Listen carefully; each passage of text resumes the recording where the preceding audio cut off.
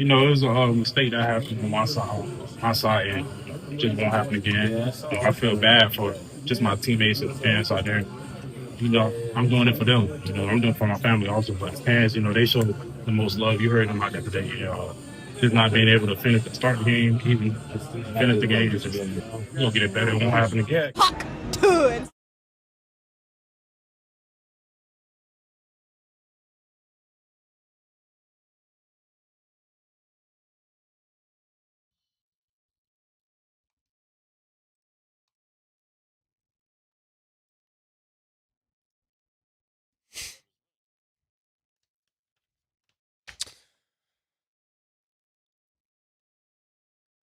Start the season off with a spit. That is Jalen Carter. There's that old Friday line where how are you going to get fired on your day off? How are you going to get ejected before the game starts? That's tough to do in the opener to the NFL season. He just lays a loogie on Dak Prescott, and I'll tell you this much. I didn't think the game was going to be close. I didn't think it was going to be entertaining, and at least initially, it was. The Cowboys had a 17-14 lead with 2 minutes left before the half. Now, Philly does come back, score, get the lead back. But it was kind of a share of offensive football in that first half. And then the lightning delay in the third quarter knocked all the fun out of the game. Now, I'm nothing if not honest with you. I fell asleep during the lightning delay. I really wanted to stay up, but you know what? Sometimes you just drop, and that's what happened yesterday to me, at least. An hour and 3 minutes was a little too much for me to take. Now, again, we have so much football to discuss today. Chargers, Chiefs, 6 o'clock, right here on Altitude Sports Radio 92.5. Legend High School is taking on Columbine. That'll be at 7:30 on AM 950. But it's a Bud Light Football Friday. Bud Light, the official beer sponsor of the Denver Broncos. Remember to enjoy responsibly. So, with that, I'd like to talk about the Broncos as we head into game one for them. And I think they need to spank the Titans to justify all of the hype that they've gotten. They are a team that's had a lot of people talking about them. They are, I think, justifiably being propped up as a contender this year. And if you don't do to the Titans what you did to so many bad teams last year, which was just absolutely demolish them, it is going to take like a little bit of the fervor in which the Broncos are discussed out of the question. Just winning is the ultimate. We all know that. As long as you win, that's all that matters. But I think we can all agree that when you hit different types of heights, you have different types of expectations. Just getting the job done at times isn't good enough.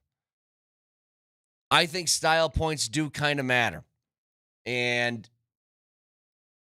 the Titans aren't like, even last night, the point spreads between the Broncos and Titans and Cowboys and Eagles, I think was the same. But that's a rivalry game in division. The Cowboys still have CeeDee Lamb and Dak Prescott and George Pickens and a whole bunch of guys in that team that are good. The Titans really don't have that much of anything. And so, if you are the team that we all kind of believe you are, what would be your excuse not to go out there and just absolutely roast the Titans? I think they have to. The defense needs to look dominant because that is what you're being billed as. That is what's on the marquee outside of the Denver Broncos movie theater. It is their defense That is the thing to watch. It's the best asset that they have.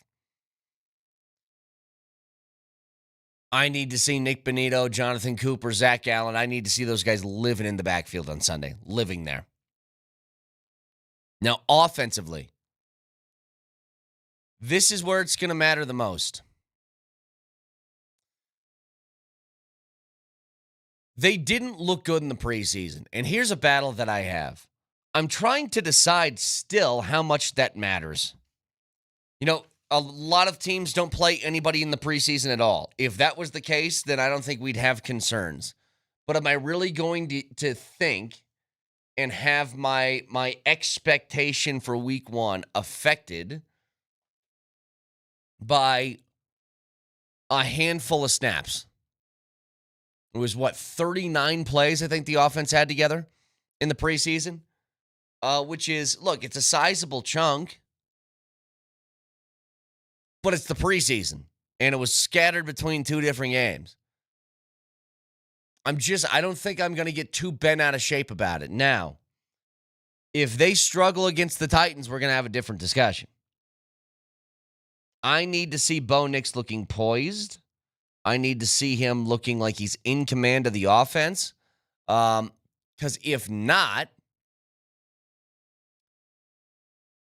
you're going to have some concerns heading out, and then the questions become, is this offense truly better or isn't it?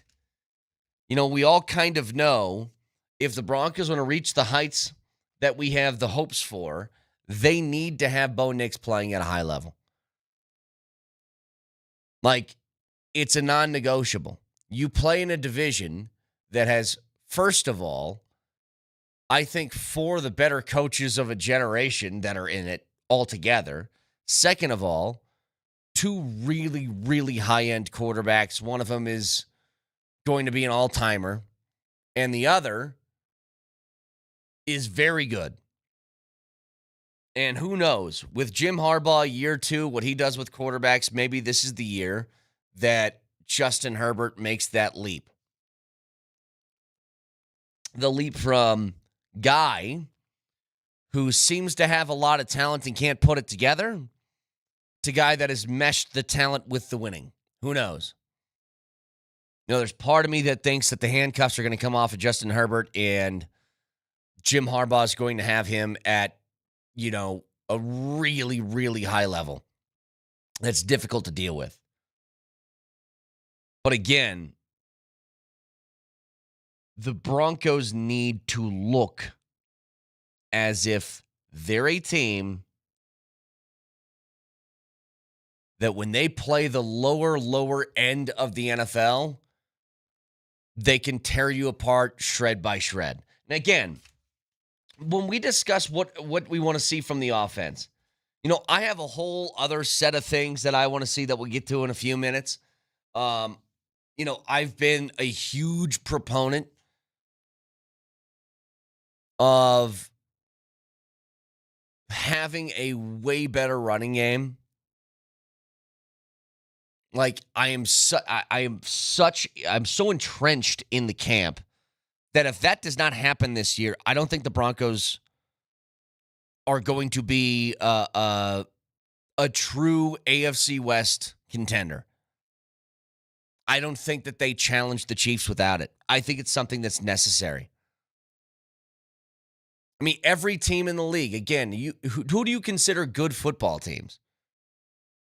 Think about all the ones you consider good football teams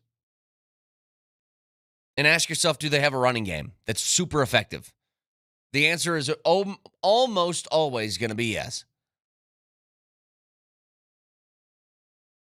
And so it's my number one concern heading into this week. And we'll get into this in more detail in a bit with the personnel and what to expect from guys like Dobbins and Harvey. But there's some games that are about you. There's some games that are about your opponent. And I think this one is a lot about your opponent. It's a lot about what they can't do. And so I'm making a judgment off of that. You know, some games when you're playing the Chargers, when you're playing the Bengals, you're playing teams like that. it's kind of about you taking care of your business, and that's how you get the win. In a game like this, you're playing against Tennessee. And I'm basing expectation off of the opponent that you have. Not that they're bad, that they were the worst in the NFL last year. And very well could be in that same discussion this year. So for the Broncos, it is, to me, an absolute, like, the standard here is a 2-score win in some form or fashion. Again, Bud Light Football Friday, as we're going to be doing these all year, or all football season long at least. Just to go back to something from the game last night, Jalen Carter spitting on somebody and getting ejected pregame is almost exactly the reason why he fell a little bit farther in the draft than he thought. Now, the Eagles get to get the steal of a very, very good and disruptive interior defensive lineman. But it's one thing I've been thinking about with some teams around the league that have, the guys that were doing the holdout stuff and making a fuss and the Micah Parsons deal, and then I'm seeing this with Jalen Carter before the game. The Broncos don't have any of those guys. Like, I think Bo Nix said it earlier this year that there's no... Did he say turds? What did he say? I remember we have the Dan Campbell clip where he said there's no turds here, but I swear I think Bo I Nix... just remembered what you're talking about. I even saved it. Yeah. This is what he said. We don't have any clowns. Clowns. Okay, so Dan Campbell said there's no turds here. We don't have any We clowns. don't have any clowns. They don't. But they really don't. It's like everybody's responsible and they handle their business. There's no turds here. Yeah. There aren't people that are going to mess things up by something that takes the individual above the team.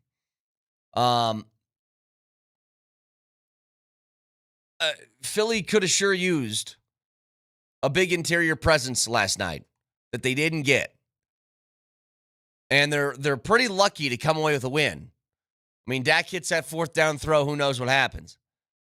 But that's the kind of stuff that the Broncos just don't have to worry about, and that's why I think the team makeup is so great. I think the people they've decided to pay have been such great decisions. The guys they've decided to let go have been great decisions. But this is the thing with Philly. Philly's doing that deal again. Like, I can see this happening. It's almost like nobody thought the Eagles were going to make it to the Super Bowl last year until they made the Super Bowl, because every game felt like they were winning by the skin of their teeth. It would be an ugly win, and I would consider last night a little bit of that. They couldn't really establish a rushing game against the Cowboys defense. Jalen Hurts did that thing again where he threw for $150, but it was enough. He ran a couple touchdowns. It's just kind of what they were all of last year, and then they just kept on winning and kept on winning. But it never felt like totally believable. And I know that it's setting up to do the exact same thing. By the way, speaking of a couple touchdowns, Javonte Williams last night, who's now the starting running back in Dallas, the numbers for him on the ground were pretty much whatever we saw last year in Denver. It was 15 carries for 54 yards, nothing super spectacular, no big runs, nothing like that. But he did get a couple touchdowns, to his credit. Got in the end zone a couple times.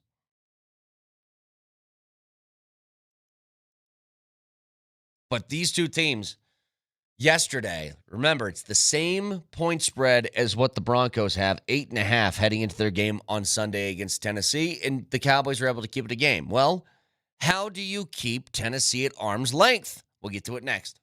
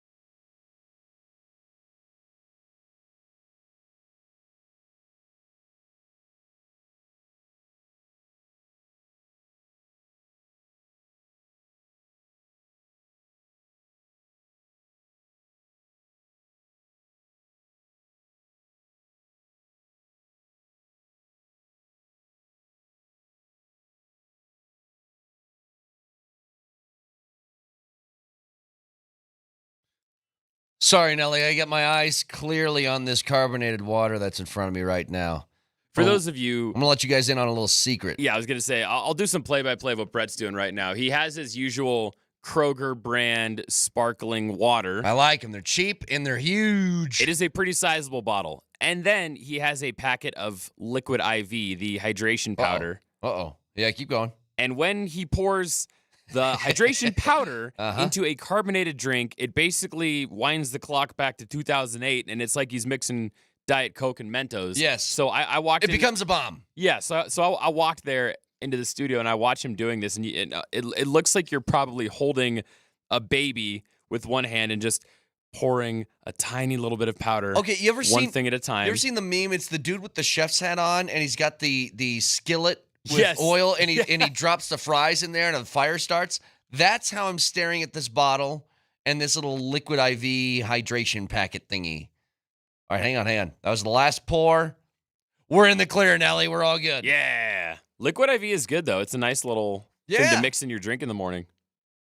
Old Costco style, the huge packet they have, the big bags of them. I like it. Anyway, it is a Bud Light Football Friday, and with that, we will talk to Chad Brown at 8:30 today. He can recap what happened in Boulder last week with the loss to Georgia Tech and what should take place against Delaware this upcoming weekend.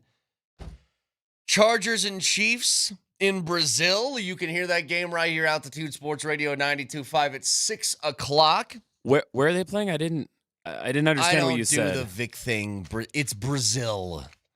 Why do we spell it with a Z, by the way, if they spell it with an S? And it's Brazil. Brazil. Or what do you say? Rio de Janeiro. Yeah, why do we do that? I don't understand why the names of countries change depending on your language. The name of your country is the name of your country. Like, I don't know why. Why is the United States if you're like in Mexico, it's Estados Unidos. Why is Estados Unidos, right? Which is States United, translated in Spanish. But why isn't it just still United States? That's our name. Argentina's Argentina. No matter if you speak Spanish, English, or whatever. Argentina. Yeah. I'm just, hey, man. That's a pronunciation difference. I mean, Estados Unidos are different words. All shapes and sizes, man. A lot of cool names. Like what do they do in Germany? It's Germany or it's Deutschland. Is that what it is? Deutschland, or in Spanish, Germany is Alemania. Yeah, what's going on there? It's just Germany. I don't get it. That's right. Less diverse languages world. Brett Kane said. No. It's not like I know what you mean. It's not about the languages. It's just like I don't know why. Right. Like my name is Brett. If I go to Mexico, my name's still Brett. It doesn't change. Yeah, you don't become like Bretto or something. Yeah. You're still Brett no matter where you are. I see what you're saying. To be fair, when you take intro to Spanish in high school, they do like, hey, pick a Spanish name, and you're like, Benito. I don't know. Sure. I was Esteban in Spanish class. Steven. Oh. There you go. Esteban. So listen, that game is in Brazil tonight. That's how we got here. Brazil game, Chargers, Chiefs, 6 o'clock. You can hear it right here, Altitude Sports Radio 92.5. Now, to what I want to see against Tennessee. What I want to see against Tennessee. You're the only 10 I see. Well, thank you. It's very simple. On offense, I want a running game. I want a running attack that looks like a threat. I want J.K. Dobbins, and I want R.J. Harvey to effectively run the football to the point where it's a concern for the defense.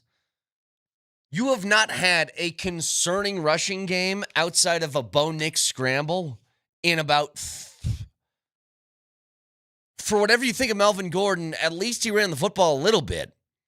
He couldn't hang on to it, but when he did, there was some threat there. Phillip Lindsay had some threat, but nobody else has for at least a couple of years. So the question then becomes, how do you get there? And we're going to get an answer here, at least a hint at the answer in this first game as to the big question that I had about Sean Payton, maybe the biggest criticism people have had about Sean Payton since he got here, is the inability to run the football a choice or not? Here's what I mean. The refusal to even attempt to run the ball. Is that because of personnel or is that because of play calling? Now, I have stayed in this camp. I could very much be proven wrong. But here's the issue. I'm not going to buy the personnel excuse anymore. I think that Sean Payton has not ran the football effectively because he didn't trust the people that were in the backfield. Javonte Williams just went to another team. Javonte Williams looked the exact same. Forget the touchdowns. I'm talking about the yards.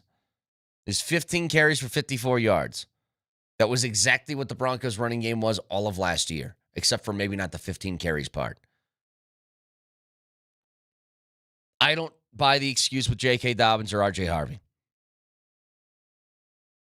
Those are upgrades at that position that need to look like upgrades. And if you do have that, then commit to it. And if things are going as planned, which means you're beating the snot out of the Titans, then you should be running the football virtually the entire second half. So that's what I want to see. Offensively, it's very simple. Run the football and do it effectively and have it look like something where the opposing defense goes, oh, no. To the Titans' credit, we talked to Jeff Legwald yesterday. He said if there is a strength that the Titans have, it's up the middle on defense, their interior defensive line. And so it'll provide a really good test for the Broncos offense in that running game to try and get something going against a unit that's actually decent. You know, Jeffrey Simmons is a monster. And he had, if you guys missed it, a couple days ago, had this to say about Bo Nix. I'm just saying, we know Bo Nix going, his first reading out there, he's going to take off running with the football. So we got to make sure we're on the same page. We got to make sure we have a balanced rusher. Not trying to be robots out there, but at the same time, we know that if it's not there, Bo Nix is going to take off running. So it's going to be on us up front to make sure we keep him in the well and keep him in the pocket. He thinks that if Bo Nix doesn't have his first read, then he takes off. I would disagree with that, and I think Sean Payton would disagree with that. I would disagree that he's just a first read. I know for a fact that that's not the case. Now, is he confident in his movement skills? Yeah, and we'll get a chance to see him on Sunday. Is Sean Payton averse just to saying athletic? What did he say yesterday? Was it foot athletic? He's a foot athlete? Foot athlete, which I think is just athlete, but does he not just want to say athlete? Just say he runs the ball really well. Like, here's the thing. Mentioned this last year, all throughout the year. If you have a quarterback that can do that, it's wildly effective. Think about it. You have a quarterback that can take off and run and do that at a high level. How many guys are able to do that in the league? Count them up. One you just watched last night, Jalen Hurts, to the tune of what? 2 touchdowns on the ground that they really needed to get. Who else? Lamar? Josh Allen? If you're super mobile, it has to keep the defense. It puts them on their heels a little bit. They're worried. They're very concerned about doing their one job, which is I need to cover this guy, or I need to beat this block, or I need to do this or do that. And now you got to think about contain. It's a hell of an advantage. Now, if he was doing what Jeffrey Simmons said, which is one look, he's not there, I'm taking off and running, then yeah, that'd be a problem, but he's not doing that. He's not. But I think Bo Nix has to have a strong start too. And I need it to happen so that it's not a big panicky Pete text line when I get here on Monday about told you preseason showed a lot of glaring holes within this blah blah blah blah blah. I don't want to do that. Now, to the defensive side, I think this one's simple for them. You have a Titans team that just isn't very talented on offense. They don't have a lot of weapons. They lost Tajay Spears. They just don't have a lot of what you'd call horses. You know, Cam Ward is a sort of a wild card in this because maybe he is really good as a rookie. But Calvin Ridley's an all right wide receiver. Tyler Lockett is a billion years old. Shouldn't bother you. Tony Pollard, yeah, he's a 1,000-yard rusher. But it's not something that instills fear in me. The biggest strength you have on your entire team lies right there in the middle of that defensive line. And I want to see that, first of all, stop the run and put a lot of pressure on that rookie quarterback to do a lot of the heavy lifting in his first game. You know, Vic mentioned this yesterday, and I think he's totally right. Look at what the Seahawks did to Bo Nix in week 1 last year. Think about how much they confused him, how much they gave him different looks. Now, what they also had to do to force Bo Nix into throwing, I think it was 42 passing attempts last year. But what you have to do and what opposing head coaches with rookie quarterbacks really want to do is run the football. Here's the rushing attack in week 1 against Seattle last year. Jaleel had 10 carries for 27 yards. Javonte had 8 for 23. Estime had 2 for 14. That's it. They had 64 yards between their running backs. 64 yards on 20 carries. You do that, then you force quarterbacks to do really, really dumb things, and that's what happened in Bo Nix's first game last year. You can do the same because you have the talent, obviously, to do it. It's just a matter of getting pressure up the middle, bottling up that running game, and then forcing Cam Ward to kind of play the hero ball that he did in college, except it's not college anymore.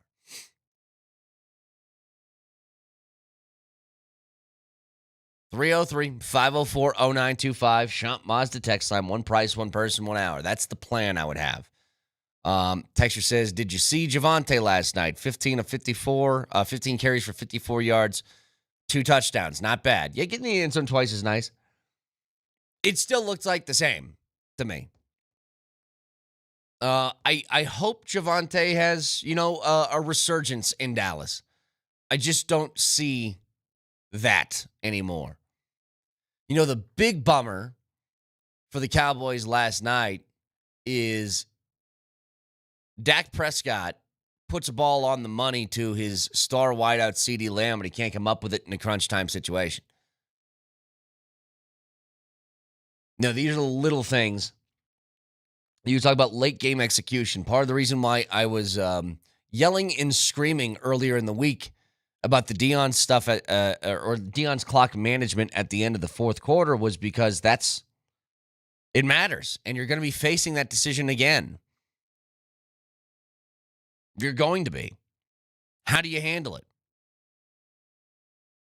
So late game execution, I think that's what separates bad teams from good teams and good teams from great teams and great teams from championship teams. I think it's the ultimate separator, because once you get to a certain mark, it's not about who you have on the roster anymore.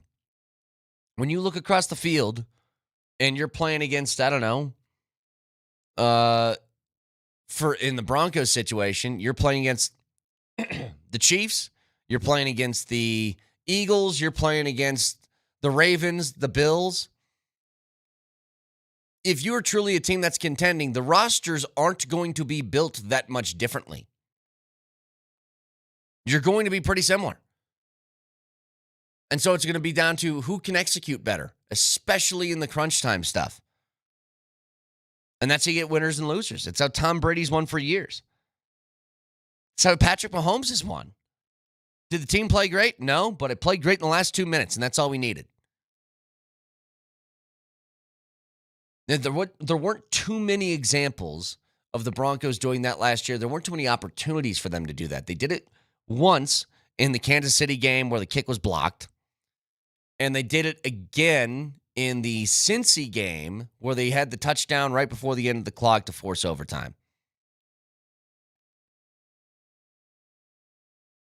But I'm sure you're going to be faced with a lot more of those this year with a little bit tougher schedule.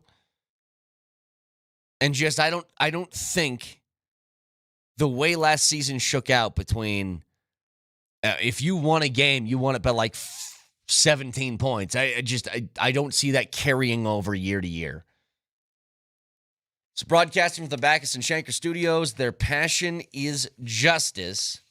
Again, I cannot wait. It's my favorite weekend on the entire calendar. It is the opening weekend of the NFL season. 11 o'clock, you get your Red Zone with all these different games on. Good news on Red Zone, by the way, that we'll get to in just a second. Along with, I'm going to make Nelly sing poorly. Next.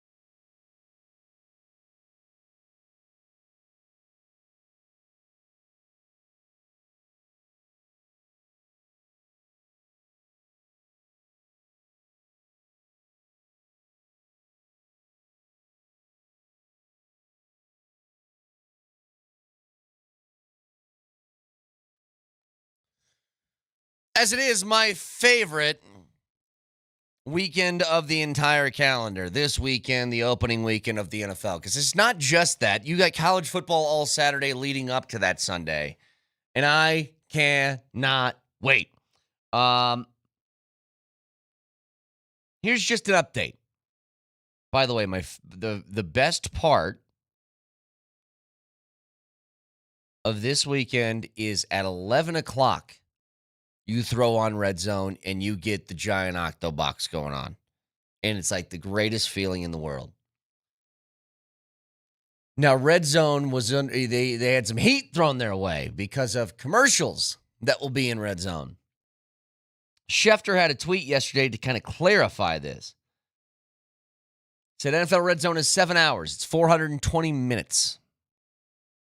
Over that time, viewers will be served 1 to 2 minutes total in ads, and they're going to be in 15-second increments. This comes out to anywhere between 0.25 to 0.5% of the total time, considerably less than other sports entertainment programs. Fine. You know, it's here's what I tell you. Nelly, does this make sense? It's not what you did. It's how you did it. It's the principle of the matter. Okay? This the whole thing surrounding Red Zone was no commercials. You pay a premium price, you get no commercials, you get all the games. Now, you don't get to choose which games they are, but you go to the games with the most action.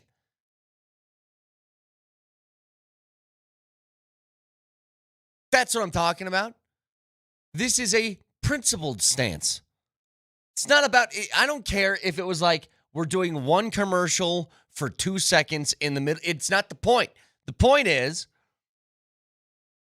that was supposed to be hallowed ground where commercials weren't allowed. It was the entire selling point when the show started. Scott Hansen would say, here comes 7 hours of commercial-free football. He doesn't pee. He doesn't go to the bathroom. That's the whole thing. So all I'm saying is, 15 seconds of commercials now. 15-second one here, 15-second here. Oh, Nelly, you know what? We're in week 8. Try and get a couple of these out of the way. Let's do a 30-second spot here. And then next thing you know, it's Whopper for like, a 3-minute commercial ad. Slippery slope we're on here. Oh, Texas said the same thing. I agree with you. Slippery slope. Right, and I'm with you that was the whole allure. And I mean, just Scott Hansen going on Pat McAfee and debuting the new way he's going to introduce it. Where what is he going to say? 7 hours of red zone football starts now. Yeah. Just even him saying that without the commercial free, the internet flipped. It's like all these streaming services where you pay for Netflix, I don't know, $10 a month or whatever, and it's ad free, and then all of a sudden they go, oh, actually now you're going to have limited ads. It's not as much as if you were paying a tier below. Now you're the mid tier, so you got to pay some ads. That feels illegal. If you want no ads, you got to upgrade to super duper patch on the butt premium, which is $15 a month. Why is it my responsibility? Why is it my responsibility if I am paying a premium subscription that you overspent your budget by trying to make your own movies and they stunk? That's not my fault. That's your fault. You did that, not me. You mismanaged your money. And now you want more? Texture says we want commercial-free 92.5. I'll tell you what. If we get every listener to start paying myself and Nelly and Moj and Vic a premium, I promise you we wouldn't do it.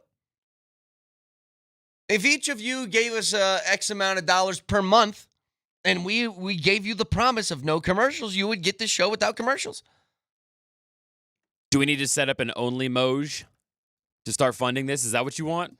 No, it's just like, here's what we are. We're just YouTube. We're just a YouTube channel, okay?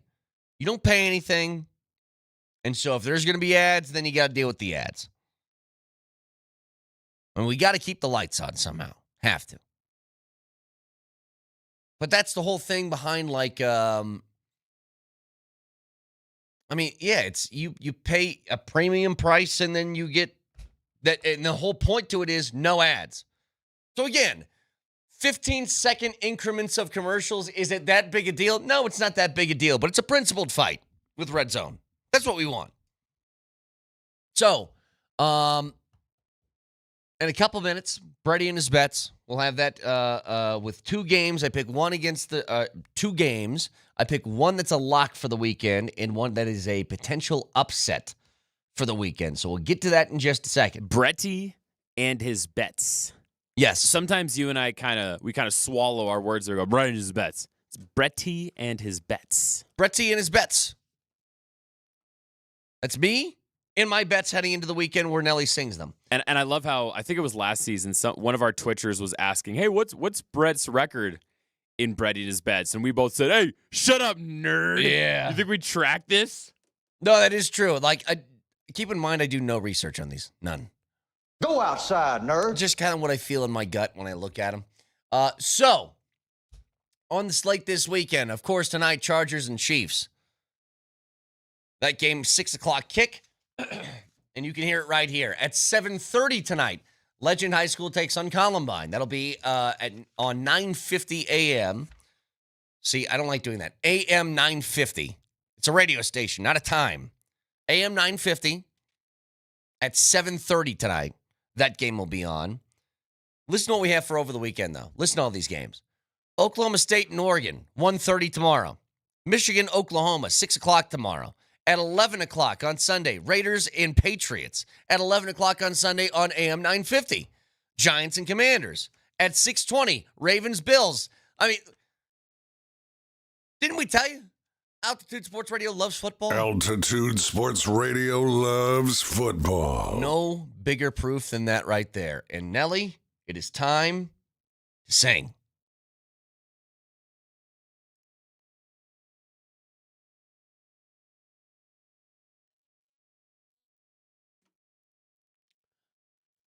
Bretty and his bets.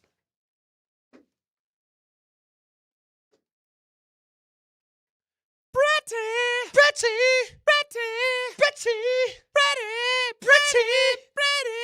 and his bets. Woo! I give you a lock for the weekend and an underdog for the weekend. I'm going to start with the underdog team that, look, not a huge spread. I don't understand, though, the Miami Dolphins, 1.5-point dogs to the Colts. I am not trusting the Colts and Daniel Jones to win this game, even though it's at home. I'm going to take the underdog in the Dolphins. Now, lock of the weekend. It's tough. Very tough. Because you don't have a great feel for a lot of these teams so far. But the Bucs are on the road in Atlanta. Atlanta should be better. I don't think it's time, at least initially at the beginning of the year, for Atlanta to get out of the gates hot. I think this is a team that's going to grow and build and be better later in the schedule and the calendar. So I'll take the Bucs favored by 1.5 in Atlanta. And there you go. That is Bretty and his bets. One thing I was thinking about, by the way, you want a pretty crazy stat? So Cincinnati, they're playing against Cleveland in Cleveland. That spread is 5.5. And I was like, man, part of me just thinks that they're going to kick that slow start BS kind of out and finally get off to a hot start. Zach Taylor took over as their head coach in 2019. They have played 12 games in weeks 1 and 2 under Zach Taylor. Do you know what their record is in those games? 1-11, which feels almost impossible. Like, I always knew that we talked about, hey, the slow start to the Bengals, they do it every year. I had no idea it was that. The last time that they won a game in weeks 1 or 2 was in 2021. They won their opening game of the season against Minnesota in overtime. Pretty wild. To have that many consecutive awful starts to the year. Maybe it's different. Anyway, you can watch the show live on Twitch, twitch.tv, search Altitude SR in the search bar, the Altitude TV simulcast. That is the Safeway Twitch feed. Order online, and Safeway does the rest. Get easy delivery or free pickup with the same great deals. Get started in the Safeway app or on Safeway.com. Safeway, fresh foods, local flavors. You can also watch on YouTube. Subscribe to the Altitude Sports Radio channel today.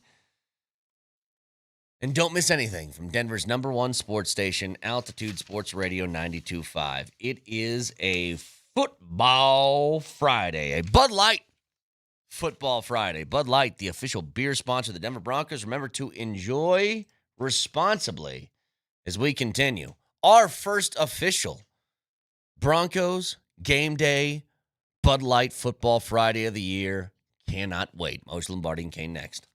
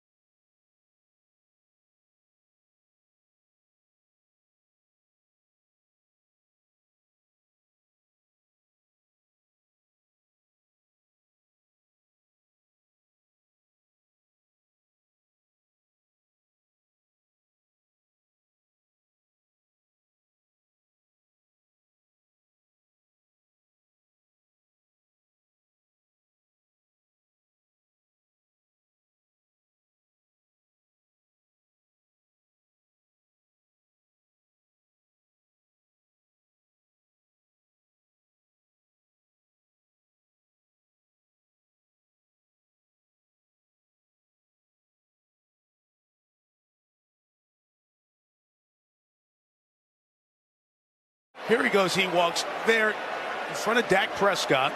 Did he spit? Did he spit on him? I think he did. There you go. There you go. And the official was right there to throw the flag. I feel bad for just my teammates and the fans out there. I'm doing it for them. I'm doing it for my family also. But fans, they show the most love. You heard them out there today.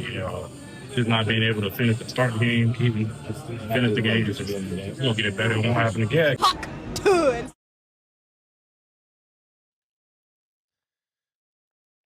In the movie Friday when they said, how are you going to get fired on your day off? How are you going to get ejected before the game even starts? In the opening game of the NFL season. That was a crazy game last night. Lightning delays, all that offense in the first, and then all of a sudden the storm comes in and nothing. Can I be honest with you guys? We are nothing if not honest on this show. I fell asleep during the delay. So did I. I 100%. Just dropped. I didn't want to. I didn't want to. I didn't plan to. It just happened. I tried to stay up through it. It was just way too long of a delay. I don't know how. Was it an hour? It was like an hour and 5 minutes or something like that. It was too long. Too long. Moser, I am deathly afraid of lightning. I mean, I am afraid. I saw my cousins get struck when I was 12 years old at Berkeley Park. If there's lightning in the area, I run. Yeah, I'm not a lightning god. God. What is going on? I mean, when you can't even hear the thunder, what are we doing? Whatever, lightning boy. I did the same. I'm telling you, I dropped. The second that I tried to stick it out, and somewhere like halfway through it, it was just like lights out. I wake up and it's 3:00 in the morning. Imagine if you're on the East Coast. That game ended after midnight last night. How do you survive? Well, it's a Bud Light Football Friday. Bud Light, the official beer sponsor of the Denver Broncos. Remember to enjoy it responsibly. So we'll get to the Broncos and obviously the preview of their game in just a little bit. I do want to focus on something yesterday, though. First of all, much closer game than I thought it was going to be. That's the same point spread as what the Broncos are heading into Tennessee with, and the Cowboys had a late lead in the first half. They were up 17-14 at the 2-minute warning before the Eagles got a score. No offense could really do all that much. I mean, they scored early. Again, they were on fire early in the game, but no offense did all that much, especially late. You look at the numbers. If it weren't for Jalen Hurts running in a couple of touchdowns, the Eagles might have been in trouble. Jalen Hurts was the entire offense. He was the leading rusher, outrushed Saquon Barkley last night. He really is a special player, a special quarterback. He knows when to bring it down, doesn't he? Yeah, he knows. And it's really cool that Dan Tanner drafted him when I was playing him in fantasy last night. That was here we go. He already gets burnt. Here we go. I got Josh Allen ready to go for me, but we'll see how it goes. But Jalen Hurts running all over the place with a couple of tutties on the ground. There's a big difference, though, between what we saw last night in terms of that point spread and the Cowboys covering and what's going to happen on Sunday at Mile High. Big difference. The Cowboys are a much better football team than the Tennessee Titans, and the Eagles are a better football team than the Denver Broncos. It's just that happens to be the same point spread. Yeah. The Cowboys have the horses, and they've got the ability and the talent. And by the way, if CeeDee Lamb can catch the football late in the fourth quarter, then the Dallas Cowboys very well win that game, or at least they give it a shot. But CeeDee Lamb had, I saw 3 drops in the final 2 drives of that game for the Dallas Cowboys. Yeah, the diving one it's a tough play to make. It's a tough play. Like you're getting paid a lot of money to make catches like that. In those moments. What does CeeDee Lamb make per year? A lot. I don't know the exact number, but he just got paid recently. I'll look it up. But I'd like to know his exact salary, please. CeeDee Lamb it's a 4-year, $136 million contract. Okay, so that's almost $40 million a year. Okay, he's not Tim Patrick. Yeah. All right? Yeah. He's not Josh Reynolds. He's not just guys bouncing around the league. He's an almost $40 million a year wide receiver. And the way I look at it, I don't care if it's a tough catch or not. We just watched one over the middle here, Brett. I mean, it's right in his hands. That ball's got to be caught. That deep post that he ran. The deep post to the middle of the field, it's right in his breadbasket. You called it, Moj. 3 drops ties a career high for him in a game. Yeah, so there you go. And the last one was tough, but if you're a $40 million a year wide receiver and the ball hits your hands, I don't care if you're laying out. You catch the football. The game was fun to watch, though. You have to admit. I mean, there's nothing like the NFL. It just, right out of the gate. I mean, you can't start with more chaos. Right in the opening kickoff, guy goes down, probably out for the season. Moments later, spittle. And by the way, did you guys see the other video of Dak spitting first? Yes. I haven't seen that. You haven't seen that? I was told that. I haven't seen it yet. He was behind his 2 guys, and he was far away from Jalen Carter. He didn't spit on him or anything like that. He's just on the ground going, twah. Did he just spit, or did he spit in the direction of him? It looked like he spit toward him. Not on him, but, Carter was probably about 5 feet away. He went up to his lineman, put his head up above his lineman's shoulder pads, and gave a little spittle there. I mean, my goodness, boys. But he didn't spit on a guy's chest and No, neck. but it was toward him. It was more to, and I'm sure Jalen Carter's like, you going to spit on me? Hey, Brett. Well, then spit on the ground back at him. Don't spit right on his chest. Let's do this. Because I haven't seen it. How about you play the role of Dak Prescott, and I'll play the role of Jalen Carter right afterwards where I spit on you. Yes. Can we do that? Here's Moser spitting in the general vicinity. Moser's just spitting. I'm further away. Back just back spittle. up. I can't see. You're out of the picture now, Moser. Hang on. Wait. There he is. You have to get in the picture. You're, All right. you're this far away. Yeah. And he's behind his guys. He goes, he yeah. spits right there on the ground. Yeah. And then we come face to face. Yeah, hang on. Then we come this close. And then I go. Ain't nothing grosser, dude. Ain't nothing grosser than when you pump the weapon. When you cock the shotgun back here, I mean, you're in some trouble. But that's a hell of a start for the season. I mean, that's a hell of a start as far as I'm concerned. I enjoyed that game last night. Real football was back. The tush push, I hate it. It came into effect in that fourth quarter. I hate the tush push. I'm tired of it. There is no way to defend it. There really is no way to. How do you defend it? Hey, credit to Philly. I don't know. You can't. Philly was missing a ton of defensive players, and they managed to keep it together. I mean, I know they gave up their share, but they kept it together and won the game. Here's my problem with the Eagles. You guys remember last year? At least me. I can't remember what you guys thought. I didn't think the Eagles were going to make the Super Bowl nor win it until they won it. Yeah. Do you remember that? That was, at least that's the way I thought. Because I'm we were all on the same page there. They're winning all these games by like the skin of their teeth. This can't last. And it just kept going. And then they ended up obliterating the Chiefs in the Super Bowl. But I think there is a little bit of a flaw for them this year. They don't have Darius Slay anymore. I think people can pick on that corner. I forget his name that filled in for him. Not Quinyon Mitchell, but on the opposite side. A little bit vulnerable, I think, at least in that department. But secondly, I don't think the Cowboys are as bad as people think they're going to be. I really don't. I think with a healthy Dak, that offense should be good enough. And the one thing I truly noticed, if you guys go back, remember a couple days ago, Jeffrey Simmons, the interior defensive lineman for the Titans, said this about Bo Nix. I'm just saying, we know Bo Nix going, his first reading out there, he's going to take off running with the football. So we got to make sure we're on the same page. We got to make sure we have a balanced rusher. Not trying to be robots out there, but at the same time, we know that if it's not there, Bo Nix is going to take off running. So it's going to be on us up front to make sure we keep him in the well and keep him in the fight. So if he doesn't get his first read, he's going to take off running, which isn't true, by the way. But it's such an asset. Like, it's such an amazing thing to have in your back pocket. But that you got to know how to do it, though. Yeah. There's a rhyme to that reason. You have to, like... I thought Jalen did a great job last night. Jalen Hurts is a master. He knows when to bring it down. He knows where to run, when to slide. He knows all that. You've seen the awkwardness of some of these quarterbacks. I hate to reference this again, but going back to that Notre Dame game, their quarterback, C.J. Carr, tried to run a couple times, and it looked like a wild goose. It didn't look right. Yeah. It didn't look right. You know when it doesn't look right. Sure. I love the guys who can't slide, too. I'm like, just go to one baseball practice, learn how to slide, and then do that. You know those guys that, like, stick in the ground? It almost looks like it hurts them more? Like, what are you doing? You haven't slid once?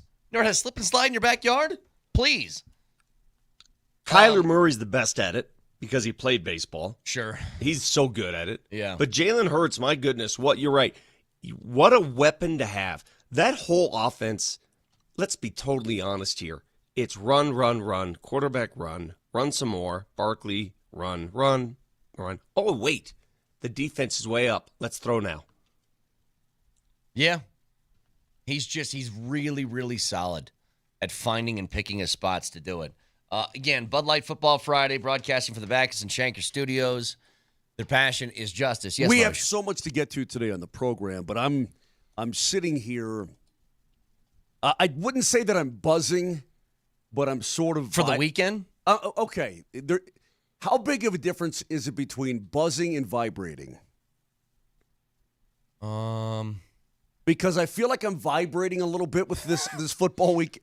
Oh, I was gonna say something. I can't. It's I'm not like buzzing. Oh my God! Buzzing is buzzing, right?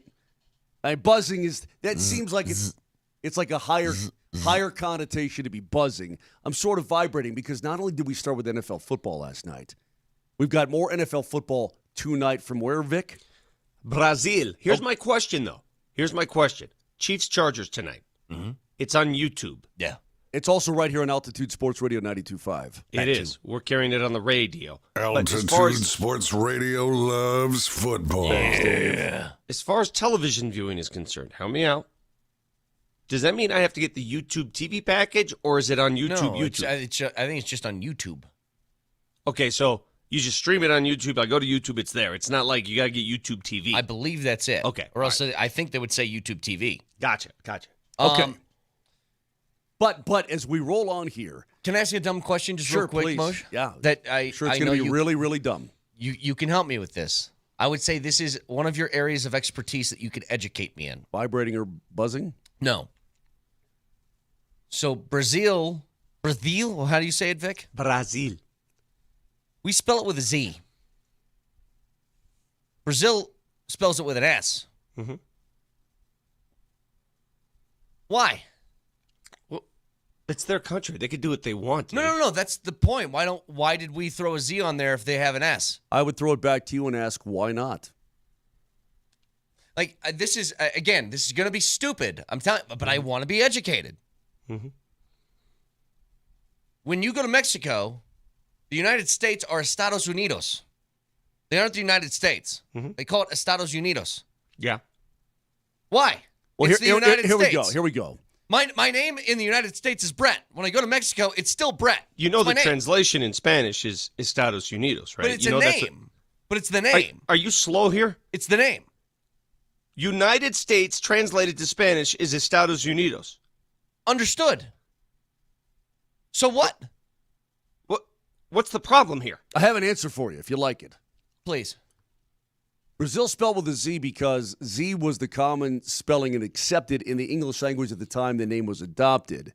The Portuguese later reformed its spelling to Brazil with an S.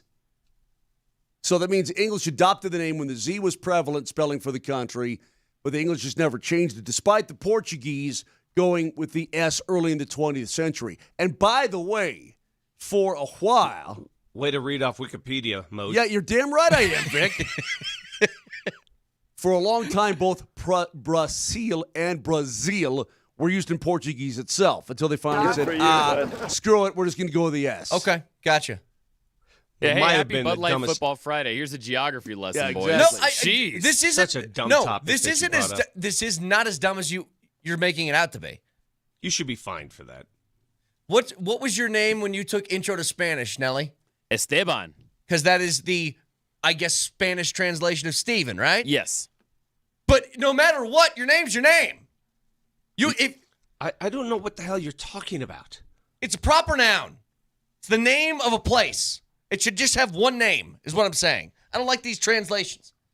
Okay, we've established that this morning. That's really good stuff. As we roll on here, I explained yesterday at the end of the program about the Tennessee Titans. I've got a dichotomy that I don't know what to do with. And I'm going to need the help from both of you to get me through this dichotomy. Now, it doesn't mean to me that the Titans have any shot of winning this game because I think the Broncos are going to smoke them like a big, fat Cuban cigar. But last year, the Titans actually, they did some things that you'd be surprised how good they were at it. Okay, let's get to it in just a second. Stick around.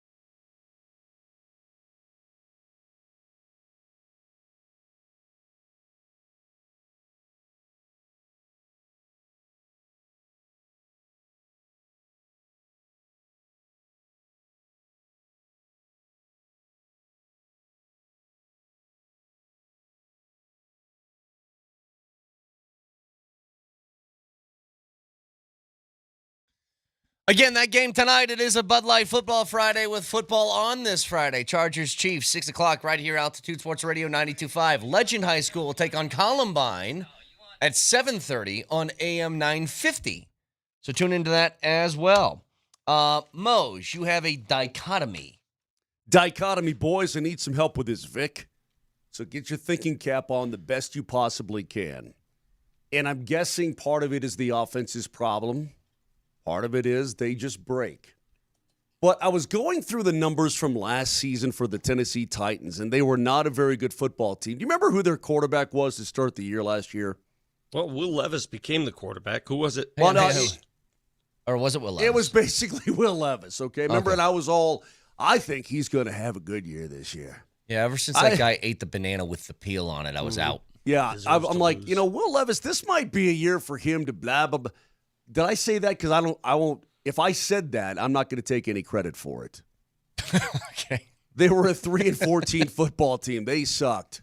They were awful. But I started to dive deep. Okay, what does this team do well? And you know what they actually do? They've got a pretty stout defensive line. Yes, they do. With Jeffrey Simmons. Last year in the league, the entire National Football League, help me out with this, they gave up the second fewest yards in total in the entire league behind the Philadelphia Eagles. Rushing yards? Total yards.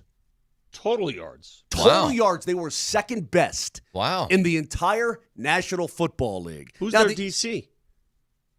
That's a great question. Well, it's a new guy now. I mean, they just got a new coach. Got a new coach, right? So I mean, Vrabel was essentially doing that, right? Wasn't I think Vrabel he was. the coach last year? Good point. Yeah. Or no, Vrabel got fired a couple years ago. Yeah, it was Hang on. Help me out now. It's all right, Moshe. Go on with your point. Okay. I'll find it. I'll find it. So I don't know who is Brian Callahan running the show there? I don't know what he's doing. Okay, so here's the story. They were second best in total yards allowed. The Eagles were number one with a bullet, and then about 550 yards behind them were the Tennessee Titans. And they pass defend really well. They were also, Vic, the second best pass defending team in the entire National Football League in terms of yards per game. By the way, I don't know what's going on. My wires are crossed. Callahan was hired there last year. So last year was his first year. The defensive coordinator is Denard Wilson. Okay, so because we forget that when Vrabel got the axe. Yeah, I forget about Titan stuff, okay? Yeah, I do too. I'm sorry to break it to you like that. But in terms of rushing yards per game, they were not great. They were bottom of the pack. But overall, they're pretty good. Now, here's where it gets interesting. When it comes to points per game, so second best overall yards per game given up in the entire league. Yeah. In points per game, they were 30th. That means they were terrible in the red zone. Absolutely junk. And that's what just gets back to what I just said. This is a team that breaks. Not a team that bends but doesn't break and holds you to a field goal. This is a team, Vic, if you get in the red zone, they're going to give it up. They are going to give up a touch. There's also something else. What's that? As you were giving me all of those numbers, I was like, well, how does this compute? I'll tell you what a big one is. Guess who led the league in turnovers last year? Tennessee. Yeah. They had 34. Their differential was minus 16. The only team worse than that was the Cleveland Browns. And that's what I said. That's what I said. It's partially the offense's fault. So you guys trying to convince me? Is this your gold Moj that Tennessee's better than we think? Is that what you're trying to do? To Moser's credit, can I try? Please do. We are very concerned. A lot of Broncos fans are very concerned after watching the preseason in which the starting offense struggled. They did. It took them 6 drives to get a touchdown. Now, it's preseason, blah, blah, blah. Who really cares? Yeah. But Titans' defense isn't bad. And maybe the offense can have a test on the first week, a bigger test than maybe we're anticipating. The defense should still take care of itself. I'm not concerned about a win or a loss. But I'll be honest with you guys. I'm concerned with style points. I really think that they need to win and look pretty dominant this week. Or we're going to get here on Monday and there's going to be some people that are freaking out, even after a dub. The preseason finale, Vic. What did we say? If they squeak out a 13-7 win over Tennessee, it's not going to be very appealing. I'll come here on the show on Monday and be a little bit angst-ridden. Do you think the Eagles are upset last night after squeaking one out? No, but I listened to Jalen Hurts talk about the game, and he's like, "We got so much to clean up," and he's right about that. They do. I mean, but no, they're not angry about it, Vic. But you're talking about the defending Super Bowl champions, the Denver Broncos, in terms of where we think they can be this year. I think Brett is right. I think there does need to be a style points component to this game. The point is this. Is that the Titans turned the ball over a lot last year. It's partially the offense's fault. But the defense, once that happened, the defense never bailed him out. Sure. That's what it tells you. Sure. That, hey, look, if it's a kickoff and, they're starting, the opponent's starting at their own 27-yard line, the Titans' defense is pretty effective. You turn the football over midfield or worse, and they're like, yeah, take it in. Take it to the house because we're not going to bail out our offense. Yeah, blah, blah, blah. 24-10 Broncos. Bro, it's 7:28 in the morning. Don't you want to kind of hold on to that a little bit? No. I mean, that's the end. Your whole... All right, you guys have a great show. Thanks, man. I'm headed to L.A. I will see you Monday. I think it's incredibly interesting what you just said. 24-10. It's not analysis. Big time win. 24. All right, let me say it differently. Okay. 24 for the Broncos, 10 for the Titans. Altitude Sports Radio loves football. This isn't difficult, guys. Okay, well, then, this isn't difficult. This is not difficult. Then have a seat in the corner and play with your video games for a second. No, because I think what he said, there's a point to this. The point is, yes, every team has stats that make them look good. Every team has something that makes them look good. Every team has that. Tennessee's not good. They're not good. No, they are not good. They got a rookie quarterback on the road playing in Denver. The Denver Broncos at home, mind you, have the best home record in season openers all time. I would argue to you. All time. Let me throw Mosism out there. I would argue to you. It's a useless number. Oh, really? Yes. Well, I could say the same thing about Moser's numbers he just gave us. No, it's not because that was last year. It wasn't 1968. It's a different team. I know that. I know that. But hang on a second. To Moser's credit, I don't like how you're poo-pooing this. I'm telling you, a rookie quarterback is not winning on the road. Stop pooping. Did you say pooping? Yeah, stop pooping on Moser. Stop it. I'll hit you in the nose with a newspaper if I have to. You better quit it. Go outside, nerd. I get it, Vic. Moser's not saying the Broncos are going to lose the game. Not at all. What have I been saying for a month? You know what? I'm going to turn Moser. I'm going to hit Moser with one of the sayings he used to hit me with. Please. This is the NBA. you remember that? Now that's better. How Vic. does it feel that's now, a Moser? Much better turning of the tape. How does it feel now? Because every time I raised that issue during a Nuggets opponent that you thought they'd walk all over, and I gave you reasons why they wouldn't, you retorted by, this is the NBA. But again, go ahead, Bush. Well, let me make a Defend point yourself. here. Yeah, I don't have to defend myself. This is just going to go along with what I've been saying for weeks and weeks and weeks and weeks at the Broncos. I just said they're going to smoke them like a big fat Cuban. Yeah. Right? Yes, you did. Actually, like a big fat Cigar. Rocky Patel from Smoker Friendly. Yeah. And the ad read. Okay, yes. What's the total time of the football game on Sunday? 3 hours and 4 minutes, let's say, something like that, right? Sure. Maybe less than that, maybe 2 hours and 57 minutes, something like that. I would argue to you that Brett Kane, I could take you on a boat to the Great Barrier Reef in Australia. I'd love to. No, you haven't heard me yet. Oh. And I'm going to make you bleed. Well, I don't like that. Then I'm going to toss you overboard. Really don't like that. You'd have with all them great whites and hammerheads and all them dudes hanging out there waiting for a Kane snacky snack.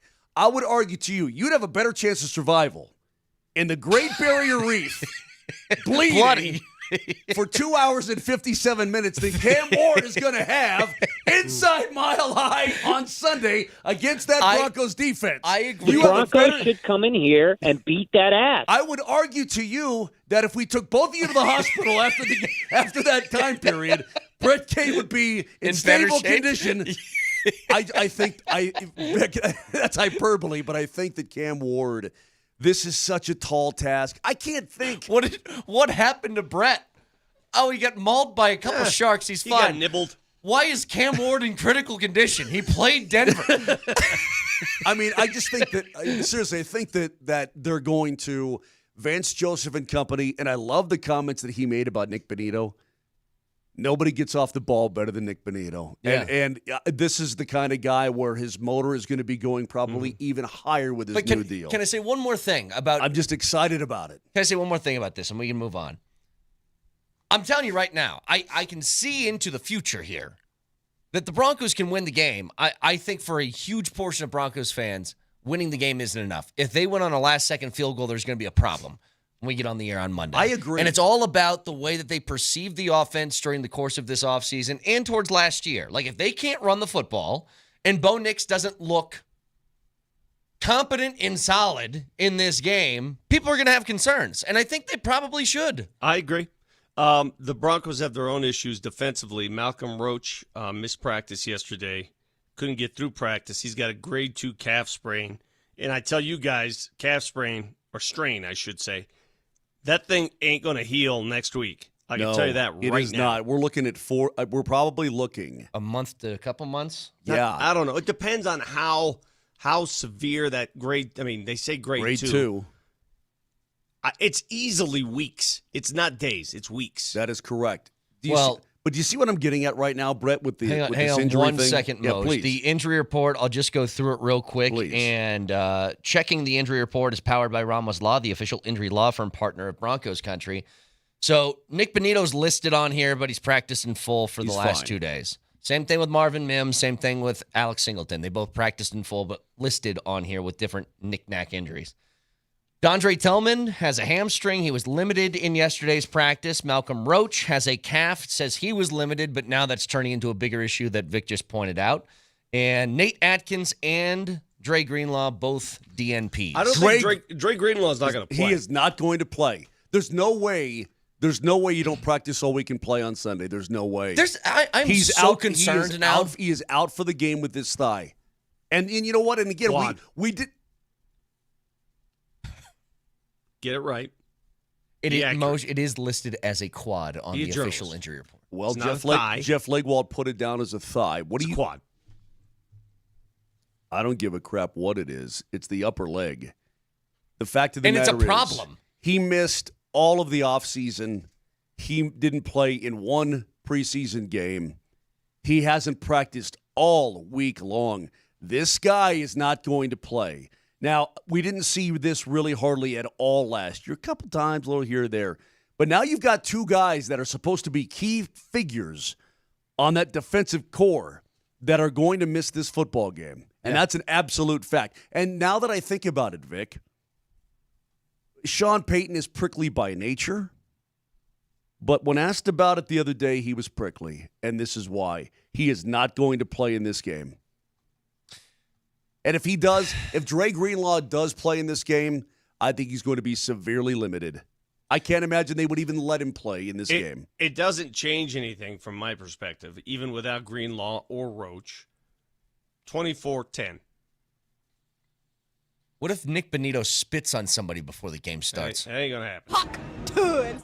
You know, the emotion that athletes go through when they're getting ready to play, like right before a game. That's when you're at your adrenaline emotional peak, right? They're playing the hype song, you're ready to go.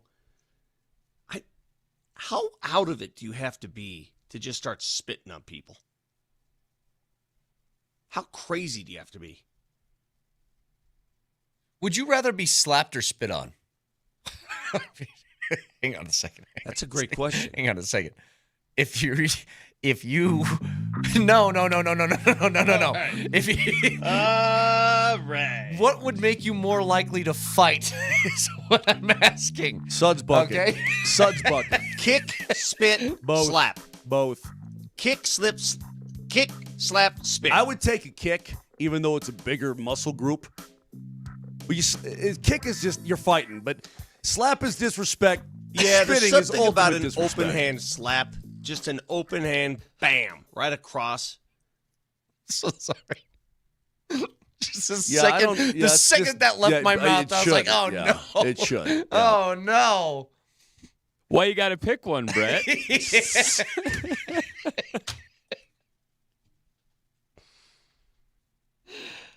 There you go, kids on Twitch. Have fun. Are you a spitter? Like when you play sports, when you're on the golf course? On the golf course, I do. Yeah. I'm a spitter, too. You got to watch where you spit. Baseball all the time. That was Yeah, just I mean, part. you're a baseball player. Of course you're a spitter.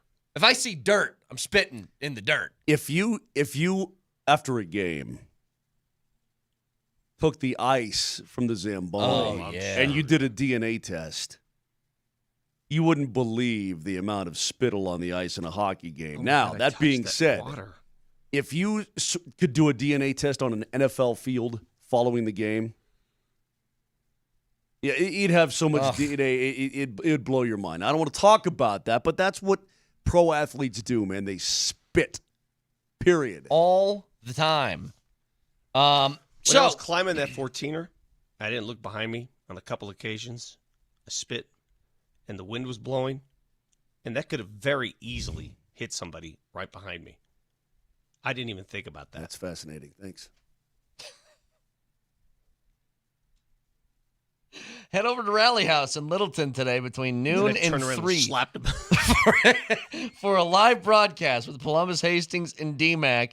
We have a bunch of $50 gift cards to give away to listeners who show up, and you can shop for great gear from all your favorite teams. Rally House. Shop every team in town.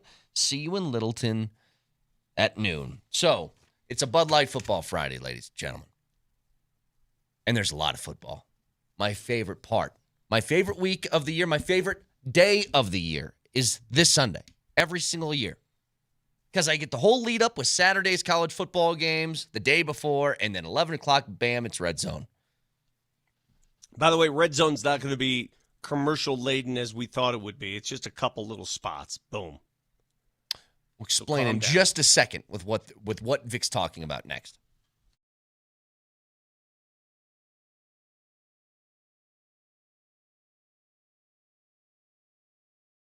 Guys, I'm going to talk to you about erectile dysfunction. Now, that's your own private business, no doubt about it. But if you're dealing with it, don't be embarrassed. Don't slough it off. Don't pretend. Do something about it. It is 2025. And guys get themselves fixed. And you do it at the Rocky Mountain Men's Clinic because their treatments work when the pills or the herbals fail. Don't you want to get back to being you? There's few things in life more wonderful than intimacy. But if you got the ED going on, it can really have devastating effects on your relationship. Don't let it, because there are solutions. At Rocky Mountain Men's Clinic, they've got treatment success rates well over 90% and locations from Fort Collins all the way down to Colorado Springs. And I've been telling you that Newcastle Rock location, well, it's not new, the location, but they've completely redone it, spick and span and gorgeous and ready for you to come on in. And they'll take care of you because they're experts. They've taken care and treated tens of thousands of guys here on the Front Range in the last decade, and you could be next. The initial visit's only $99. It's an expert staff, and they're going to be having you back in business before you know it. So give them a call today, 720-440-7900. That's 720-440-7900, or go online at RockyMountainMen'sClinic.com.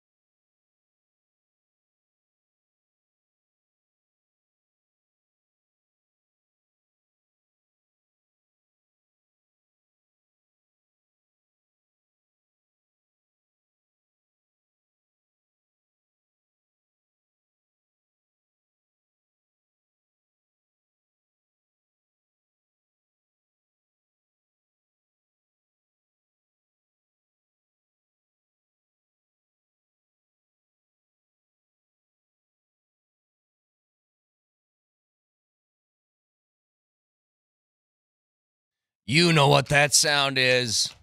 Bud Light Football Friday. Bud Light, the official beer sponsor of the Denver Broncos. Remember to enjoy responsibly. 2 hours and 15 minutes of Moser, Lombardi, and Kane starts now. So the red zone stuff. Now, look, putting commercials on it, I was upset by it.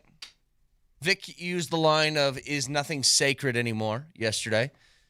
Turns out, according to Schefter, that these will be, in grand total, 1 to 2 minutes of ads in 15-second increments during this. And it's kind of like, how do I put this? It's not what you said to me, it's how you said it. Mm-hmm. Okay? I don't like this. It's a principled thing for me. Why? Why are we doing this at all? The commercials aren't going to bother you. They're quick. They're 15 seconds. They're not going to bother you. Yes. No, they're not. No. I agree with you. They are not going to bother me. But, Vic, this is a principled fight. Sure. Why are you doing this to me? That's all. Why did you need, you know what we could really use for something we've deemed commercial-free? Money me. 1.5 minutes of commercials. Why? What does this do for anybody? Money me. You know, I was thinking about that the other day. I walked in and my mom was doing the rosary. And I said, nothing is sacred anymore. What if the rosary stopped every 10 and there was a commercial? To unlock the next 5 Hail Marys, upgrade to Rosary Premium.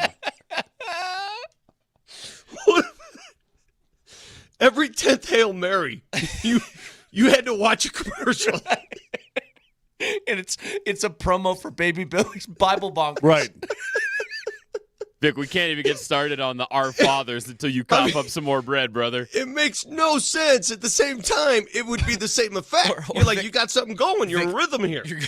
You're going to confession, but you need to put a quarter in for the next couple of things you need to confess. This is Baby Billy's Bible Bonkers. I figured out years ago that red zone is out for me because rarely do I get to just sit around on a Sunday and watch football. What are you doing? Hockey. Not every Sunday. No, not every Sunday, but is it worth it to be able to get just maybe a handful of Sundays? Also, in Canada, and you go and you try to watch it. Freaking Canada. What? Go ahead. I'm listening. What do they say when you're in Canada? Sorry, Jack, you're in Canada. You can't watch crap. That is ridiculous. Yeah, but I paid $400 for it. Yeah. Sorry about that. Get bent. Anyway, I've got games on Sunday. I mean, I squeeze things in here and there, right? Then I've got to do all my Broncos recaps no matter where I am.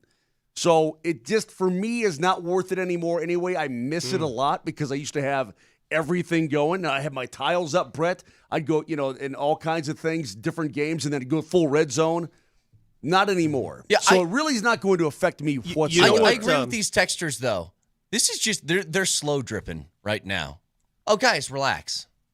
It's like a minute or two of 15-second commercials, not going to affect you at all. And then next year, it's like, it's 4 minutes. It's not that big a deal. And then it's going to become, well, we got a full 2-minute break of 30-second ads. And then it becomes, well, if you want the ad-free version, you can pay this sort of subscription. That's what they're going to do to us. Probably.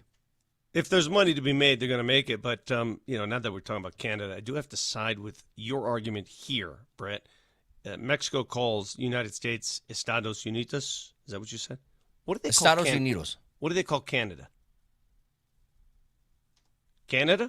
Canada?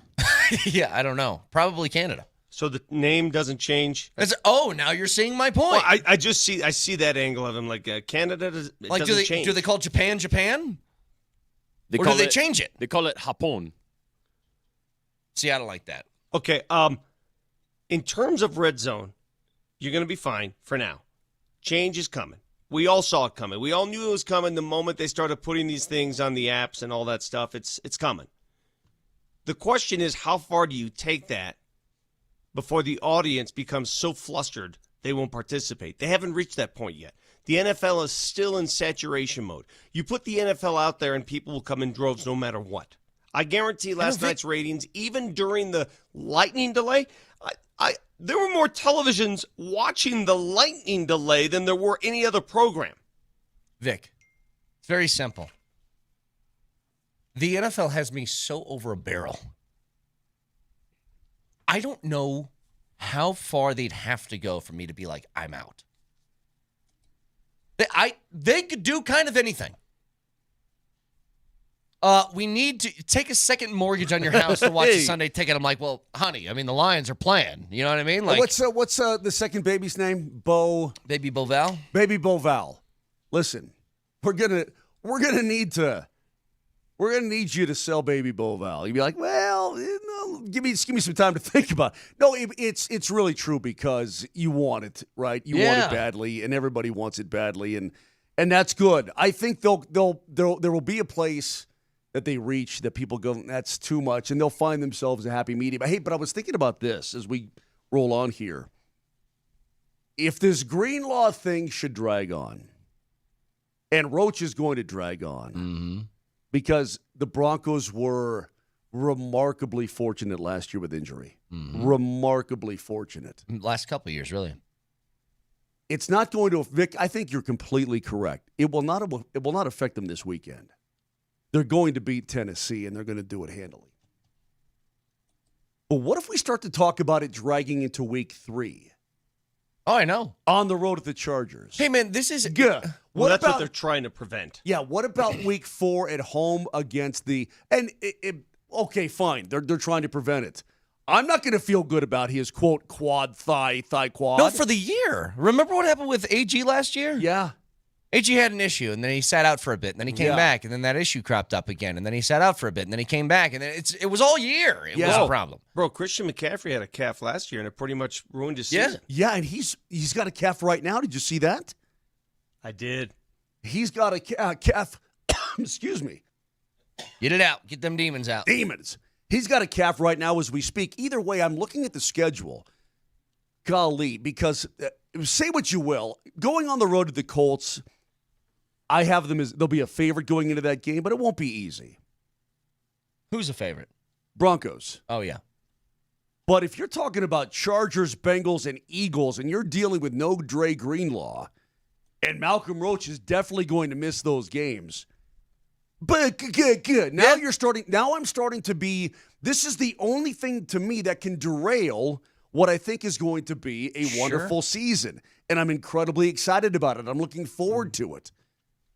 Golly, man, what if, and I know what ifs or whatever, but the evidence is in front of us. Greenlaw is not going to play on Sunday. And any Bronco fan who thinks that he is, or you tell yourself that he's going to be fine, you're whistling by the graveyard, because this is a deal. This is a thing. Before we hit a break here, and I appreciate the question.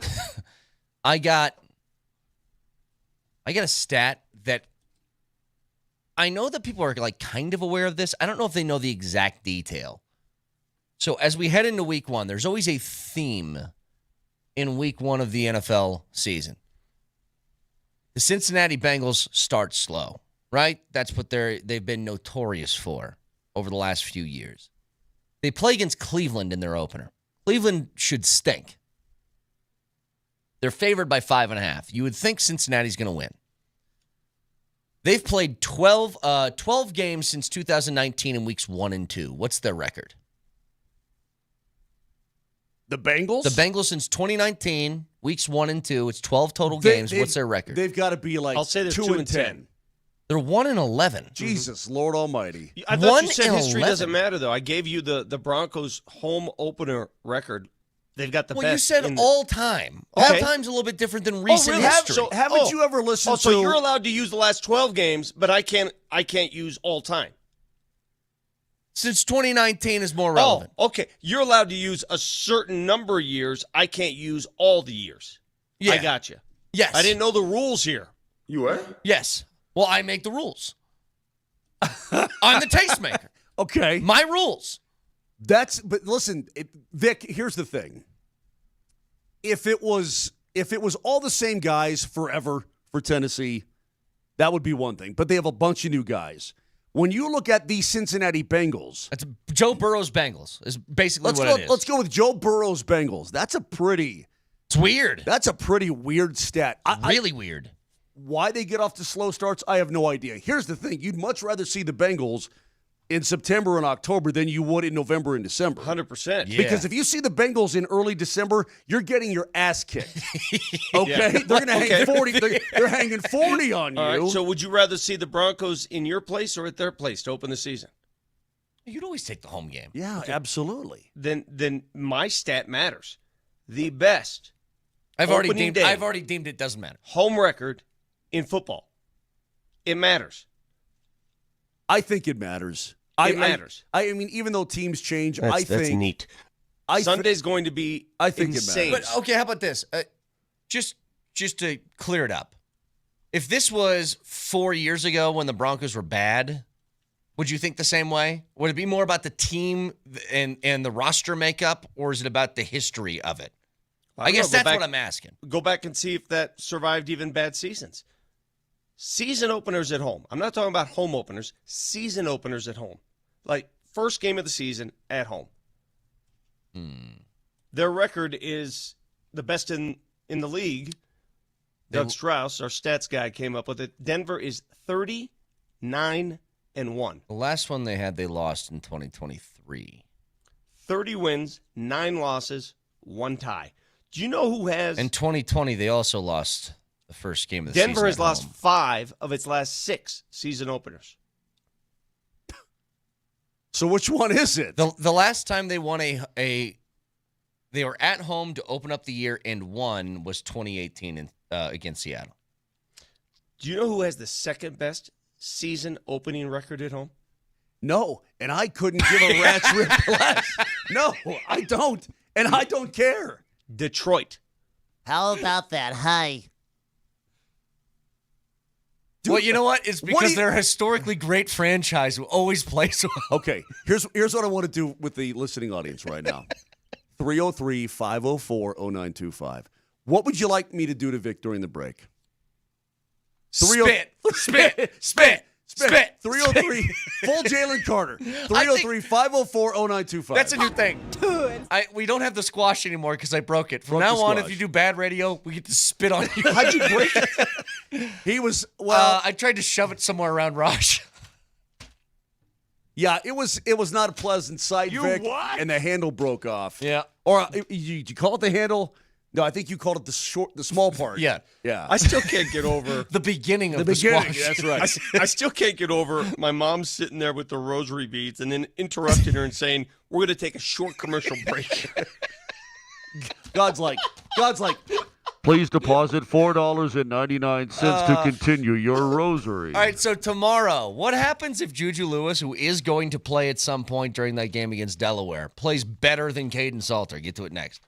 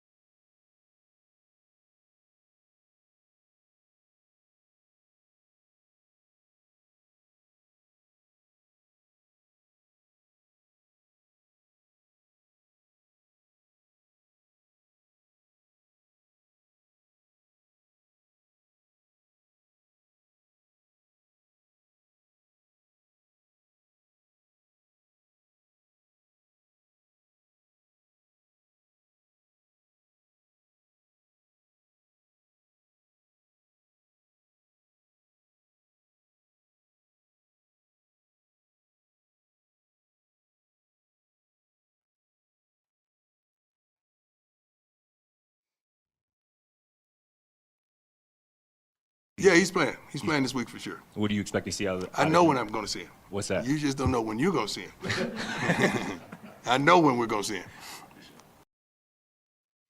Dion talking about seeing Juju Lewis in this second game against Delaware. It is a Bud Light Football Friday, and high school football is on tonight on AM 950, 7:30.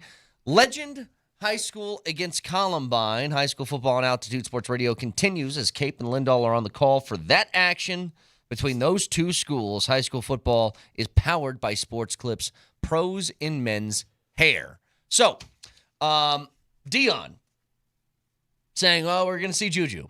Here's my question. It wasn't a great opening week. The offense looked a little iffy against Georgia Tech. If Juju Lewis has a really good whatever package of plays he's going to play tonight, and it looks better than Caden Salter, do you just make him the starter after that? You mean Or no? tomorrow? You said Yes. tonight. Tomorrow. Yes, tomorrow. Tomorrow. The answer is yes. What do you have to lose? That's I think the exact same way. I don't think there's any point in delaying the kid's college career if he can truly play. He's only 17 years old. That is just crazy. blows my mind. These kids are entering school a year early now. They're doing that. What's that called? There's a specific term for that. They enter school. Yeah, he's a stud. An early graduation? What? They're taking, I don't know, like when you guys went to high school, did you guys have the option to graduate early? Did they say to you, Moj? I knew a couple guys that did. Really? Yeah. That was never even a, Moj, are we that old? Nobody ever said, hey, you're killing it. You mean like Doogie Howser type of stuff? That kind of thing, or what? But nobody ever really wanted to either. It's not so much that. You can take like summer classes and then you can block a couple and take a couple extra ones during the semester. He's on his regular deal. He's not an early bird. He just was a very, very young. My nephew's the same way. His birthday is here in like a week and a half, 2 weeks. He's in college going into his sophomore year. He's only 18. So he's just a very, like Nathan McKinnon, man. He turned 18 right before his rookie year in the National Hockey League. Well, Bryce Harper was playing JUCO at 16. Right. Well, he was an early graduate. Well, that's what I'm saying. Yeah. Like, yeah. But no, but you're saying Juju is just, he was a very young guy for very his young class. freshman, very young senior. Like, he's right there at the cutoff. That is correct. Well, I took AP courses. I couldn't have graduated early. Nobody said, hey, you have the option to take off. Nobody said, hey, you want to head up to university a few months early and call this a day? I'm very, very sorry. Yeah, sorry about that, Vic. That Anyway, wasn't offered what towards I'm you. trying to tell you is that if this kid, he's a 5-star recruit. He's recruited by everybody. It's called reclassify, by the way. That's the term. That's what it is. Reclassify. Okay.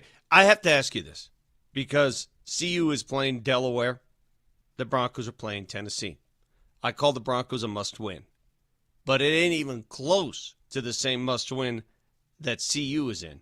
They're paying the University of Delaware, mind you, this is one of those games. They're paying them $750,000 to come down and play. So they're paying them to play. It's what you call a scheduled dub. The worst losses on any college football schedule are the kind where you lose to people you pay to play. And we've seen it the last few years. Oh, yeah. All around college ball. Yep. We've seen it happen to the Buffs. We've seen it happen to the Rams. Hell, Brett, you were at one of those games. What happened? Up at CSU. Oh, Sac State got him. Yeah, my Sac State Hornets Wait, came did into they have town. to pay Sac State? Yeah. Well, yeah. No way. Yep. Yes. Not one of these SEC $1.5 million to come in here and get smoked by 50. It wasn't like that. But Sac State got a payday to come and play in the Mountain West Conference. Yeah. They played out of their division. They're an FCS team. Either way, if this kid plays good enough, man, why not start his college career right now and let's go? Can I ask you guys a question regarding this game? So Penn State, the number 2 team in the country, is playing against FIU. They are favored by 42.5 points. What do you think the Buffs are favored by in this game? 25? What is it? 24.5. Okay. I would say that's probably about right. That feels like it. Too small for you? Look, I don't know. Vegas knows better than I do. I would like that if you're playing a team that I've never seen before, be favored by one of those college football 35, 40-point spread things. I would like to see that. Yeah, but you and I had this argument last week. I didn't think CU was that good. No, and hand up, Vic. You're and right. You claimed that they should have won. And I said, why? No, this is about what I hoped year 3 of Dion would look like, as opposed to what it is right now. It was my hopes as opposed to the evidence that's being put in front of me, is all I'm saying. Okay. I think it's just kind of disappointing. That's it. That's all. Well, I mean, what is the spread between CSU and UNC? Similar type game? I mean, hell, that should be a bigger disparity, shouldn't it? Northern Colorado. There's no spread on that game. They can't. Yeah. Typically, that means some team is favored by a lot. I don't know. Might not be the case. Maybe they just don't care about it. I have no idea. Texas Tech is favored, listen to this one, by nearly 50 points against Kent State. 48.5 is that spread in that game. Yeah. That's preposterous. Yeah. That's one of those, why are we even playing? Well, so in these games, the whole point is like we're paying for a dub, right? That's what you're doing. 50 points? Paying for the win. But again, it's what's weird about where college football is now, especially with this like Juju and Caden Salter situation? You have to let Juju play because if the young guy doesn't play, then they're going to have the ability to transfer, and you don't want that to happen. But there's also got to be a conflicting loyalty to the guy that you got to transfer as a fifth-year guy going into his final year. Yeah, but there's less loyalty there. If he goes, he goes. If this guy goes, you lose years. So that's not even close on the loyalty scale. I think if you plan on playing the kid, you have no choice but to play him a lot tomorrow because you got to get him ready for the rest of the schedule. I can understand week 1. I do. I understand not playing the kid in week 1. You want to win the game. It's the first game of the season. It's on national television. Let's win this game. We don't trust the kid yet. Well, you have no choice now but to trust him tomorrow. I don't think you can afford to screw around with it, Brett. And again, I'm not saying that Juju's going to screw around with it in what way? What do you mean? With wins and losses or whatever. I look, if you're Coach Prime, you need to win games, man. This is obviously a must-win, and you're going to win the game, but that's what this is. I see no better time than right now to see what he can do. Not that Salter isn't going to play as well, because I'm sure he will. But the kid has to learn on the job at some point. And Delaware, the Blue Hens, incidentally, played pretty good football last year. And they were a 9-2 team last year, and they obviously won their first game of the year against Delaware State, and they killed them. Get him involved, and maybe you have a two-headed attack when you go to Houston. Maybe it's the same kind of story when you're playing Wyoming, and he's even more comfortable, because once you start to get into the meat of the Big 12 schedule with BYU and TCU and Iowa State and Utah and blah, blah, blah, I want the guy who's playing the best football underneath center. End of story. Yep. Moj, do you know who Indiana is facing this week at home? Favored by 35.5. So Kurt Signetti's Indiana Hoosiers are at home, favored by 35.5. Yeah, they're playing a cupcake. I'm pretty just curious. simple. I win. Google me. If you'd ever heard of this team that they're playing. Okay, you ready give for it this? to me. Yeah. Kennesaw State. Kennesaw? Who is Kennesaw State? Kennesaw Mountain Landis.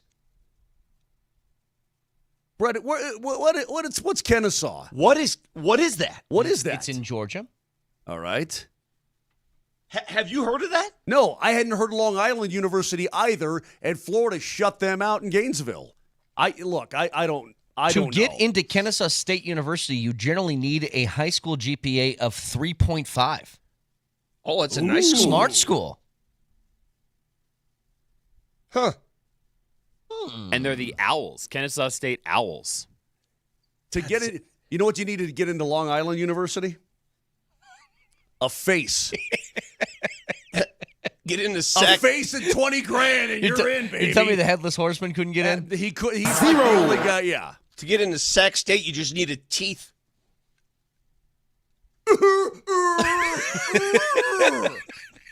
Good God.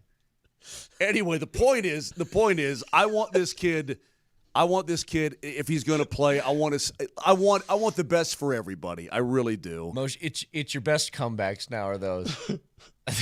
Because you do a spot-on impression of Vic every time you do it. But when he's saying something that's not even funny, what am I supposed to say? I mean, it's not even funny. It's like, yeah.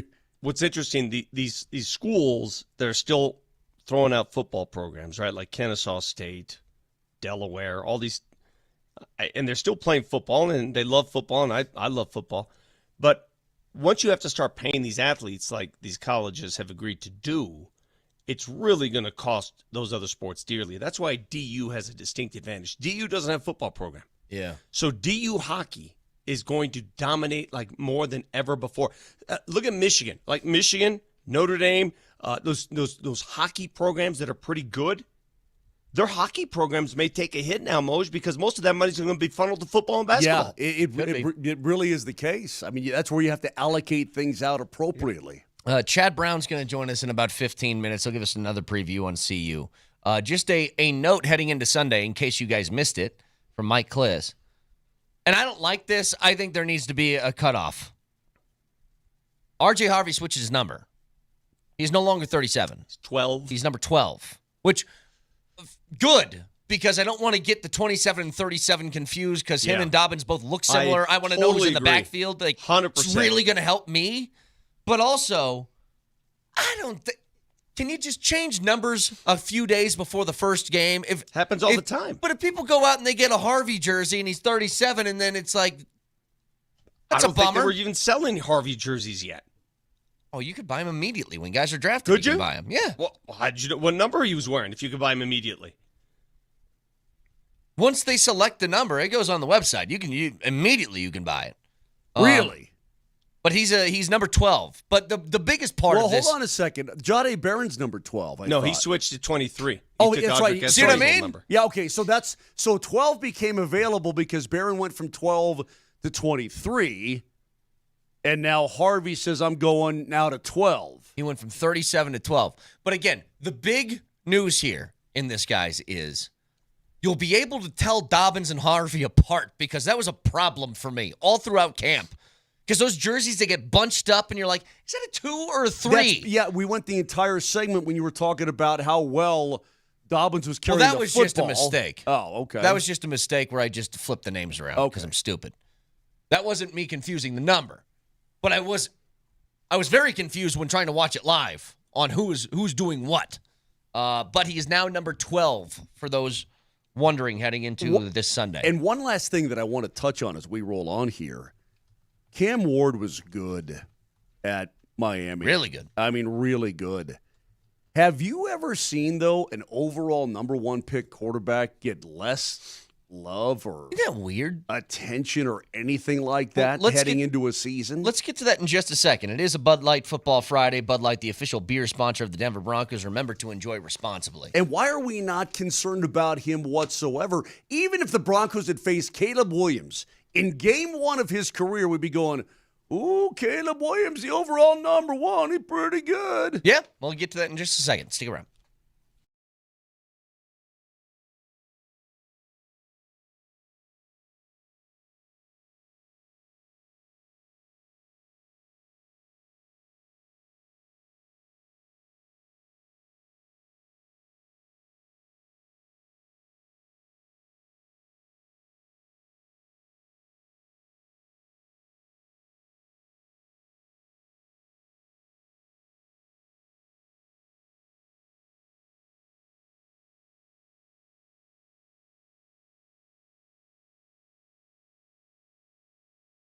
I talk so much about winning, how it matters, and especially in the courtroom, if you go there, you better win. Dan Capless Law has proven it's very good at winning, finding, proving the truth. Take a look at Dan's track record. Record-setting results including an unheard of 5 straight multi-million-dollar jury verdicts in Colorado crash cases. That only happens when your cause is true. Happens when you win. And that's why Dan Capless Law is the official law firm partner of the Denver Nuggets and the Colorado Avalanche, a serious firm for serious cases, accepting righteous injury cases on a percentage fee basis right now. If you need Dan's help, call him 303-770-5551, 303-770-5551, or hit him up, DanCaplislaw.com.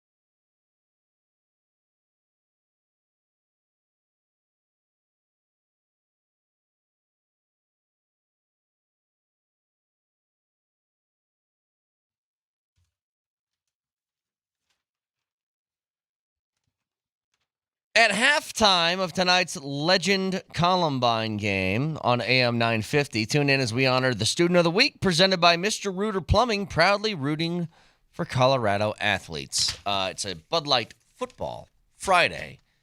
And, Moj, I thought you asked a good question. It is weird. Number one overall pick in the draft is a quarterback. Typically, that guy gets a lot of attention. Now, I don't know if it's Cam Ward in particular or if it's the Tennessee Titans or whatever it is. He hasn't gotten that. Caleb Williams is a big deal in Chicago. Is that because Caleb Williams is a big deal, or is it because Chicago is a bigger deal than Tennessee? What do you think? Because it's got to be one of the two. Well, I mean, one comes from Miami, and Cam Ward was good, dude. I mean, he was really good. I heard you talking about it. Cam Ward was more decorated than Caleb Williams in college. I heard you talking about it during the appetizer hour, where basically for Miami and their offense, it was mostly the Cam Ward show is what it was. And so, I mean, is he worthy of being the overall number one? I don't know. Tennessee needed a quarterback, and he's there, and he's pretty dang good. And then there you go. I don't know, but Caleb Williams comes from USC, and he goes to Chicago, right? Yes. The storied Bears franchise. And, of course, he was much ballyhooed in college as well. Everything that he did and Heisman's and the previous year and so on and so forth. So I don't know. It's kind of odd to me. Even Trevor Lawrence out of Clemson garnered a boatload of hype. I would say the second overall pick last year, Jaden Daniels got a lot more run than he feels won like but Cam he Ward. won the Heisman. Just, I don't know what it is either. And who's to say Cam Ward can't be one of these, insane rookie QBs? Have you guys noticed, by the way, that's happening a little bit more often now, where rookie QB comes in the league and has immediate success. We saw it with Jaden Daniels last year. Who was it the year before? C.J. Stroud did the same thing. You know why? I think some of these coaches now are more inclined to run the offenses that these quarterbacks had in college. You saw it with Jaden Daniels with the Commanders. That was not like a typical pro offense that they ran. They had some wrinkles in there. Yeah. You saw it with Sean Payton and Bo Nix. Sean Payton altered his offense. Yeah. He altered his offense. That's not what Drew Brees ran. I think to a certain extent you have to do that for all rookie quarterbacks, but not everybody does that. Yeah. Not everybody does that. So I think it's a little easier transition, but in terms of why he was overlooked, I mean, come on. He got caught in that. Shedeur Sanders was the talk of the draft. Mm-hmm. Absolutely. He's a quarterback who's a fifth-round pick who's the talk of the draft. And Cam Ward became an also-ran. Unreal. The first overall pick. Unreal. You know what? If I think back, though, I think it does have to do a lot with location. The NFL is very fair. When your team's good, you'll get attention. It doesn't matter if you're Kansas City, if you're Green Bay, if you're New York, Dallas, Detroit. Doesn't matter. You will get attention if your team's good. Atlanta, whatever. Bryce Young got drafted by Carolina, and people are like, It feels kind of similar, right? I don't know if it's just that area of the country that honestly, they're like, C.J. Stroud, it was like, okay, go to Houston. So if you're saying if Cam Ward New York Giant, we'd have a completely different feel. I no doubt about it. Feel that way. If the Giants picked number one, you don't think it's a lot bigger deal? Because I do. I guess you're right. So I'm looking up and down here, though. Man, Vic, have you ever been caught either literally or figuratively with your pants down?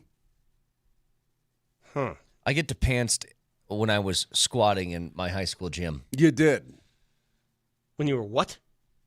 We were in the gym. We were doing squats. We were weightlifting for sports, and one of the seniors thought it was funny to pull down my pants, and everything came down. Did I tell you the now story? I got 2 plates on my back as a super skinny kid at this time, struggling with this. Yeah. And everything's exposed with a mirror right in front, and female athletes are also lifting in the gym at the time. Oh, okay. My favorite All right. pantsless story. Yeah, Vic. You ever tried to waddle to the front of a squat rack with pants around your ankles as you're nude in front of women? Do it all the time. Ever happen? Yeah. My favorite pantsless story, senior year, Holy Family, we're playing, I think, Lutheran, and my buddy Todd Miller had his sweats on. He says, Coach says, Todd, get in the game. And they had those button sweats. Remember those, Moser? You button them off. He gets in the game. Like the tearaways? The tearaways. He forgot to put his shorts. shorts on, yeah. Oh, no. That's awesome. Hilarious. Well, I like how Vic just said, my favorite pantsless story.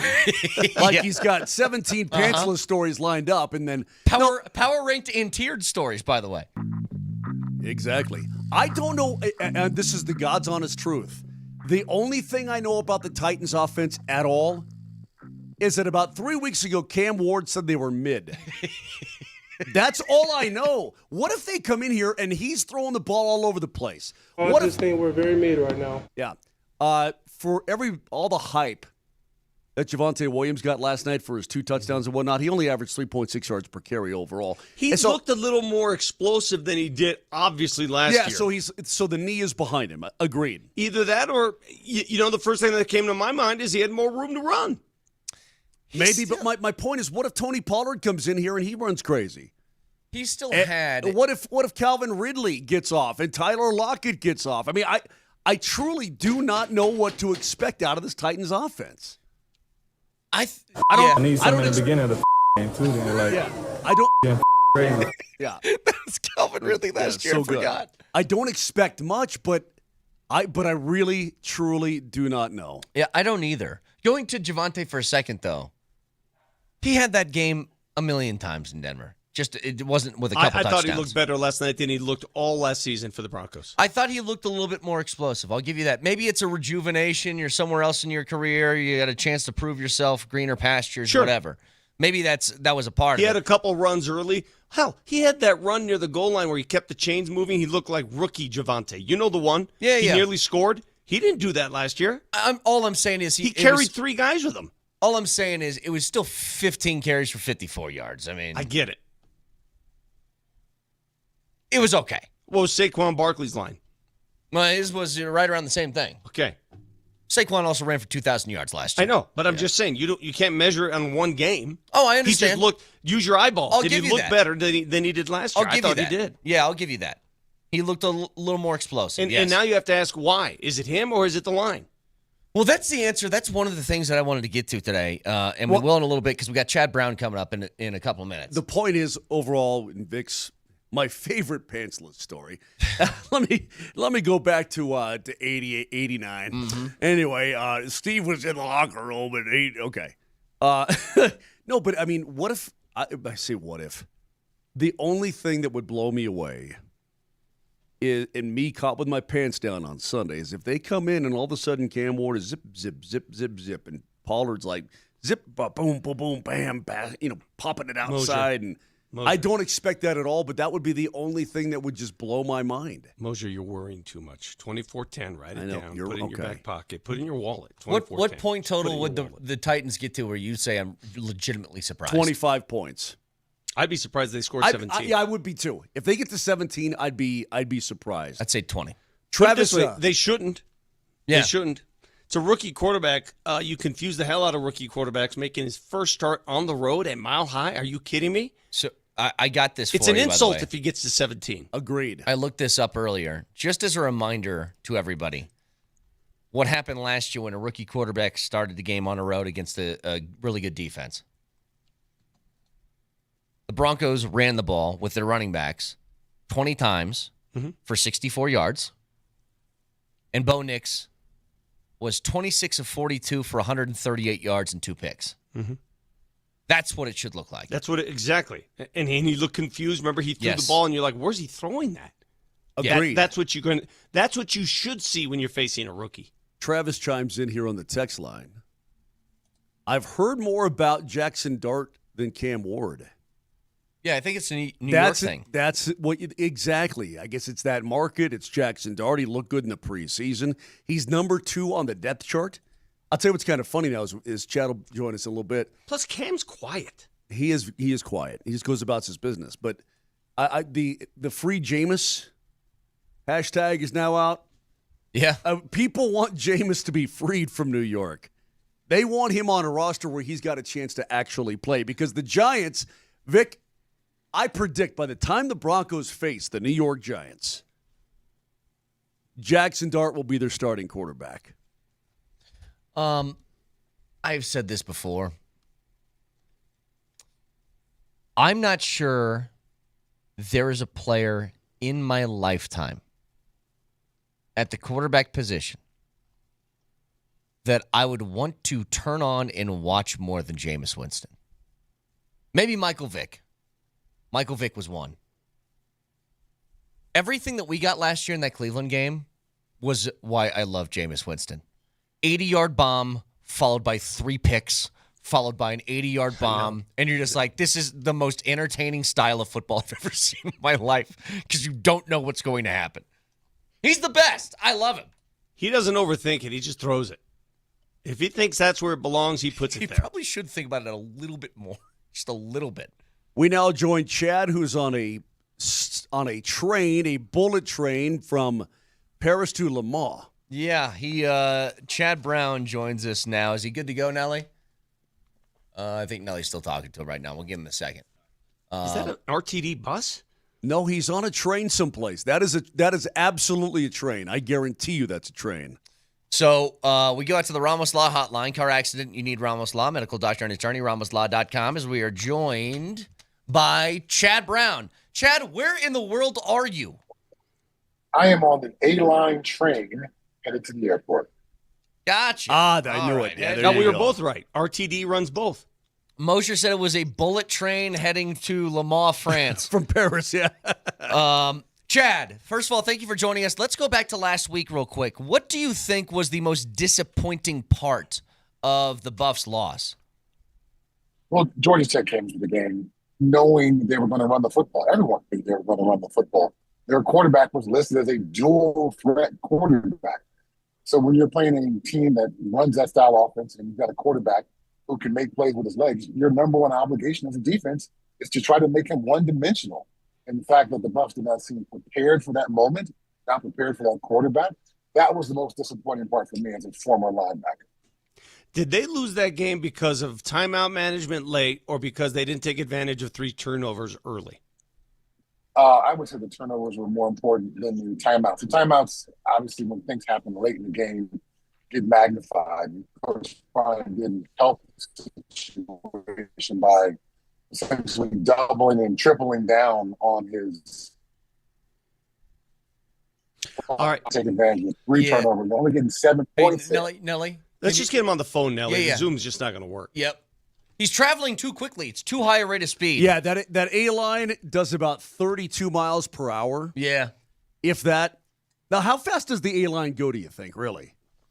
I don't know, but did you see that bullet train in Japan that goes 300 miles an hour? I did see that. That was crazy. Can you imagine getting on that sucker? 300. I'd love to, man. I love bullet trains, dude. First of all, I love the movie Bullet Train. Thought that was great. Vic, you said you didn't like that movie. It's Brad an insane Pitt was, take. Brad Pitt it's a great was movie. great. Bullet Train's a great movie. I thought it was dumb. Second of all, when you're on a bullet train, Brett, and what's cool is they have on the little screen, it tells you how fast you're going. And it's in kilometers, of course, because I'm in Europe. But I calculated out, you're doing like 178 miles per hour. You're like, that's pretty cool. Sure.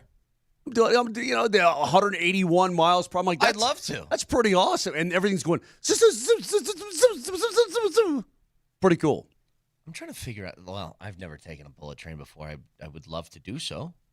I don't think they have many between Ogallala and Lincoln. Well, that's the thing. I actually thought about, instead of driving, is there like an Amtrak that can take me to Omaha? And there is. I want to get one of those cabins. I want one of those private cabins in there. Do those exist still? The problem with our train system is, my dad worked for the railroad. We would take the train. We took the train to Chicago. It takes like 8 weeks for crying out loud. There's no hurry. Let's go back to Chad Brown. Chad, all right, so you got cut off. You were talking about the timeouts at the end of the game get magnified, but the turnovers were more important early. Yes, obviously the 3 turnovers, only getting 7 points there. That's far more important than those timeouts late in the game. The timeouts late in the game would have given them a chance to, not have that Hail Mary from the opposite side of the 50, but only 7 points, not being able to take advantage of your opponent's mistakes. That was the critical part of the ballgame for me. On top of that, Chad, you head into this week's game. Look, CU should win. Now, Juju Lewis is going to get time. He's going to play some number of plays. The question is, can Juju Lewis, with a good performance, prove to be the starter in Week 3 against Houston if he does well? The Juju Lewis thing is just so interesting because typically your backup quarterback is more of a running quarterback. So if you want to sprinkle a passing quarterback into the game to see what he's got, you can't just do a play or two. You've got to kind of devote a couple of series to him. So it'll be interesting to see how he is handled with this game and what kind of opportunity does he actually get. But, yeah, if he plays well, I think we could have the beginnings of a quarterback controversy on our hands. Well, Chad, I look at it and I say, hey, if the kid is a better option right now than Caden Salter, I have no problem starting his college career. I mean, let's go. I think if you're Coach Prime at this point, you're looking for wins. And I'm not overly concerned about Delaware, but when I get to Houston, I get to Wyoming, BYU, especially when you get into the meat of the Big 12 schedule, man, you better have this figured out on who your guy is going to be. I'm with you, Moser. You're absolutely correct. To go into the Big 12 schedule where this conference is so top-heavy, there are 8 or 9 teams that can win this conference. You want to have things well-oiled by the time you get to conference play. So these next couple of weeks are going to be critical to see, I guess, if Juju Lewis has what it takes to be the guy, and then does he surpass Caden Salter? Because Caden Salter certainly did some good things on Friday night, just not enough of them. Where are you headed? What game are you calling this weekend, Chad? I've got Michigan at Oklahoma. Oh, nice. That's the Palace on the Prairie, as they call it. Wow. So you get to see Bryce Underwood. You get to see what he can do. What have you scouted in him? Because I know our boy Brett Kane loves him. Ooh, he looked good. He looked really, really good in week one. So obviously Brent Venables is a well-known defensive-minded coach. I expect Oklahoma to do what you typically do when you face a early starting quarterback or a rookie quarterback. You show multiple defensive fronts, you bring pressure from multiple places, and you never let them get uncomfortable knowing what the coverage is going to be on the back end. I mean, I'm pretty sure it's going to be what Vance Joseph does to Cam Ward. So this is the formula, whether you're taking on a college young quarterback or an NFL young quarterback. It's Chad Brown. You can hear him on that call with in Oklahoma this weekend. And you can hear that game right here on Altitude Sports Radio 92.5. Always appreciate the time, and have a good call this weekend, Chad. Thank you. Thanks, guys. Enjoy your Friday. Another football weekend coming. Let's have some fun. Absolutely. Chad Brown will join us every Friday breaking down some buffs with us. It is a Bud Light Football Friday. And again, just to do a quick run-through, because Altitude Sports Radio loves football. So tonight we have Chargers and Chiefs. Football. The game in Brazil. That'll be on 92.5. Sports Radio loves football. Yeah. 7 o'clock. Legend High School against Columbine. That's going to be on AM 950. So we're going 2 football games in our stations tonight? Not just tonight. Tomorrow. Oklahoma State and Oregon at 1:30 is going to be on 92.5. Northern Iowa and Wyoming on AM 950 at 2 o'clock. Then Michigan, Oklahoma, 6 o'clock tomorrow night. Listen to this for Sunday. 11 a.m., Raiders, Patriots, 92.5. On AM 950, Giants, Commanders at 11 a.m. And then at 6:20, Ravens and Bills. Does it get any better? Yes! So, it's a Bud Light Football Friday. Keep all of that in mind for the weekend to come. Now, get back to the opener yesterday, the delayed opener and spitting. That along with the one thing above all that I would love to see and get an answer to in this initial game against the Titans next.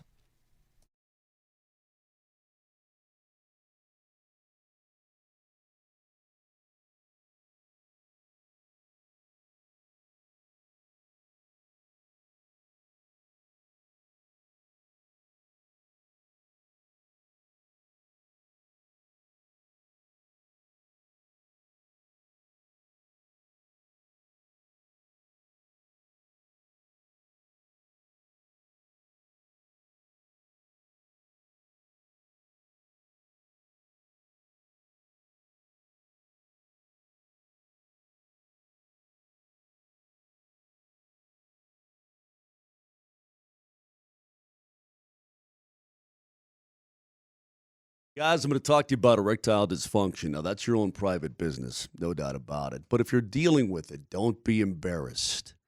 Don't slough it off. Don't pretend. Do something about it. It is 2025.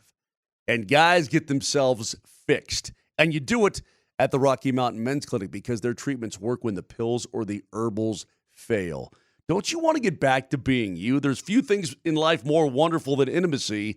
But if you got the ED going on, it can really have devastating effects on your relationship. Don't let it, because there are solutions.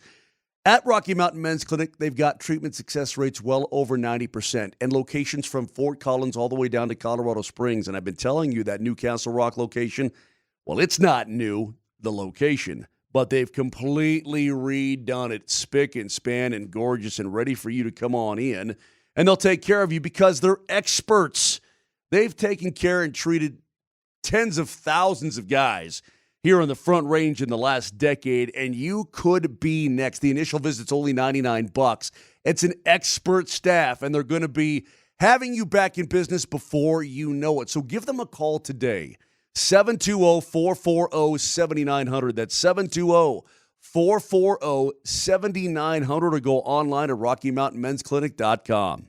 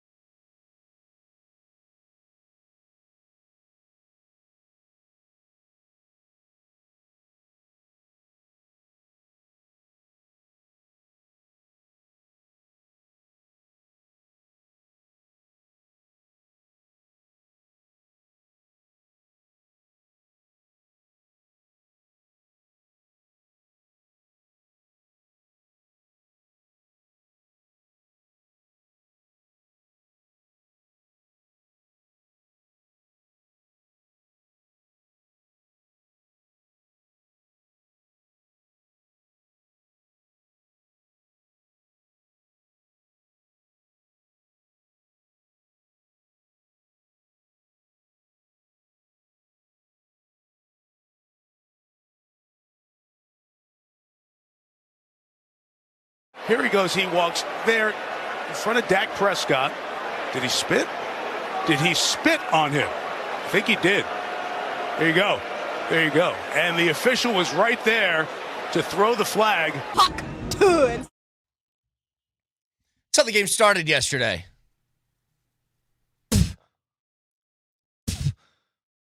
Spit.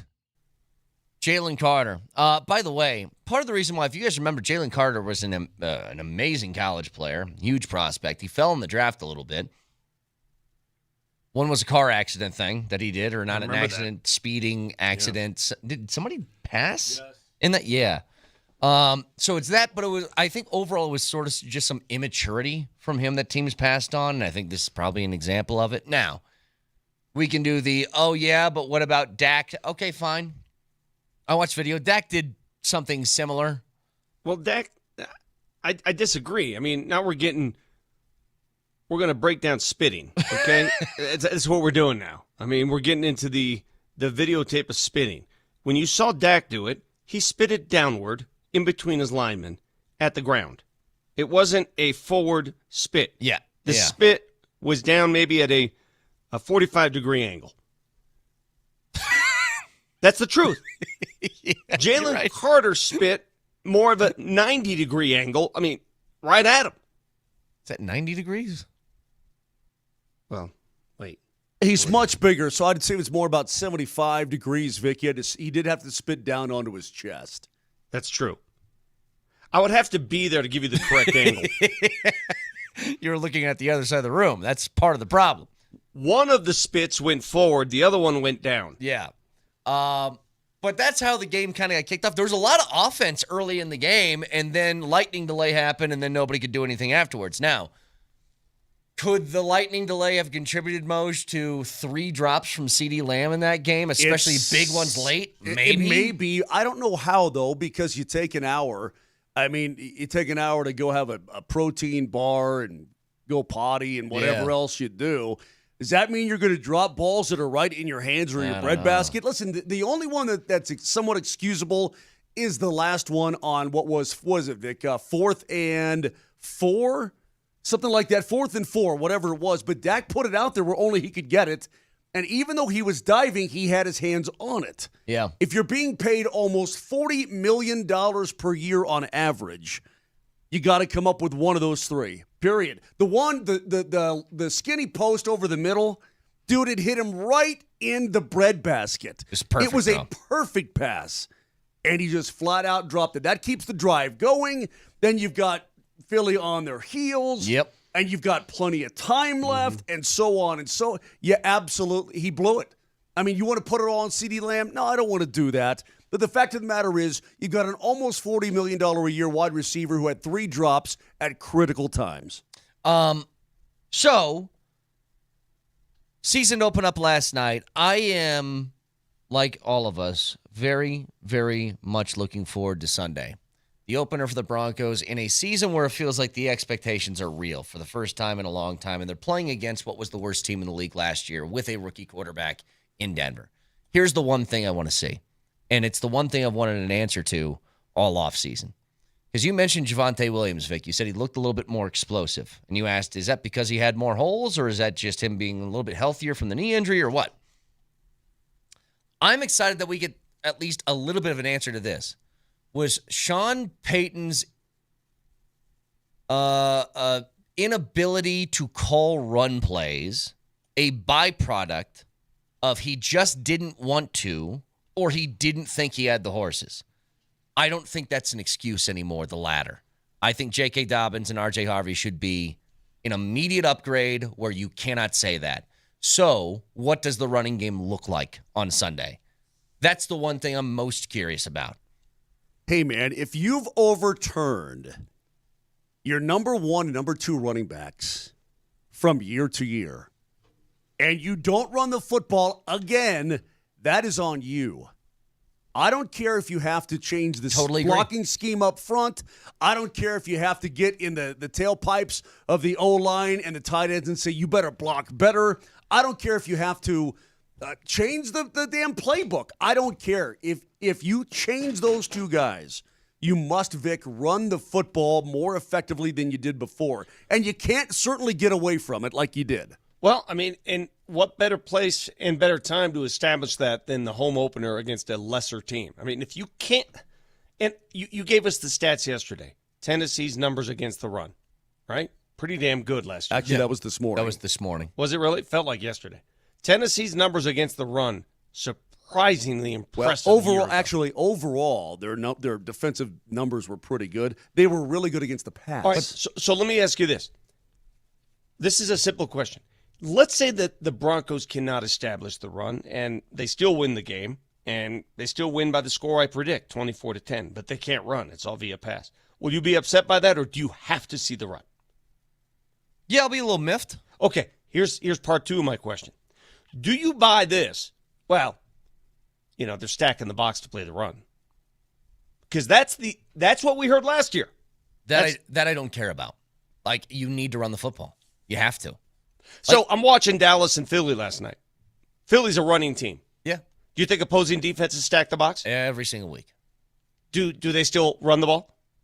Oh, yeah. They didn't do it well last night, but yes, they did it well all last year. The fact that the quarterback can take off and run, Watching Jalen Hurts. So can Bo Nix. No, he can't. You're 100% correct. In fact, I would argue to you that when I watch Jalen Hurts run the football and his ability to make guys miss in open space sublimely, I mean, he's not doing these Barry Sanders, big-time fakes and all that kind of thing, foot plant and spin and all that. He just does sort of this little hidden deke as he's running the ball, and the guys are like, Bo Nix does the same thing. I would argue to you he does the same thing. Yes, Vic, I think you're 100% correct. What I heard last year many occasions was it's hard to run against a stacked box.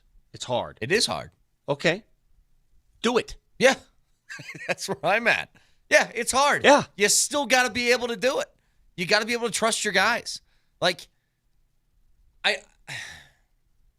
don't know how much more clearly I can say this, because this is the only place my mind is at. We want the Broncos to be not just a good team. We want them to be a team that is competitive for bigger things. Division crowns, Super Bowls, stuff like that. Give me the team that's really good in the NFL that you consider a Super Bowl contender that can't run the football. That doesn't have balance. You're asking for balance. Yeah, and it's not like, I'm not saying 50-50, but like when you want to run the football, you are capable of doing it. Give me the team that's really good that can. It doesn't exist. They all can in some form or fashion. They make it work. If you don't, you become so one-dimensional. And look, maybe if you have Jaden Daniels or you have Patrick Mahomes, you can get away with it. But I don't know that Bo Nix is that. So give him help. That's the one thing I'm looking for. Hey, go ahead. I don't know if you get. I was going to say, I don't know that you can stack the box against the Denver Broncos, man. Let me be on record as saying I believe in Bo Nix and the weapons around him enough, including the newly paid Cortland Sutton, whom I love. Yeah. The newly acquired Evan Ingram, whom I hope to love. But I'm talking about Mims and the emergence of Franklin and the emergence of Bryant as a rookie. I think you're going to be able to pass the football effectively as well. And when I look at the Titans, they didn't have a double-digit sack guy last year at all. Yeah.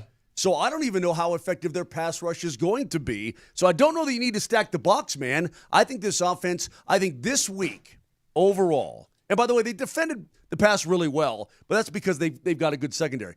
I believe you're going to see more balance than you possibly think. We'll get back to this in a second. Vic, we got about 2 minutes here.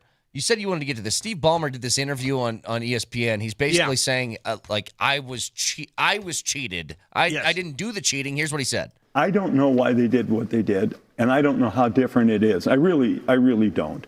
And frankly, any speculation would be crazy. These were guys who committed fraud. How would I be able? Look, they conned me. You're one of the richest men in America. They conned me. I made an investment in these guys thinking it was on the up and up, and they conned me. At this stage, I have no ability to predict why they might have done anything they did. Okay, this is him reacting to Ramona Shelburne talking about that story we discussed yesterday. Some ridiculous business that went bankrupt, a tree environment business, something. I don't even know what the hell they do. Yeah. They went belly up. Turns out that they paid Kawhi Leonard $48 million. 28. Well, there was an extra 20 if you read. Okay. There's another really? story, an extra 20. 48 now.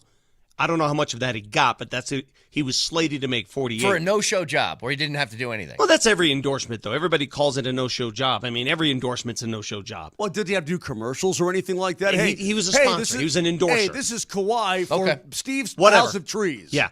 The point is, here's what I can't erase from my brain. Here's the only problem. And Ballmer might be right. He got conned. So why is it he invested $50 million and $48 million was destined to go to Kawhi Leonard? That's what that coincidence there just doesn't. I just can't get over that part of it. Yeah, and also, Ballmer ain't no idiot.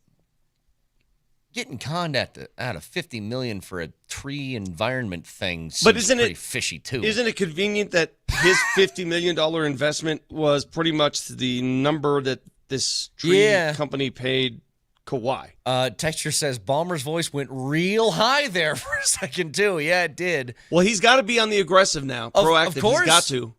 If he is guilty of what the accusation is, which is he skirted the cap to pay Kawhi more money. You'd get the hammer. Like, I don't know if they go as far as, like, they'd kick him out of the league and say you're forced to sell the team. I don't know if they go that far, but they could. You're cheating. What's interesting about that is I just got to thinking, do you know how many times that's probably gone on in sports that we don't know anything about? Oh, sure. Just last thing, because we got to get to break. My favorite thing was what Stephen A. said about it. Did you guys hear it? He's never seen somebody try to get money for not working more than Kawhi Leonard. Because he's always sitting. He's always sitting out of games. Whatever he can do to not work but get paid, he's going to try it. Hey, head on over to Rally House in Littleton today between noon and 3 for a live broadcast with PhD. They'll have a bunch of $50 gift cards to give away to listeners who show up, and you can shop for great gear from all your favorite teams. Rally House. Shop every team in town. See you in Littleton at noon. Back after this.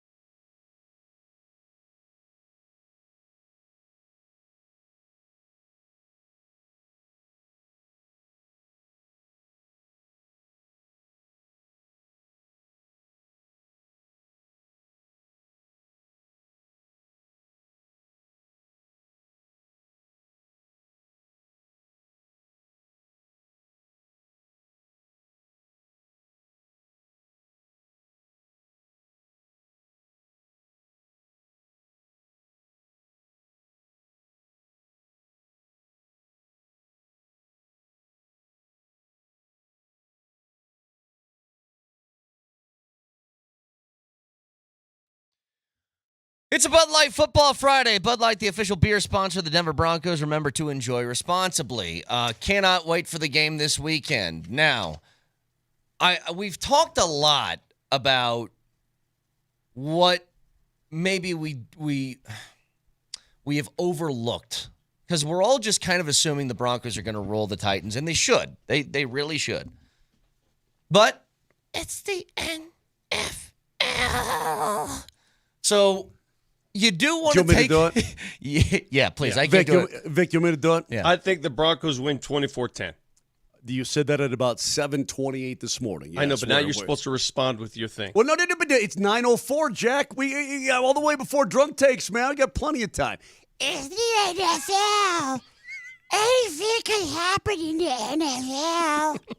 So that, for those who have not listened to the show, Jesus Lord, that hurts. That hurts. That hurts. That that really hurts. That is man. Moser mocking me, mimicking me for my response to every time he thinks the Nuggets should blow away an opponent. I always say, "Well, Moser, it's the NBA. Anything can happen in the NBA." It's the NBA. Anything can happen in the NBA. So Moser has brought up... that hurt, dude, that hurts a lot. It hurts. Man. That hurts I've a tried lot. it. It I'm really stopping hurts. that. So Moser's brought out a couple of points.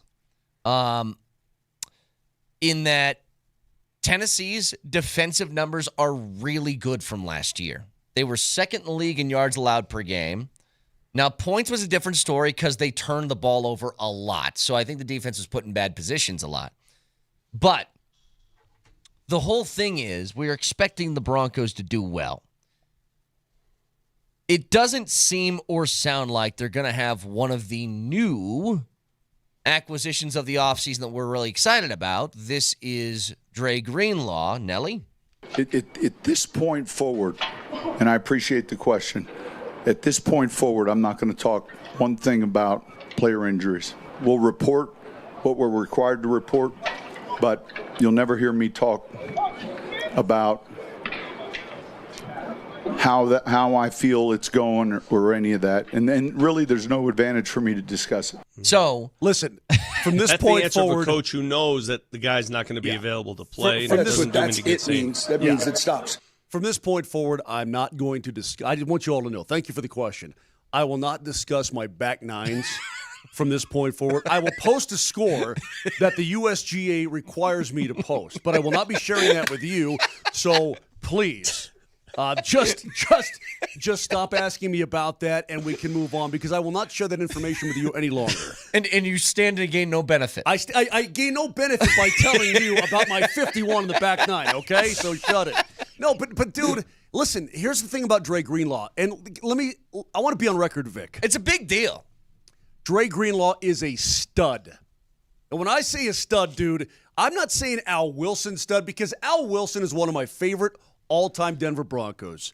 He was mean, and he was thick, and he was good. And he looked a lot like Greenlaw. And he was a leader, absolutely. And in Dre Greenlaw's defense, he's played 16 games, 13 games, 3 games. Yep. 15 games, 15 games, 2 games. And these were catastrophic injuries, okay? Yep.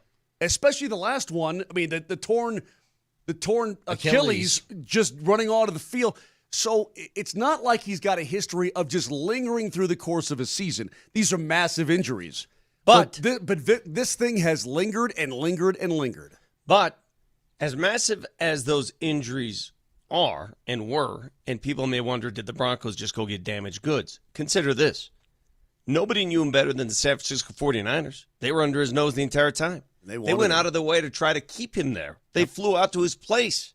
So how damaged could those damaged goods be if they went out of their way to re-sign him? They didn't say, hey, all right, go ahead, take off. We don't care. No, they wanted do that. both. They wanted both him and Hufanga. Badly. They were mad when they left. Now, he's not the only guy that's injured. Just going through the injury report here, there's 3 guys that are listed on here that were full participants are fine. That's Benito, Mims, and Singleton. 2 of them were limited yesterday, and that was Dondre Tillman and Malcolm Roach. But Roach now has a grade 2 calf sprain, and that's going to keep him out for, I would assume, at least a month. And then you have Atkins and Greenlaw, who didn't practice at all in the last couple of days. And that every injury report we have is brought to you by Ramos Law, the official injury law firm partner of Broncos Country. those between Roach and Greenlaw are big ones. I'm not necessarily worried about this week at all. And again, I think anytime you take anybody off that defensive core, they did such a good job of rotating guys in and out all of last year. Everybody got a taste. All for one, one for all. We're talking about 9 Musketeers. I mean, however you want to categorize it. But you take one piece out, things do get affected. I'm not worried about this week, but Vic, Roach is going to be out 4 to 8 weeks. And you don't know if it's that long. Let's calm down. We just went from 2 weeks to a month, now 8 years. Calm down. Okay. Okay, Doc. I thought you were a doc. Dude, some people heal quicker from those type of strains, especially a calf strain. If you're a skill position player, it takes longer. He's a defensive lineman. Let's see. We'll find out.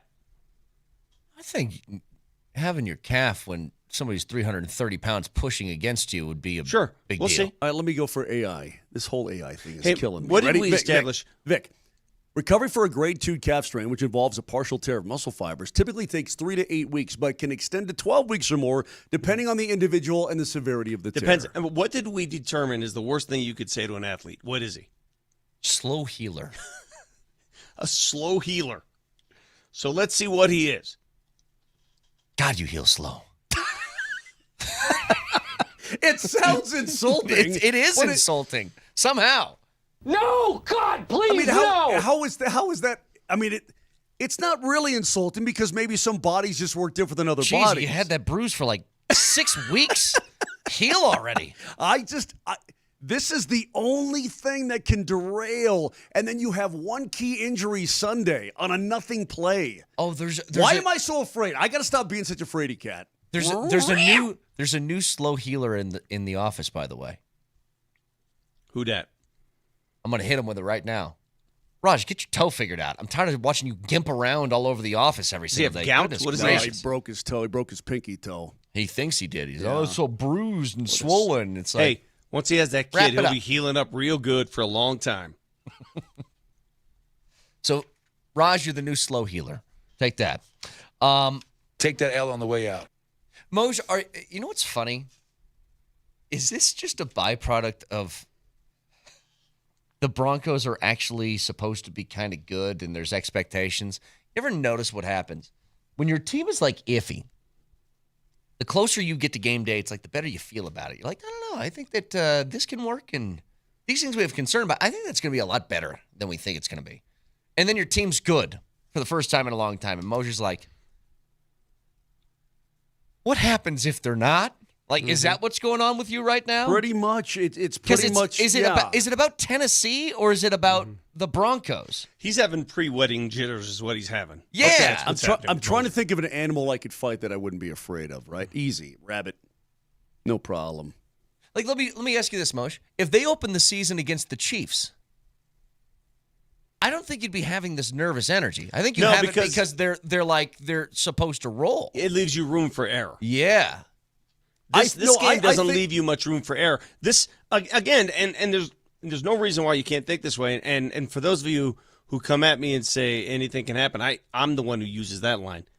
You cannot lose on Sunday to the Tennessee Titans featuring a rookie quarterback at home. Yeah, you can't. Listen to me. You cannot do it. Like this is one of the rare games in the NFL where this can happen. This doesn't happen a lot. It can happen in college, but it rarely happens in the NFL. You win the game, and on Monday you're still kind of pissed about it. Mm-hmm.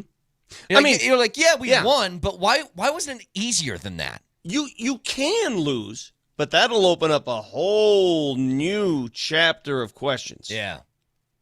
You can. Okay. And you can come back from a loss. You can. Vic, I guess what I'm trying to convey to you is I'm not ready to have my heart broke. Because I believe this is a better football team. I think Bo Nix is going to be better. I think Ingram moving all over that formation and Sean Payton's creativity, if the offense can execute it, I think they're going to be pretty damn good. The defense, I believe, is really, really. I want to believe. I guess I'm like, what's the alien TV show? The FBI alien TV show. FBI alien with TV Fox show. and Mulder. What was that called? X-Files. X-Files. And he had that poster on his wall. E.T.? I want to believe. Right? I I want to believe, man. I want to believe. The Broncos are like these aliens. I want to believe in you. Vic, of course, doesn't believe in aliens, but I want to believe in you. But man, don't give me a reason not to. I don't want to see Greenlaw out for a long time. I don't want to see Roach out for 12 weeks. I can't handle that. Everybody ignore Mark Moser's extreme anxiety going into this game. The Broncos win 24-10. Let's talk about a close game. Chiefs, Chargers tonight. Who you got? Who do you want to win? I want the Chargers to win. Come on. So do I. So do I. But who do you think will win? I think the Chiefs will win, but I want the Chargers to win because I think it would be easier for the although the Broncos lost both games to the Chargers last year. Who are we to talk? Hey, Vic, who are you to talk? Who are you? About, Broncos can, this, by the way, this is neutral site. Chiefs are 3.5 as a favorite. Who are we to talk about, the Broncos can contend for the AFC West? Well, you lost both games to Los Angeles last year, man. The Chargers cleaned your clock, bro. So maybe we gotta rethink this thing. You handled Kansas City. You should have beat them twice. Now, if Game 2 was on the line and they really needed that game, maybe they don't, rest their entire starting lineup. Maybe it's a close game, but you should have, would have, could have won in Kansas City. Yeah. Who are we to get on our football Broncos high horses and say, I want the Chargers because then it's easier to win the division. It has nothing to do with easier to win the division for me. Nothing. It has nothing to do with the Broncos. Well, then what do you want? You want to know that the Chiefs are I want to see. Yeah, I want to see the Chiefs bleed. Yeah, that's all. I want to see blood. Yeah, and because they haven't shown much blood, they cauterize them so quickly. They heal. They're quick healers. To Moser's point, though, I want to see the Chiefs lose too because I want to see them lose. If the Chargers do win, then you're starting to think, well, how good are they going to be then? Well, hold on a second though, because the Chargers have beaten the Chiefs in. If you look at the last 6 years, look at the Chargers. I think have had the most success against the Chiefs in this division. I don't know for sure. That's the feeling I have. Look at the division records during the Mahomes era. They lost both times last year. They lost both times the year before that. Looking good so far. Hang on. They lost both times the year before that. Boy, that's a great point on my part. They won one game in 2021. Okay. In 2020, they won one game. That's 2. In 2019, they lost both. Okay, so we got 2 wins for the Chargers in the Mahomes era. 2018, they won 1. Okay, so 3 wins. But yes, Vic, much better. Okay, now do the Raiders. All right. Maybe it's the Raiders I was thinking of. Maybe it was. In 2024, the Raiders lost both times. Looking good. In 2023, the Raiders lost. Oh, they got 1 win here. So they won 1 in 2023. In 2022, 2 losses. In 2021, 2 losses. Okay, shut up. Who has the best record against Patrick Mahomes in this division? It's got to be, well, it's not the Broncos. I say it's the Chargers. It has to be the Chargers. It has to be. Hang on. Mahomes' record against his division. So he's 35-5. That's pretty good. So that means of those 5, I think 3 of them are the Chargers. Yes. The Broncos didn't beat him last year. The Broncos The Broncos beat the Chiefs, but they beat Carson Wentz. They didn't beat Mahomes. Correct. Yeah. That's pretty good, isn't it? That's Peyton Manning-like. Yeah. I mean, if you look at Peyton Manning's record against the AFC West, he was very similar. Vic, very similar. Okay, so here you go. These are the total numbers. He's 12-1 against the Broncos. Okay. He is 10-2 against the Raiders, and he is 8-2 against the Chargers. How is he 12-1 against the Broncos, though? Well, remember that one game where they said he had the flu or whatever? It was a home game. The Broncos season was over. Yeah, that's the one that broke the streak because they had whatever correct. X amount of games in a row that they won. Mm-hmm. 14, I think. Yep. And then obviously it's only 1 because last year in the last game he didn't play. Mm-hmm. It wasn't our hump. It's kind of. Yeah, I want to see the Chiefs bleed. You can hear that game right here, Altitude Sports Radio 92.5. That along with a host of games over the weekend. What else we got on tap tonight at on AM 950 at 7:30? Legend High School takes on Columbine. And guess what? Connor Cape and Andy Lindahl going to be on the call with all of the action between those two schools on AM 950 tonight. High school football is powered by Sports Clips Pros in men's hair. So, with a few minutes left, I have 40 minutes left before we get out of here, heading to the weekend, the first game for the Broncos. I want to take a look at a couple of numbers. Mose, you tossed out a few. Just to keep in mind, stats to watch for this game coming up this weekend. But if you had one thing that you'd most want to see from the Broncos against the Titans, what would it be? We'll get to that in just a couple of minutes. Stick around.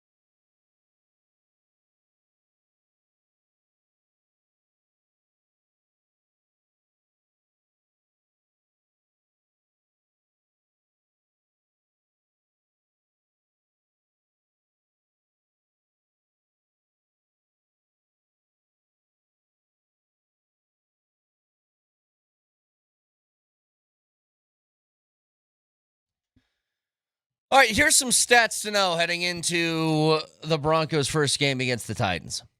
Mose laid some of them out, that they were number 2 in the league last year defensively in yards allowed per game. But how about this one? A stat in the Broncos' favor. Since the common draft era, which is 1967, quarterbacks drafted number 1 have a 4-15-1 record in their season opener as a rookie. That's it. So only 4 wins for their first starts in week 1 for rookie quarterbacks. Rookie quarterbacks drafted number 1 in the draft. And there's a whole bunch of factors in it. It's tough for rookies to win in week 1 to start with. And if you're drafted number 1 overall, then your team stunk the year before. Probably not that great the year after. And I'm certain that's what we're looking at with the Tennessee Titans. My question to you guys is, would you rather, if given these two options, if somehow this game is close, I tell you the final score of the game is the Broncos win 30-27, or the score is 10-7, which is more concerning? 10-7. I need to see some offense. Okay. Because the defense is supposed to be the thing that's to quote Moj, your fire and forget missile. Defense is going to be good. Don't need to worry about them. We're concerned about the offense. If they give up in the 20s to Tennessee and still win, you don't think there's a little bit of a, hey, what happened there? Let me put the brilliance of Vic Lombardi on the table for everybody to hear right now. Hey, Vic, that final preseason game against the Cardinals, how long would Sean Payton have left his first-team offense on the field in order to give themselves a touchdown? They'd still be playing if he had his choice. They'd be like, hey, let's set it up again. Keep going. I don't care what. We're on day 7 of this game. Let's go. So here's basically what they did through the first 5 series they had in the preseason. And it's preseason football, but they're going against 2s and whatnot, right? Mm-hmm. You know, Blue 86, Hook 19 Razor,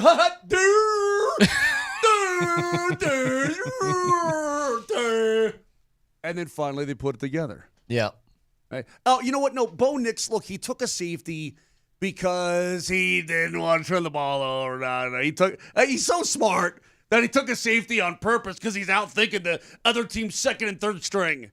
I mean, give me a break. Dude, they need some juice. They need some oomph. Yeah. Hey, Vic, I'm not talking right away you put 30 up. I'm not talking about that. I'd like it. But I need to see me some evidence that Evan Ingram is all over that formation is going to be awesome. I need to see some evidence that this revamped running game with Dobbins and Harvey can carry some load. I need to see Troy Franklin running around, man. Hey, look at the leaps and bounds he made in 1 year. Yeah. Marvin Mims, man, do it all tool, man. Handoffs and fly routes and everything. I want to see it. And by the way, I'm sure Sean Payton wants to see it too. One more stat to keep in mind. The Broncos won 10 football games last year. How many of those wins were by 2 scores? A lot. Hold on a second. A lot. Repeat the statement. They won 10 games last year. Okay. How many of those wins were by at least 2 scores? I would say 7 or 8. Tampa. Yeah. A I'll bunch. I'll say 5. 9. Really? When they won, they won. Off the the top of my only head, game that they didn't. Jets. That's it. That was the 1-point win, 10-9 against New York. But when they win a football game, they win. It wasn't really nail biters. It's why that stat. Remember, 1-score games last year. The Broncos were 1-6 in 1-score games. Broncos' overall record against Tennessee. Man, I didn't know this. How do you have a losing record against Tennessee? They're 16-24-1. Well, they were the Houston Tennessee. Oilers, bro. Are they taking it back? Are they allowed to do that? This is Tennessee. This isn't Houston. Well, Tennessee has not been in existence for 30. I know, but why would 40 years? Why would they take on Houston's record? That's the Houston Texans. We're talking about the franchise of all No, time. not allowed to do that. You can't just not doing it. Nope. It's basically this. What's their all-time? I'm kind of with Vic. Those are two different teams in my head. Yeah, you can't just say, "Oh, we're going to take Houston you all the way Oilers back was to like Warren Moon. Okay, Dan but Pastorini." It's the same you're not doing that. franchise, though. It's like it'd be like, hey, what's the record against the Rams? Well, are they against the L.A. Rams or against the St. Louis Rams? Those are different because they're the same name. They changed their name. Yeah. They changed their logo. They changed their uniform. They changed everything. We're not doing that. It's not a game I'm going to play today. Although Baltimore Colts and Indianapolis Colts are different to me. That's different. Okay, so that's all one team. No, those are different. I I don't even know what side of the fence you're on anymore. I can't explain to you how, okay? It's like the government definition of P. Remember the difference here, guys. I know it when I say it. People keep alluding to the Quebec Nordiques. Okay, here's the difference. Quebec didn't want their team anymore. They couldn't afford their team anymore. They wanted them. They just couldn't. They couldn't. I know. Yeah. They looked for an adoption. Here, somebody adopt us. That's what they were out there advertising for adoptions. That's not the case in most of these franchises. Well, that being said, the New Jersey Devils did the same thing to the Colorado Rockies. And when it's just the Devils did exactly what Utah's done. It's the same team. They just moved it to New Jersey and pretended it was a brand new team. LA Chargers, San Diego Chargers, same team. Same team. Same uniform. Oakland Raiders, Vegas Raiders, same team. Same team. Houston Oilers, Tennessee Titans, not the same team. Same team. Completely different thing. Good way to put it. Guys, got some. Thank you, Kevin Shockey, for sending this my way. And it doesn't surprise me, the guy who got the story, because he was here during the era. Remember yesterday I spoke of Carmelo Anthony and how this is a Hall of Fame weekend for the NBA, and Carmelo's going to be inducted into the Hall of Fame. What would we see? What would we hear? Would there be a peace pipe between Melo and the Nuggets? I made the effort to fly out to Springfield as we did last to Billups Hall of Fame induction. We wanted to do the same thing for Carmelo.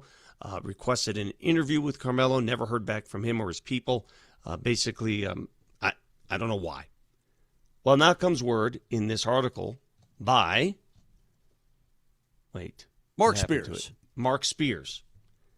The longtime freeze of Carmelo Anthony in with the Nuggets is thawing as he enters the Hall of Fame this weekend. While a retired number 15 jersey is TBD, the Nuggets are finally honoring the new Hall of Fame member long after his tough departure.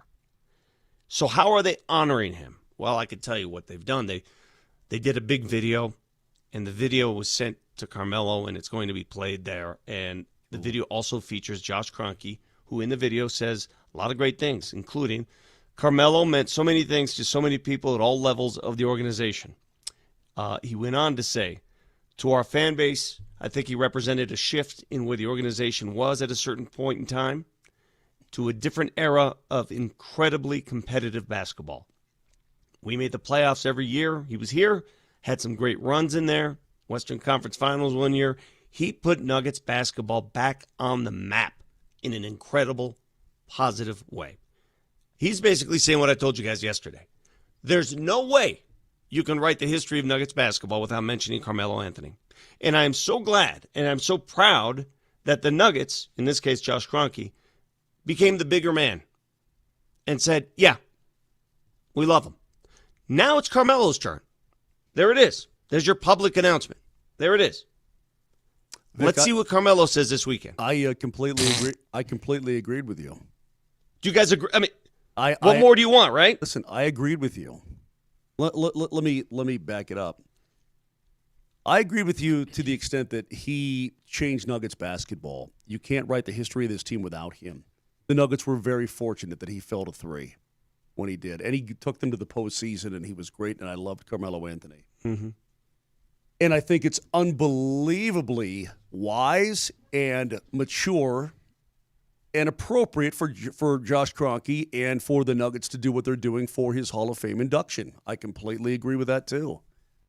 I'm saying I don't trust him as far as I can throw him. Yeah.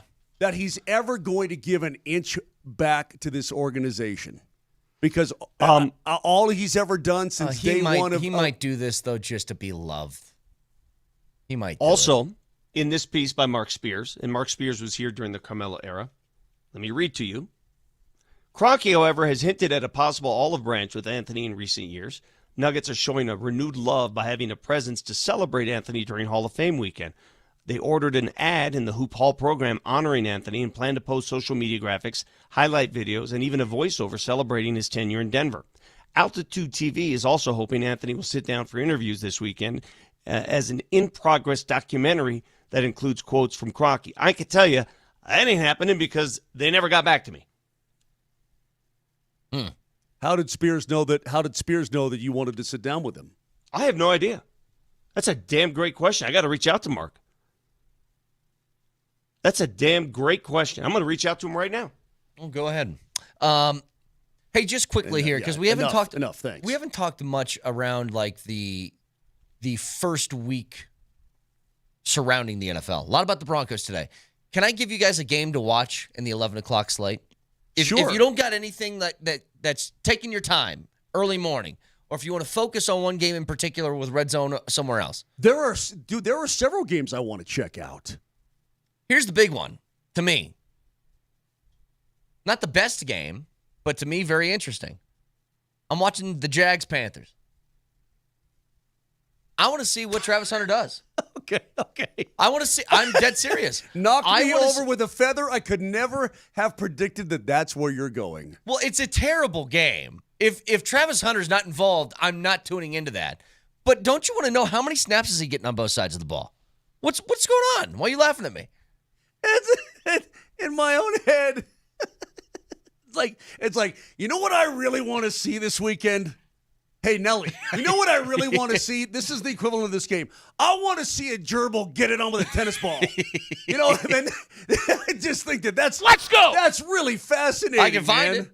No, but seriously. Dude, come on. Dude. What? Of all the games? I want to watch Travis Hunter play both sides of the ball. Okay, fine, but not for the football, right? No, I just specifically Travis Hunter. Well, then you're looking for some sort of oddity. No, but Moshe, this is what's great. This is what's great. This is the difference. Can I explain before you keep laughing at me? Can I explain something? Absolutely. You wouldn't need to take your eyes off the game ever because Travis is always going to be on the field. Well, mostly if you wanted to watch like Shedeur Sanders, let's say he was starting this weekend. If the Browns are on defense, you don't care. But you literally, if you want to watch Travis Hunter and the game is being played, Travis Hunter's going to play. That's cool. Yeah, you're right.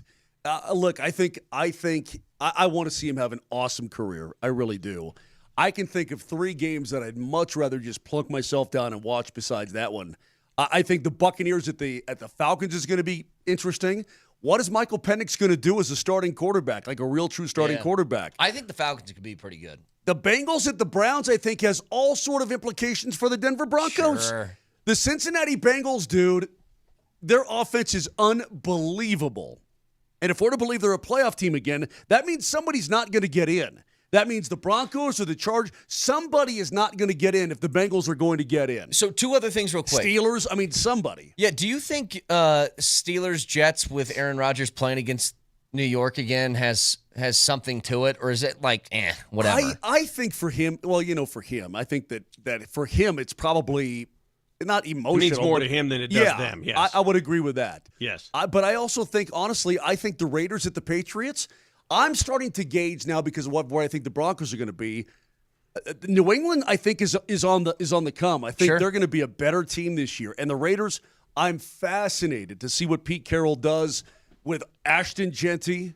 You know, with that team now that he has his hands on that squad. Every team is fascinating, right? It's week 1. No, dude. He goes Jags and Panthers. I freaking think it's going to be freaking Travis awesome. Hunter. That's the only reason. Hey, Bryce Young's gotten better. He was better towards the end of the year. There's one team that I might be dead wrong about, and I'm very curious on what's going on here.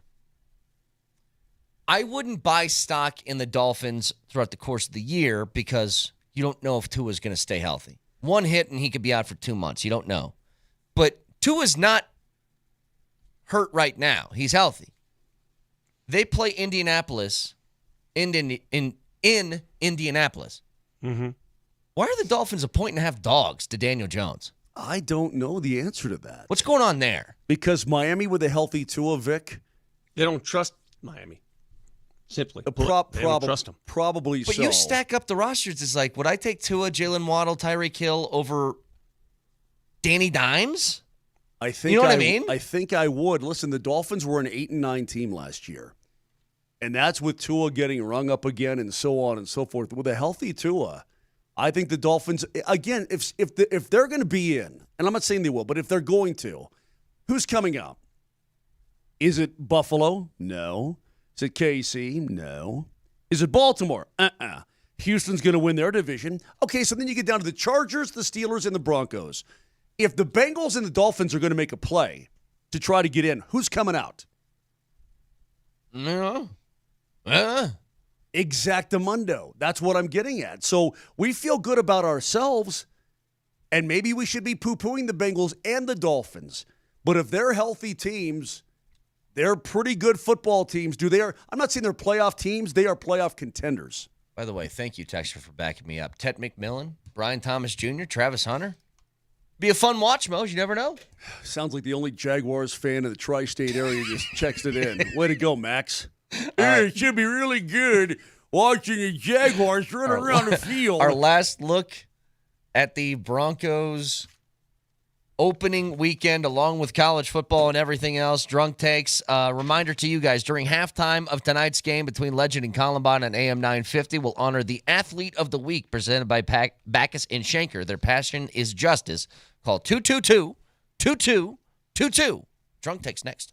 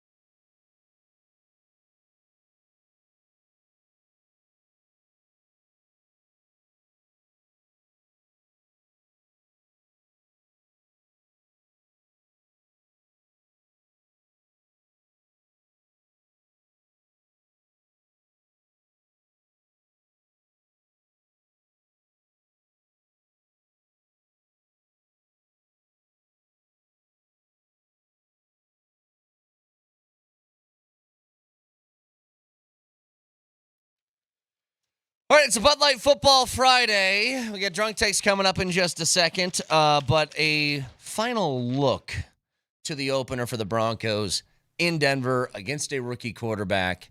Again, for those keeping track at home, Denver enters this game against that rookie QB as an 8.5-point favorite. I don't have the numbers on this. I would doubt the Broncos were ever favored by 8.5 last year. Maybe like New Orleans or something like that. But it would be bumping up against the edge of what they were favorites as. This should be an easy win. I could easily see this being a game where we enter here on Monday with the Broncos winning and being like, yeah, but they didn't do this, this, and this good enough. Because that's what the Titans are perceived as. Vic has said it a million times, 24-10, no worry about it. There you go. I'm looking at this right now. Hang on a second. How many turnovers did the Titans have last year as an offense? Help me out. 28, I think. 28. The Cleveland Browns led the National Football League with 34. Yes. Kirk Cousins, Baker Mayfield, and Will Levis were tied for the most turnovers by a player with 18 each. Now, obviously, Will Levis is gone. Look. It's 29, by the way. Or no. Hang on. How many turnovers do they have? Yeah. Oh, they were tied with the Browns at 34. Tied with the Browns at 34. Okay. My guess is, look, they're going to turn the ball over at least twice on Sunday, talking about the Tennessee Titans. The rookie's going to throw at least one pick, I believe, because the Broncos will disguise. They'll get him. They'll push him to the side of the field. He doesn't want to be pushed. They'll go back all the way through. They'll crawl all the way through Vic's Miami days and so on and see what he likes and what he doesn't like. That's what I think. You want the prediction, Vic? What's your score again one more time, please? 24-10, Denver Broncos emerge victorious at Mile High Stadium. After the game, we'll be live on Altitude Television and the Altitude Plus app with a live post-game show featuring myself, Allison Vigil. We'll have a host of others, DMac, Andy Lindahl, Ryan Harris will pop up. We're going to take your Zoom calls. You can be featured live on Zoom. We'll offer that address. Please, no cursing and none of that business, none of that tomfoolery. But we'll be there live on Altitude after the game. Complete post-game show. Her name is Rachel Vigil. I'm sorry, what'd I say? You said Allison. Allison. Oh, Allison's the director at the Rockies. Sorry. I probably should get that right. It's like, yeah, you probably should. It's like, the first time we had Katie, I'll never forget this. Katie joined us on an Altitude show, and I knew her obviously from Sidelines, and I pushed for her to join us. And she's live at this Nuggets party, and I didn't really know the pronunciation of her last name, and I think I called her Winge. A whinge? Like Yes, a hinge? like several times. Thank you. Which was wrong. Katie, Rachel, don't take offense to that because Vic called Brett Gregg for about a year. I mean, I did 3 hours of radio every day with this man for like 3 months, and he would say, Greg, that's a good point. And I'm like, why are you still calling me as a Greg? You just come off as a Greg. I'm sorry, some people come off as a Greg. You're one of them. I don't like how I feel so good about this game. I feel so confident. You sounded like a panicky Pete all day. No, not this game. I'm talking about if these injuries linger into I get you. Chargers and Bengals and blah, but down the road, then I start to get I get a little bit nervous. I got this 31-13 Broncos. 31-13. That's an 18-point deficit that the Tennessee Titans will just not be able to make up. 31-13 Broncos all day, all night. See, Brett, all day, right? That's a given. Yeah. But it's also all night. Also all night, correct. Yeah, I think they win by a couple touchdowns. I do too. They should anyway. That's the whole thing. Should. I don't understand why there's so much reservation here. I mean, what are we doing? All this hype, all this talk, all this, hey, one of 7 Super Bowl teams that you should win by 2 touchdowns. Yeah, absolutely. I mean, what are we doing here? Can I ask you guys one more question? Are you more excited between these two rookies to see Jahdae Barron on defense or R.J. Harvey on offense? I'm more excited to see R.J. Harvey on offense. I'm more excited to see Evan Ingram. I'm excited That's to see fair. him too. Yes, I am. I'm not excited about Dre Greenlaw not practicing at all. That means he's not going to play. I'm excited to see. Nobody in football doesn't practice all week and then plays on Sunday. Nobody. The secondary is going to be fun to watch. Mm-hmm. The new safety is going to be fun to watch because Mm-hmm. I guarantee he's going to make a couple Tufunga. plays. Tufunga's going to make a couple plays where you're going to go, whoa. Did you say Tufunga? What'd I call him? Did you say Tufunga? I think you called him Rachel. Rachel Beal's going to make a couple plays in the secondary. Allison Tufanga is really going to kick ass. I don't know what to tell you. Oh, my Lord almighty. Well, they should. I mean, they should. It's a drizzly Friday in Denver, Colorado, and Vic has already lost it. One more time. This is what you guys got coming up on Altitude Sports Radio this weekend. It starts tonight, Chargers-Chiefs. That's going to be at 6. Legend and Columbine High School football is going to be on AM 950 at 7:30. We have Oklahoma State and Oregon tomorrow at 1:30. Michigan-Oklahoma at 6. We have Raiders-Patriots Sunday at 11 with Giants and Commanders on AM 950 at 11, and then Ravens and Bills at 6:20. That is football all Sunday over night. your face. Yes, Altitude Sports Radio loves football. I mean, there's football all over you. It's like smearing yourself in football, man. I love it. Let's smear ourselves with idiocy. Drunk takes, please, Nelly. Dun, dun, dun, dun. Moser, Lombardi, and Kane present dun, dun, dun, dun, dun. Drunk Takes. For the record, I think this sort of dehumanizes us, and it really cracks at our credibility as a show. It's the point. Okay, Allison Tufanga. Yeah. Thank you. Speaking of, drunk takes are clips from throughout the week. We slow them down to half speed. It makes it sound like we're hammered. Nelly? Because tonight we have our Altitude 92.5 Sports Altitude Fantasy Football League Draft, correct? Yes. Is that what the full title is?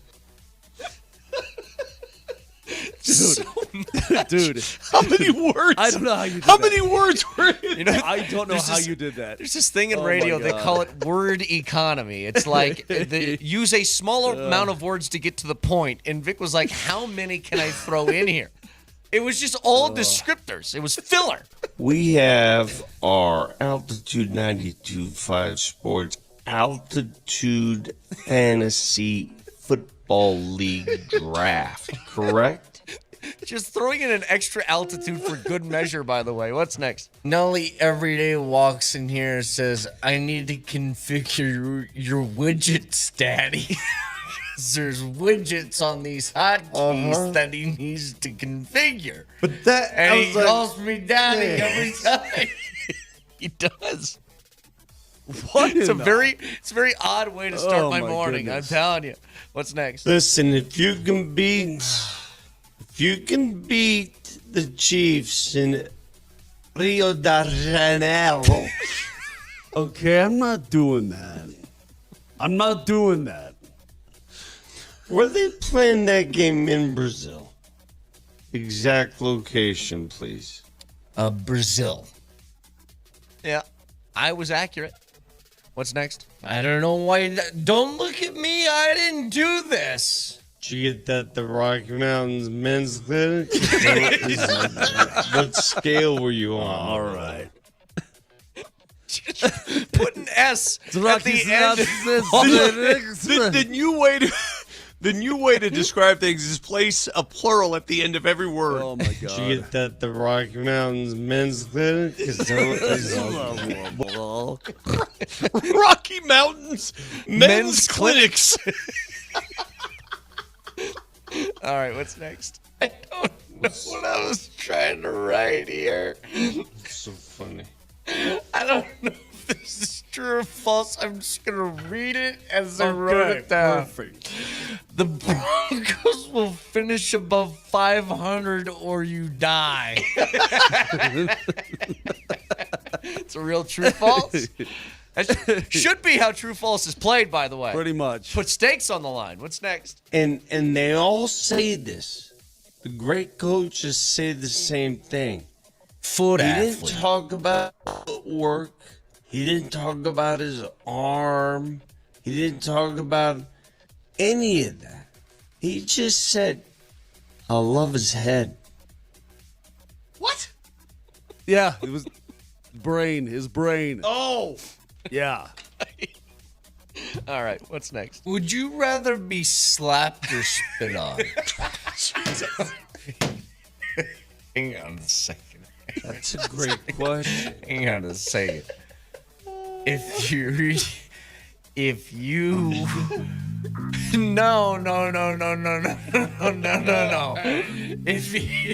all right. Suds butt. Kick, spit, Both. slap. Both. Kick, kick, slap, spit. I would. Jesus God. All right, hang on a second. Hang on. I want to hear that one more time before we get out of here, because I want you to hear Moj, who is totally sincere, and he's just like, yeah. Listen. Play it one more time. Would you rather be slapped or spit on? Hang on a second. That's a great question. Hang on a second. If you no. If you all right. Suds butt. Kick, spit, both. slap. All right. That's going to do it for us. Cannot wait for this weekend. Cannot wait to talk about this on Monday. Remember, all those games right here, Altitude Sports Radio 92.5. Find the podcast, iTunes, Spotify. Moser, Lombardi, and Kane. Have a wonderful, wonderful weekend. We'll talk to you on Monday. Love you. Bye. I don't know why. Don't look at me. I didn't do this. Did you get that at the Rocky Mountains Men's Clinic? Okay.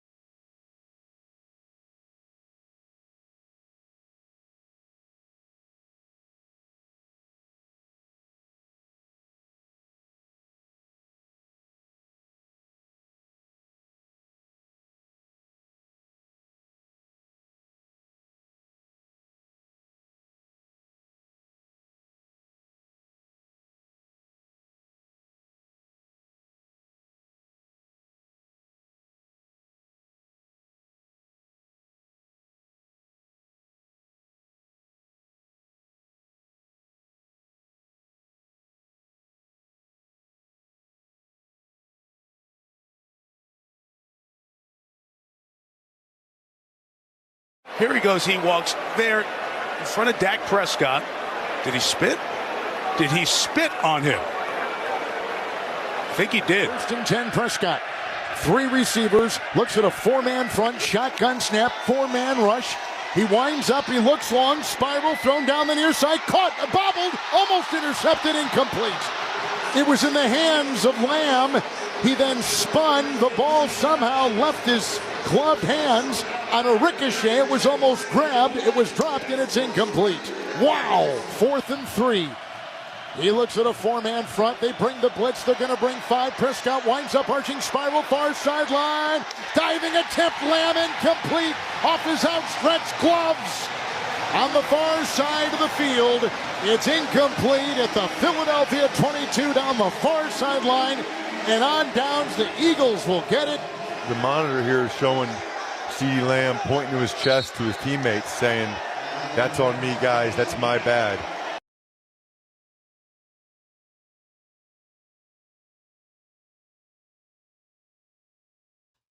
Football officially back in electric form to a point where we had to wait for like an hour and a half to restart the second half, and it killed all the offense in the game. But it's a Bud Light Football Friday. Bud Light, the official beer sponsor of the Denver Broncos. Remember to enjoy responsibly as we welcome you in to the morning sprint. Alex Ryanemi alongside not the coach, Mike Sanford, today. He's on a flight headed out to Vegas with the Valor Eagles, but we are joined by the man, the myth, the legend, the voice of your network for the Nuggets, the Rapids, and the Colorado Avalanche. Mark Bertinoli. Berto, what's up, brother? What's up, man? Dude, what's I'm up? so It's happy Friday. to have you in today. Friday before Broncos week 1. We got a little chill in the air this morning. Yeah, a little, yeah. little precipitation. Feels like fall, football baby. in the. It feels like fall. It Feels like football fall. And did you lose money last night on that Cowboys-Eagles game? I didn't touch it, man. You didn't touch didn't- it. you didn't I got want a me- baby coming. I can't be gambling. Yeah. I forgot about that. That's right. You can't be throwing money down on these games. You tell me you got no money on any of these games this weekend, brother. Nothing. I got nothing in the account. Nothing. Not even the Broncos. A guaranteed dub. You Oh, got it's nothing. a guaranteed win. I would, if I were a betting man, Mark Bertinoli, I think I'd be very, very high on the Tennessee Titans total points under. Okay. So what's that number? The though? last Like, time I saw it what's- was 15.5. Ooh, interesting. At like minus no, 110. You're right. Like, I feel like the Broncos offense can be terrible on Sunday, and you're still going to win that game, right? I think you're still going to win, and I would anticipate you cover. And it's an 8.5 point spread. It's been down to 8 on a few books. 8.5 point spread is the biggest spread in the league. The other biggest spread was last night between Dallas and Philadelphia. Well, if you Dallas bet that spread, you would have won it, right? Because it was 7.5. Yeah, Dallas covered Eagles last minus night. 7.5. And back in the middle of May, KJ grabbed the clip yesterday. I was like, watch what happens week 1. Dallas, who's not going to be a playoff team, is going to walk in, and because they're the Cowboys, they're going to beat the Eagles. And then we're going to hear for the next few weeks how it's the Cowboys are going to find a way to win the NFC East, and then they're going to crash and burn because they always do. Dude, if there are not 2 massive CeeDee Lamb drops. Yeah. A Ferguson drop, although Dak Prescott tried to decapitate his tight end twice. Like the hospital balls that Dak Prescott threw last night were. Yeah, one of them in the end zone, man. Right before the weather delay hit. I was like, oh, dude got lit up. Dude. And all that, they threw the flag on that bad boy. And I'm not sure, like when they show the replay, I'm not sure he could have held up because it comes out of his hands right when he gets popped. You know what I mean? I don't think you can hold, like, there was some, let me just say this. There was some Bush League calls last night in that game, man. It was like, I don't know, like the point of emphasis or whatever the hell it was with the taunting and everything. Like, I don't like none of that. There was way too many whistles last night in that Cowboys-Eagles game, brother. Who spat first? This is what I'm talking about.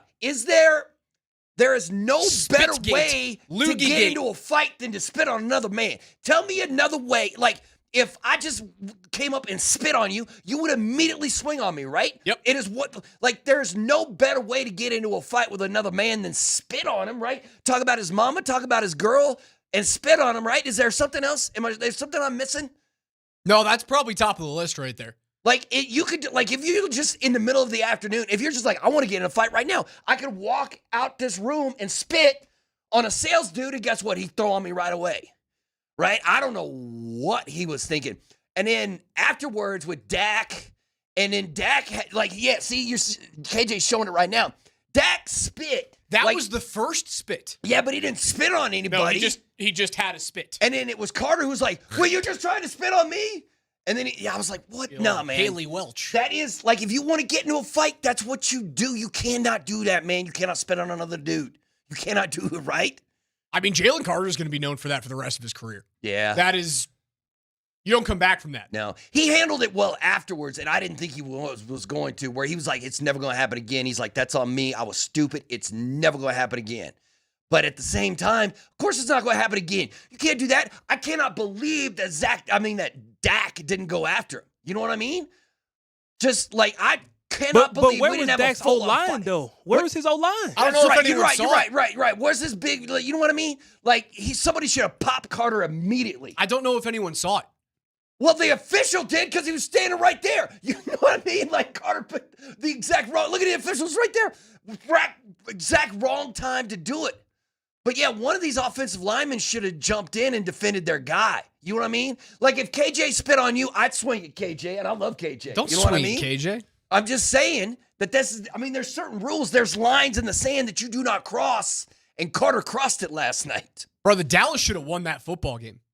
Between the two CD drops, I guess I'll call the Ferguson hit, again, the Blankenship defenseless receiver flag a drop, but that's a really tough catch. Sure, one of the CD drops is a diving catch at the end of the game, but Dak puts all three of those balls in perfect position. Those three drops, the Miles Sanders, not only the fumble, but 3 plays prior to that, right? Sanders rips off that huge run, and he gets caught from behind by a linebacker and Zach Bond.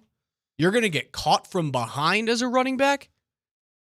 And I don't know what Schottenheimer's doing. Put Javonte Williams back in the game. You want to talk about a player that made Broncos fans watching that game last night a little nervous of, oh no, did we cut bait too early? Now, at the end of the game, Javonte Williams and his average yards per carry is right in the 3.5 range, which is kind of like who Javonte has always been. Did shoot 54 yards, whatever it is. Outside of the 2 early short yardage scores, he was kind of who we knew him to be. Did you find yourself at the end of the game, not at the beginning, at the end of the game going, still wish 33 was still here in Denver? No. Never thought that. Not ever. Not even when he got that first down, that tough first down was like third and middle. I guess I was surprised first that both teams looked pretty good, especially at the start of the game, and not after that. We didn't have a punt in the first half. But the Lightning screwed up the offense. Yeah, and I didn't think I'm of the belief that defenses start better than offenses, but last night, man, both those quarterbacks looked pretty good. Both those offenses looked pretty good. Yeah. Matter of fact, it almost felt like the way that Aikman was talking. You're like, man, you could see why there's some people in Dallas going, yo, we got a good team, and you messed up this Parsons thing, and now look at us. There were a few times, right, where you see Jalen Hurts break contain, find his way to first downs. Jalen Hurts rushes for 62 yards and 2 touchdowns. And there were 3 times on third down where Dallas Cowboys players, and I know it wasn't just linebackers or edge rushers, it was a couple of corner blitzes. Certainly Diggs had his hands on Hurts once or twice in the backfield, couldn't bring him down. Damn near for a safety, couldn't bring him down. He's able to throw the ball away. If Micah Parsons is there, yeah, he goes down. Right? You would anticipate maybe one of those first downs that Hurts is able to get probably goes by the wayside. You know what? I saw a crazy stat from last night, and I didn't think about it until after I saw the stat. You know how many times the Dallas Cowboys blitzed in the first half of that game? 0. They blitzed Jalen 0 times in the first half. And then at halftime, they're like, well, this ain't working. So they started blitzing him. They started bringing some pressure. But I was like, were they just scared because Parsons ain't there? They're just like, let's just play it straight up. We won't bring a blitz at all. I think what was very clear is that if you blitz Jalen Hurts, if you blitz a mobile quarterback, maybe Broncos fans are nervous about Cam Ward's ability to do this on Sunday, is that if you do bring pressure and he's able to break the pocket, then you're kind of screwed downfield. Mm-hmm. That turns a 7-yard scramble into a 14-yard scramble. That turns solid zone coverage into a one-on-one on the outside. And they didn't use him last night. A.J. Brown, he had his first target at the end of the game, right? 1 catch for 8 yards essentially ends the game because it puts them in a third and short situation there. But that puts A.J. Brown, Devonta Smith, Dallas Goedert, who is the most popular Eagles target of the night, puts them in one-on-one situations. I guess I understand why they didn't do it. You know what I felt last night that I've been feeling for 10 years in the AFC West, brother? What's that? Philly's inevitable. Yeah. Philly, like Jalen that wasn't great. Saquon inevitable. Wasn't great, but they still it felt like they were going to win that game. You know what I mean? Even though it was close. As soon as it is 7 yards or fewer, I go, here's a first down. Is that the difference in quarterback? Because Jalen can do it, Dak can do it, but Jalen just seems more consistent at it. You know what I mean? Like he seems a little bit better at it. Whatever that fourth quarter quarterback thing that you need when it comes down to winning time, it feels like Jalen's got it. I mean, Dak kind of did it. Dak put 3 balls in the perfect position. That, man, he saved a touchdown by sacking that dude on that fumble. After Miles Sanders fumble. And he laid out like that. You know what I mean? Like he fully laid out to get that dude when he got that fumble because he was going to take that 85 yards, man. There's something to be said for Jalen, though, being able to do it on his own. Like you didn't see Dak Prescott tuck down and run at any point. Philly was bringing crazy pressure. We know that pressure. That is Vic Fangio Broncos pressure that we saw even as a head coach here. Constant blitzes. And then even when you just had 4-man pressure, like that offensive line for the Cowboys, which is just littered with first-round picks, they're trying to recreate what they had, 5-6 years ago when Zeke was truly rushing at the top of his powers. Man, Philly just feels... I thought the NFC was wide open until I watched Philly last night. How many wins does Philly get this year then? I mean, I don't even know what Vegas has their over-under on the win total, but I'm assuming it's something stupid. Is it 12.5? Is it 11.5? What is it? Last year, what did Philly do last year? Well, they didn't win 15 like the Chiefs, right? What did they win? They had 3 losses last year. 13-3? 14-3? I could see them getting 13-14 again. I've thought the NFC was wide freaking open, where I think like Detroit can punch through. I think Washington might be able to punch through again this year. Dude, if that Philly offense looks like that in second and third and manageable, you don't think anybody's got that is for playoff football to a T. You know what? My man Spring, he keeps banging the drum saying, you know who Bo Nix should be. You know who he should be. He's already almost there. You know who he should be. Jalen Hurts. Like he wants Bo to take on a Jalen Hurts. Just what the way that Jalen runs the Eagles, he wants Bo to run the Broncos. He wants that kind of, because he's like, that's the kind of quarterback that Bo can be. This guy right here. The Jalen Hurts, I'll take you to the Super Bowl and help you win one kind of guy. But I'm not going to do it by myself. I need a great defense and some great offensive players with me. You know what I mean? Like, you can't throw Jalen on the New York Giants and be like, all right, Jalen Hurts, take us to the promised land. Go ahead. Do it. Go ahead. Without the talent. You know what I mean?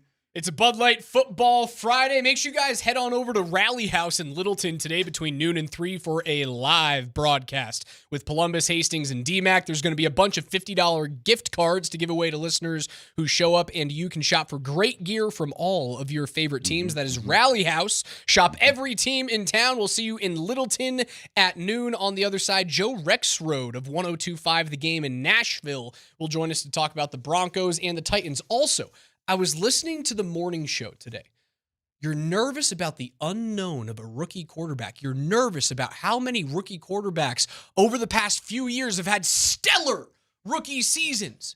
There's no waiting, so it makes you scared about Cam Ward. Coming up at 10:45, I'm going to tell you to stop being so damn scared. I dove into the last 15 years of rookie quarterbacks. Got some stats coming up in 20 minutes.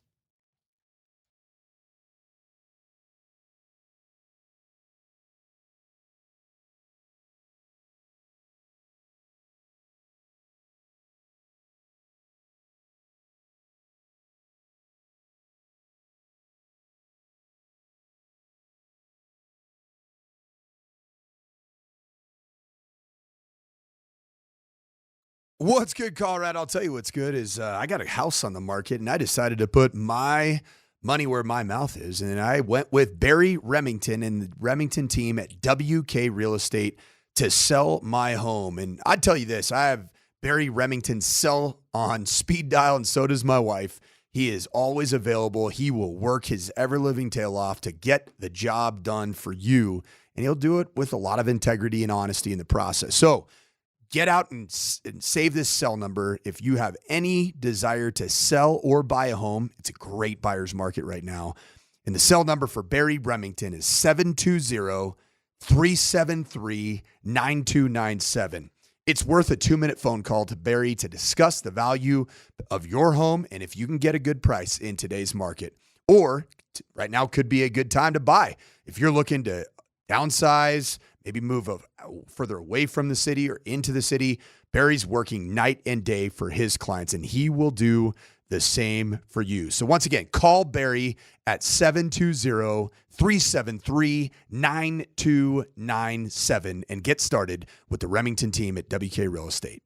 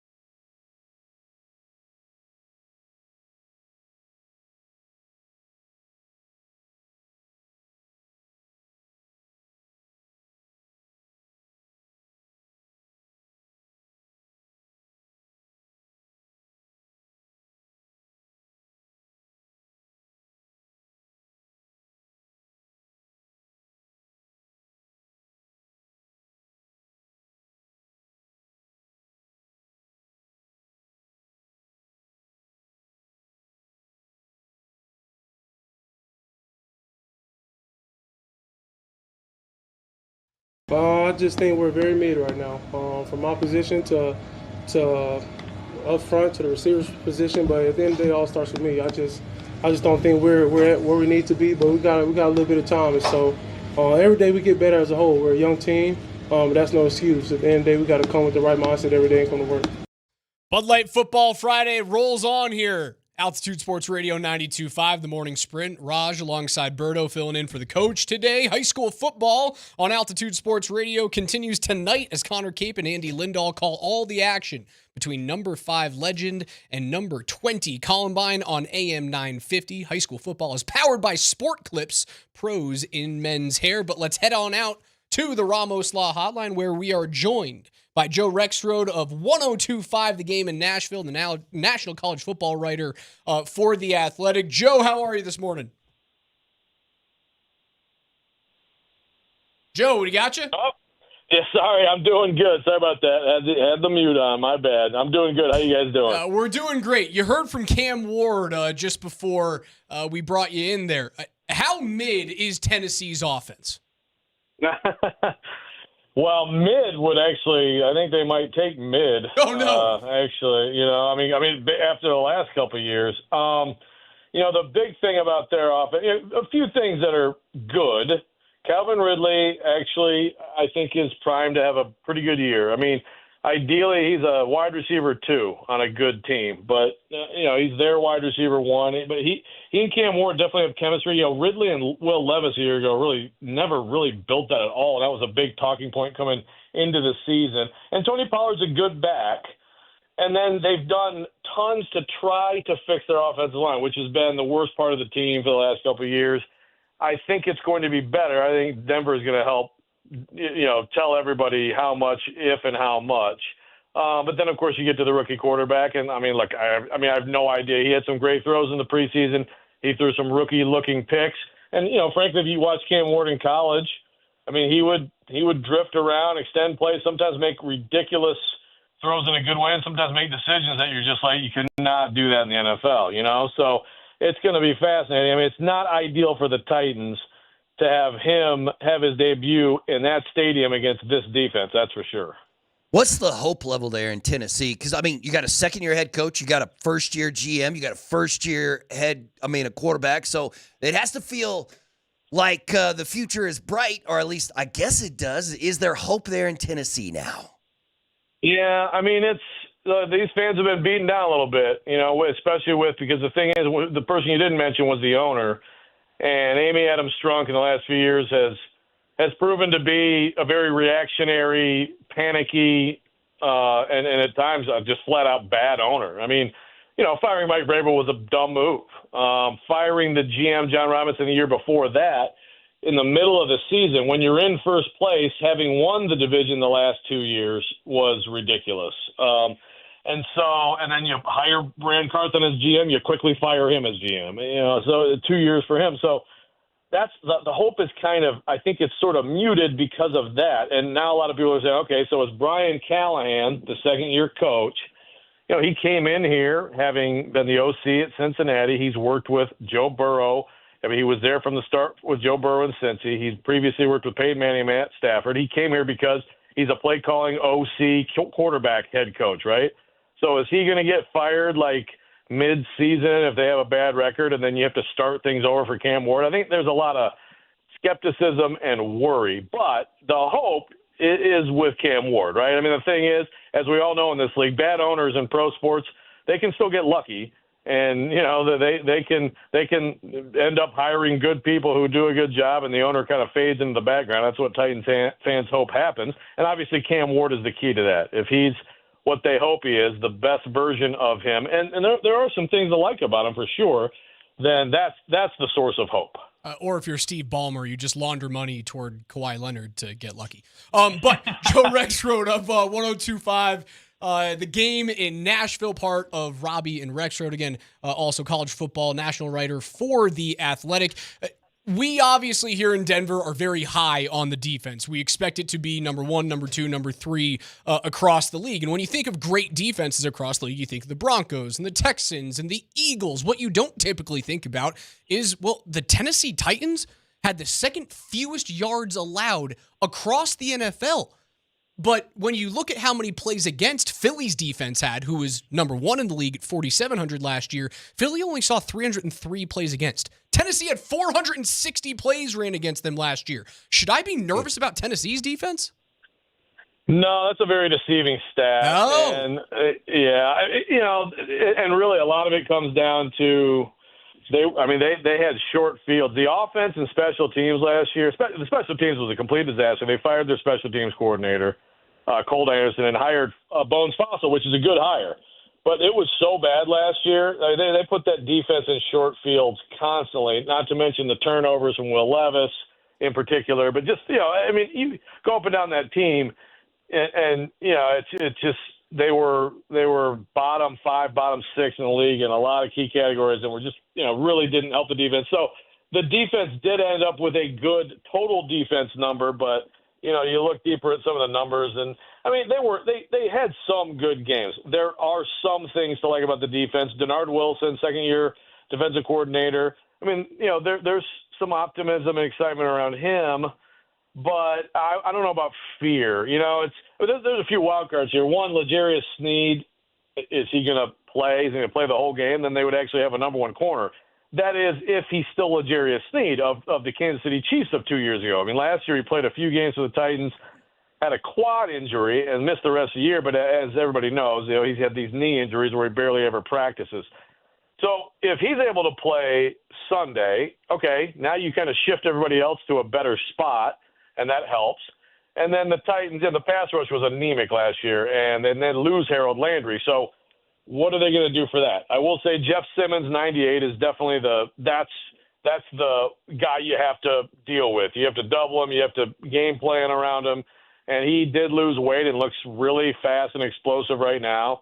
And so if he and Tavondre Sweat in the middle of that defense can be disruptive and both demand double teams, well, then, some of the other guys look better as a result. But, there's still – you have new inside linebackers. You really have nothing on the edge. Arden Key is the best pass rusher on this team, and he should be some team's 3rd or 4th guy.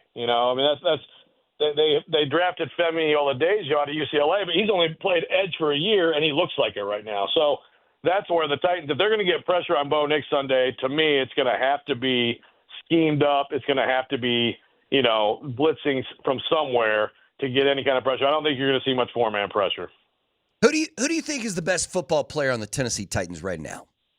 It's Jeff Simmons. Yeah. Yeah, Jeff Simmons for sure. And he is, he has not been, I would say, great since 2021 or maybe the first half of 2022. He really messed up his ankle. He tried to stick it out the rest of that year. And frankly, to me, he hasn't been the same player. He's been a very good player the last years. But like I said, he dropped. He is noticeably slimmer. And just watching him, in practice, but also preseason stuff, the joint practices, whatever. He looks like he hasn't sacrificed power while adding that quickness. And I think you'll notice 98 at times on Sunday. And of course, for the Titans to do anything this year and in this game and beyond, he's going to have to be probably all pro good. Joe Rexrode of The Athletic and 102.5 The Game in Nashville. I wouldn't be doing my job if I didn't ask someone who's covered college football in the SEC and the Big Ten for 20 years about Week 1 and the upcoming Week 2 with, the biggest game is Oklahoma and Michigan. But answer me these questions. The biggest overreaction in college football after 1 week is blank, and the biggest underreaction is blank. Okay, overreaction, I'll say Arch. Not because I'm convinced. It's been a total overreaction on him in general, just assuming he's the number 1 pick. But now I'm seeing, Tennessee. I'm in Nashville, of course. I have Tennessee fans saying they'd rather take Joey Aguilar over Archie Manning. I'm like, all right, take it easy, everybody. He was bad. There's no doubt he was bad. But Ohio State is tough on the road. And I think he'll be fine. I think he'll be good. I've never bought this idea that he's just a lock as the number 1 pick, but I think that's the biggest overreaction. I can't put Belichick or Kalen DeBoer as massive overreactions. I think they were both just so bad. Biggest underreaction, maybe that people aren't giving LSU enough love. I was just really impressed with what they did. I think Garrett Nussmeier is the best quarterback. If you want to talk about quarterbacks playing college football right now who I would say could be the next number one pick, I would put him. And when you look at what their defense did against Cade Klubnik, and an experienced Clemson team on the road at night, considering how bad LSU's defense has been the last couple of years, my takeaway from this weekend is I think LSU might win this sucker. And I just don't know that I've seen – again, we're all overreacting, right? That's what we do after week one. But I don't know that I've seen a lot of that, so I guess I'll call it an underreaction. We're in Big 12 Mountain West territory out here. We're as far away from the SEC as you can possibly get, although the SEC continues to just expand westward and northbound. In SEC country, what's the overall feeling and reaction to what Deion Sanders is doing here in Colorado? That's a good question. I feel like people have kind of been on the roller coaster ride, right? Like early on, it's like, what the heck? And then, 2 years ago, you're like, oh my God, this guy's pregame speeches. I'm ready to run through a wall, I mean, I think it's, I will tell you that some Titans fans were like, bring on down, let's go.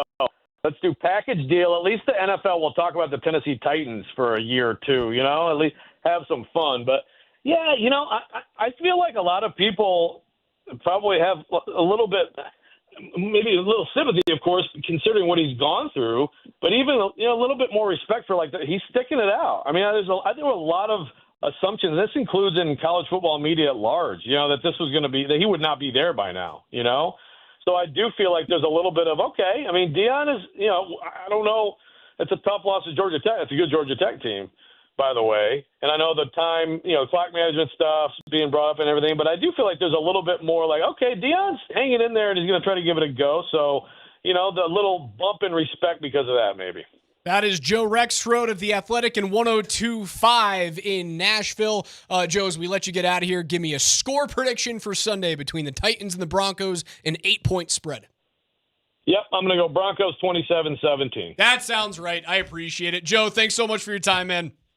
Okay, thanks, guys. Follow him on Twitter at Joe Rexrode. Watch him on 102.5 and listen to him on 102.5 The Game in Nashville. You can also read his latest on theathletic.com. You share the same sentiment about Deion going into his first year without Shedeur and Travis? Yeah, I thought it might be weird. I didn't know how it was going to play out, but listen, man, I'm here for it. Deion, man, if they want to hand Deion a lifetime contract up at CU, I'm here for it, brother. Do it. I'd do it today. I love that man. You were here. You saw the college football landscape around this place. Yeah, it was tough. Man, it was tough for 20 years, right? CU was great in the 80s and 90s, right? And they were solid in the early 2000s, and unfortunately you ran into Vince Young in the Texas buzzsaw. Yeah, speaking of Tennessee, right? You know what? Here's what's crazy. I was thinking about Cam Ward. Cam Ward will be if Cam Ward is who Tennessee thinks he is, he will be the best quarterback that franchise has had since Steve McNair, right? And that's the beginning of that franchise. When they moved from Houston, it was McNair at quarterback. That's how long it's been. Right? It's I love me some Young, but no, Vince Young, no, he was not. I'm not putting him in that category, man. And you had Mariota there, and you had Vince Young, and I forgot Tannehill. So not great. You had a few good seasons. There was Vince at the beginning was good, and then he was terrible. Did Mariota have one or two good seasons? Mariota's first year, solid, and then not so much. Right. So there's you had some sprinkle of this guy could be okay, right. And then they turned into nothing, much like Tannehill. And so that's crazy because it goes Steve McNair, and then they're hoping Cam Ward because in between there is Vince Young and Will Levis and Ryan Tannehill, and man. You know what? He did not seem very confident that this is going to be a good football team this year. No, he did not. Listen, there's a reason why I dove into the rookie quarterbacks over the last 15 years because I heard the morning show being a little nervous about the unknown or a little nervous about how well rookies have done over the course of their first year in recent seasons. And I went, I guess that's true, but the first game they lose. So fast. At the halftime of tonight's Legend and Columbine game on AM 950, tune in as we honor the Student of the Week presented by Mr. Rooter Plumbing, proudly rooting for Colorado athletes on the other side. I'm going to tell you why, if you are nervous about Tennessee's offense and Cam Ward, shut up.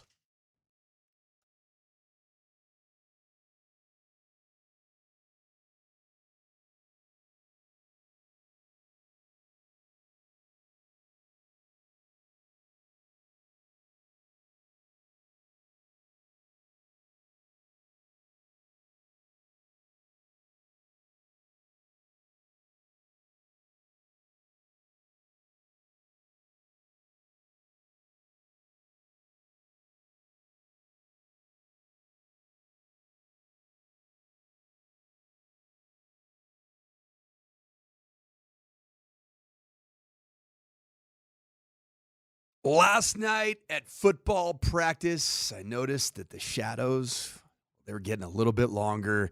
And you know what that means? Fall is knocking on the door, and even better than that for me, winter. It's right around the corner. And as you think about your plans for the winter, it's time to lock in the best deal in Colorado skiing and riding. Loveland Ski Area's unrestricted 4-pack, which is 4 tickets for just $289. That's $72 a day. No blackouts, no restrictions. You can choose it to ski 4 days by yourself, spread it out over several weeks or a month or two, or just share it with friends on the same day. But for a limited time, save an extra $10 when you buy online at skiloveland.com. Hurry. This special offer, it's going to be ending in 3 days on September 7th. 4-packs are only on sale for a limited time. Loveland Ski Area. More snow, less crowds.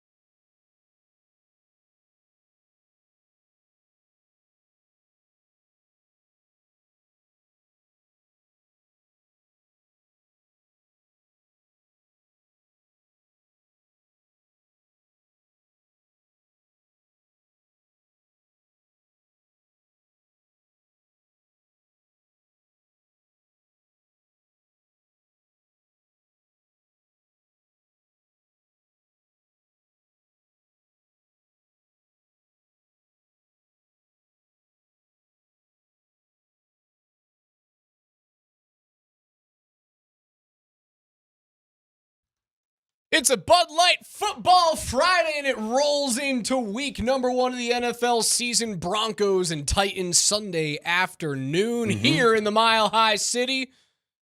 8.5 point spread. We just talked to Joe Rexrode. When you start pre-gaming for the first game, it's Sunday. It's the afternoon Sunday game. So when do you start pre-gaming for that bad boy? 10-11? 10-11? Right, That's solid. Right when the first games start to kick off, you're 10, like, 11. all right, let's see what's up. Yeah, I can change from coffee to 1 beers, as Coach would say, at 10 o'clock. I'm cool with that on a football Sunday for week 1. Wait. Are you going to be locked into red zone, or are you going to pick one of these early games? I'm not a red zone guy. Oh, are you? I love me some red zone, bro. I got to be honest. Oh, my God. My college buddies ruined it for me. Oh, why? They were so obsessed with the dudes on their fantasy football team. Okay. That, like, all we could watch was red zone because we were nervous about, what Larry Fitzgerald was doing out there between the Cardinals and the Rams. And I'm like, we've got good football. Let's just watch a good football game. And all it was if we didn't have red zone going, you'd find another game because my buddy Paul had quarterback X and running back Y, and we had to watch that guy. And then red zone became the hub of like, oh, this is my dude playing. Wow. So tell me, what game are you going to be locked into Sunday morning before the Broncos go? There's a Sunday morning game that you're like, this is the game I got to check out, man. The Sunday morning schedule is... There's 7, 8 games Sunday morning? Tampa Atlanta is a really good game. Okay. That's a good game in division. I'd be excited to watch Vegas New England because I like the rookie running backs. Mm-hmm. But yeah, those are probably my early ones that I'm watching. Then I'm going to see a little bit of Travis Hunter. Yeah. I'll probably lock it to the Panthers and Jags. Nobody wants to watch Panthers and Jags unless you're a Travis fan, but right? There's no other reason to do that. Yeah, if I'm going to lock into a game, I think the best game in the early slate is Tampa Atlanta. Okay. And I'll watch that. I'm more of a sit down, watch a football game, and if it goes to break, then I go and see what's on the other channel. Red zone's just too much for me, man. No, I love red I zone. understand it. I'm not going to poo-poo someone. I love red zone, man. I love red zone. And I can't stand all these national chuckleheads out here defending the fact that red zone is now going to have commercials on it. Like, they're all like, hey, man, it's not that long. It's not that bad. Like, Schefter's doing it. McAfee's doing it. Schefter was like, it's less than 0.05%. And I'm like, I don't give a damn. It could be a quarter of a millisecond. You made my program worse. You made it worse. Don't try to explain to me why you made it worse. It's more than zero. Worse. Go back. Make it like it was. Go back. But whatever. Red zone is very Birdo coded. Let's be honest about that. Red zone is my jam. And now they're all like, shut up, man. There's not going to be that many commercials. You can put up with it. Bro, I had no commercials before. Now I got commercials. Something has happened. Something's gone wrong. Birdo, the morning show is trying to tell me that we should be a little wary, a little nervous about the success that rookie quarterbacks have had immediately in the NFL. The recent run of first-year quarterbacks looking good, having success, winning playoff games. We should be nervous about number 1 pick Cam Ward because of the successes of players like CJ Stroud and Jaden Daniels and Justin Herbert. We should be nervous because the new NFL allows for younger quarterbacks to be successful early. I think it's a load of crap. All right. Well, why? Give it to me. Because I don't have to worry about Cam Ward in week 15. I have to worry about Cam Ward in week 1 on the road against one of the best defenses in the league. So what I did, I took the pleasure. It wasn't a job. It was the pleasure of looking through the last 15 years of excellent rookie quarterback play across their full season. Yeah. So off the top of your head, I'd named a couple right there, Daniels, Stroud, Herbert. Who are some of the best rookie quarterback seasons that you can remember over the past decade and a half? Cam Newton, Robert Griffin III, Ben Roethlisberger. Okay. Roethlisberger a little bit earlier, so I didn't go quite far that back, but I 100% agree with you. Roethlisberger is in that conversation. Early 2000s for Ben. But like the best have been the guys. It's been Jaden and CJ. It sure right? has. Yeah, Jaden Daniels. I get it. You're scared of like statistically the best rookie season of all time in terms of rushing, passing, and also winning football games. Had a terrible rookie season. He sure John did. Elway had a terrible rookie Sure season. did. And those quarterbacks are all better than the quarterbacks we're currently discussing. Jaden Daniels, 3,500 yards, 25 touchdowns, another 900 on the ground with 6 scores. That's a stupid season. How did he do in his first game? He lost. 184 yards, 0 touchdowns, 3 fumbles, and 2 sacks for 23 yards. It's rough out here. Yes, he did add 88 yards and 2 touchdowns on the ground. They lost by 17 to Tampa Bay, a team that Denver hammered. So CJ? What did CJ Stroud do in his first game? CJ Stroud in his first game, right? He had a great season, 4,100 yards, 9 wins, gets a playoff win in his rookie season back in 2023. 242 yards, no touchdowns, 5 sacks and a fumble, and a 16-point loss to Baltimore. You want to keep going? Justin Herbert give me back Justin in 2020, a stellar rookie season. 4,300 yards, 31 touchdowns to just 10 rookie interceptions. Record. That's a rookie record, right? I think that's the 31 touches were a rookie record. It sure is. He just won 6 games. How'd he do in his first game? Got crushed. They lost. They did not get crushed. Oh, this is actually the first, decent quarterback there. An overtime loss 23-20 against defending champion Kansas City. Interesting. He had a touchdown, 1 pick, another touchdown on the ground, 311 yards. So a solid showing from Justin Herbert, but a loss. Mm-hmm. How about Kyler Murray in 2019, Rookie of the Year? Oh, I didn't. You know what? Yeah, well, I'm sure. Did he get? Obviously he lost his first game. 5 wins, 4,300 combined yards with 26 total touchdowns, but 17 turnovers. You know what he did his first game? He tied Detroit. I don't remember that either, man. He threw the ball 54 times at a 53% clip. 2 touchdowns, 1 pick, didn't do anything on the ground. How about Dak Prescott in 2016? What about your boy Dak? One of the best rookie seasons of all time. 13-3 record, 3,700 yards, 23 touchdowns, 4 picks. He had 6 rushing touchdowns in that season. He lost 20-19 to the Giants, had 227 yards and no scores. Yeah, that's a pretty filthy rookie season, man. How about the 3 quarterbacks in 2012 who finished 1, 2, and 3 in Rookie of the Year with Robert Griffin, Russell Wilson, and Andrew Luck? You want to start with Russ because he's got near and dear ties here to the Mile High City? Yeah. What did Russ do his rookie season? Russ finished 3rd in the Rookie of the Year voting with an 11-5 record, 3,100 yards, 26 scores, 10 interceptions, and 500 yards on the ground. Against Arizona, he lost 20-16, 52% completion, 153 yards, 1 touchdown, 1 interception, and 3 sacks with a fumble. How about Robert Griffin III, who won Rookie of the Year that season? 9-6. Finally, we get a win. Finally! He won his first game? Robert Griffin III went 19 for 26, 320 yards, 2 touchdowns, no picks, 42 yards on the ground. He did have 1 fumble in that game, but they won over the Sean Payton-less New Orleans Saints. Bounty game. What's that? I was about to say that's his suspension. That was when he was Sure suspended? was. Wow. New so Orleans he was was sitting coming at home. Wait, that was his first game suspended too. So he's sitting at home freaking the hell out on the. Oh wow, I did not know that. New Orleans is coming off an 11-win season that year. They were 11-5. They lost 40-32 at the beginning of the Bounty Gate suspension.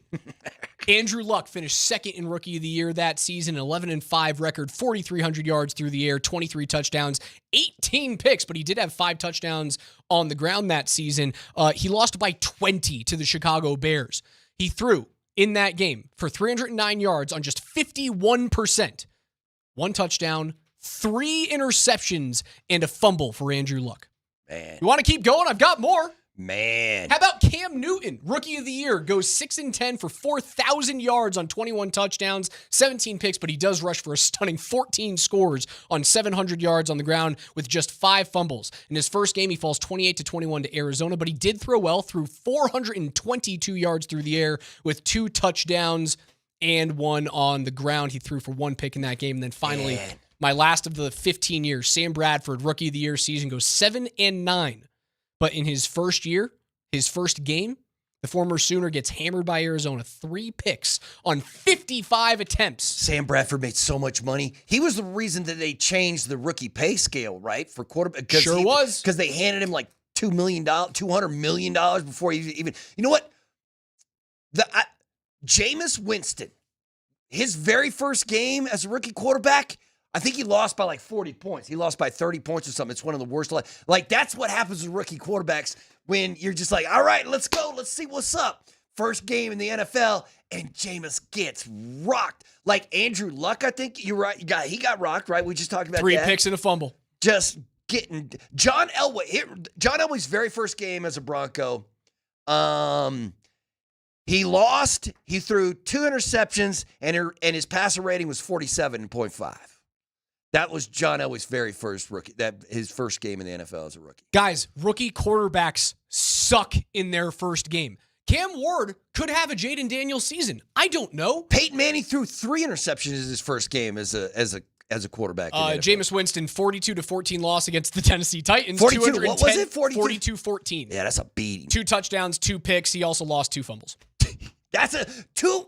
Yeesh. 4 turnovers. How many times 4 turnovers, man? And he's still doing it to this day. Just last year, he was like, I pray to God that I don't throw those, right? Like that was just last year. Am I right? That's what the bishop was asking for.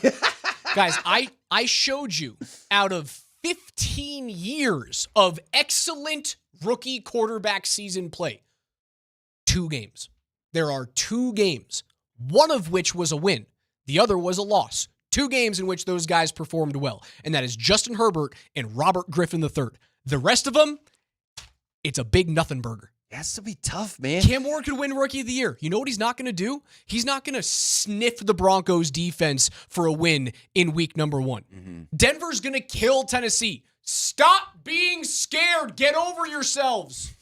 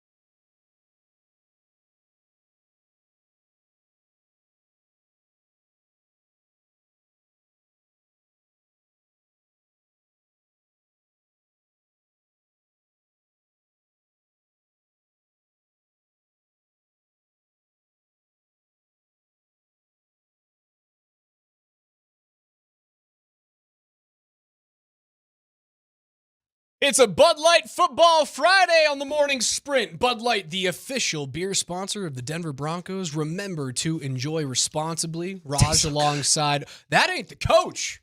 That's the silver-haired fox. That's Mark Bertinoli. Coach is on a plane. He's on a plane to Vegas with a bunch of high schoolers. That's got to be fun. For a football You're game. bringing a whole high school team into Vegas. You got to be responsible, right? Chaos.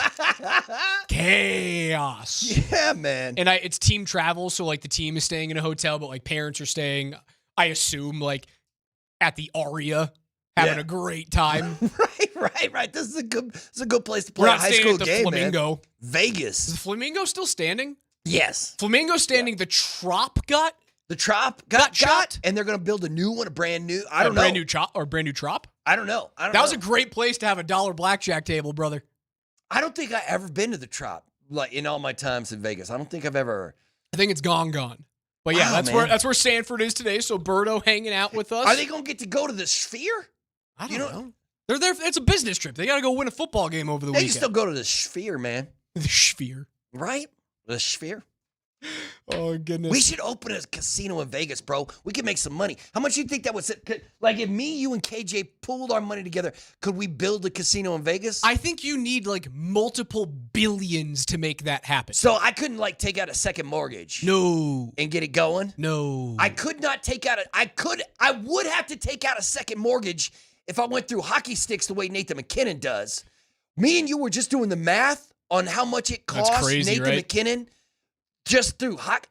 That man, it's over $100,000. That man spends he's gifted over $100,000. Yeah, he doesn't spend that money. Pro hockey players they don't spend money on hocky sticks. I want to make that very clear. What is the single most expensive stick on the market right now? How much would that set you back? If you're like, you know what, I want the highest, Bauer, I want that like super future tech, whatever you're putting in there. How much would that stick cost me? Just one stick. Bauer's latest Vapor, I think, runs at like $370. You go through 400 of those a year, man, at $370 a pop.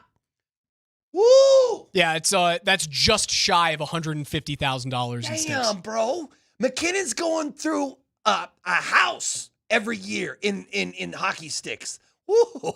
You think there's a football player going through anywhere near $150,000 worth of equipment in the NFL? No. I mean, the most expensive equipment in the NFL is the helmet, and those helmets cost almost like a hockey stick. They're like $300 but you're not going through 400 helmets. You got like 2 of them, right? And that's only just for Yeah, you're not worried about that at all. 400 of them, man.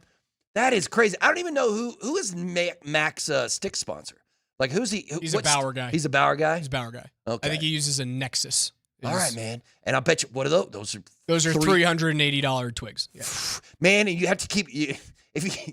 Nate's sending those emails like, I need some more sticks. I went through 12 this week. Nike's most expensive cleat is a $220 Turf 93 TD cleat. It looks like the old like Jordan 6. Oh, actually nice. Really good looking shoe. I was about to say nice. It's a really good looking wear cleat. Those. $220. But you only need one. You need one pair. Dude, even if you went through a cleat per game, it still wouldn't be right. What about a cleat per quarter? Nah, even then, it's not even close, man. It's 400 sticks, bro. He plays 82 games. How many sticks is he trashing every single game? If you switched out the most expensive cleat that Nike has every quarter, it would only run you about $15,000 per season. Per regular season. You're not even sniffing what Nathan McKinnon goes through in sticks. I mean, hockey's expensive already, but when you're going through 400 sticks, that's a mass. Like, is there anybody else in the NHL who goes through sticks like Mac? I'm sure there's somebody close. A lot of guys, man. You know what I mean? Because some people just have no respect for the stick. I mean, there's a lot of dudes that go through, like there's a lot of football players that will go through different cleats every single game, different cleats every half. My favorite one from sports, like, remember Chris Drury? Yeah. Chris Drury would not only go through a mouth guard every single period. Really? He'd switch out his gloves every period. Psycho. Well, listen, man, there is nothing nastier. There is nuclear waste that isn't as nasty as NHL hockey players' gloves. You know what I mean? Like, yeah, those are gross. Those are the single nastiest sport. Like, You know the greatest thing to get rid of that smell? What? Shaving cream. Is that what they do? You just pour them in the glove? No, you just because that was the one thing. Like you get in the they have you those get in the glove shower. dryers that you can throw the gloves on. You know what I mean during the intermission to help get all this nastiness out of them. You get in the shower and you'd get most of the hockey smell off in the shower, but there's still like a little bit of a tinge left with you, and it was always the hands and the feet. So we would just have a thing of Edge shaving gel, and after you get out of the shower, you just wash your hands with shaving cream, and then it was done. Okay, I did not know that, man. Little hack for you, bro. I did not know that, man. That's right. You're living life a little bit better. Little hack. Yeah, there's no way that there's any other sport where you go through, and yes, that's the retail value. It does cost the manufacturer far less to make those things. How many pairs of skates does a guy go through in a season, you think? I don't know. Some players probably go through 4, and some players probably go through 20. Mm-hmm. Depends. You got to get the right fit. Yeah. But it ain't cost you $100,000. How much does a football cost? Football costs you $25. I don't know. How much does a football cost? I haven't. NFL football costs. The Duke is $160 retail football. Oh, really? It's a little bit more expensive than I thought it was going to be. I didn't realize. Yeah, I was just about to say because if you go to like any store now, like you can't buy a football for like less than $50. Like, Oh, it's really? crazy. Man, I guess I haven't bought a football in like 15, 20 years, man. They're a little bit more like, how much would a basketball set me? If I'm like, I got to go ball. Like, I have a ball at my house, but if I was going to buy a new one, would that set me back $50 too? The last one I bought cost me $75. So I don't know. Sports are expensive, but not like going through 400 sticks a season. At $160 a pop for an NFL football, the Duke, per game, you can budget 24 balls per game. It costs, in footballs, just under $4,000 a game. Interesting. I didn't know that either. Sports are expensive, man. Yeah, especially hockey, brother, and football. Hockey and football are insanely expensive. We were talking a lot about basketball, about rookie quarterbacks, and ways to trick yourself into being nervous about the Tennessee Titans. And I brought up the stat that Moser was talking about. I believe it was yesterday, Tennessee being the second-ranked defense last year in terms of yards against. We talked a couple of segments ago about that stat with, who's our guy from Tennessee, Joe Rexrode, about that stat. And he went, well, this is where science is going to be a liar sometimes. They kept those teams to fewer yards because, well, they would turn the ball over and those teams would only have to go 37 yards to score a touchdown on them. If you look at the scoring defense, it's vastly different from what they have in terms of yardage against. And then we would go into, well, are you nervous about not having film against a rookie quarterback like Cam Ward? I walked you through the last 15 years of rookie quarterbacks who've had great seasons, but don't fare well in their first games. You asked me a question in the break that I want to get into. Is there a chance Cam Ward has a better rookie season than Bo did last year? And Bo did not win Rookie of the Year. Third. A distant third. Who was second? Brock Bowers. I should have thought one of the that, greatest man. tight end seasons. Right. Rookie or not. Right. It's so stupid. The dude's playing in his second season. People are all like, it's probably a Hall of Fame tight end right there. That's what I'm talking. But yeah, keep on going. We'll see what's – man, Ashton got a cover story somewhere that I was reading some of. He seems pretty fierce, too. And I kind of like Cam Ward's personality. You know what I mean? It feels like in the NFL, especially nowadays, these quarterbacks come out of college and they have so much media training and the agents training and they all just sound like CEO. They never say anything that's going to hurt anybody's feelings. They're just going to be as vanilla as possible, just the most bland personality you could possibly find. But Cam Ward's not that at all. You know what I mean? He's pretty. Yeah. You think he's outspoken? No, I think Cam's got his own kind of personality. Like he's his own cat. Like he's a weird kind of dude a little bit. And he's also got some cockiness, but he's also a little straight. Did you see that interview with him when they were talking about his pregame routine? His pregame routine is crazy, man. It's not anything like I've ever seen a football player do. Not only that, he's out there on the field with his headphones on. You know what he listens to when he's out there? Not a damn thing. Just silence, he says. He listens to silence. He's raw dogging He's not, he's got his headphones on so that it's dude, quiet, that is but he serial listens to killer stuff. That's what people were saying. People were like, whoa, bro. You what? Yeah, you throw on the headphones, but you don't turn on the music. Like, you just out there with the headphones on listening to silence is what he says when he warms up. And I'm like, okay, see, that's a little weird. I don't know why it's weird, but it's like there's something wrong with that, right? There's something wrong with that. Listen to silence? He's just taking a little bit of the outside. You know who was listening to silence? Jeffrey Dahmer was listening to silence. You know what I'm talking about? Like, that's some serial killer nonsense. God. That's what I'm talking about. Listening to Jeffrey nothing with your Dahmer feels headphones more on. of like an Enya guy. I said, put you. Wow. See, that is scary. Enya and Dahmer? Like, you think he's eating brains and listening to Enya, bro? I don't know, man. That's That's okay. All right. I see where your head's at. This is a reason to be scared of Cam Ward. I finally found it. He might be a psycho. I He might be finally found the reason to be nervous about a rookie quarterback in game number 1. It's not because, well, he had a really good season at Miami. It's not because he was the number 1 overall pick. It's not because Jaden Daniels and CJ Stroud and Justin Herbert have had good seasons, but, well, largely terrible first games. It's because the guy puts his Bose headphones on and listens to not even white noise. Nope. Doesn't turn on his phone. Doesn't do it. Just puts the Just headphones a on whole and listens bunch to of nothing. Yeah. That's, you can scare me now. Like, I don't even know what he's thinking about. No doubt, Crazy. Stephen A. It's weird. It's just weird, man. But I guess, dude, I brought it up because you mentioned Chris Drury. Chris Drury and Ryan O'Reilly especially had the weirdest pregame routines in the history. Like, Ryan O'Reilly would do like 6 workouts before the game. It was insane, the stuff that Ryan O'Reilly would do. But this Cam Ward thing, I'm like, that is weird, man. Why put the headphones on at all then? What are you doing? Why? I mean, you can listen to nothing without the headphones on. I don't know, man. Just strange stuff. How about this? Let me ask you this question.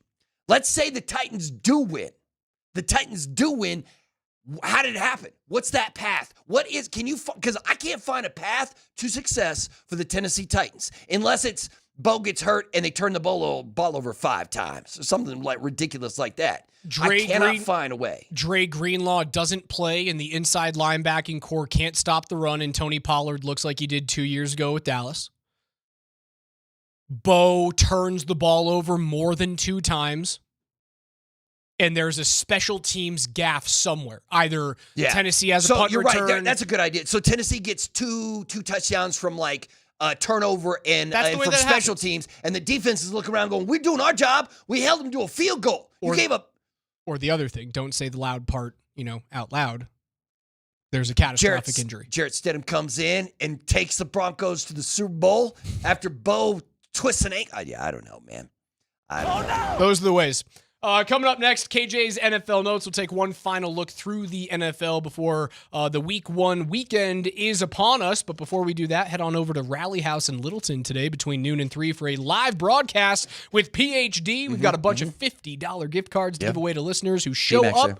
And you can shop for great gear for all DMac's of your giving favorite out teams. Open mouth kisses free at Rally House. I'd rather a $50 gift card. Rally House, shop every team in town. We'll see you guys in Littleton at noon.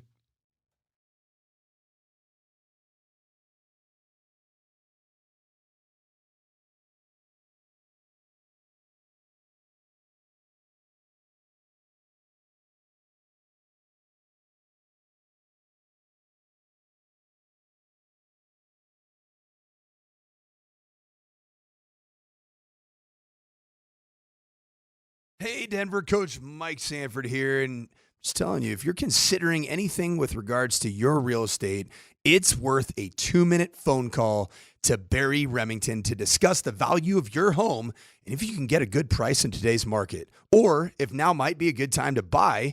If you're looking for a home, he's working night and day for his clients, and he'll do the same for you. So call Barry's cell at 720-373-9297 and get started with the Remington team at WK Real Estate.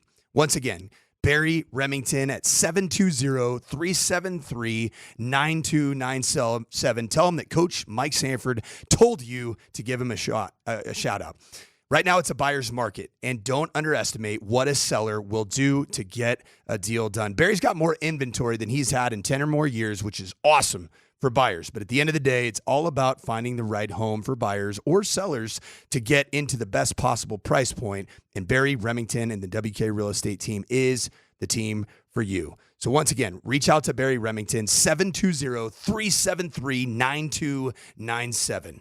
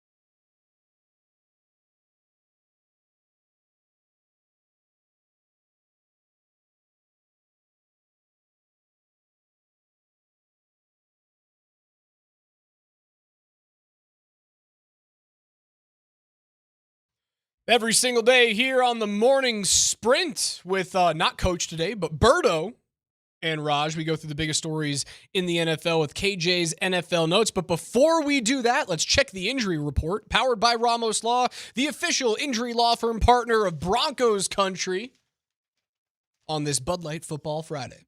Nick Bonito on Thursday, full participant, as was Marvin Mims and Alex Singleton. All three of those players, foot, thigh, and thumb injuries, respectively, were full on Wednesday and Thursday. Malcolm Roach, DeAndre Tillman, limited in practice on Thursday. Roach with a calf, Tillman with a hamstring. Nate Adkins did not participate with an ankle injury in Wednesday or Thursday's practice. And the aforementioned Dre Greenlaw with his quad injury still nagging him, DNP, both Wednesday and Thursday. On the Tennessee side, Dan Moore Jr., the tackle, was a full participant after missing Wednesday's practice with an ankle injury. L'Jarius Sneed, who didn't play, I think he either had one game or no games last year, the number one corner for the Titans, with a knee injury, limited in both Wednesday and Thursday's practice. And then Kevin Winston Jr., the safety, with a hamstring injury, limited as well. KJ, what's first? All right, well, before we get into some fun stuff here, let me deliver one more piece of bad news. Oh, no. What happened? Former Broncos cornerback Damari Mathis, who is currently with the Panthers, tore his ACL in practice on Wednesday, and now it is confirmed he is out for the rest of the season. I had not heard that. Sucks. Yeah, that sucks. Yeah, you hate to hear that. So, I don't want to be, crass about this, but the way that you led into that scared me. And I'm relieved that it wasn't what I thought it was, which was, a devastating injury to a current Broncos player. I do feel very bad for Damari Mathis, though. That sucks. Yeah, no, I do as well. And it's unfortunate, but I know he was here with the Broncos for a few years, so I just wanted to at least relay that information to Broncos country. But let's get on to some brighter news. Yesterday, obviously, star outside linebacker Nick Bonito got paid a 4-year, $106 million contract extension worth up to $120 million. He had his press conference yesterday between Nick Bonito, Vance Joseph. The love affair is real. Here is just a portion of what that glaze fest sounded like between those two yesterday. I think last year he finally was on the field, enough to, show his production. Our first year here, he was on a good run for about 4 games. He got injured. So last year was his first time, playing extended games and having, top 5 production. So I think Nick is a player that's still growing, The best for Nick is ahead of him, and he knows that, and he's excited to play on Sunday. Another guy who was really, Coach VJ, it was kind of weird, when he first came here, I was coming off my rookie year, and I had half a sack or something like that, and he tells me to come up to his office to talk to him, and I'm pretty sure he wouldn't mind me telling the story, but he's just like, Nick, you can be double-digit sack guy in this league. I'm like, are you sure you brought the right guy in here? I just had a 1-sack season, but he had ultimate confidence in me, and it's paid off. I just had to wait my term and just keep working, and I finally got to see his vision. So, 15 games started, an interception with a touchdown on that little double reverse pass that Indy was trying to throw back to Anthony Richardson. Just a crazy play design. Yeah. 2 forced fumbles, 48 combined tackles in 2024, and 13.5 sacks. It's a damn good season. Mm-hmm. I still think his pitch count needs to be upped into the 75% of defensive snaps realm. Okay. That's where I want to see him. I'm sure we'll be. I'm glad it's done. I'm glad it's finished. If you know what I would do, though? If I'm Greg Penner, at this point, I sit down in my big old office. I'm sure he has a big old office, right? I'm sure he does. Big old office with a nice comfy chair. I'm sure it's getting bigger in the next facility. I sit down and I look at Sean Payton and that staff and say, it's on you now. I have done everything that you idiots wanted. I have done everything. We have signed everybody. We're building new stuff. Everything that you asked, we have gotten. I've done it all. So guess what? It's on you now. If we don't win now, it's on Sean Payton. Because what was that tweet from Kliss? They've locked up 7 players in the last 13 months. And not just random dudes, top-end guys. They have paid top-end guys. They have paid their dudes. And now it's on them to show up and play, right? It's on Sean Payton, and it's on the team to play. Because from the ownership standpoint, you have done everything you could possibly do. You have thrown these guys wanted money, you gave them the money. Now now you got to show up. Hey, guess what, Bonito? You've been great, but you've been on the come up. Now you're here. Now you've made it. Now you're $120 million, right? What's the guarantee? $70 million guaranteed or something? 70 guaranteed, 106? No, 104, right? 106. 106 with the ability to earn 120. So everybody on that roster is happy, right? Everybody's happy, right? Except for maybe Myers or somebody like that. You've done everything you're supposed to do. JFM's probably the only dude being like, I could be paid. You could pay me too. But no, they've paid everybody. Dre might get, or Jonathan Franklin Myers might get his next year. Now we get to see the Greg Penner, what kind of Greg Penner we get, what kind of ownership group we get if they're not successful. You know what I mean? Like, if we've been on the road up since Sean Payton showed up 2 years ago. This is, you know what I mean? So now it's like, okay, we've given you everything you've asked for. Now you got to give us wins. That's all we ask for. Okay, so your question is what happens, like what does ownership change into if the trajectory changes? Right. And if switches? they give it, like everything's worked out so far. Everything's coming out orange and blue. Everything's been fine. But now that you've given Sean Payton everything, what if it doesn't work out? I don't think they would make any drastic changes. I don't think they would either. Because you still have the ability because Russ comes off the books next year. Now, granted, when Russ comes off the books, all of these extensions, namely the 4 big ones that they've made that run through 2029, Sutton and Benito, Zach Allen. Like if you're Sean all Payton, of those come on the books next year, not this year. If you're Payton, what else do you want from your ownership group? Like, you know what I mean? What else could you possibly want from your ownership group? Nothing, no, right? You've done well. Then now it's your turn. Now it's your turn. We've given you all the tools. Now go out there and construct this championship. Same question regarding Nick Benito. Mm-hmm. What is your line of demarcation on this year? Like, he has to listen, bro, if you're sitting on 9 sacks at the end of the year, I'm going to be a little upset. Well, I guess it just depends. Because what happens if Benito suddenly becomes the focal point of a team? Like a team is when you're an offensive team, you sit down and you're like, okay, we got to talk about this Benito guy and how we're going to work around him. Maybe you just double Benito. Well, no, I don't know, man. There's too many pass rushing studs on this defense for you to look at Nick Benito and go, we're going to defend you like Von Miller. Mm-hmm. And it's not like what would be a fall off for Benito? Or what would be a great season? I mean, I don't need the man to get me 23 sacks, right? I mean, that'd be great if he did. But I'm not like, listen, we just paid you. You got to give me 20 sacks. I mean, another just season be a of difference maker. Another season of 13-14 is kind of excellent. Mm-hmm. I think it gets very disappointing if you get into 8 or 9 sack territory. I thought there was a world in which they didn't pay Benito. He has a great season, and then he's worth $35 million. Well, if he has a great season, then he's north of 40 after the Parsons deal. You know what I mean? But you got him for $30 million a season, and bonuses, whatever he can earn, or whatever those extra little things that he can earn. But you know what I mean? Like, I feel like that's a great price to have Nick at. Oh, it's an awesome He's price. happy. You're happy. Now, that's the problem. Everybody on the Broncos, we're all happy. We're all super happy. Until you lose the Titans, right? If he plays every game this season and doesn't record 13 sacks, I'll go, did you jump the gun? Mm-hmm. Did you pay him too early? Nah, but did you give him the Casey Middlestat deal?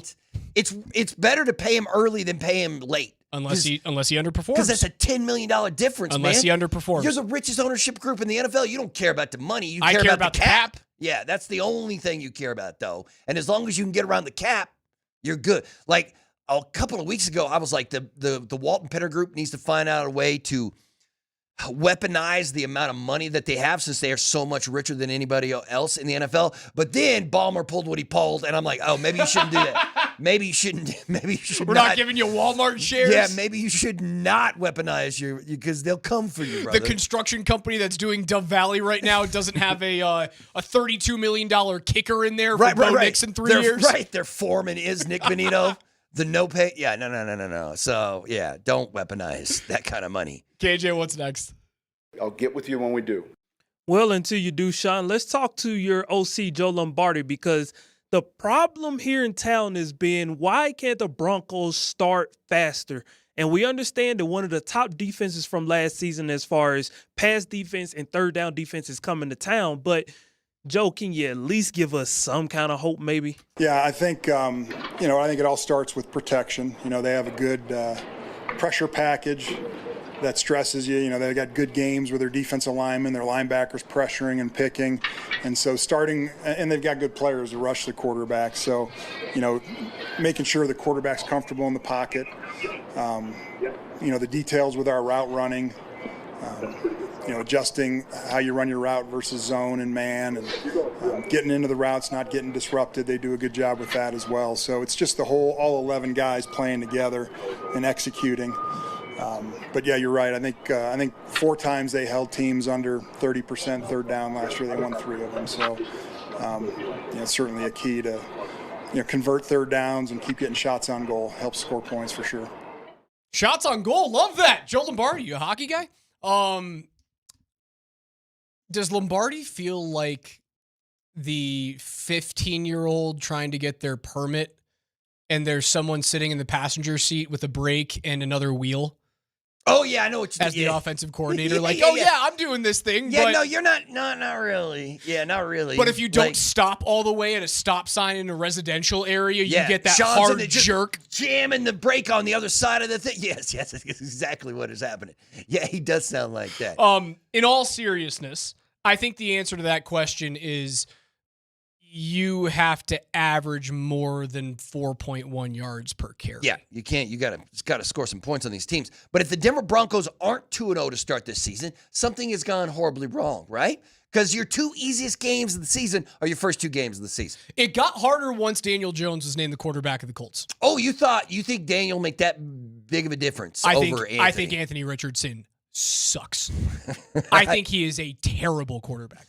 I think the he answer sucks too. is yes. But Daniel I don't Jones think Daniel Jones is 10 times better. You know what I mean? I don't know, man. Daniel Jones is a great quarterback, but I think he is so much better than AR5. Daniel Jones is going to be running for his life 2 weeks from now, too, man. You know what I mean? I guess just a week from now, because it's not. It's a next Sunday? Game. Yeah, okay. It's not a Thursday or Monday game, something random like that. 12 days from now? But listen, doesn't every NFL team say you gotta have a fast start? Like the Cincinnati Bengals have been, that's the only thing they've been saying this entire it's like, we're not doing that thing where we go 0-3. We're not doing that thing where we go 0-2 to start the season. We are winning these games to start. But every team says we got to get off to a fast start, right? Like Joe Lombardi's not like, well, listen, I got something that not a whole lot of people are saying. I want to win the first game. You know, like, yeah, bro, we get it. Like, we all do. So, but if with the Broncos, though, it means something different because the 2 worst teams that you face this season are the 2 first games of the season. 3-2 going into the Tottenham game is my spot. That's what exactly I want. What you're 3-2 going into the Tottenham game. That's good. But, I also wouldn't hate, and don't yell at me, I wouldn't hate if they were also 2-3 by the time that came around, too. So who are your losses? So in that scenario, are they losing 3 straight to LA, Cincy, and Philly? They could, yes. Yes, they certainly could. I hate that. They certainly could because listen, Tennessee, you're going to get smashed on Sunday. You're going to get beat up on Sunday. Like, the score might not be indicative of what the Broncos are going to do to that team, but I think that team's going to they're going to get thrashed. The Broncos are going to come out on a mission. Then you roll into Indianapolis the very next week. You can handle that. You can get that win, right? You trust the Broncos defense, but then you go Chargers, do you trust the Broncos defense Eagles against Jonathan Taylor? Yeah. You know what? I have serious concerns about Justin Herbert this season. Like, you know what I mean?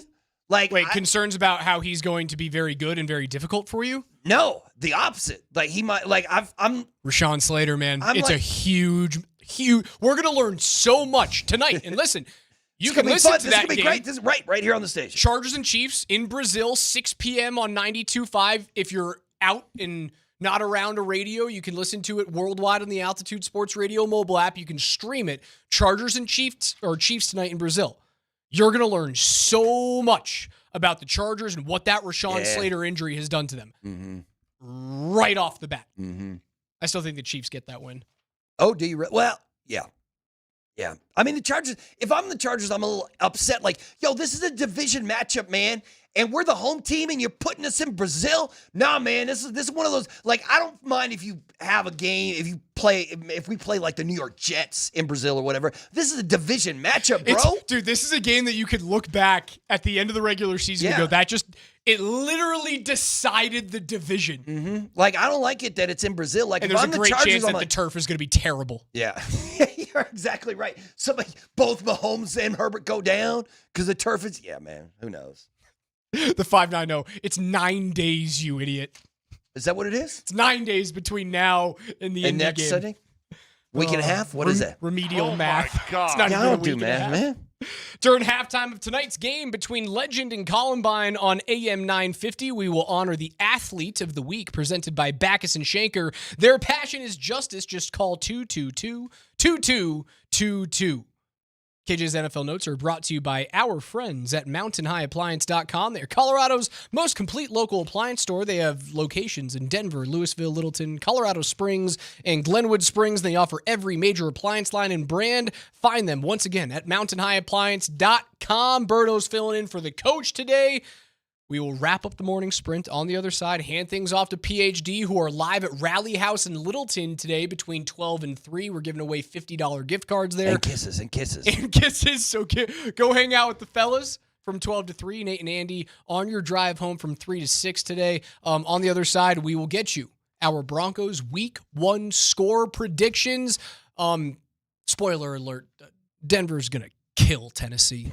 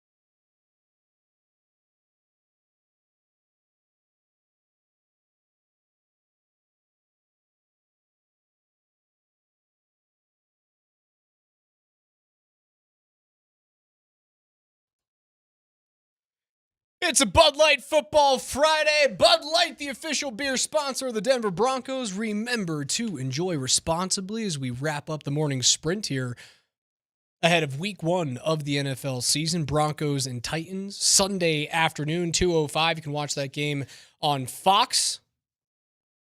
8.5-point spread in favor of the Broncos. Over-under sitting at 42.5 right now. We already have one game in the books, a 24-20 win from the Eagles over the Cowboys. The Cowboys covered the spread in that one. We were streaming toward the over until weather delayed that game in the second half. The Lightning kind of took the juice out of that game. There were it had scores all on the everything. juice right before touchdown. Yeah. And then it was that play in the end zone, and then the turnover, and then all of a sudden weather delay, and we're like, yo, we were rolling. We were having a great time. There were no punts in the first half. Oh, I didn't realize. Yeah. I anticipate that there will be a punt within the first 2 possessions of the Broncos and Titans game. One of the 2 teams punts on their first possession. Yeah, that's my expectation of what's going to happen. Not the Broncos. I don't know if that's true.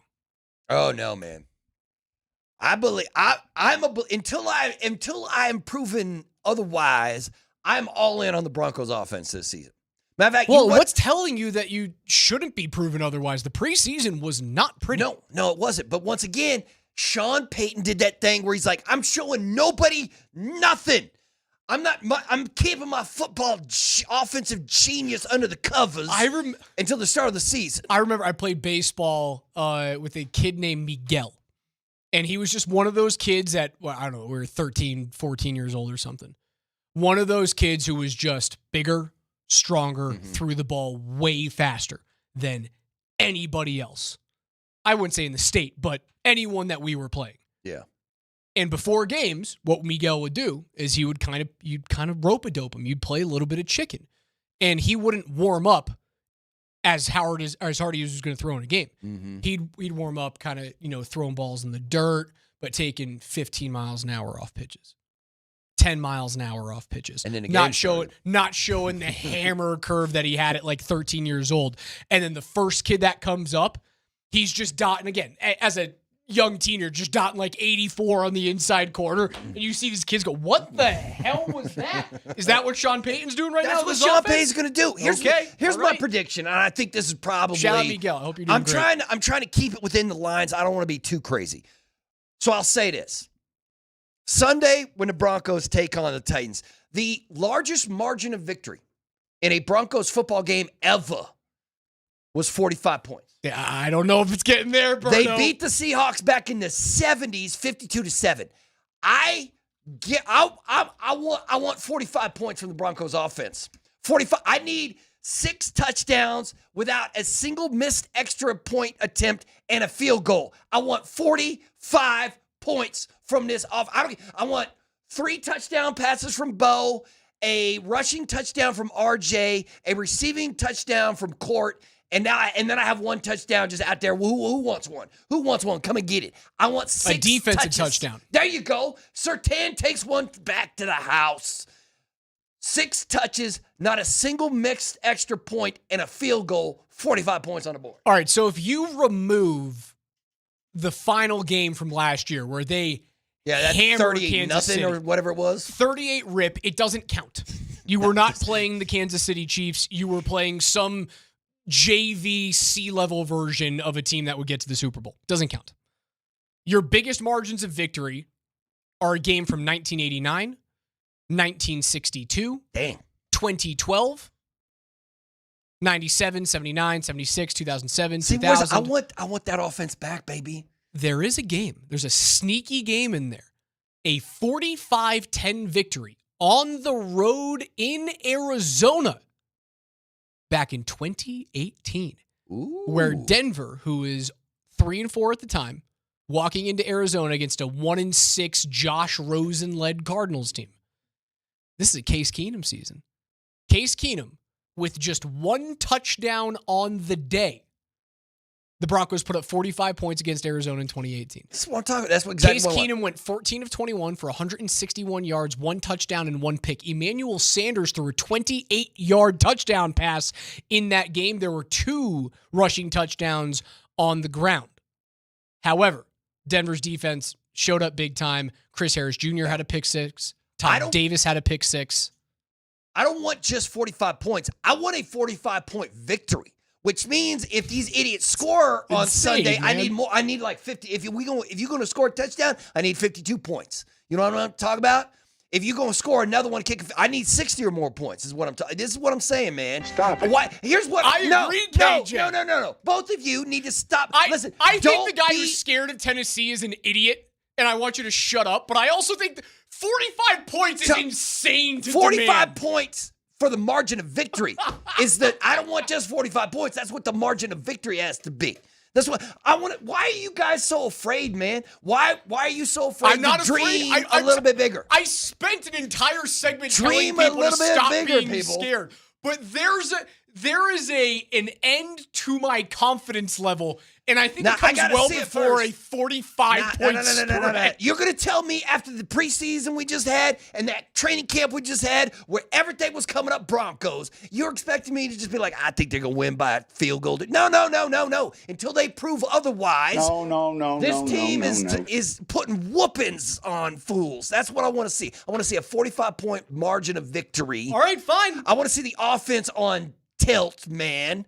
All right. I want to see Bo closing in on 5,000 yards on a season. In his first, I want him throwing for 400 yards on Sunday. Well, I guess I don't have to ask these questions, but because I have to get them on record for the rest of the season, let's go through every single week before the Broncos play. We will go through the spread, the over-under, and then a final score prediction. So, Mark Bertinoli filling in for the coach this week. You got, shoes to fill. You have a record to start off, Sterling. So, at an 8.5-point spread, does Denver cover the 8.5 with your 45-point margin of victory? Yes, they do. 52-7 Bronx. The 45-point margin of victory would cover the over/under by itself. So yes, I'm we're definitely taking going the over 42.5. Yes, we are. And once again, your final score. 52-7. 52-7 is insane. It could be 59-14, maybe, but that's pushing it. That's getting real risky. Unreal. All right, KJ, bring me back down to earth a little bit. Not too much, but a little bit. I got you. The spread, 8.5. Cover. The over, 42.5. They will go over. And your final score prediction? 37-17 Broncos. See, that's a lot of offense you got going there. Just come with me, man.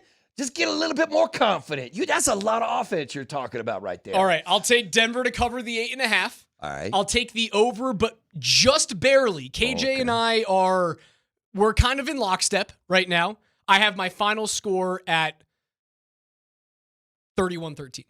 All right, listen, if the Broncos score 31 points, I'll throw a party. Because that's a lot of damn points for this offense. At least it has been in the past. But y'all are thinking 52-7. 40. Listen, man.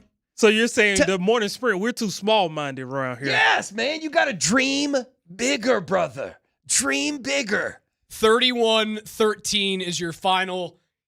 Berto has him going 52-7 and KJ at 37-17. It's Friday. We're wrapping things up. It's time to pop some tops, tell you guys what we're watching and what we're listening to and what you will be listening to on Altitude Sports Radio 92.5 is Chargers and Chiefs tonight at 6 p.m. in Brazil. On 9:50 a.m., you can listen to Legend and Columbine High School. Who you got? Thanks to our friends at Sport Clips. I got Legend in that one. Legend's a really good team this year. I think Columbine is not have all that many returning seniors that play a bunch of football, which is a little bit of inside information there. So Legend's going to win that one handily. But good luck to both teams. And on Saturday, Oklahoma State at Oregon, 1:30 kick on 92.5. Michigan at Oklahoma, the only ranked matchup this week is a 5:30 kick on 92.5 on Saturday. And then we follow it up on 9:50 a.m. at 2 p.m. Northern Iowa against the Pokes in Wyoming. But I am watching this weekend Buccaneers and Falcons, 11 a.m. That will be the most fun game in the morning slate. Berto, what are you popping a top to? What are you watching? You know what? I'm going to wait all the way. Well, can I pick Monday Night Football? Be my guest. Or can I wait? Actually, you can pop tops on a Monday. Go Sunday Night Football, bro. I'm going to go Sunday Night Football. That's Bills Ravens. That's going to be Bills-Ravens Sunday night. Oh, yeah. And shocker, you can listen to that game right here on Altitude Sports Radio 92.5, Denver's brand new home for Westwood One. That'll do it for us today. For Mark Bertinoli filling in for the coach, love and appreciate you, brother. KJ Granderson behind the glass. My name's Alex Ryanemi. Football's back, baby! Let's go. Broncos are going to win 31-13. If you're not doing anything right now, get in your car, get to Rally House down in Littleton, and hang out with PhD.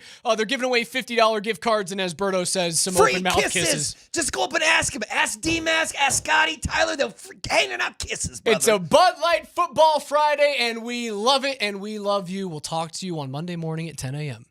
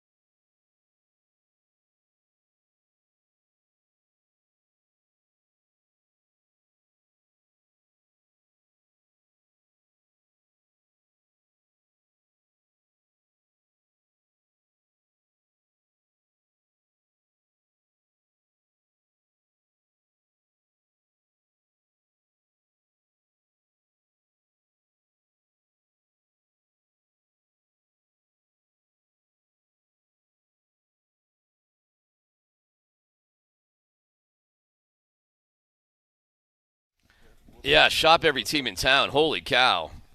Rally House. Here in Littleton, in the home of, just in the shadow of where Dan Tanner grew up and was a high school legend. Columbine was right down the street. So we saw the signs. Welcome to the I saw a Dan. statue of him smoking pot. You saw the statue? Yeah. It's like his cap is backwards. Yeah. Just Legend. like his his jeans are a little saggy and just, looks like he's on his way to nowhere. Yeah. But, this is an amazing location, an incredible store. I mean, you name it. Whatever Denver pro team, college team, jerseys, headwear, hoodies, tailgate necessities, so much more. It is unbelievable what is here. And whether you come here in person, where we're giving away to our first 5 winners a $50 gift card to Rally House, but you could also just go to rallyhouse.com and kick off the football season in style on a Bud Light Football Friday. Bud Light, the official beer sponsor of the Denver Broncos. Remember to enjoy responsibly. Fellas, Scott, Tyler, here we go. This is it. It's upon us. It is here. It's here. Real football, man. You guys watch the game last night?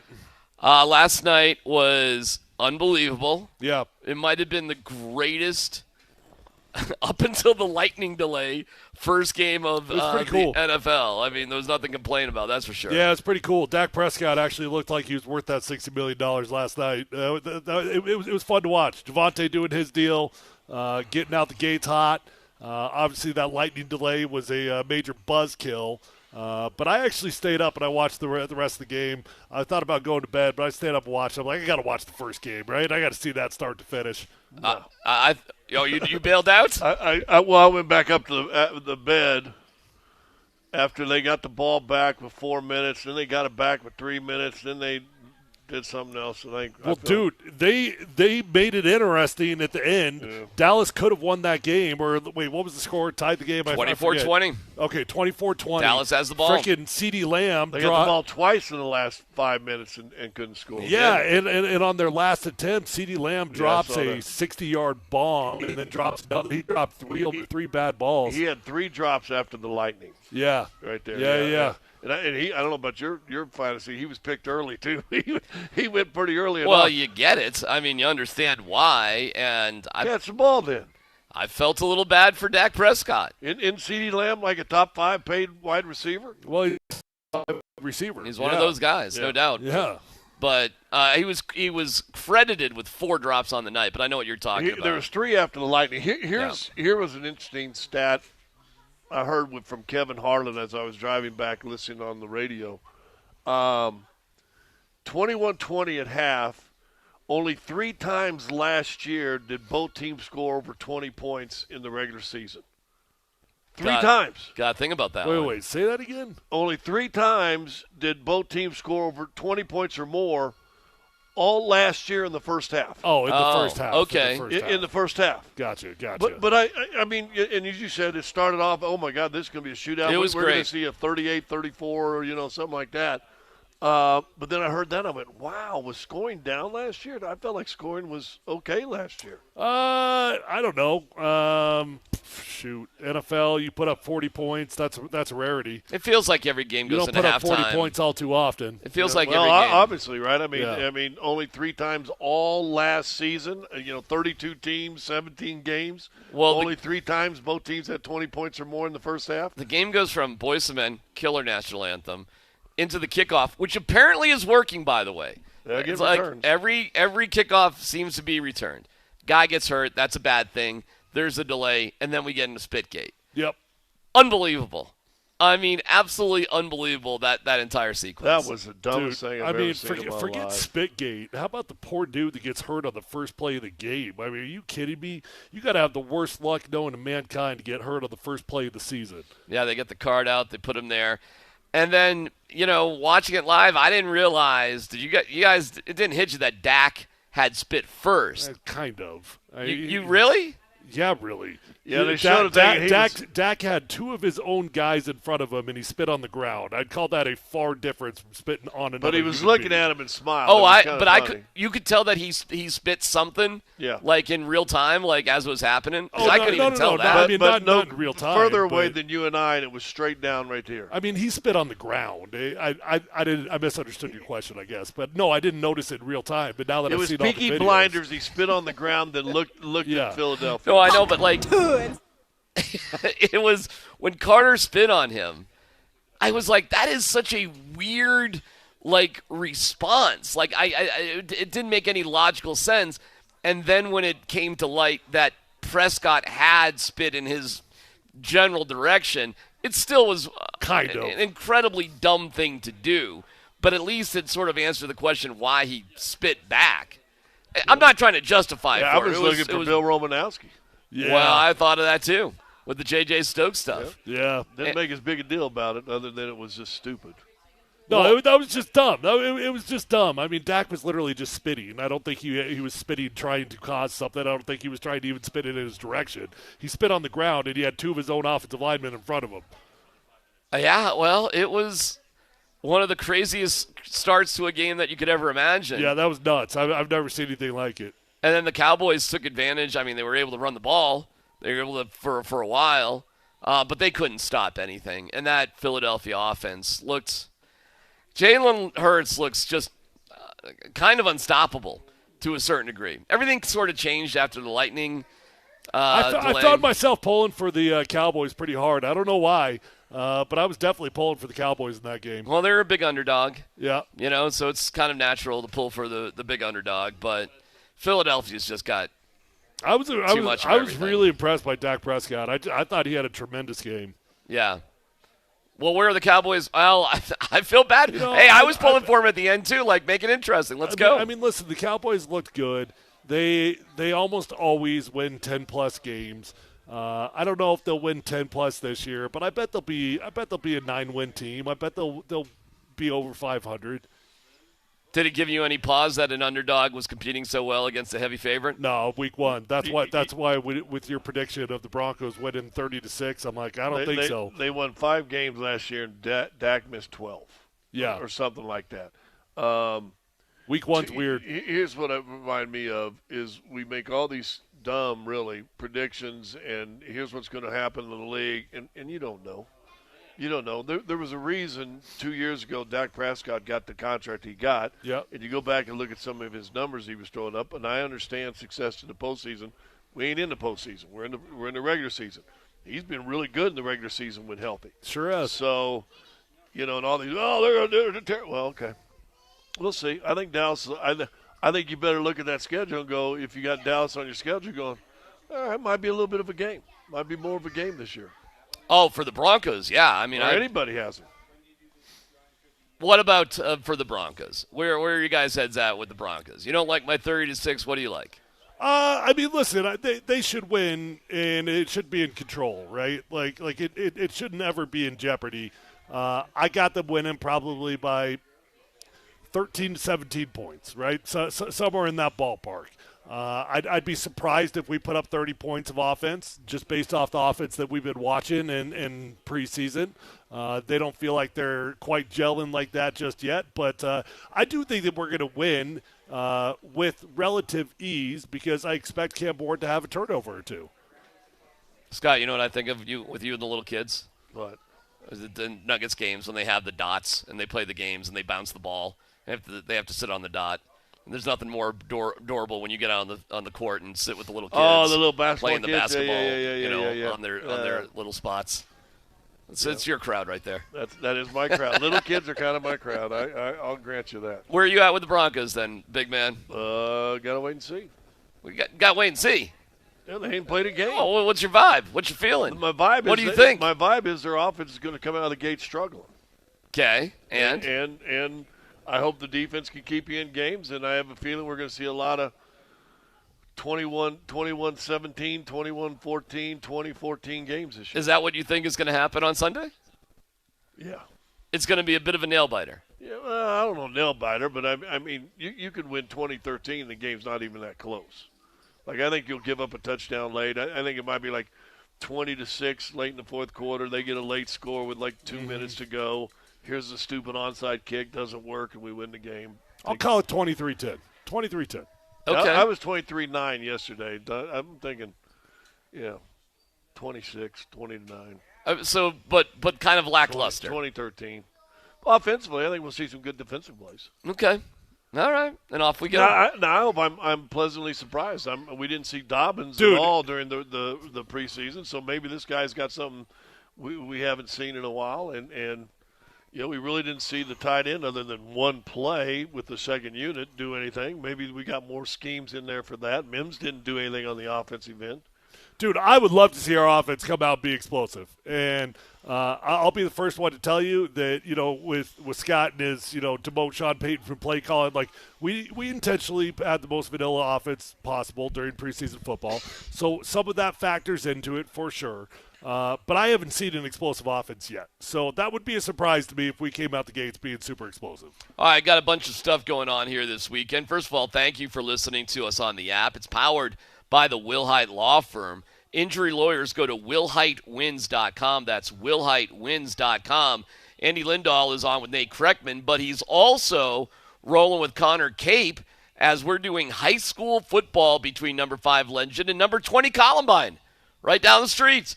That's on 950. High school football is powered by Sport Clips, pros in men's hair. Again, we are at Rally House in Littleton, Bowles Crossing, Bowles and Wadsworth in Littleton, so we'd love to see you come on down and say hi. First 5 folks to spin the wheel, lands on the right thing, and get a $50 gift card. There's all sorts of stuff, guys, if you wanted, I don't know, you name the team. They got all kinds of great gear here. I was thinking the chicken wings when I first got here. That's me too. Yeah. I got to figure out my lunch. Yeah. I did not properly prepare. And drinks and bathroom maybe a coffee somewhere. Yeah, I was thinking Diet Coke, but I was too. Yeah. There's Corvo's Coffee, which is literally just right across the parking lot. Really? It's just you walk right around the corner. You just sneak on over there, no problem. Okay. Yeah, just got it scouted out. There's other little places here too. So it's a big, huge shopping mall sort of thing. So they do have a water fountain and a bathroom in the back. Oh, do they? Yeah, that's good. Oh, that's good. I'll go visit that here in a second. Yes, and they have changing rooms, fitting rooms. Yeah. So if you don't like no wings, they don't have wings at the massive clothing store. It is a massive. But did you not think this was a sports bar? I did. In fact, I was told that. Who told you that? Oh, probably one of our brilliant AEs or really? Kevin, one of the two. Okay, well, Sal's here. You can, take it up with your soccer pal. What is Budweiser, right? It's a Bud Light Football Friday, no doubt about it. When we come back, we'll hear from. They do got cool stuff here, though. It's unbelievable what they have here. I mean, it is crazy. You can't find a sports paraphernalia here. You probably, I don't know if you can get anywhere else. It's ridiculous. It's like the old Gart's brother vomited on just sports. Remember that? Yeah. Gart Brothers. Wow, that's a nice throwback. Thank you. What was the last year Gart Brothers was around? Oh, gosh. They kept that one downtown for a while. It's been a minute. But anyways, Rally House is where we're at. Some of the folks, what's going on? Wearing his Bo Nix gear. Love it. We'll hear from Nick Bonito coming up as he is the multi-million-dollar man. A Bud Light Football Friday rolls from Rally House in Littleton on Altitude Sports Radio 92.5.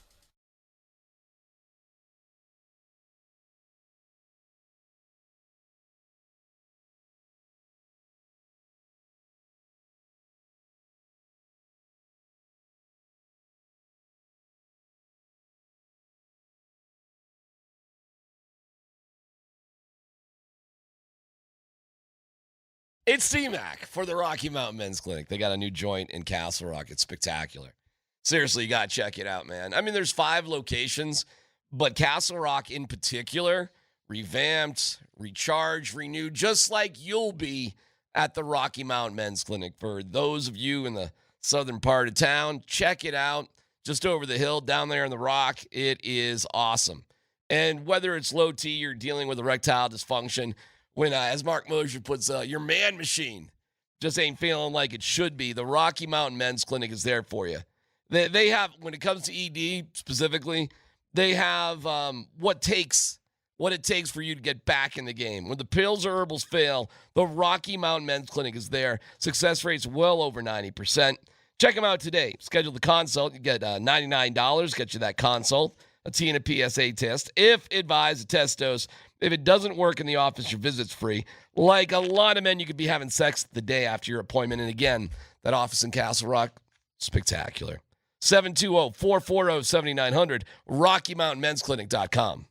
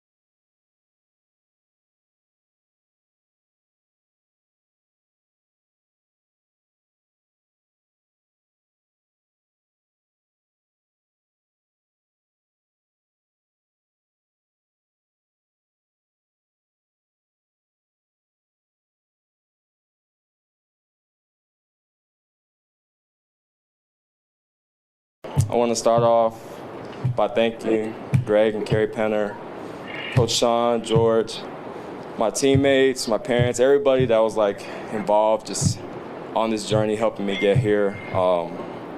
There's no amount of gratitude I can show that can show just how like appreciative I am of everybody involved. So yeah, I mean, just talking with my agent, he told me it would kind of be a thing where it would probably lead up to game week.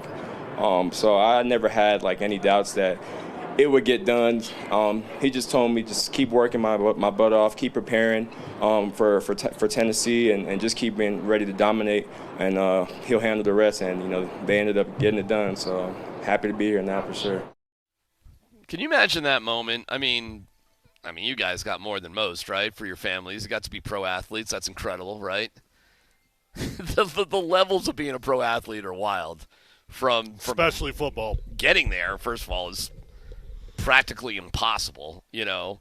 Okay, you got there. Now what, right? Like, oh, you became a starter. Well, that's like, wow, incredible, right? That level of getting that ridiculous generational wealth. I mean, the fewest of the fewest guys actually even get that. Pretty nuts, man. Yeah, must be amazing. I mean, just an insane feeling for a dude that. Let's see, he was the 64th overall pick, right? Yeah, last pick in the second round. So still a relatively high draft pick. I mean, good expectations, but to get a contract like that before his first contract is even done, good for him, man. Good for him. Yeah, now in the NBA, I guess if you just make the team, you're making nowadays ridiculous. Right? Yeah, yeah. I don't even know what the league minimum is. Oh my God, it's gotta be crazy right now. I don't know though. The league minimum. What do you think? 3 or 4, probably something like that. Yeah. So every time we see Hunter Tyson out there, just keep that in mind. Like that dude's making multi-millions of dollars. I'm not trying to rip on Hunter Tyson, but it's crazy. It's just crazy what that adds up to. All right, Nick Bonito, the expectations for Nick now. 13 plus sacks. I mean, simple as that. You got 13 last year. The bare minimum, you got to at least match that. And it's got to be double-digit sack guy from now until the rest of his career is done as a Denver Bronco. If he ever has a season where he dips down into the 8 or 9 range, I'm not calling it a bust or anything, because I still think you could have, depending on the impact of those 8 or 9 sacks, are they strip sacks? Are they in a 2-minute drill? Or are they at the end of the game? Whatever. You could still have a very impactful season, but plain and simple, the amount of money you're getting paid, you are a double-digit sack guy. Scott? Well, listen, on one hand, I said yesterday, I think the distractions are over. Right? And now you can go, and you should be able to go and play free. He's making $70 million. Guaranteed. Now, Guaranteed. That's, at his salary, almost 3 years, but, say he only lasts 2 years, he'll make $35 million a year, if you will. Crazy. So, listen, it's a good deal for him. He should play free. He should play loose. Now the biggest thing you got to worry about, them bone spurs, how's that foot going to react after he had it removed? So, we'll see. I think he should be the freest player on the TV or on the team. Okay. Do you have any numbers in mind that you'd expect, or? Well, we'll see how good Tennessee is protecting their quarterback. You got a rookie quarterback, and they usually tend to hold it a little longer. Trying to figure out what the blitz coming. And unfortunately, I think Tyler, you brought this up earlier this week. You're playing against a defensive coordinator that isn't afraid to bring some different looks and different blitzes your direction, and you're a rookie who hadn't. I guarantee you, and he played in the preseason, he didn't see this. No. He ain't going to see what he's going to see at 2 o'clock on Sunday. Nope. Vance Joseph is easily one of the most aggressive play callers in the NFL as a defensive coordinator. I think the Broncos' defense is going to have a field day. Although Tennessee, I keep doing that, has revamped their offensive line. That's the one thing. I mean, they drafted Cam Ward, and they put some money and draft picks into an offensive line. But still, how long does it take an offensive line to sort of coalesce, come together? What kind of game experience do they need to function fully as a unit? Yeah, I think it depends on what the scheme is. Certain schemes, gap schemes, they're easier to implement in a shorter period of time. What the Broncos are trying to do is become a wide zone running team. And historically speaking, that takes the longest to get an offensive line to gel. And we've not been a wide zone running team. So this kind of started in the spring a little bit. It's going into the summer. And now the regular season is here. I've actually got concerns about the Broncos' transition into this running game. And will we stay committed to it or not? Because they've made a huge emphasis about it. But when you struggle early on, are you going to stay committed to that wide zone running? We'll see. The Broncos are 27-8-1 since 1970 for home openers. It's the best winning percentage since 1970 in the NFL. And the 27 wins are tops. And so not only is it the best winning percentage, but it's the most wins that anybody has for home openers since 1970. Listen, I know one season doesn't necessarily correlate into another, but there is some historical evidence that playing in Denver to start your season as an opponent, it's not the easiest thing in the world, obviously. Well, you're coming from Tennessee, so I mean, and I don't think Nashville is up in the Smokies, right? So you're probably playing closer to sea level. So you've been trained at sea level. All your opponents are probably near or at sea level. Now you come up there, and I'm gonna tell you, I remember the first time my rookie year coming to Denver, and we're used to it now because we've lived here 30 plus 40 years in our lives, and you're like, but I remember that first time I came here, 1982, prime of my life, 22 years old, think I'm in shape, and that monkey jumps on you, man. Yeah. So, and now you throw on a first game jitters. We'll go back talking about the quarterback, first game ever jitters, all that different pressure to perform, number one pick, blah blah blah. Crowd going crazy, and all of a sudden now you realize after blue 58, and you can't breathe just to holler. Oh yeah, it'll get real fast for that young quarterback. All right, let me ask a dumb question here. No dumb questions. Right? Do nerves and anxiety add to the problems of just breathing?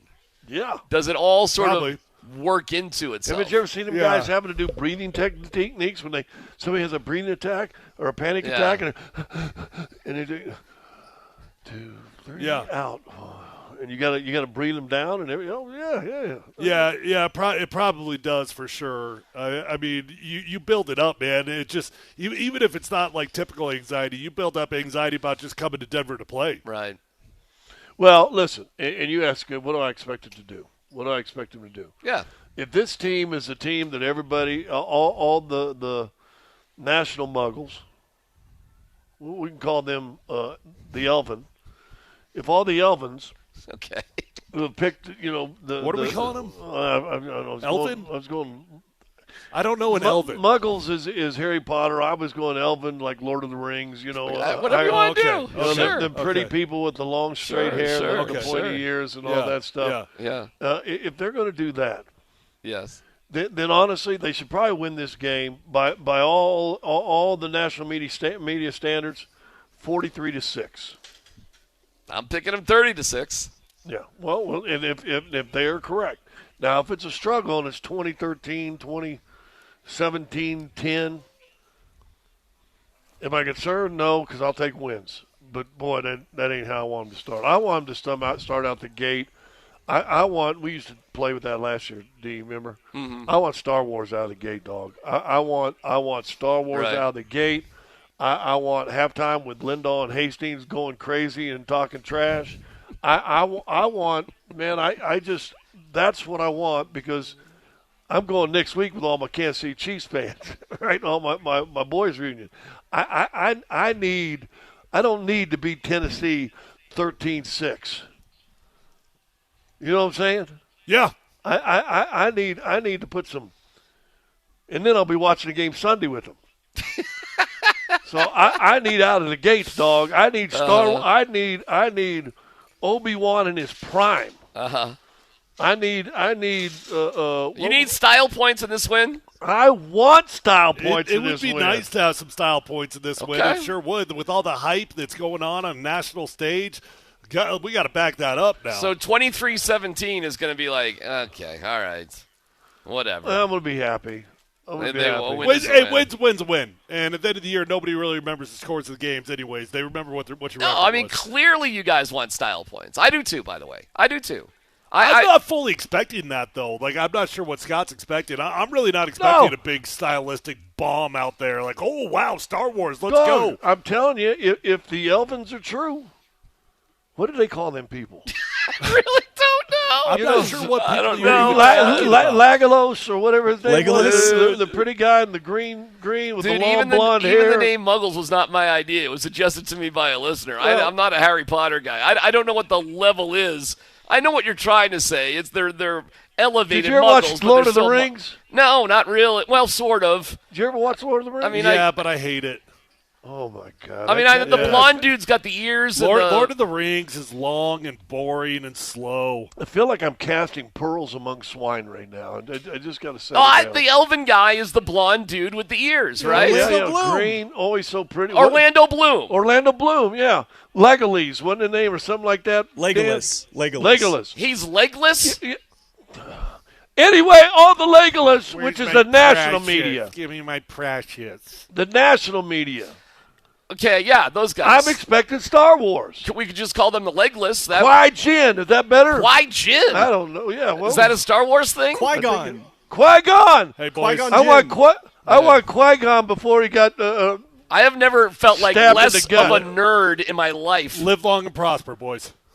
Holy cow! Started it all, dog. Yeah. Don't sleep on that. Started it all. No, hey, I'm not sleeping on it at all. I think it's good that I don't understand some of these references, but I understand what you're saying. The elevated muggles, the IPA hipster picks hold on, are going boy. in the Broncos direction. This one's yours, by the way. Hold on, real fast. Hold on. So okay, we got double orders of Jimmy John's. This is comical. Now this is funny. Did you send Sal over knowing you had already ordered one? This is funny. No, Sal volunteered, but I wasn't going to take nothing free from you. Oh, okay. Oh my God. Oh my God. I got a leggy standard. Wait, so who's that, Sam? That's yours. He got you two. No, he did. Oh, because you or ordered maybe one. you got him one. No, I told him didn't order one. I told him I didn't want one. But you ordered, and you had that delivered. It's two But doors did you down. order like DoorDash or something from across No, the? I ordered from Jimmy John's. It's like 3 doors down. You DoorDash from the one No, that's Jimmy John's dashed. you Jimmy John's. Oh, they dashed. deliver. They deliver. They do deliver. Sub so fast Jimmy- you'll freak. So you had a delivery across the parking lot Yeah. from the same place that you already had a free sandwich from. Yeah, but I'm not taking a gift. That just doesn't seem very smart. Take the gift, buddy. No. You don't want to be beholden. You know, I don't to want to- Sal. Scott was mad because he thought he was getting wings, and Yeah, so I'm not he beholden. he refuses to take. The I free got you sandwich. that sandwich, by the way, because I told him. So we thought That was nice of you. we were going to have Did lunch. we just get a very sandwich passive aggressive move there? Oh from my Scott? God! No. That was extreme. That's not passive. Oh my God! Is that not passive aggressive? I handled it myself. The sales guy offers to get us free sandwiches Yeah. from the same place that you want to order sandwiches from, you know what? but you're not going to take That's his money like a because car. you thought That's you like were a getting wings. That's like a car dealer selling you a lemon and offering you an oil change. Either way, you're getting the same damn sandwich. No, I didn't. I bet my difference. Well, you could have ordered whatever you wanted. I got my own. I'm a grown ass man. I don't need to live on the charity of others. That yet. was one of the funnier Give things. me a couple more years, and I might be calling you. That officially might be one of the funniest things I've ever seen. That was a riot because you thought the clothing store was a chicken wing place. I thought it was a sports bar. Hey, I mean, it's a great I'm name not for gonna sports. Lie. I thought the exact same thing. I will tell you what, the Rally House is smart, which I'm telling you, if you are a sports fan of almost anybody, they've got it here. They got it. It's an unbelievable store. I'm not saying It anything is. about that. It is. But what a great name for a sports bar, too, would have been. Rally House? They should just put next to all the CU Now, gear, I do notice there's a whole bunch of Iraqi stuff available. Oh, really? That's Yeah. not flying off the shelves So right I now? asked to say, ma'am, are you the manager? Have you started to discount the Rocky stuff yet? Oh, you didn't discount the Cowboys even after last night, huh? Okay. Yeah, she's got some spirit over there. Although she's a Dallas fan. Oh, your co-man. Are you a football? What team would you call yours? Say Broncos, just for the business. Broncos. There you go. They're Broncos fans here at the Rally House. You can find us at Bowles and Wadworth, Bowles Crossing, across the parking lot from the Jimmy John's, which is straight to Scott. 8055 Suite 800, right in the middle. Right there, Rally House. Yep. Incredible place. And you can find it online at rallyhouse.com. That color for me, right across the street, used to be, what was that one? Floyd's. Used to be a Floyd's. I got a haircut over there once. Well, that's fantastic. That's really cool. It's a Bud Light Football Friday. Bud Light, the official beer sponsor of the Denver Broncos. And my Chipotle's right down the street. Remember to enjoy responsibly. Bud Light Football Friday. Hey, we just bring you quality entertainment. You know, tonight it's Brazil. And I may not watch that game. Why not? Well, you can listen to it right here on Altitude. Well, now, Scott is talkative right now. I'm just going to let him go. He is extremely talkative. It's just, whoa. I almost got PO'd last night. I had soccer practice. I started the game, last night's game. You had soccer practice? Your daughter had soccer practice. Yeah, but my travel starts in a month, and so I'm taking. So it's you. Anything I can go to, I'm going to. Okay, all right. So I was at soccer. Okay. So, but thank God we've got Westwood One, so I'm listening to. There you go. I'm listening to Kevin broadcast a game who we had on the show just a couple weeks ago. He's the best. And so I'm listening to it on the radio, which I got to say this. When I start listening to sports on radio sometimes, it's very nostalgic for me. You know, growing up a kid, I listened to almost every single Royals game in the evening on radio. I used to listen to KU basketball on radio. Mm-hmm. Kansas City Royals we'd get on radio because they didn't have all the TV programming. So I get home, I flip it on, I get my little voice-controlled, what are them channels, them stick, fire stick. Yeah. I go, Gotcha. I go, voice control. I go, Broncos at Eagles, NFL football. Boom, boom, pop, pop, click, click. Yeah. Do you want to start your free subscription? You don't have Prime? I got Prime. Well, you didn't need it last night. But you got to have Peacock also with your Prime. And I guess this is what my TV said. Well, so I'm clicking on it. Your TV is trying to sell you so something. I got out of it and I said, let me it just was literally click on NBC or on Well, Prime. hold on. You could have got that game with rabbit ears. I clicked it over to my Prime account, and it goes straight back to do you want to order Peacock? Peacock, yeah. And I went, son of a. And I asked Siri, I go, is it on? He goes, Was it Peacock? NBC. It's on Peacock, but it's also on. I guess I just watched on NBC, but it wasn't on Prime last night. So now I got to get out of my Fire Stick to my regular TV, and then I get over to NBC and I watch. God, how did you ever figure that out? I know. What I mean, how long did that take you? What did that have to do with soccer? Well, no, I watched the first half radio, second half television. TV. Okay. And then I'm in. What was it like 6 minutes, maybe 4 minutes into the third quarter? And I'm like, you're out. An hour delay. Yeah, really? forget it. I waited for the whole delay. Yeah. Did that. Watched a couple more plays. Blah blah blah blah.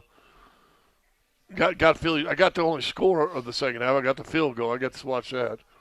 And then went upstairs and. Well, you missed a great first half of the game. It was pretty boring. How did I miss it? I listened to it on radio. I'm sorry. I believe in radio. I believe in the power of theater of the mind. The imagination. Well, so on radio, how did the spitting sound? Oh my God! It was a little. Actually, I didn't catch that part on radio. It already happened. The description afterwards happened. Hey, Dan, I don't know. You get a gold star if you can find the Kevin Harlan Westwood One call of the Spitgate. That would be I don't pretty think they funny. would have known right away. I mean, they had it on camera on NBC. But they were probably wondering what the hell happened. Yeah. Harlan has had some pretty classic, things that are non-football happening in a football game, like a squirrel running down the field. Yeah, what was it, squirrel or a cat? That was a good play-by-play, though. Yeah. Harlan's done some. So I imagine he spit all over Dak. He also got the streaker. Remember the streaker game? He was calling that one time. Kevin's pretty good. I'd be curious to actually hear the call. So perhaps we can find that. Broadcasting always from the Backus and Shanker studios. Their passion is justice. Can we call it the Backus and what, Shanker? Mobile. Could you shut up? Mobile studios. Just for a second so we can go to break. We have a big weekend, and we may have a bridge over troubled waters being healed. Oh. Yes. It's not from George Carl. No, it is. Well, it's not. It's not, but it's somewhat related. I figured. Okay, we'll get to those details coming up.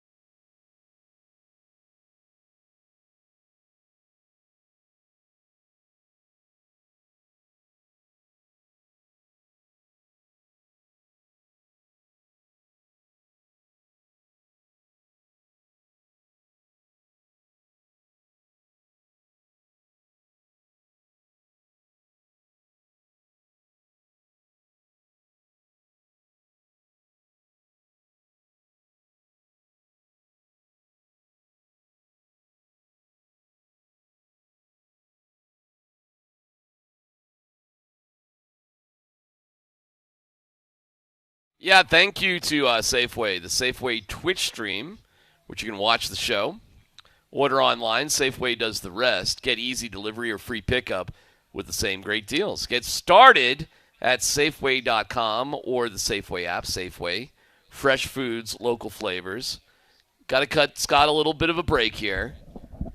Not everything isn't always what it looked like. So when Sal came in with the sandwiches, the two of them, they had accidentally double ordered. It was not for Scott. We do that. No, I said that. He didn't believe it. He just admitted he thought I was lying. Yeah, you said that at the beginning. I didn't think you were lying. I thought Sal had gotten you. He did take a drink from Sal, though. He did. He didn't mention that part on air. I didn't take a drink. Oh, you sure did take a drink from Sal.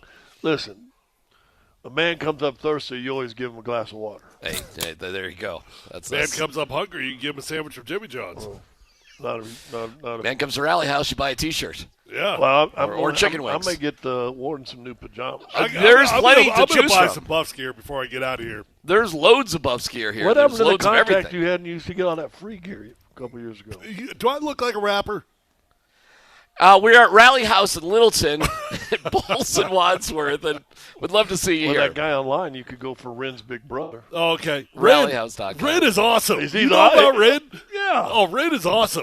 He's the great. British dude? Yeah. He's good. Mark Spears. DMac knows nothing about Ren. No. Mark Spears. You know anything about Ren? No. He could tell you about Bo Nix's girlfriend's account. He sure could.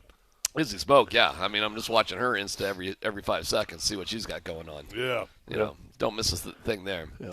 Mark Spears, our pal, wrote a lengthy article about Carmelo going into the Hall of Fame this weekend. And Vic was on the morning show saying he wanted to go out there and, like he did for Chauncey and but isn't going because they could not confirm that Melo would sit down with them and this, that, the other thing. However, Spears writes that things may have thawed between the Nuggets and Carmelo, and that there's going to be a big presentation, video, that sort of thing, presented by the Nuggets for Melo and big recognition for him from the Nuggets this weekend, with hopes that, This weekend? This weekend, yeah. It's this weekend, right? The Hall of Fame, right? Oh, you mean the Nuggets are going to make one to send to the Hall of Fame? Yes. Oh, I thought you meant on the Nuggets. No, for at the Hall of Fame. I thought we were going to do it in an empty building. Tyler, I will give you a plug nickel if you can tell me what city in America the Basketball Hall of Fame is in. It's maybe one of the more nondescript places in the world to be. It's got to be in Indiana, right? No. No? It's so ridiculous well, it's not ridiculous if you know the history of basketball and supposedly where everything started. Well, wasn't Indiana a good guess? Well, it's not bad. I mean, that maybe should be where the College Basketball Hall of Fame would be. Or actually, they have a big museum in Lawrence, Kansas, where the guy that invented the game coached. It is in Springfield, Massachusetts. Oh, you know what? I did know that. I do that. And Springfield is in western Massachusetts. It's nowhere near Boston. And that's where Naismith put up a peach basket, I guess. Can you fly into Springfield? Yeah, maybe. Maybe they get some well, probably. There's probably got to be a private airport, like, what we have, near the Broncos. Like Canton's not one of the more nondescript Canton either. is terrible, but it's just legendary. Like, you've heard Canton 10 million times. Like, everybody would still know Canton. Baseball's Cooperstown. You would know that. Hockey's Toronto. I mean, these are Springfield? Come on, man. How many people really know the Basketball Hall of Fame's in Springfield, Massachusetts? Well, yeah, I gotcha. You probably don't believe me, but I really did know that. I just spaced it. Yeah. Here is a couple of quotes here. Carmelo meant so many things to so many people at all levels of the organization, said Josh Kroenke. Went on to say that to our fan base, he represented where the organization was at a certain point and is incredibly important to us in our history. Okay, what is going to happen, in your opinion, or what should happen with the Nuggets and Carmelo as he's going into the Basketball Hall of Fame? Well, he probably deserves it. I know he never won an NBA ring, but he won a couple gold medals. He won an NCAA championship as a freshman. He scored, if you count his playoff numbers and his regular season numbers, I think over 30,000 points, maybe close to 32. I think 29+ in regular season. Yeah, the Basketball Hall of Fame's a little different because it takes into account everything. Yeah, it's basketball. He is a Hall of Fame player. I read a great article from somebody in The Athletic, and it was back before it was kind of looked at differently. I mean, he was a scorer. Carmelo Anthony was a scorer. He really was. Now, the funny thing in the article that I read that said they were hoping there was going to get another Magic Bird reemergence with LeBron and Melo.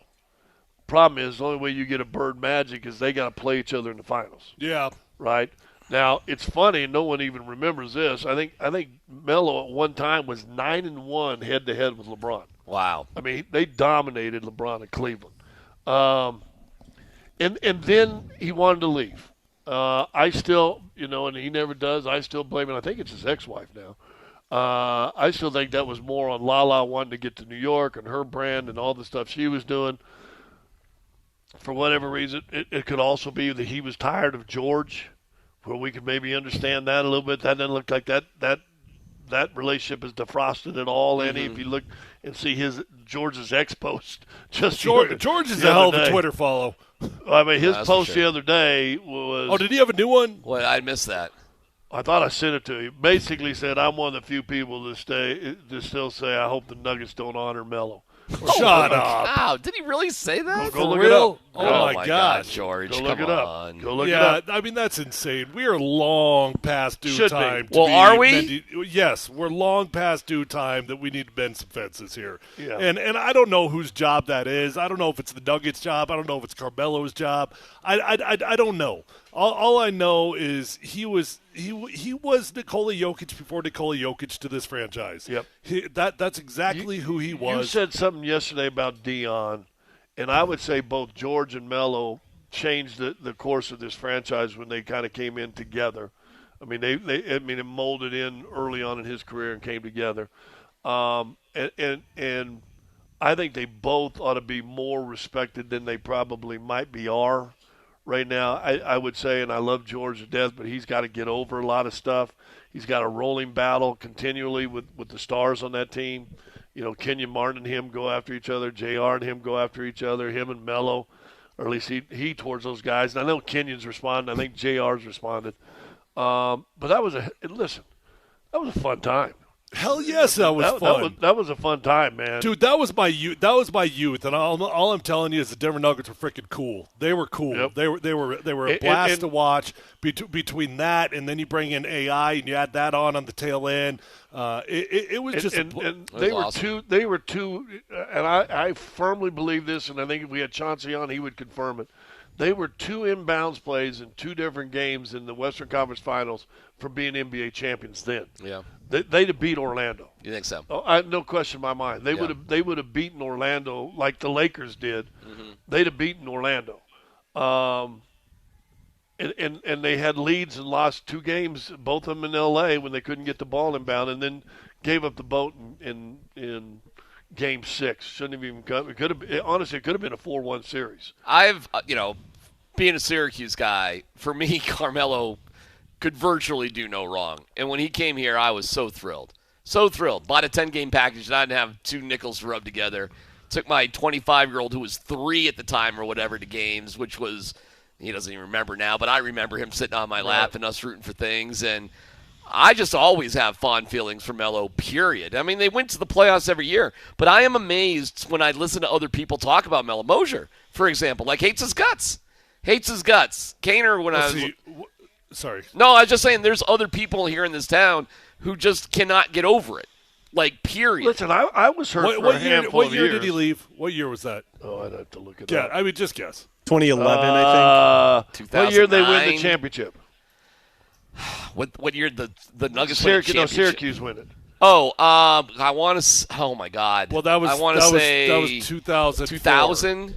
Yeah. Well, they had not missed. I thought it was. They had I'm not gone to the postseason for 8, 9, maybe almost near a decade. What do you got, Dan? February 22nd, 2011 is when he was traded. 2011. And what year did he get here? He was drafted in 03. in the So LeBron 03. draft. They had not made the playoffs, I want to say, for 8 or 9 straight seasons. Right. And Melo's rookie year, they made the postseason. Yeah. And they did it all those Knicks 9 years. I believe that would add up 8 seasons. They always made the playoffs. They always made the playoffs. Now, they didn't Yep. have tons of success. I understand that, but they made the postseason. And that was after a drought. But you said you felt burned by him. Yeah, because he was your first star. I mean, Dikembe was great. Dikembe was iconic and stabilized the team. But that was never a great team. That was like just a blue collar, Robert Pack, Dikembe, LaFonso, just a hard-working Bryant Stith. That was a blue collar, fit the team what the team needed then. Melo came in, and also we got a Rolls Royce in town. I mean, he was a Rolls Royce. And he helped put Denver on the map as far as now, hey, this ain't going to be easy. We're going to have to play tonight because if Melo goes off, you're in trouble. I watched the game the other day that was on that NBA TV in the studio. They have a game they beat. Who are they playing? Miami. Miami's up 3-0 with LeBron or something, or maybe it's Cleveland, and they're about to get swept. Melo comes out and drops 43 to win the game. I mean, that's who Melo was. Here's why I still have respect for Carmelo, because of all the malcontents that we've come across in different leagues, Nolan Arenado's or Brandon Marshall, the wide receiver here, when he's destroying practice and punting balls on Peoria. When Carmelo wanted out, and I get it. People just will never get over the fact that he wanted out and that he had to go to New York. But when he wanted out, what did that dude do? He just went out there and balled. He balled out there. Brought them to the playoffs. I don't even mean when he went there. No, I mean during that period when he wanted out of Denver. He kept playing. He went to work and he balled. Yes, he did. And there wasn't huge drama. He wasn't pouting on. Yes, he did. Well, I was in some of those post-game locker rooms. It was a weird vibe in there. Let me tell you. But all I know is he went on the court and he balled. But on the court he weird. Played. It was weird behind the scenes, though. But again, No I look back now, and I really think his wife at the time wanted out of Denver. And I think there was and we're seeing it. What'd you say that was, Dan? What year? 2011. February 22nd, 2011. We're seeing it 14 years later. There's still bad blood It's floating amazing. around. It's amazing to me. 14 years. Really quick, because we do have to take a break. But where are you today on him? You personally? I think the Nuggets should honor him. I wish there was, and I don't know, maybe there has been, Melo saying I could have handled it better. I don't know. He doesn't have to for me anymore. Okay. There was for 5 or 6 years. There was a time. There was for 5 or 6 years. I was like, okay, because listen, I was part of this community All right, now. we get it. I'm all in with the Nuggets, and we finally got a Rolls Royce, and he wants to sell it.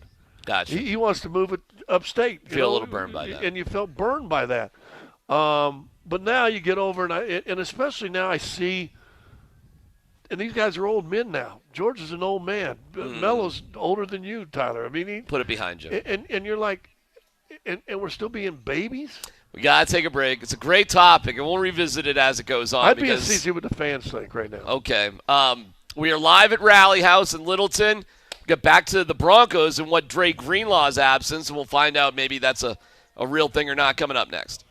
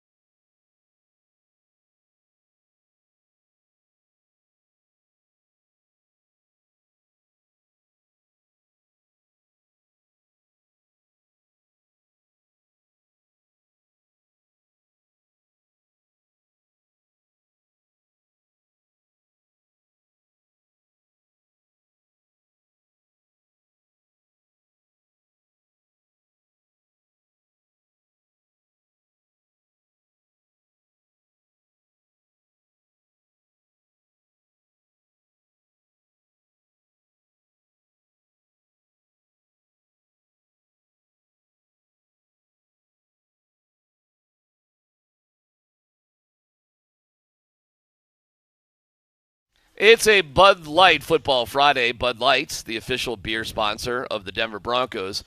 Remember to enjoy responsibly. We're at Rally House in Littleton, at Bowles and Wadsworth and Bowles Crossing. And if you're looking for the best selection of Broncos gear, look no further than Rally House. 4 locations throughout Denver, 2 locations in Boulder. You're going to find exactly what you're looking for at all their stores. It is incredible what they have here. So if you can think of it, they've got it. And you can find it online, too, at rallyhouse.com. So we thank the fine folks at Rally House for having us here. It's a wonderful plaza to be in. It's right down the street from Columbine High School, where Dan Tanner just set the world on fire. And is Badminton champion. Badminton champion. Intramural badminton champion. Do you want to reset that one, Dan, real quick? 2009 Columbine High School gym class, senior year badminton champion. Not even the high school, just the singular gym class? Yeah, just that gym class. Okay. Okay, Dan. Well, you got to be proud of something. God, What about dodgeball? How'd you do in that? Dan, is that your most significant athletic accomplishment? I would say so. Wow. Wow. So anytime you get on my junk, anytime you get on my stuff for whatever. That's the one I'm most proud of. Keep in mind there's levels here. Well, let me ask this. So where would he rank in all the board ops? Oh. Well, spring is – do you count running as a sport? No. You know who I bet is sneaky athletic? Alan Baca. I bet he's got some decent athleticism in there. What do you think? Maybe. Doubtful? He loves baseball. Spring is actively doing like races right now. But that's right now. We're talking before you got here. But this is where you and I have always differentiated. I don't count sports of endurance as athleticism. Okay, well spring is doing that. He's running sports like of endurance is not running like half athleticism. marathons. But that's just willpower. It's not athleticism. He was like a it's big willpower. tennis player for a while. And he does play tennis. Okay, he does. But Springer does play tennis. Now that's athleticism. Yeah. And then you've got KJ, and then you got Nelly. Everybody knows Nelly's the best musician. So you're saying Dan's probably 2? Well, I mean, is Dan none of these guys apparently have anything in their history in terms of sports accomplishment that I can tell. I mean, did any of the board ops play high school sports, Dan? Did anybody play high school sports? I played high school baseball.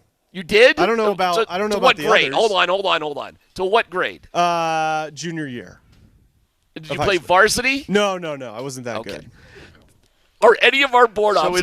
Hold on. Does any of the board ops have a letter jacket? Do any of our board ops have a letter? A high school varsity participation letter? I'm going to go with no. I'm saying spring does. You think spring does? I'm saying spring does in tennis. Tennis? Where did Spring grow up? Springfield, Massachusetts. Nobody knows. You think Spring has a letter in high school tennis? Yes. So he was a varsity tennis player? Yes. Yeah, I'm going to say if you're still playing tennis and like at this point in life, you had to have been a varsity player, right? Yeah. I think Baca. I'd have to bet on Baca if I'm betting on somebody. Nelly was probably in the band the whole time. Dan has. Well, and as we know nowadays, you let her in band. Okay, fine, but that's all we're talking about. So Dan's. You know what? I actually marched in the Cotton Bowl parade with my band. You did? In high school, yep. I'm sorry. What's that story? It was like the coldest Cotton Bowl ever, and I played trombone, front row, and what? Before we even started marching to play, my slide stuck on like C. Froze. Wait, hold on. You were in the high school marching band? And all I was doing was the whole mile of the parade because my slide had How many frozen. years were you in the high school marching band? Up to my junior year. Were you really? No kidding. So for high school football games, you were sitting in the stands in a uniform? My sophomore year, I was JV football. So yeah, I did perform at halftime of the varsity one time. I think in my I think I was one of those guys in uniform. No kidding. Yeah, and then my junior year, I refused. I refused to go out at halftime during the band performances because I was starting then in football varsity. Yeah, varsity football. Okay. And so yeah, up to my junior year. Okay, that's a. And then my band director was awful upset. I didn't go out for band in my senior year. In my high school, if you couldn't be in band unless you were in the marching band, so I quit. Because I like playing music and being in the band, but I hadn't wanted nothing to do with marching around. I was in the band. I was in the stage band. I think one year I made the jazz band. Dude, when are we going to bring in a trombone and hear some? Listen, I haven't played it since 1977. You don't think you could figure it out? A couple of weeks. All right, I got a challenge for anybody in this area. Somebody bring us a trombone. There you go. We did this with the harmonica once, and he is actually pretty damn talented with the harmonica. I got one in the car. You got a trombone? A harmonica. Oh, harmonica. He's always like a step behind. Oh, there's no doubt about that. I have a challenge. Somebody bring Scott a trombone. This is the echo in here. It would be great. It'd be fantastic. We'll call Dean and Rod. Stop up by the Rally House, 8055 Suite 800. It'd be Bowles Avenue. We got prizes. Maybe we'll figure out something here at the Rally House. We got to get. I mean, you'll get something. I mean, you'll get something. Maybe it's a high five. Maybe we'll figure it out. If you can bring a trombone before 3 o'clock. What did you play in the band? Trumpet. And a trumpet.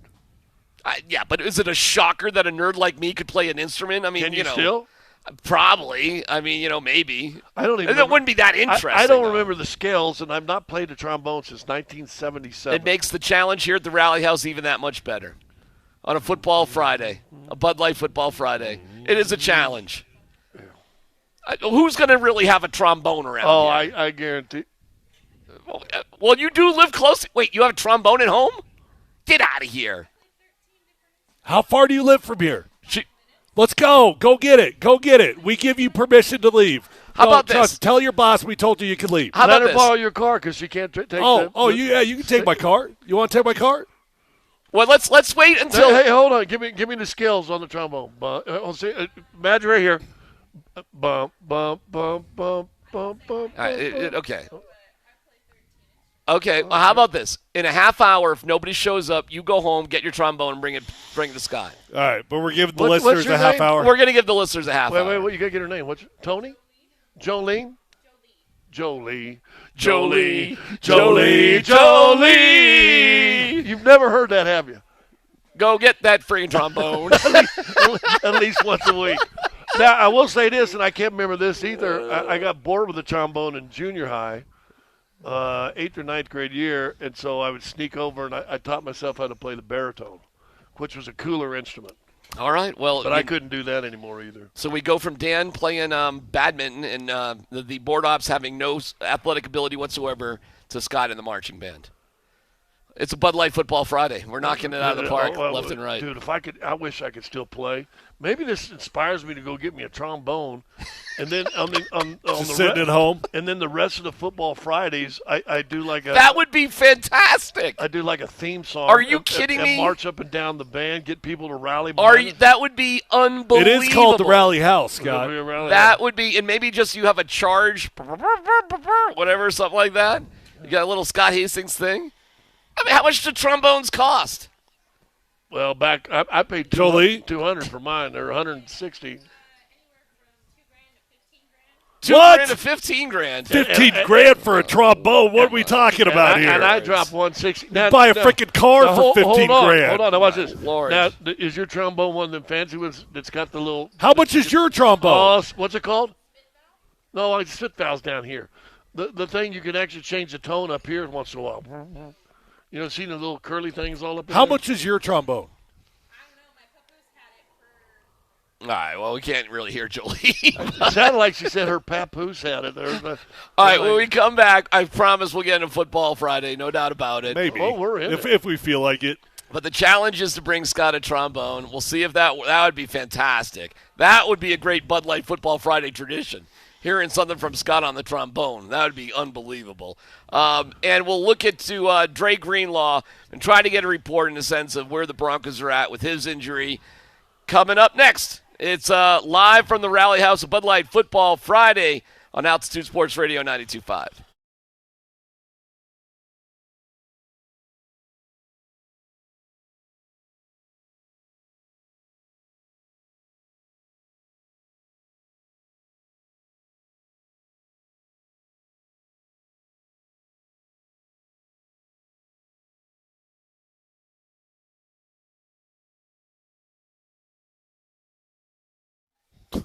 What's going on, guys? Tyler here, my friends over at Phil Long Ford, the best car dealership in Colorado. Come on, visit us right now over at Rally House. Phil Long Ford is just right down the road. Buy yourself a new vehicle if you need a new vehicle. Guys, whether you're looking for new, whether you're looking for pre-owned, you're going to find the vehicle of your dreams at Phil Long Ford because they've got over 8,000 cars, trucks, vans, SUVs, electric vehicles, even commercial fleet vehicles on their lot right this minute. You're going to get the best price. You're going to find the vehicle of your dreams. New, pre-owned, it's already there. You're going to have fantastic customer service, and you'll probably walk away a customer for life, just like I became after I bought my first car my rookie year. I keep going back because I know these guys. I love them. I trust them. Phil Long Ford has got an award-winning service department, so once you buy that new vehicle, keep it serviced over at Phil Long Ford, and I promise you're going to have a beautiful ride for a very long time. Let them know that your friend Tyler sent you on over, and feel free to check them out online at phillongford.com.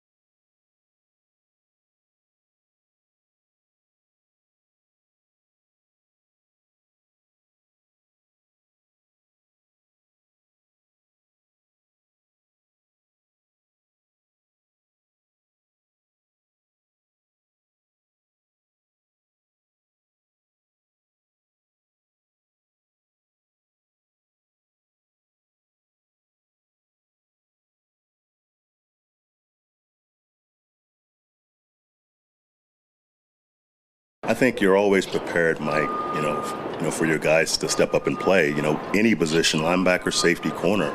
It's early in the week, but every single week, every guy on our roster, practice squad included, has to be ready to play, so no worries there. Dre's working hard, and we'll see what happens on Sunday, but we have guys who are capable. All right, Broncos practice is sort of winding down right now-ish, although they've been running about a half hour to 45 minutes late yesterday and Wednesday. Not exactly sure why. That's just what's been going on. So we will keep tabs of everything you need to know in terms of Dre Greenlaw and what's going on. And we'll hear from Sean Payton when he speaks today in a little bit. Hey, a reminder, at halftime of tonight's Legend Columbine game on AM 950, tune in as we honor the Student of the Week, presented by Mr. Rooter Plumbing, proudly rooting for Colorado athletes. That's with Andy Lindahl and Connor Cape on AM 950. And Tyler, you're doing a couple of high school games, is that right? I am doing a couple. You're in the mix there too. And I'm sure Nate's involved at some point. It's like a potpourri of different people doing high school. Are you doing any of the high school games? Are you doing any of that? No, probably not. We'll see. All right. I'm doing Fossil Ridge and Regis on 9/19. That's my next game. Can I do the sponsor commercial? Of course. Roto Rooter, that's the name. Just flush your troubles down the drain. Roto Rooter. Good job, guys. If we could only add a trombone. That's Mr. Rooter Plumbing. I have no idea if that's related to Roto Rooter. We're about 20 minutes away from you going to get the trombone, unless somebody walks in the door. Yeah, with you a can take trombone for DMac's bike. She's got a car. Oh, she doesn't have a car. No, she has a station car. She can't take my bike. That would be not safe. Well, it's not safe. It's not safe for you a lot of the time, too. DMac feel protective over his bike. Well, I mean, let's be honest. We've seen cracked helmets with DMac. Plus, she's too tall. I got a no dumb question. Can I throw one out there real fast? Sure. Will Vance Joseph not have a head coach or not head coaching? A coaching job in the league? Will he always be employed? Yeah. If he wants, will he always have a coaching position? He's in the loop. Well, I mean, listen. Once you get in the good old boys club, you're in. Yeah. Look, the NFL is the most incestuous thing you've ever seen in your life. You just get fired from one spot, go to the next town. You bring all your boys with you. You all try it again. You get fired, and then you go try to get in a new city, and then they just keep hiring the same people. We have been in a trend of actually hiring younger coaches over the last couple of years, but I thought you were going to ask if he'll be a head coach again. I don't know, but I think so. I think he will. You don't – if this defense – look, what do we think they're finishing? Top 5? Yes. Top 5? Kane, yes. Last year, they were top 10 for sure. I forget what they were ranked, but it was higher than top. I mean, I think it was like 6, 7, something like that in overall defense. You string together multiple years of a top 5 defense, people are going to start taking notice. Mike McDonald just got hired out in Seattle as a defensive guy. It'll happen. He was respected as a defensive guy in Arizona after he got fired as a head coach. Yep. They pretty respected. Brought him back here. I think he's again well respected defensively as a defensive coordinator. Was he with Todd Bowles for a while somewhere? Wasn't he somewhere else before he went? He was Miami before he came here. So the point being, and especially if the defense plays like it's like the Elvins are saying they're going to play this year. Dude, look at Vic Fangio. We watched him all on the TV. He'll always have a job. Vic Fangio is 1,000,000 years old, and if he gets tired of Philadelphia, somebody who needs a defensive coordinator, guess who they're going to call? There's no doubt about it. What was the guy that lasted 30 years in Pittsburgh? It's in the Hall of Fame. Dick LeBeau, who's in the Hall of Fame now, right? Yeah. So, once you kind of get established, and defensive coordinator, I know everybody wants to be a head coach because you get money. Now, what's the name of your pizza place? Jet's one of the greatest pizzas in the world. I come there all the time. You weren't just behind us. You're down the road a little bit. Okay. All right. Thank you. I come there all the time, by the way. Very good. Thank you. Appreciate it. You smoking filter? What did he say? He got nervous about what? Yeah, Made the switch to what? I don't know. Yeah, you do. He's listening. You know. He made a smart sports talk switch. That's what I think he was implying. And he works over there at Jets behind this place. So who's getting pizza here? We he are. said he'd bring it over. He brought us pizza. Tyler goes, bring it on over. I mean, he offered pizza. Why wouldn't we tell him Oh, to I had bring no it on idea. over? So there's pizza sitting around here somewhere? In that office right there. Get out of here. Yeah. Oh, that's pretty cool. Yeah. All right, Rally House getting better and better as we is. sit here. I'm on my second meal. Okay. Yeah, we would have got fed this good if it would have been a sports right. bar. Well, this fits Thank you, into Rally House. we can sort of go through what we think of the game just by going through some of the numbers. What do you think the Broncos will give up in rushing yards to Tennessee? 136. 93. 93. Under 100. Why do you say over 100? Most teams do. I mean, as a team, I'm not saying an individual, but as a team, I mean, that's not that crazy. Okay. Passing yards allowed. 164. Okay, so you got him for under 300 yards of total offense. Yeah. Yeah, I'm with you on that one. I go 157. Something like that? Yeah. Okay. 153. Turnovers by the Titans. 2 lower red zone interceptions. Wow. Okay. Cam Ward panics down there in the south stands. That's exceptional. 2 picks and a fumble on a special teams. 3. Okay. Fumbles or turnovers by the Broncos. 1 interception. Okay. Bo Nix throws a pick. Okay. Yeah. At least 1. Yeah. Let's just hope that R.J. Harvey doesn't fumble on his first carry like Audric Estime. Bad interception or something quirky happens. Looking down 35 yards, maybe trying to force it a little bit. Like a bad it mistake. almost becomes a punt situation. All right, so you get the Broncos. Both of you guys got the Broncos +2 and giveaway takeaway with under 300 total yards allowed. Broncos rushing. That's probably a bigger question, right? Like, how committed to everything is Sean going to be? What do you see? Not counting Bo or counting Bo. Ooh, fun one. Let's not count Bo. Let's do both, but let's not count Bo initially. Not counting Bo, I'll go 128. Wow. Okay. And Dobbins has what? Out of that ish. I've kind of flipped my opinion there. I think R.J. Harvey's going to get more carries than Dobbins, and I didn't feel that way even just a few days ago. Just talking to a few folks, and Jeff influenced me a little bit yesterday as well. I'll say R.J. Harvey picks up about 80 of those. Dobbins about 40-ish. So what's giving you the vibe that R.J. is going to get the ball a little bit more? Well, I guess specifically having Jeff on yesterday and him telling us that he thinks that R.J. is going to be the dude. I mean, I think Jeff's a pretty in-tune guy. I agree. I felt like it was going to be J.K. Dobbins all along. I really always have, so I'm really just going specifically off what Jeff told us yesterday. I don't think Jeff would tell us that unless he had a pretty good vibe for it. I mean, we haven't seen Dobbins all preseason either. We really... Yeah, but that would, to me, felt like they knew what they had. They knew that he was a starter. They're putting him in bubble wrap. He's got injury concerns. I really, really felt like J.K. was going to be the starter until yesterday. And so I'm trusting Jeff Legwold. Okay. Scott? 110. 110. All right, let's go with Bo. 72 and 30. Because certainly last night when we watched Jalen Hurts, we see how powerful it is if you've got a quarterback who can run. I mean, Jalen Hurts just changed the nature of the entire game by being able to do what he could do. Yeah, but he runs like Saquon Barkley. Like heavy? He is thick. He is hard to bring down. Bo don't run like that. Okay. But it does change the game, though, when your quarterback can run. No doubt about it. Saquon is such a freak. Oh, he's my unbelievable. gosh. And I'm not even talking about the one-handed grab. That was obviously ridiculous. That was a great catch, the too. stiff arm that came after it. Just watch that dude's legs drive every single time he makes contact. He is getting 4 extra yards every freaking play. His power and change of direction is a combination that Special. is... It's nuts. He always gets more yards. Yeah. It feels always. like it. And they balled him up late, but they knew they were just trying to eat clock and everything else. But, no, he's fantastic. Bo for yards. What do you think? Rushing yards, yeah. 16. Oh, that's not that much. So just a couple of first downs. Yeah. Okay. I mean, I don't think they're going to run them. I mean, Okay. I like in terms of designed runs, I don't think they're going to have any designed runs. 36. Yeah, I tend to think it's going to be like that a little bit more. Like, I don't think he's just one look and panic. I'm not going with that. But I think Bo just will see space that he'll just gobble up.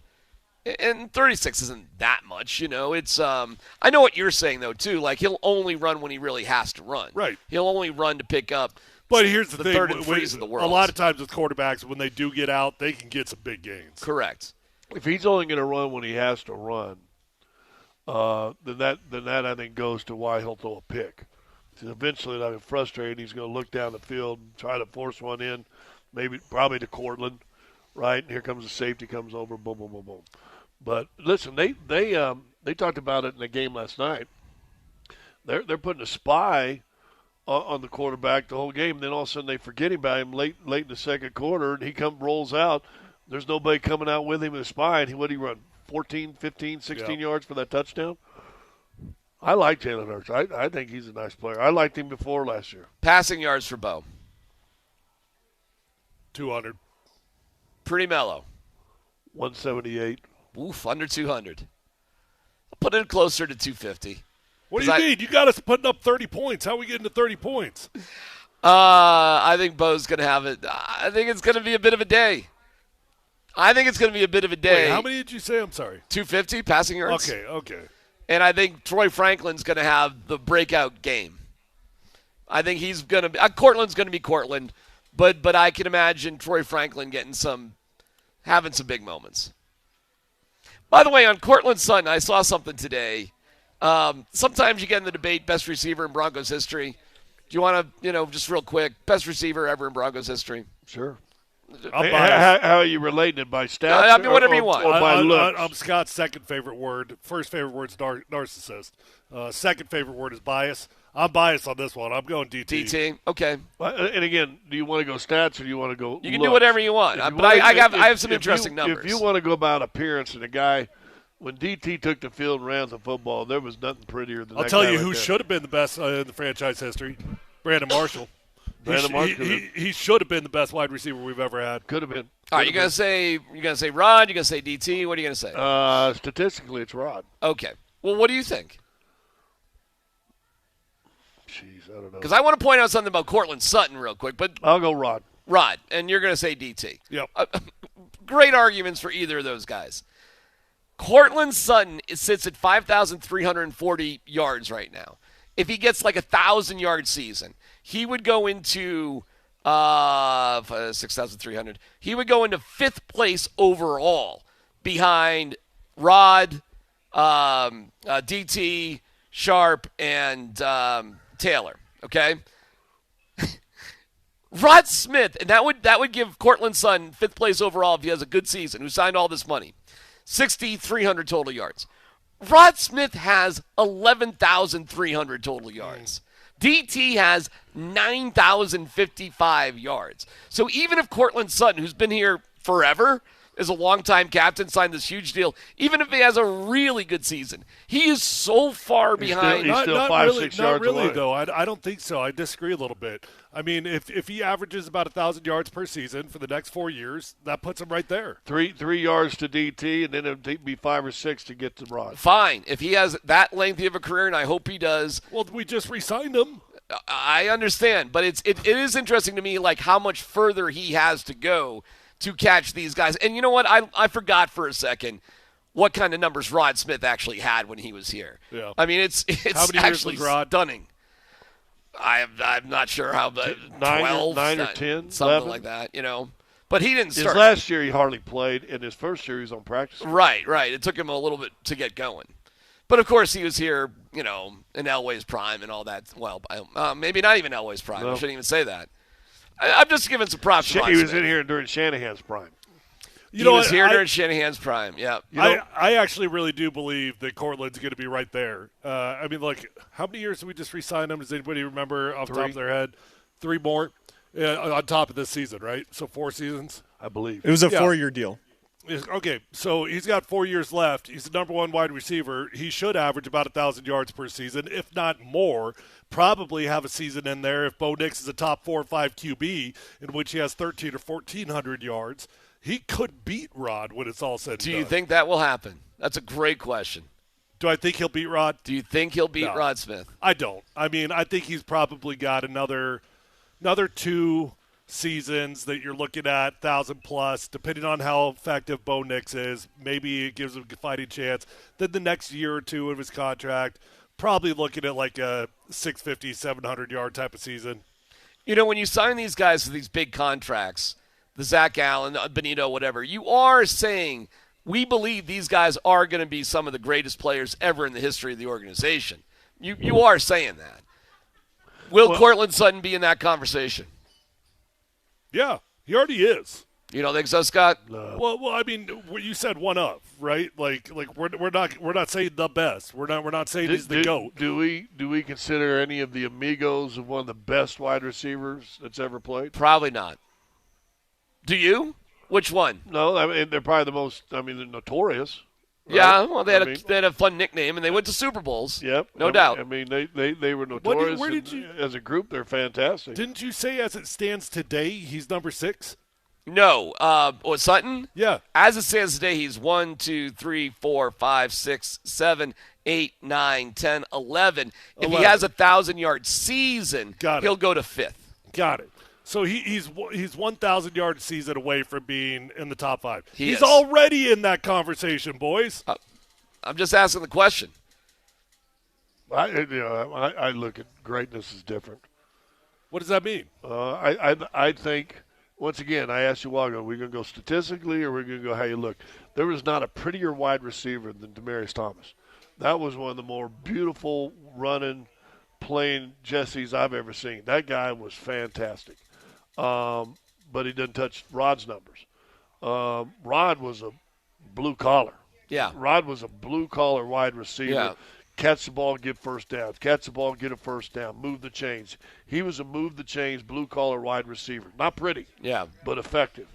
And I feel like Cortland's somewhere in between those two. Well, I'll tell you this. When you see Cortland Sutton in person, well, he's a specimen. You believe it. And when you see DT, you believe it. Rod, you see, no digs on Rod, but Rod looks like a more average like sort a guy. Kind of, yeah. You know, I mean, again, not trying to slight Rod Smith. To his credit, look how great he was. Cortland and DT are like, I mean, my Lord. And Cortland, it really is astonishing to actually see Cortland up close and personal, how big and how strong and the way he can move with the ball. I think it's amazing. We'll see what happens. But he's not like a speedster or anything. It's not like DT. DT was like... He's just beautiful. DT was kind of ridiculous when you really think of it. And Rod wasn't a speedster. He was not. No. And neither was Ed. No. But you know what those two guys were?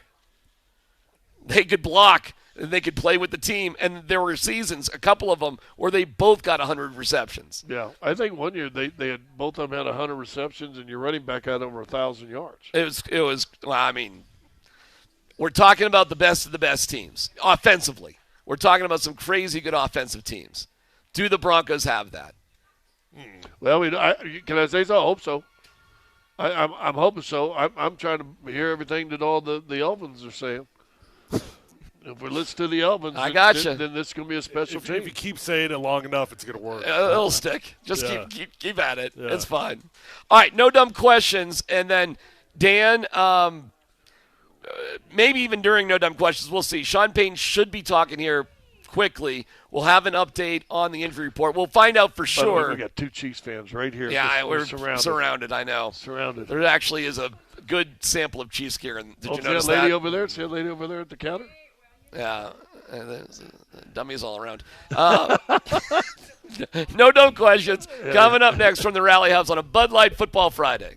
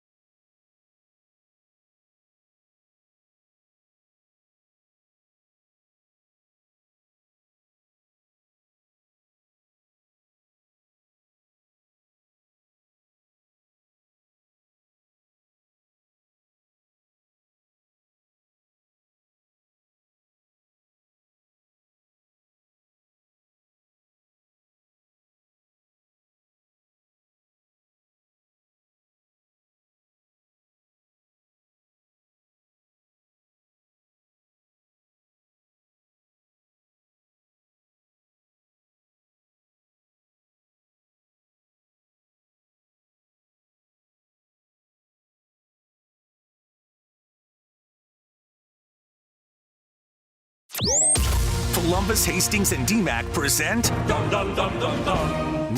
Dumb Questions. This is your safe space. Safe place. I'm leaning into the segment. You're a smart guy. Send us your not dumb question now. Tweet it, text it, or Twitch it. It's No Dumb Questions on Altitude Sports Radio 92.5. All right, no dumb questions. 303-504-0925.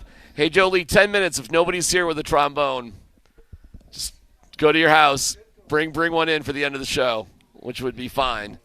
So we're at Rally House. We're meeting all sorts of awesome people here, by the way. Yeah.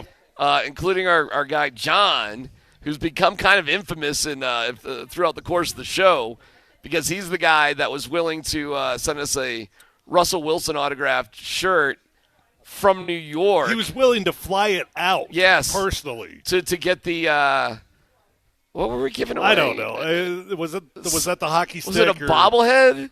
I don't know. It was something. It wasn't even that big of a deal. Not really. No, it was not. And we gave it to the guy who gave us the cornhole thing because we felt bad. We didn't want to force the guy to fly from New York. Well, he sent us the Russell Wilson shirt anyway. He lives in New York. He's here for the game this weekend. He sent us the Believe shirts because his goal is, as Scott is doing some shopping. Look at that.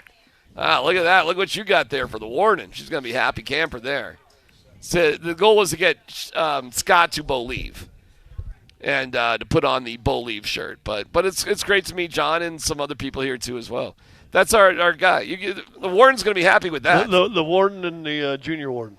You're doing good. Yeah, it's Friday night. They got okay. I don't even know what that means. Yeah, you do. I mean, good luck. Best of luck. So you good? You got it dialed in there?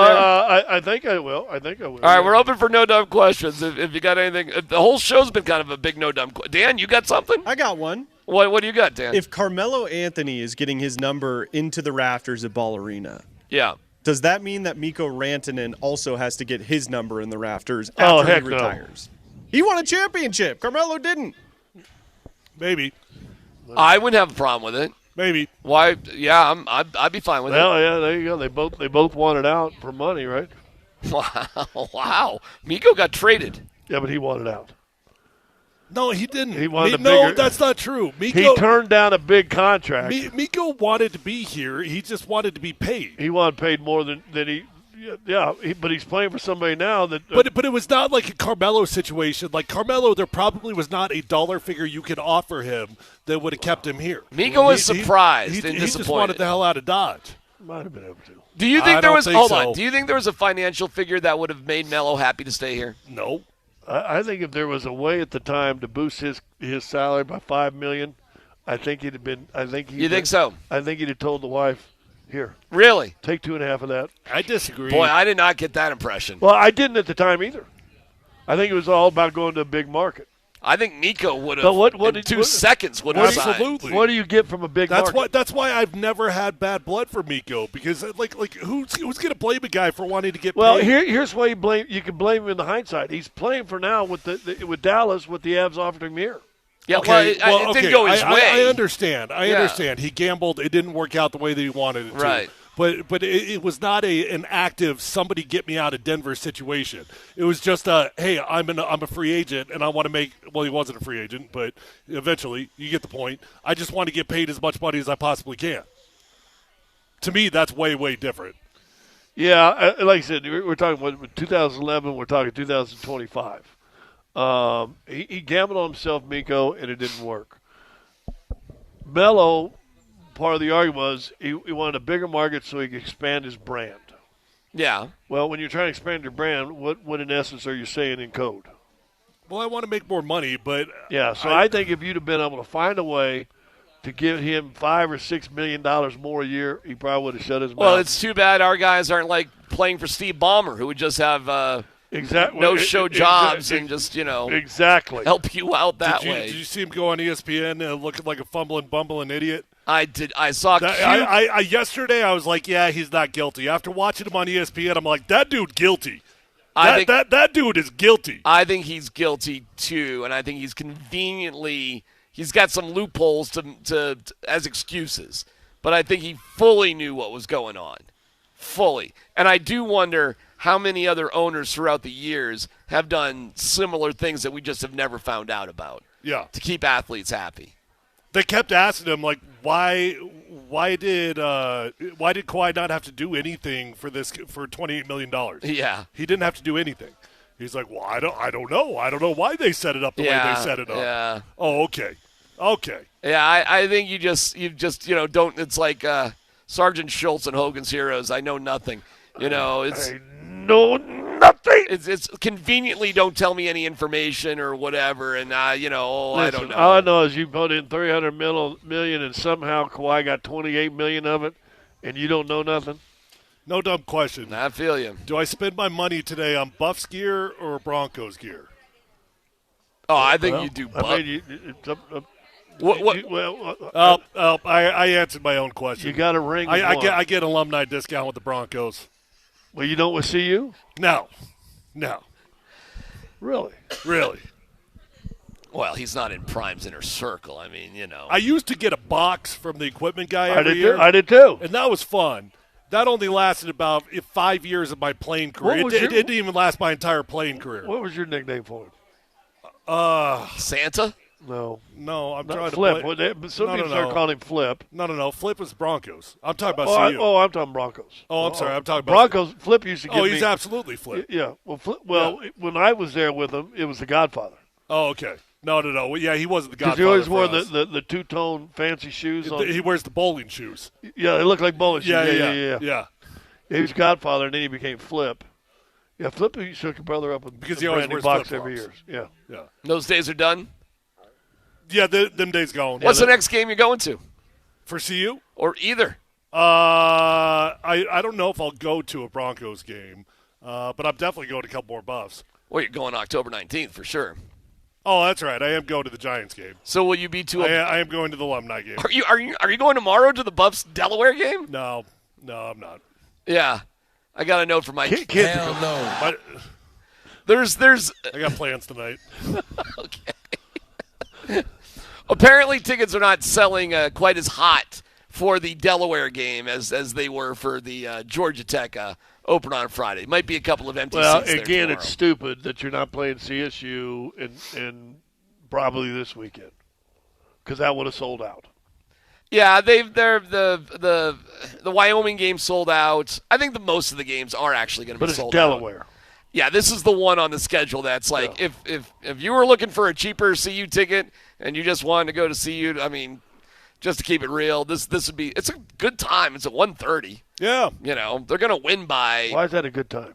1:30 on a Saturday? Yeah. You don't think 1:30 that's kind of like perfect? No, that means if you're what do you want to call it? If you're an elite tailgater, that means you're having to get there and starting at by 10:30 or 11 o'clock. Like 10 in the no. Boy, your tailgates are weak, aren't they? Well, what time would you want to get somewhere to tailgate? I would think 10:30 would be great.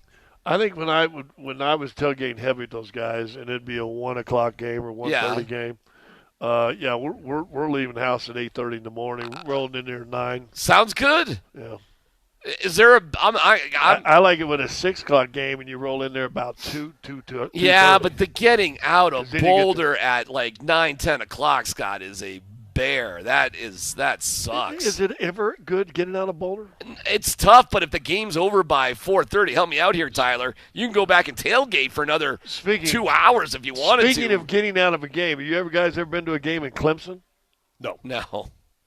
That's a madhouse. It's like a 2-lane. Why would you bring up Clemson? Yeah. Why would I have ever been to Clemson? Well, I called a game in Clemson. Broncos played a preseason game at Clemson. Is that right? Yeah, but why would you think because you just said, hey, Tyler, you ever go dog sledding in Nome? Right. Because you said getting out of Boulder, like it's so tough at 9 versus 6. I get it, but the next relevant thing is South Carolina. Yeah, because South Carolina and Clemson, you can't get out of that. I'll take your word for it. It looks like Field of Dreams. You build and they will come. It's like a freaking line of just cars trying to get in. Did you know they take a bus to do that run down the hill? I did not know that. Doesn't that kind of ruin it a little bit? That is not out of their locker room. They take a bus and get off the bus just to run down the hill. I had no idea they showed it on ESPN. I couldn't believe it. Once I learned that, I was like, they load up they have 4 buses. They load up all the buses and drive halfway around the stadium. Yeah. After they've already got the clothes on. Yeah. They're piling on the buses with their helmets and uniforms and everything. It looks ridiculous. Just to go halfway around the stadium. Just so you can touch a rock. Well, there's no other way to get up the hill, which it never even occurred to me. Well, I just assumed the Why locker are you room guys was talking about Clemson? Because you brought it up.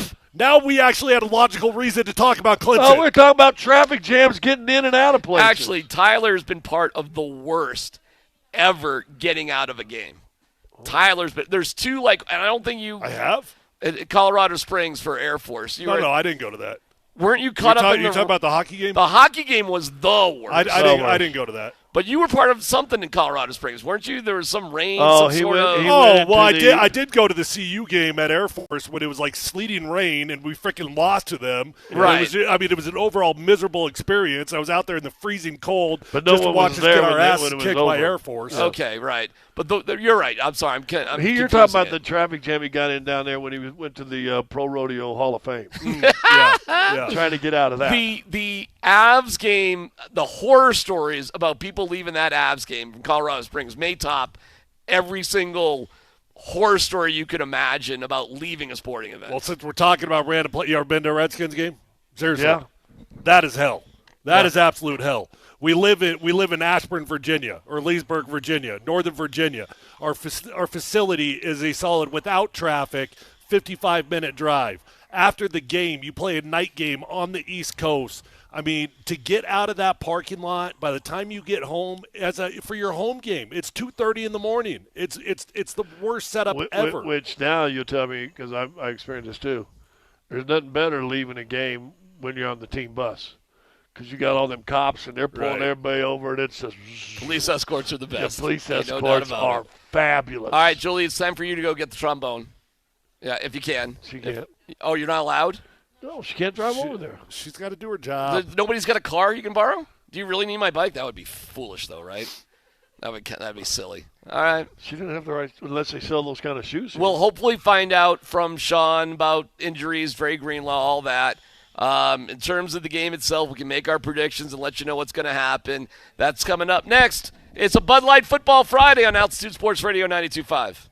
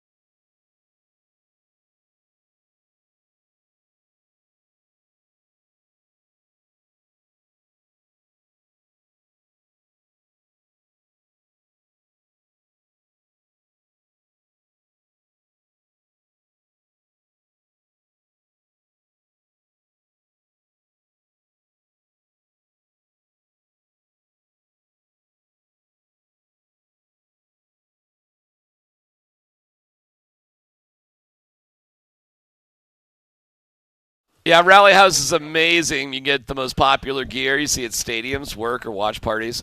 They have new arrivals. Scott and Tyler have both done a little shopping. I'm not done. I ordered an employee to help me out. I said, hey, listen. Wow. I said, hey, listen. I don't know what I'm doing. I got girls. I need your help. All right. Yeah. Well, both. Well, that one right there is pretty cool. Both. Very cool. That one's for someone else. Okay. Well, Friday why night. don't we put Friday the girlfriend's gifts right there on YouTube? Let the girlfriend say, hey, right there, look over Tyler's shoulder.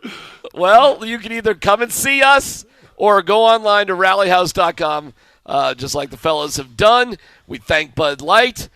We have somebody who has brought Scott a trombone. We'll get to that in a few minutes. We'll get to it in a few minutes. But we'll get there. Trust me, we'll get there. In a few minutes. What are we going to do? Some business? The big story of the day is the Broncos prediction. So hit us with the Broncos prediction. And we're waiting to hear from Sean Payton about Dre Greenlaw. That happened in a second. We're going to get to the trombone. Trust me, though. I can't wait to hear this story. Us giving you another prediction is bigger than... Yes, believe it or not. Hang in there. Hang in there. The score of the Broncos. Hold on. Can you do the trombone while we give our predictions? Oh, God. Because we got to get... Because that would be a big story. I mean, give me your prediction quickly, and we'll get to the trombone. Trust me. 23-9. 23-9 why? And the story on Monday will be what? The defense is fabulous like we think it is, and the offense has work to do. Tyler. I said 23-10 earlier in the show, mainly because I want to Price is Right his ass.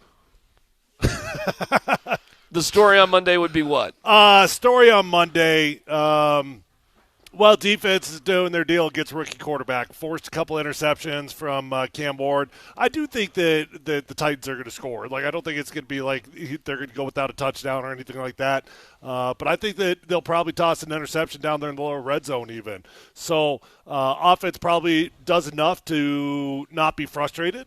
Probably does enough that we're not like, okay, we got problems. Yet I'd be shocked if we walked away from this game with some Star Wars performance after what we've seen in preseason. So some questions, and it's just not all quite gelling, but it's good enough. Yeah, good enough. Good enough.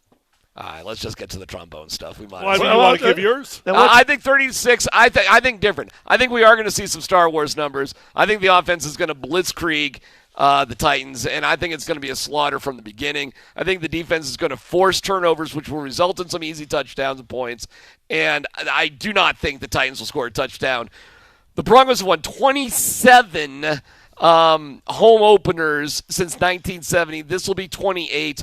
It is a first-year quarterback, first time he's played in the NFL. Maybe he'll have a great career. Who knows? I'm not going to judge him on one game, but this ain't going to be it. The Broncos are going to absolutely destroy the Titans, and everybody's going to walk away happy. And then we'll roll into – and by the way, on Monday we're going to be like, well, of course they did. It's going to be like that. Like, if we couldn't beat these guys and kill these guys, who are we going to kill? So I have no apprehensions whatsoever. I'm way too cocky probably about this game. So that's it. So I'm probably set up for the biggest failure if there's anything close to a game. Yeah, you are kind of setting yourself up a little bit for disappointment because even if they just win marginally, that should be a little bit disappointing to you. Yeah, I have no stress about this game. I have no concerns about this game.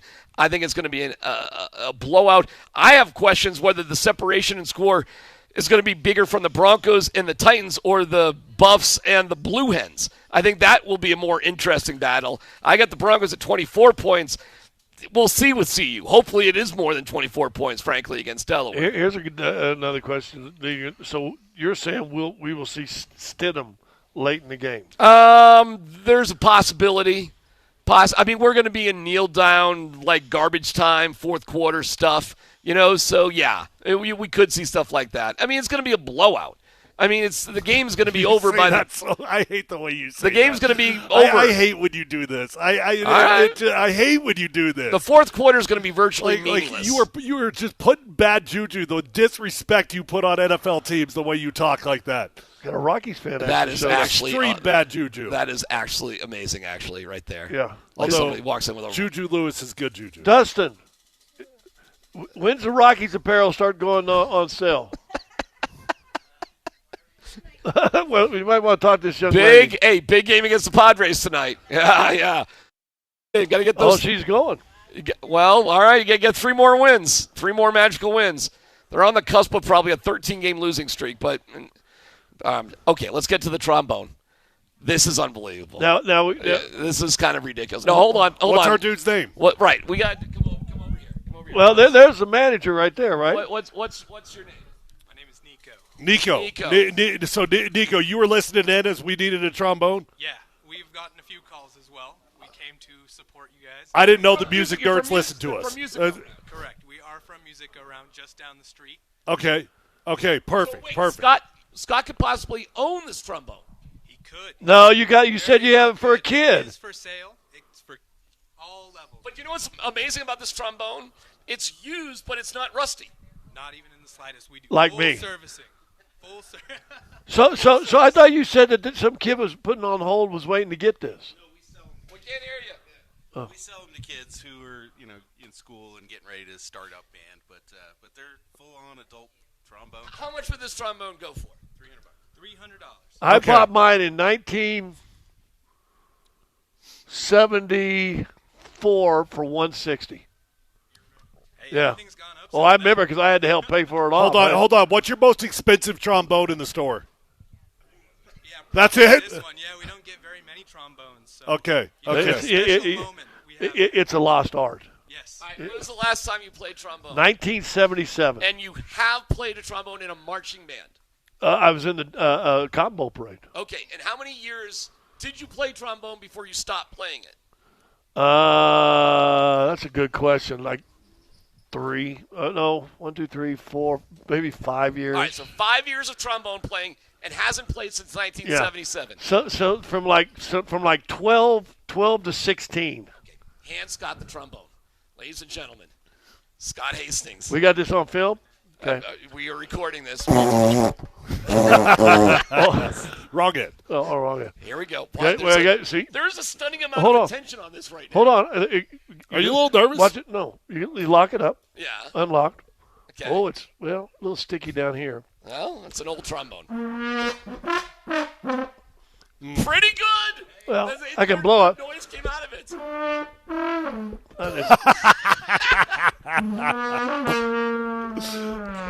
Oh, my God.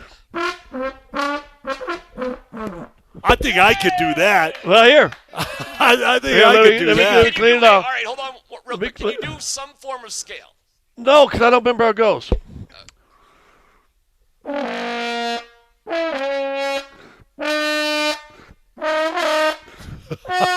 Yes. I remember the first 5. That's pretty good. Yeah, so I got the first 5 positions. Here, I'll clean it The up. question is, can Tyler even make noise out of it? Oh, yeah, I that's don't not know. hard. I mean, all I got to do is blow, right? There's a big difference between getting it going and then making it What tone. do I got to do? I just got to blow, What right? you think? I think you're going to find it's harder than you expect. Okay. I'll be surprised if Tyler can make noise.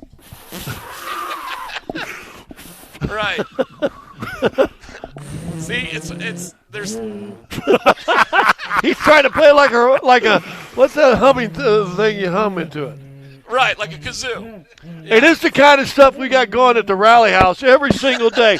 Entertainment Fridays. We ought to start starting something. Entertainment Fridays. How the hell do you make noise out of this thing? Dude, like this, I'll show you. You've got to just let us have this trombone. No. No. This has to come back with us to the studio.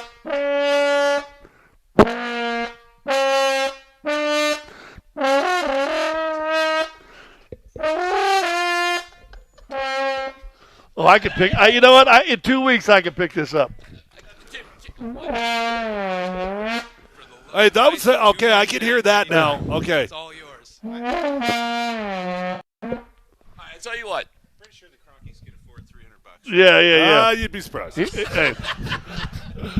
I tell you this. I'll pay for the trombone. $300? We've got to. No. We have got to have this. Tyler, I'm sure you'll chip in. No. Okay. All right, we got to take a break, but we're going to keep this trombone.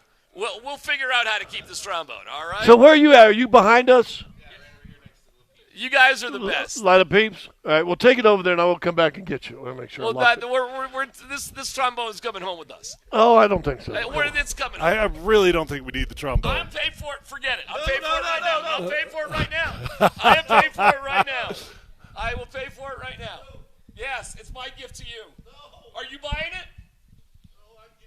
No, he doesn't want it. Here. Why are you buying this trombone? I'm buying the trombone for Scott. Merry Christmas. Why are you buying the trombone? Because every Friday we can be entertained by a piece of Scott's trombone. All right. So every Friday. Hey, Scott, don't worry about it. He'll get this paid back. It only cost you $200. Yeah. DMac's got the expense card. I do not have the expense card. I have every football Friday, Scott. We will, if we do this, we will expect some sort of tune. How mad is your wife going to be at you? Well, she's drinking with a friend tonight, so she won't even know until tomorrow. So your Friday's going to be like mine. But this ironically, we'll talk about it afterwards. I'm well, no, I'm serious. Yeah, I'll come see you. We're there. All right. Well, we'll figure it out. What's the name of the store again? Music Go Rounds. Music Go Round here at Bowles and Wadsworth. Beautiful. By the way, I've used Music Go Round for years and years and years. Yeah, over in Aurora, over at Hampton, and blah, blah, blah. All right. Okay. All right. Scott, if I could have made noise out of the trombone, I would have contributed. But I can't make noise out of it. You have to blow a certain way with your. I actually do know that from the trumpet. Get your lips right. I'm blown. My lips are tingling. Oh wait, hold on. My lips are tingling because you're right.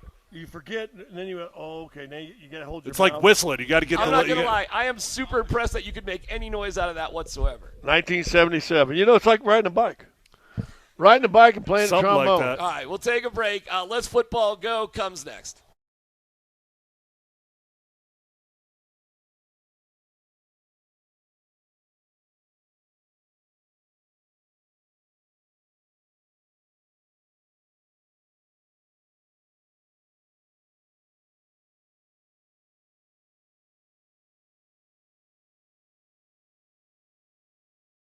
It's DMac for the Rocky Mountain Men's Clinic. They got a new joint in Castle Rock. It's spectacular. Seriously, you got to check it out, man. I mean, there's 5 locations, but Castle Rock in particular, revamped, recharged, renewed, just like you'll be at the Rocky Mountain Men's Clinic. For those of you in the southern part of town, check it out. Just over the hill, down there in the Rock. It is awesome.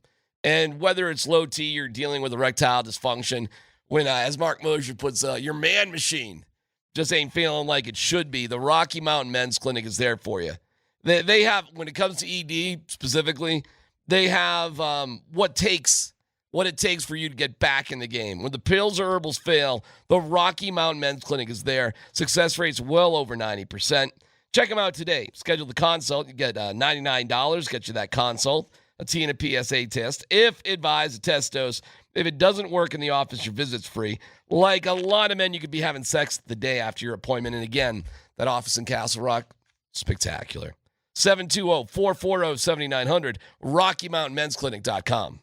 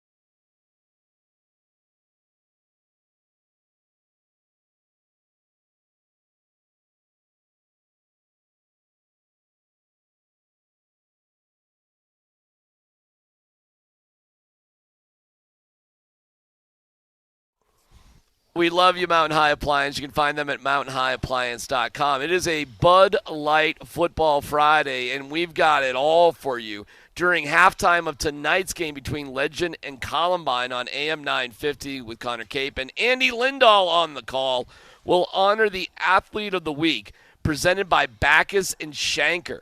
Their passion is justice. Call 303-222-2222.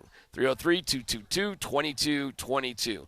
All right, wow, busy, and we have tonight at 6 on Altitude, we have the Chiefs against the Chargers from Brazil. Dan, let's football go. By the way, on YouTube. It is on YouTube tonight, which is free. Like, don't complain about YouTube, really, seriously. Tired of watching. I want my football games on national television, not apps. Wait, we're talking about, like, actual YouTube? Yeah. You got to go on YouTube to watch the game? Yes. What? Yes. That's the dumbest thing I've ever heard. Thank you. That is the dumbest thing I've ever heard. Get off my lawn. Yeah. Scream at a cloud. Yeah. No, that's stupid. Let's go, Dan. Okay. You have to pull up a website, guys. It's not that difficult. By the way, really quick. What a baby New Year moment. They've been advertising this game on YouTube for literally months. I don't ever get on YouTube. I understand. I literally never am on YouTube. I'm a little blown away. This is coming to your realization like 3.5 hours before the game that it's on YouTube. They've been talking about this incessantly. I know about the game, but I figured I was going to be watching it on my TV like a normal human being. It hit me last night. Now I got to go on a computer or something? Tomorrow on YouTube. And I went, YouTube? I don't even know how you guys have missed this. They've been talking about it so much, but yes, YouTube. Yeah, if it ain't like the only YouTube channels I watch are Andy and I and conspiracy things. Okay.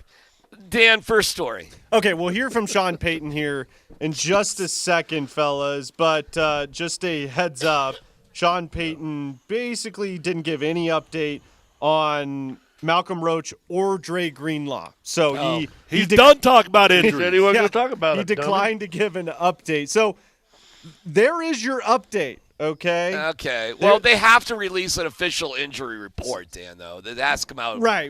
Yeah, Dan. But I don't know when that's going to come out. So that's our injury update presented by Ramos Law, the official injury law firm partner of Broncos Country, guys. So no injury update there. Yeah, Ramos Law, the official injury law firm partner of Broncos Country, yes. I can't believe I couldn't even make a noise. I'm not surprised by that. It's harder than you'd think. There's a little trick to it. I forgot about it the first time around. Yeah. Okay, I think this is a little petty by Sean just to not sort of say it. Even coaches at basketball coaches, hockey coaches, even football coaches will tell you if the injury report's coming out what the status of guys is without revealing the details of the injury. To me, this is Sean just being a little petty. The injury report has to come out here shortly. Do you want to read that? We will know officially here shortly. Do you want to read that liner again? I can, if you want me to. Go ahead. Well, that's the injury report, sponsored by Ramos Law, the official injury law firm partner of Broncos Country. Nate Atkins out for this first game. You got it. Dre Greenlaw, questionable. Malcolm Roach, questionable. And DeAndre Tillman, questionable. So their injury report is out. You just look it up online. All right, so this is... it's right here on YouTube. Oh, no. All right, so one more time. Actually, do it one more time. All right. I like how you set that up. Nate Atkins out, which we all knew that one. Yes. DeAndre or DeAndre. That's not how you spell DeAndre, but DeAndre Tillman. It's not how you spell DeAndre. No. D-O-N-D. That's his name. Dondre. That's how he says it. But it's Dondre. I don't know what to tell you. All right. Anyway, questionable. Malcolm Roach.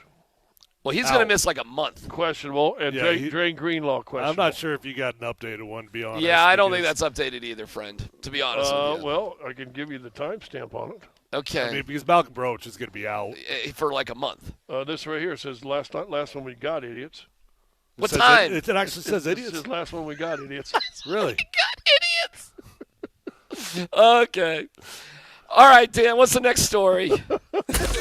You liked yourself on that one? That tickled me. Yeah. All right, guys, let's hear from Vance Joseph yesterday. Anything scare VJ about the Titans offense? When I first watched the offense, I wasn't sure about Pollard. man, he's a hell of a player. The more I watch this dude, man, this dude can really play. He was obviously a receiver in college, so he can catch the football.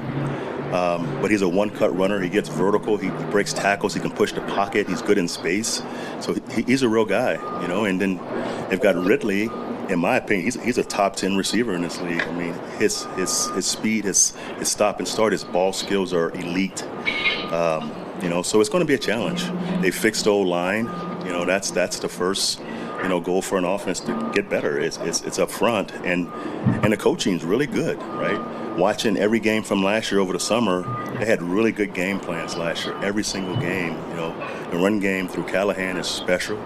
All right, guys, anything scare you about the Titans offense for the Broncos on Sunday? I mean, they're like Super Bowl champions. I mean, yeah, this is a scary offense. They got Pollard, and they fixed the offensive line, and it's great coaching, and Cam Ward was the #1 overall pick.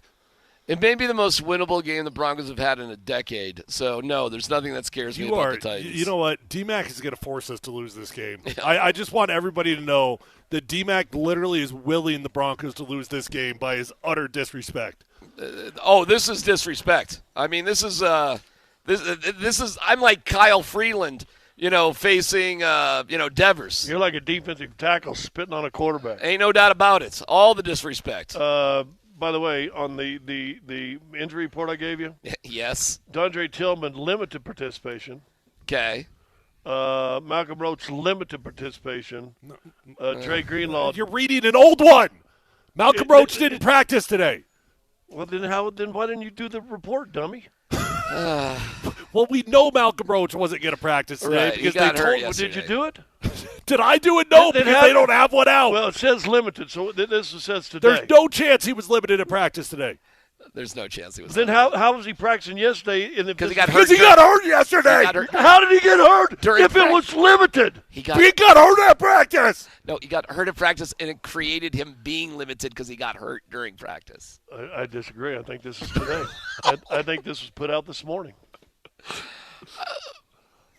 So wait a second. Hold on. It was put out before practice? Yeah. Right after. Yes. Yesterday. Just right after weights. How do you practice and get hurt and then you say you were limited? Because injured in practice. You know what? Okay. Dan, next story. It's like playing cards with my brother's kid. Why are you always taking sides of the man? The man? You guys always take the man Who's side. the man? The Truth? Yeah. Information is the man? Sean Payton, whatever he's telling you. Dan, next. All right, guys, Do you let's think hear the people here think that we're awful loud? Yes. Yes. Yeah. Yes. You were just playing a trombone. But so. we did bring pizza that everybody really could have a slice if they wanted. We gave the staff's been eating it. Yeah, but good. We've done one thing well. All right, guys, last night, the NFL season opener will go down in history as Spitgate. Here is Jalen Carter after the game talking about the incident between he and Dak Prescott. It was a mistake that happened on my side, and it just won't happen again. I feel bad for just my teammates and the fans out there. I'm doing it for them. I'm doing it for my family also. But fans, they show the most love. You heard them out there today. Just not being able to finish the start of the game, even just finish the game just again. But we'll get it better. It might happen again. He said the fans had his back. He apologized for he and his family and the fan base. What did you guys make of Spitgate last night? Well, I mean, this is why he went number 9 and not number 1, right? He's supposed to be this generational dude that has got a lot of concerns. Look, it was a very immature thing to do. Even if he did see Dak spit at him or towards him, not at in his general direction. Yeah, on the ground. Right. Just to clarify. Yeah. Not on an actual human being, on the ground. Right. Yeah. Yeah. I mean, you just can't do it. You can't be an idiot. I mean, that's a pretty clever move by Dak Prescott, isn't it? I don't think he was trying to be clever. Okay, I don't think he was trying to be disrespectful. I think he was trying to be funny. I think he was okay. Fine, I'll go with that. I think he was. I think Dak was doing something. I think Dak was getting involved. There's no way Dak anticipated getting spit back Scott, on. to your point, did you see them zoom in on his face the second after he spit? He's smiling. He was laughing. Yeah, he was laughing. Yeah. He was like, I made a ha-ha. Yeah. Yeah, I think it was all sort of in that, fun sort of thing. And Carter was a moron. Carter has no sense of humor. Yeah. He did apologize for everything. He knew what bad position he put his team in. And I heard that, by the way, too, the reason why he dropped to 9, which to me I kind of rolled my eyes like, that's still pretty good. You're a top 10 pick no matter what. But do you really think that is a significant thing? Like, that did cost him. He had a lot of issues. Yeah. Just got to spit on that thing. All right, next, Dan. All right, lastly, guys, Liam Cohen said they're still devising a plan for Travis Hunter as far as how much he'll play on both sides of the ball in their game against the Panthers on Sunday. He mentions he wants to be flexible because Travis did miss the second preseason game with an upper body injury. Outside of the Broncos-Titans matchup, is this the thing you're most looking forward to seeing on Sunday? Is it Travis Hunter? And if not, what else are you looking forward to seeing outside of the Broncos-Titans game in Week 1? Well, we got Bills-Ravens, right? Great question. Isn't it Yeah, Bills? yes, Sunday night. Yeah. I mean, that's going to be a hell of a matchup. Yep. San Francisco at Seattle. Okay. That's always a big division. Christian, I'll be curious if Christian's playing in that game. Giants at Washington. Giants have sucked. Oh, but I mean, you know what else you've got? Russ. You've got the wife swap of quarterbacks. Pittsburgh and Jets. You Yeah, got that's a Justin good one. Fields playing for the Jets, Aaron Rodgers playing for the Steelers. I love that. Less cared about game. Raiders at New England or Cardinals at Saints? Oh, those are two brutally bad story matchups. Yeah, those suck. Right. Take them one at a time. What's the first one? Oh, I got a third one for you to put in there. Well, what's the first one, though? Okay, I'm going to give you 3, but here's the first one. All right. Carolina at Jacksonville. Holy cow. Oh, well, that Jacksonville's interesting, though, because of Travis. Okay, so that there. So that's a good story. Raiders at New England. God. I mean, I'm kind of curious by that. I'm curious both Pete Carroll and Mike Vrabel, to be honest. Vrabel is kind of fascinating to me because he definitely brings a certain culture with him, doesn't he? Yeah, I kind of like Vrabel too. I kind of, yeah. And that game's I'll kind of intriguing. give you someone. Stevenson, the running back, a lot of big things are being said about him. If you know, you know, I suppose, on that joke. But, like... I don't know that. I figured it out, but I don't know anything about it. There's a girl out there that's... Apparently, Mr. Stevenson is blessed. Really? According to a girl from Ohio State. But anyways, that's that. He was a big guy that the Broncos were theoretically considering. Yeah, thanks for bringing that up, Nate Kreckman. Okay. Arizona at New Orleans. Yeah, that's brutal. How bad is New Orleans? Seriously, like they're starting Spencer Rattler. Yeah, I mean, but there's hardly a story there. That's a bad one. Devon What's your other Bailey? bad one?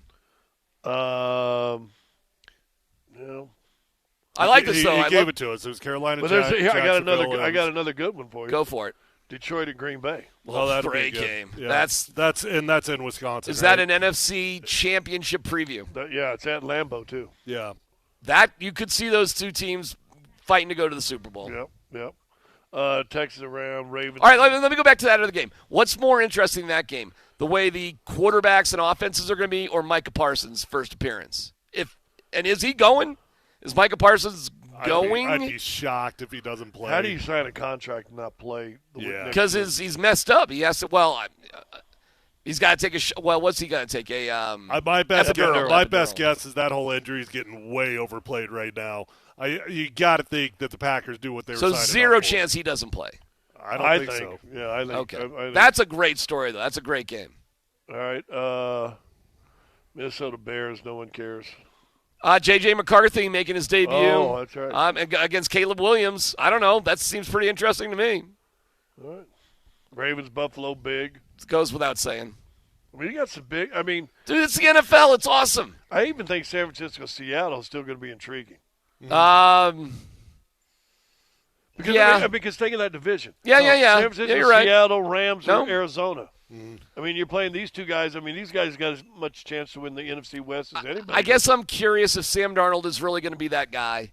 Like, is he? Can you really take that path, or is this just Heck, let's be honest. Is Sam Smoke Darnold screen. that guy, and is Purdy that guy? Well, they're paying Purdy to be that guy. I think Christian's hurt again. I did see that. Yes. Yeah. How I'm nervous telling are you that Christian is? Big time. Big time. I mean, it's the same deal. Scotty and I have warned you about this 100 times. Once you get tendonitis in your Achilles, you got problems, man, forever. Forever. I don't think it's the end of Christian playing football, but is it the end of him being Christian McCaffrey playing football? It's the end of him being $26 million a year, Christian McCaffrey. He's still getting it, but I agree with you. It could be a tough move unfortunately for Kyle and the Niners. Like, it could be another year of just, it was all right there, and it's just getting away from us from the start. Well, the 49ers, they reset everything a while back. This is a reset year no matter what for the Niners. So it could be bad. Like, it could be a tough year for the Niners. They got a hell of a coach. They got what they believe is a quarterback. When you say a tough year, I'm thinking like 8 or 9 wins. What do you got tonight? Chargers, Chiefs. Chargers. I think that's a big game. Oh, I think it's a huge game. How do you watch that? Where do you watch that at? I'm going to go on the tube. Inside that brass thing you were just blowing on. Yeah. Who do you like in it? Wherever. I know it's a complicated way to consume it, but the game will happen. Who are you liking in that game? Whose home game was that considered? It's Chargers. And if I'm the Chargers, I'm freaking pissed. Right. I am pissed. You're making me go to Brazil to play the Chiefs. You're giving me our toughest in division opponent, and we got to go to Brazil. We can't get a home game out of it. Yeah, but they may have more fans for the Chargers there than at SoFi. Well, just saying. They'll get a full house there, I bet. Oh, for sure. Is this no dumb question? Is this first NFL game, preseason, regular season ever in Brazil? I think so. Well, that's pretty incredible. How about the back and forth between Kelsey and Mahomes, though? I thought that was hysterical. Hilarious, wasn't it? Patrick. All because he said, I had to say that after he told everybody I didn't know where Brazil was. Yeah, showed him on a map. He just said, I was with Taylor in their concert there. Right. Yeah, I've seen the world. São Paulo. Have you guys ever been to São Paulo? No. When have you been to Sao Paulo? You haven't?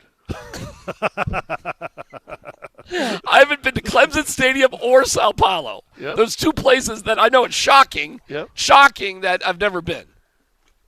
What were you doing in Sao Paulo? He's never been. I bet he has. I have. I bet there was some sort of junior basketball tournament that took you to Brazil. It was the Junior World Championships. It was. Yeah. That was a guess. We flew into São Paulo, and we practiced there for 3 or 4 days, and then made our way up country. Boy, Brazil used to have players, man. Brazil used to – what? That's – Oscar Schmidt. It's been a minute, though. What's the Brazilian basketball? Nene? Yeah, well, keep going. There's been a few. I think Oscar Schmidt was the one that – wasn't he the one that came in and, like, either beat or almost beat the USA team? He had, like, 40. Yeah. By the way, really quick. Turkey beat Serbia. Yeah. You concerned about Sengun and Houston? No. Sengun's a good player. Can't play a lick of defense. Not concerned about that, huh? No. He's a good player. He had a better game than Jokic the other day.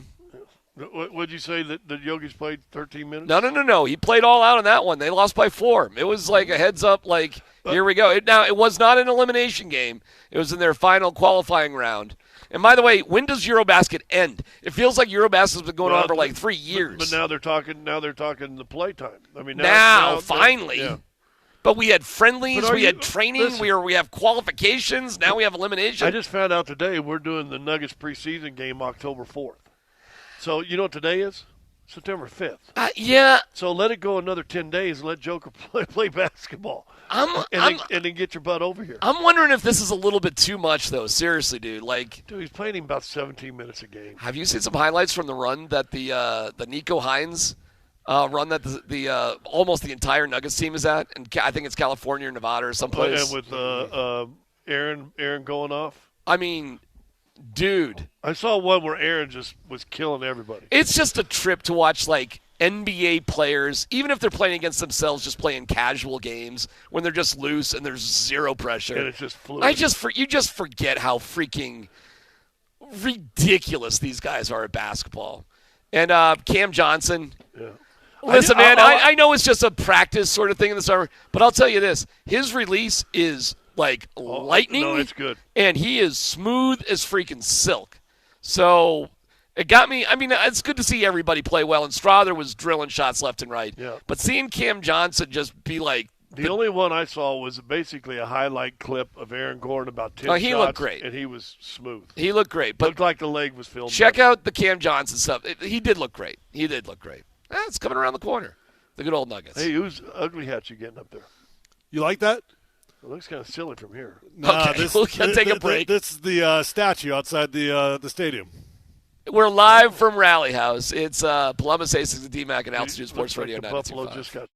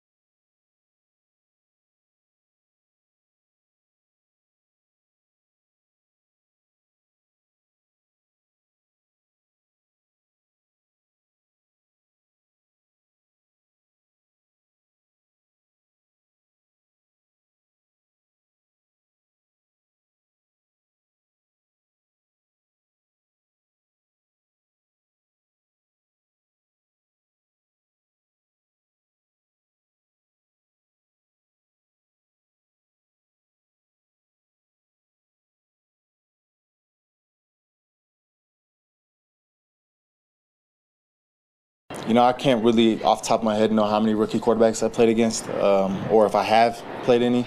But a guy like Cam Ward, what he brings to the table is unreal. He's a gunslinger, a guy that can just go out there and make all the throws. And with their run game that they have and what they want to make it easier for him. That's for us. We got to go out there and stop both of them. So just excited for the opportunity to compete against him. But he has all the throws on the field he can make. So we have that in our tool bag in our head that we got to go out there and cover those for sure. Thanks to our friends at Revitalized Health. Visit them at revitalized-health.com, sponsoring the show. Thank you, Revitalized Health. It is a Bud Light Football Friday. We're at Rally House where both Tyler and Scott have dug deep in the pot and take care of business, the two of you guys here. I was just telling Scott I'm spending more than I made today. It's unbelievable here, isn't it? Yeah. It's crazy. Nate Kreckman's walking. We, unbeknownst to us, Nate and Andy are going to keep broadcasting from here. Because Andy's calling the Columbine Legend, or is it Legend? No, it's Columbine. Oh, it is Legend. Oh, that's Jake Heaps. Right up at 6th and Kipling. Right up at 6th and Kipling. And Andy lives around the corner, so arrangements were made for them just to keep it rolling from Rally House. Oh, wow. So there's Nate. Good to see you, Nate. And Andy. We did not know this until just a couple of minutes. Andy's here. He just left. I don't know where he went. He realized that the Rally House has mammoth gear, and he wants to get him a mammoth gear. Okay, so there he is. So Nate and Andy will roll on from Rally House. So if you want to, we still have pizzas, right? We got like three. Yeah, there's easily 3 pizzas left in that room in there. Yeah. So you can have a slice of pizza while it lasts if you come down here. Yeah. So it's been. And you can go to Music Go Round right behind us. Just had somebody walk in the door, said the funniest thing he's heard in a long, long time is you playing trombone. Just came in, said it, and walked right back out. Nice. So.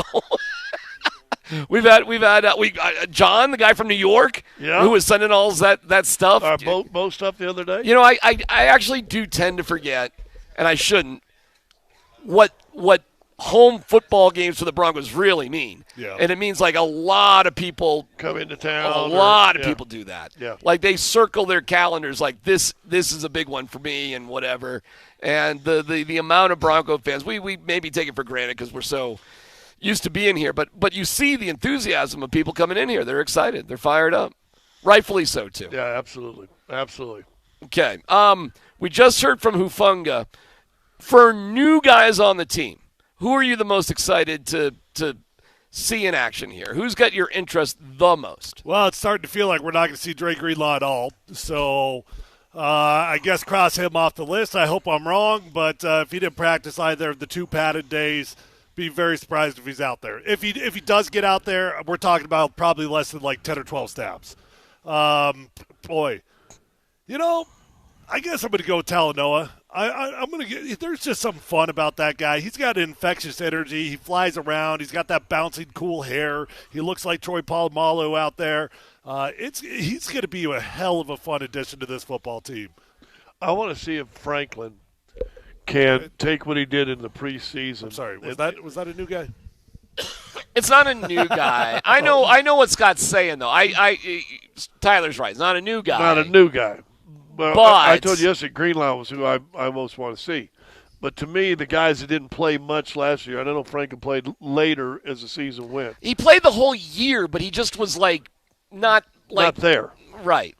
Until the playoffs. But now it feels like, I just feel like we might be seeing the emergence of a star. Yeah, and you might see it as soon as tomorrow.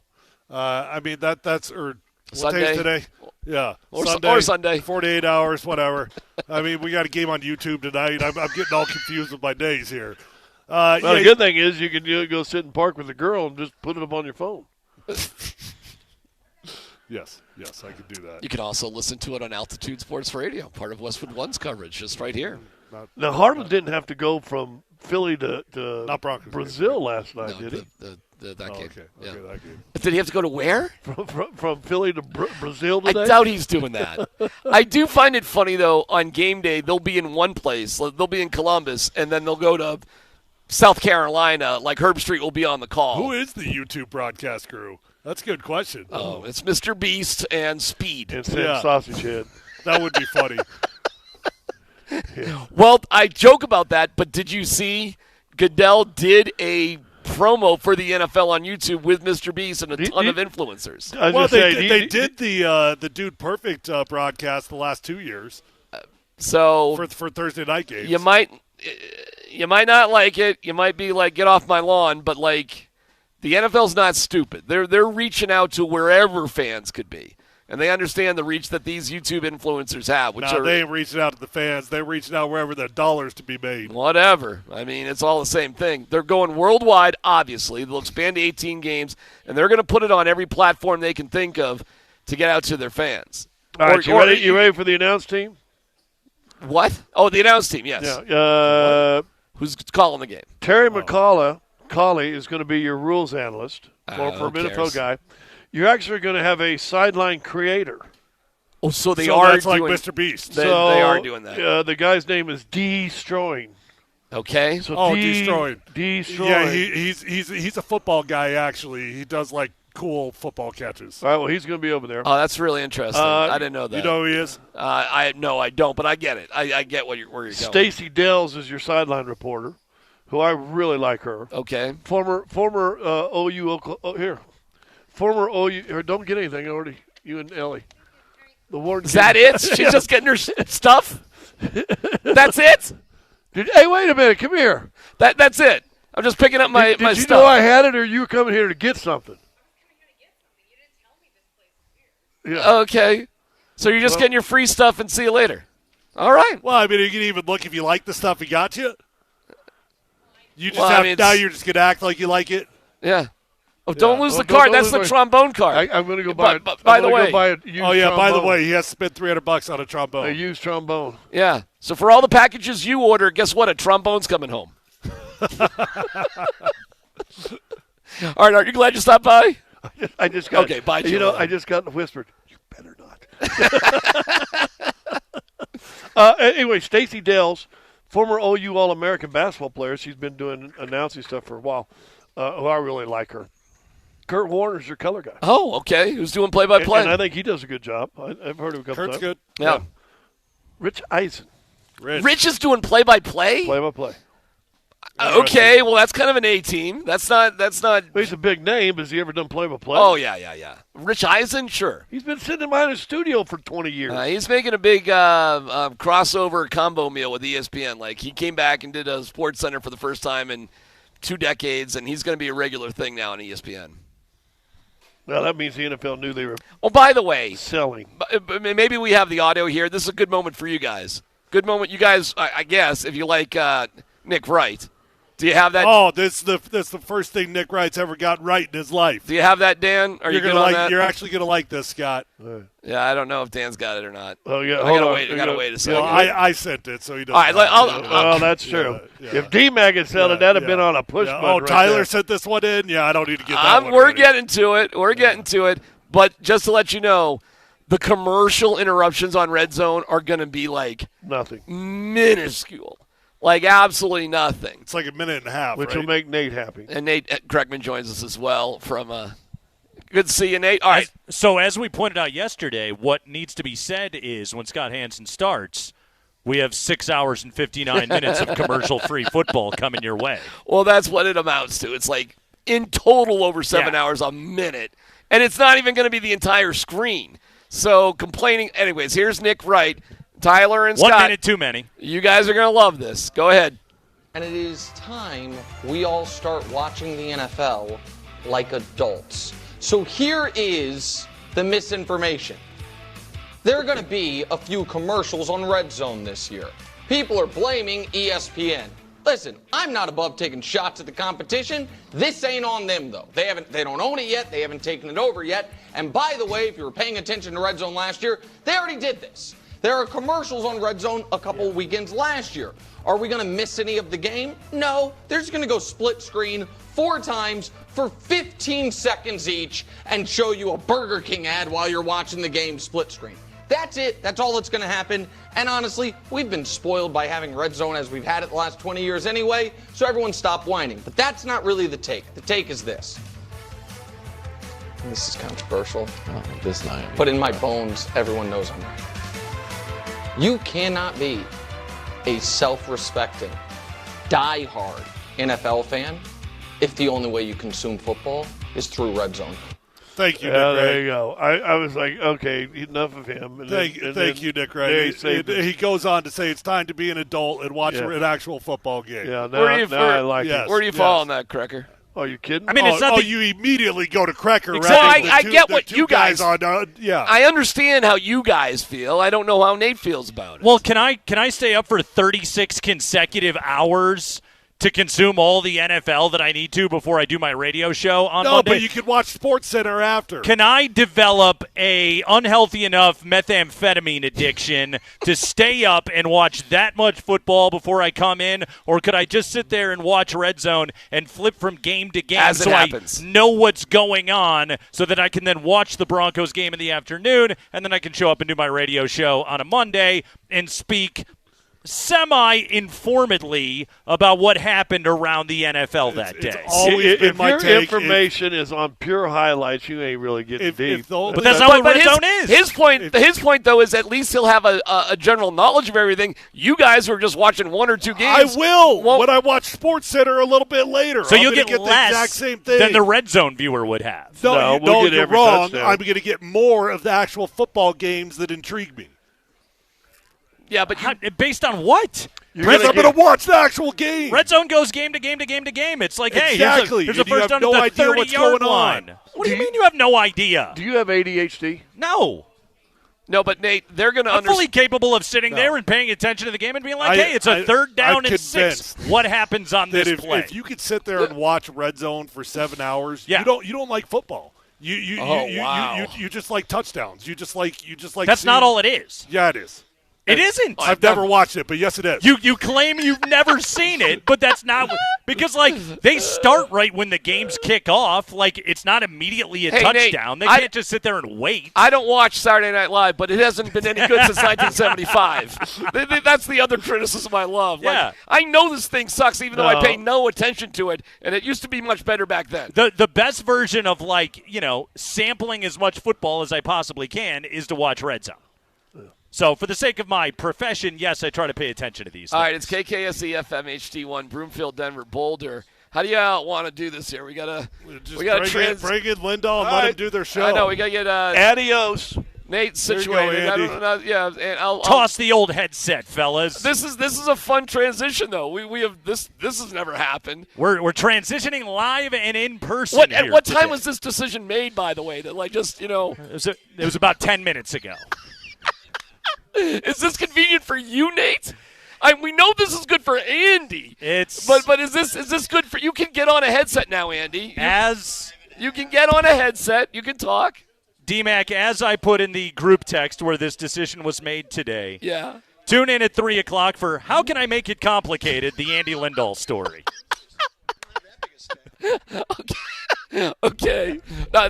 Good to see Yes. you. I'm glad you guys are here. Andy has 5 minutes less of driving time today, and as a result, 19 different people had their jobs upended today. It was pretty awesome. I haven't felt important in a while. I got my moment today. I called Kevin literally at 1:15, and they go, I'm literally looking at the rally house. Can we just go broadcast there? And it's all set up. Kevin hasn't had enough headaches in the last 2 weeks. He's like, my God. He started out going, no, all right, Oh, and fine. Sanford's with us. And Sanford's in from Vegas. Sanford. Hey, listen. You know what this is? If nobody else is going to be in that thing on Friday, I'm not going to be there either. How do you feel about that? You know what I love? What do I Moving parts. Can we have more of them? I saw Sanford and his team at the airport. Hey, He's look at out this. in Vegas with Valor tonight. You want to know when I felt like a jerk? What time? Look at that chain. Look at how long that chain's going. Yeah. Look at the people that actually have to worry about logistics at our radio station. Yeah. Just having a nightmare of an afternoon. Hey, by the way, we weren't put in the loop at all. I know. Nate, I hope these people are too. They were planning on closing at 4, were they? Oh, I have no idea, but I'm sure they're not. Nate, we're sitting here, and all of a sudden we see Andy walk through the door. T-Mac could have been more upset. He's just, He's like, what are you doing? Again, he's just shopping for new T-shirts. It doesn't impact us whatsoever. It literally does not matter. But it's just funny. That's all. Yeah, we've had a lot of people come. Well, promotions is done though. They're well, they got to go to the high school game. That's why this whole chain got blown up. Right? And I was like, dude, I'm going to the high school game. Just shove the stuff in my But it was truck and I'll important. go down there. But Nate, it was important that Andy was able to go home between the broadcast Listen, and the high school when game. you're on the little of the heavier side, you like a fresh shirt before a broadcast. Is that all right with you? I'm talking to Chris Are Farley you over all right? there. Is Sanford actually? I'm not Norm from Cheers where he would take the coat off. It's not that bad. Andy cannot do a game on radio with pit stains, okay? No. It can't be done. I don't know Connor Hape at all. I got to make sure that, What's his name? Isn't it Hape? That's what kept saying. Yeah, it's Cape, I thought, right? Yeah, it's Connor Cape. Cape? Yeah. Someone called him Hape yesterday. I was like, Okay. am I wrong? You It's Connor Cape. Former Broncos tight end Patrick Hape. I don't know, man. Look, I'm not the one that called him that. But then I thought I was wrong because, as you know, I never get names right. So I just assume I was wrong. Don't be such a haper. Is Coacher good to go? I think he can hear us. What's up, Mike? I'm great. You know, DMac, I got chastised by some of the old heads in all of radio for just going straight live podcast style and jumping my way on via Zoom into a live broadcast and just saying, hey, I'm here. Everybody should drop what they're doing. That was me. That's fine. I called him. We had a discussion. Yeah. Everyone's level felt the same, but Scott and I have lived that life a little bit. That's all I'm going to say. I feel like I've done my part, and I can. I'm Would you like to in no go? rush. No, I don't care. See, this is the great part about this. You're I in the don't care. suburbs. There ain't no traffic. I got no. I mean, don't try coming up Wadsworth. There's Andy, traffic by I took my Bellevue. bicycle here. I saw that. Did you yeah. really ride all the way here? It's not really all that way. It's not. People really think that I'm like doing the Iditarod or something. You know, I would say that. Like, at what point? You do like your motivation, though. Well, okay, I appreciate. Are you that. a little? Could you use a fresh shirt? Oh, there's no doubt about it. I could. I have a membership to Vasa. It's right around the corner. I was thinking about taking a shower. Well, D-Mac, the only guy that walks in there. I brought a towel. Now listen, I brought a towel. He doesn't look sweaty at all. He's gonna shower. He's gonna shower like a hobo, tie up his knapsack to his stick, and walk back out of Vasa. But can he carry a leftover pizza on his bike? Hey man, Jets is the truth. You got everything you want there. Are you going to go to Music Go Around and try the drums out? Well, it's not like I haven't been there a million times before around the neighborhood. Did you you hear Scott play the trombone earlier? No, I missed that. I was talking to Nate. Hey, what gets you more lathery, the drums or the workout at Vasa? Oh, the drums by a mile. Are you kidding? When I start sweating hard in a workout, I remember. I just stop. We had a stage set up one time where I had to be by DMac, and I'm like, it is getting humid in here. What the hell is going on? Just splashing on you. Of course. I always say it. I'm the worst guy to play with because Blink and all those fast. I just sit there. Dude.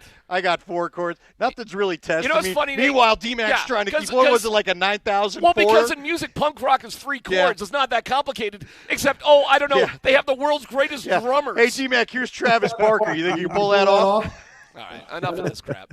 Do you want me? Should I go? What do you need from me? Nothing? You're good, pal. All right, I'll see Hey, you left the setup. That's all I wanted. Call it a day. I'm calling it a day. You guys will be fine. You did Are the job. you guys okay with it? Can the managers handle 3 more hours? They don't look like they can. I don't think they were given a choice. Well, I figured he talked to them, too. The amount of people that did not consent to Andy's request today. Whoa. That are here against their own will. Listen, you're 10 minutes away. You calm down. Anyway, Sandman, by the way. Half our station is here. There is more people in here now Yeah. that have actually been in the Altitude studios at one time in the last 2 weeks. Especially on a Friday. Rally My House God. has more Altitude personnel than the actual building does. Sandman joining us from Las Vegas. He's in a dumpster behind Circus right now. And he's ready to do radio with us here today. The Eagles of Valor Christian will take on Faith Lutheran tomorrow in high school football action. So if any of you are a big enough sicko to want to check that one out, you should do just that. Sandman, how was the travel with 80 different 16-year-olds today? How did that all go? It was unique. It was the first time that I've traveled to a game on just standard check-in at the airport and go through security at an actual airport as opposed to college football the last 20 years where you've got your own private chauffeur service and you show up to your own little private airplane. So it was actually easier.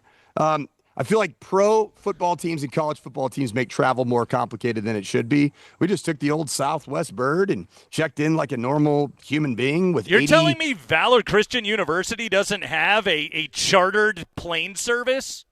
I tried like crazy to go the Frontier route, but they didn't offer quite the group rates that Southwest did. But no, we went very standard, just coach. And you know what was cool is we were able to get the entire back half of a flight, a Southwest flight, with other people, and our kids did a good job. Okay, so a bunch of high school football players farting it up in the back of the plane. That sounds like a lovely travel situation. And here we are on a Friday afternoon. We're live at the Rally House, by the way, which is your city, your house. Bulls Crossing. Swing on by and see us. It's Wadsworth and Bulls. Couldn't be easier. You know the strip mall well if you're in this area. And you know what? What's funny, again, what's weird is we're across from Columbine High School, basically, and that's the game we're calling tonight. So you got what do you got? Columbine Legend Columbine tonight? Legend at 7:30. Catch us on 950 because, of course, we're the new home of NFL football on Westwood 1, and we are going to have the Chiefs Chargers after we're done. So Jake Heaps v. Andy Lowry tonight, right here on Altitude Sports Radio 92.5. Jake Heaps, former Russell Wilson private quarterback coach. I did not know this. Now You're the coaching one that filled me in. at Legend High School. Yeah, Jake Heaps was one of the guys. He had keys to the private bathroom over at Dove Valley back when Russ had the office. He had himself a nice setup over there, and then Sean Payton walked through the door and was just like, "Okay, stop kissing babies. You're not running for office, you loser." And he kicked everybody out of the building. And now here we sit with Bo Nix coming in. And I want to start the conversation about the Broncos-Titans game right here. I legitimately was thinking about this today. What was the last time that we went into a Bronco opener, that we started a new season of Denver Bronco football, and the vibes were better than this? And I know the easy answer is, the Manning era. But let's take those years one by one, okay? 2015, they won a Super Bowl that year. That was pretty good, right? Yep. Those weren't good vibes, dude. Peyton Manning and Gary Kubiak were at odds. Manning was intentionally falling over, taking snaps under center. They're trying to introduce the pistol offense. Andy, we watched that training camp. That offense was hideous. Yes. And not that it got that much better over the course of the season. Manning did not like it. He was not happy. The vibes were not good around Gary Kubiak taking things over and the meshing with Peyton Manning. Okay, 2014. We know how 2014 ended, but 2014, you were coming off of getting your butt absolutely handed to you in the Super Bowl. 2013, you would go on to have the greatest offense in the history of the NFL, at least statistically speaking. Manning would throw 55 touchdown passes, which is still an NFL record, but you were coming off of the Flacco fling. It was one of the most depressing endings to a season that you would ever had. 2012, Manning's first year, and the guy had no feeling in his hands. And we didn't know if he could throw the football. And, oh, by the way, it was reflected in the way that season started, and that team was 2-3. I'm telling you guys, in terms of, like, fan consternation, and my barometer on this is Andy Lindahl, who is, as anxious a Bronco fan as you are going to find anywhere. Like, we're just going into a season with a defense that we know is awesome, with an offense with Nix in year 2. I mean, outside of the punter, are we really that worried about anything with the Broncos? Seriously, I do not remember a time in recent Bronco history, and I'm talking the last quarter century, where we walked into a season just going, you know what? Things are good. Things feel good. This team is awesome. Yeah, I like it. You're right. The overall perspective is great. Now, Coach, we talked about this yesterday, and unfortunately continues to be a growing theme. Dre Greenlaw did not practice today. Yeah. And there was some other weird – we're going to have to get Leggy's breakdown. There's some cold tub things, so like none of the linemen were out there. The linebackers didn't show up for stretch. That's basically the media viewing period. This is good. I'm excited to throw my take out there and have it torn apart. This is I needed to bounce this off you guys because, like, I don't know what the problem is right now. No, listen, everybody should be excited, and it's the most you can be excited for a team in a long, long time. Again, you're not wrong about that. But again, how different – I guess here's the thing. Do we know how much different this defense is going to be without Dre Greenlaw, or is it more that we don't know how good this defense will be without Dre Greenlaw? Because basically they didn't have him last year. I saw this defense pretty awesome without Dre Greenlaw last year. There's no Cody Right. Barton this time. And that would be the defense without Talanoa Hufanga, who does function as a box linebacker at times. Yeah. He's a blitzer. He's a known blitzer. He was voted captain. He's a tremendous leader. He's been accountable and available. The defense is better today without Dre Greenlaw, but what I do believe is this defense goes from, without question, a top 5 defense in the National Football League to number 1 with a healthy Dre Greenlaw. Yeah. But again, you're talking about like the variance of, well, you top 5, which, remember, we've had this conversation. If you say top 5, that means you're number 5. But you're True. either number 1 or number 5. With Dre Greenlaw, I think they're number 1. Okay. I do too. But would you not agree? But that, like, I agree. but the conversation we're not having is like the variance between, like, what does the Dallas defense look like with Micah Parsons versus without Micah Parsons? We found out last night, looks pretty bad. Yeah, looks like you can't rush the passer. Yeah, all of a looks sudden. like somebody should probably tackle Jalen Hurts. But that's what we're talking about right here again. And, like, I will say this. If the Bronco defense finishes in the top 5 by the time the season is over, by whatever analytical metric you want to use or traditional metric you want to use, if they do that, this is a playoff team here in Denver and maybe an AFC West winning team here in Denver. That's the kind of variance that we're talking about. Yeah, I think things are good. I do, yes. We're living the good life around these parts right now. Look, no one's here to quell your enthusiasm. You've had it all summer long. You got them picking the division. I will tell you, though, Mike, tell me, I mean, look, we spent all summer talking about how well they've avoided muscle injury. Guess who else didn't practice today? Malcolm Roach. And now all of a sudden it feels like they're getting a hit of some of these muscle injuries at the wrong time. Yeah, if we're talking about a depth piece at defensive tackle, or guys, even an inside linebacker that does help this team go from really damn good to great in what we're talking about, Dre Greenlaw. Guys, the inside linebacker position in the National Football League is compensated at about 50% of the edge position. Yep. Right now, the top 5 inside linebackers by salary are Fred Warner, who I would argue does actually play as an edge at times. What's he at, like 20? He's 21. 20-something? 21. He's 21, yeah. Like Nick Benito just signed for significantly more than that as the 10th or 11th highest paid guy as the edge. So we're talking about a position group that doesn't have the tangible value on it. And you're set at edge. You're set at corner. Those are the 2 highest paid positions on the defensive side in pro football. And then after that, inside linebacker nowadays, this isn't the era of Dick Butkus and Brian Urlacher. It's a completely different era. So Dre Greenlaw does help you with just the feel of your defense, the eliminator. Like, I think you called him the intimidator yesterday, Andy, and I agree with that. Like, having that kind of Dale Earnhardt type of a figure, the guy that just is going to make sure nobody runs across the middle of the field without any concern about getting their lips knocked off. You got that for sure. But yeah. I think that this is a team right now, man, that if your biggest concerns are the health of Malcolm Roach, the health of inside linebacker Dre Greenlaw, and if your punter is going to average 44.8 or 41.9, there's reason for major optimism. Yeah. I agree with exactly what you're saying, Nate. Yeah. I seriously, I don't remember a year that we went into where there was this little consternation about some big item with the football team. I'm with you. They're locked loaded, man. This is a weird feeling. Now, all of this feeling that we're all having based on the knowledge gained from watching training camp and watching the moves and seeing what it was last year and seeing it on paper and projecting natural internal improvement, all that, it doesn't guarantee anything. It's the NFL, okay? It's a wild friggin' sport. Who had the best interior defensive lineman in the NFL getting kicked out of a game 2 minutes into it last night because he hocked a loogie on the quarterback? 6 seconds.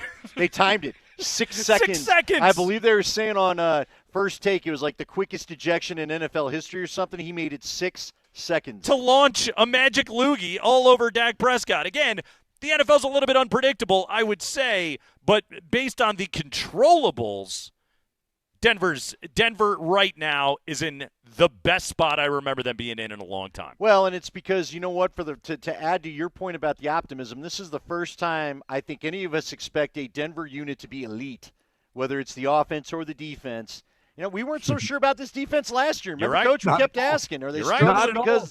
so Yeah, what I find very fascinating is last night's contest.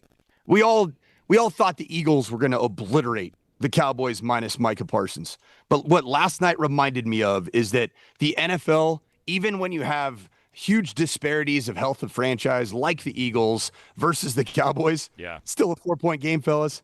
The games still are tight. They're still close. This isn't college football where you're dealing with, Middle Tennessee State versus Georgia. These are tough games, and that's something that gives me just a little bit of pause to think that the Broncos are just going to show up and mollywop the Tennessee Titans, because the NFL is hard, man. Winning games is tough, and dominating people in this league is really, really challenging. Okay, so let's take a break. When we come back, what are those factors, whether it's Tennessee or whether it's internally with the Broncos, what are those factors that could give us a fourth quarter game coming up on Sunday? I have a big one, actually, that I didn't realize until I saw it today. I'll drop that on you next. Kreckman and Lindahl, Mike Sanford live in Las Vegas. We're at the Rally House here today. Andy, we're at the Rally House. We're Bowles Crossing? We're crossing Bowles. We're at Bowles Crossing, and people in the area know it, but if you don't, it's Bowles and Wadsworth. It's a great – listen, this is one of the biggest sports memorabilia, sports gear stores that I've seen in this part of town in a long, long time. I've lived over here for quite a while. I grew up not far from the area. This is the strip mall. There's a media play. This actually might have been the media play where I bought half my tapes and CDs as a kid and all that. But this is – it's unreal how much gear is here. And literally every team, Mammoth, Buffs, Rams, if you could name it, Rockies, Avalanche, Nuggets, all of it. They've even got, what did you say, Summit, what's the team? Summit FC. Summit FC, thank you. NWSL squad. If you were saying Air to yourself, I need an Air Force Falcons license plate frame, well, then get over here to the Rally House. That's where we're live today. Kreckman and Lindahl Show.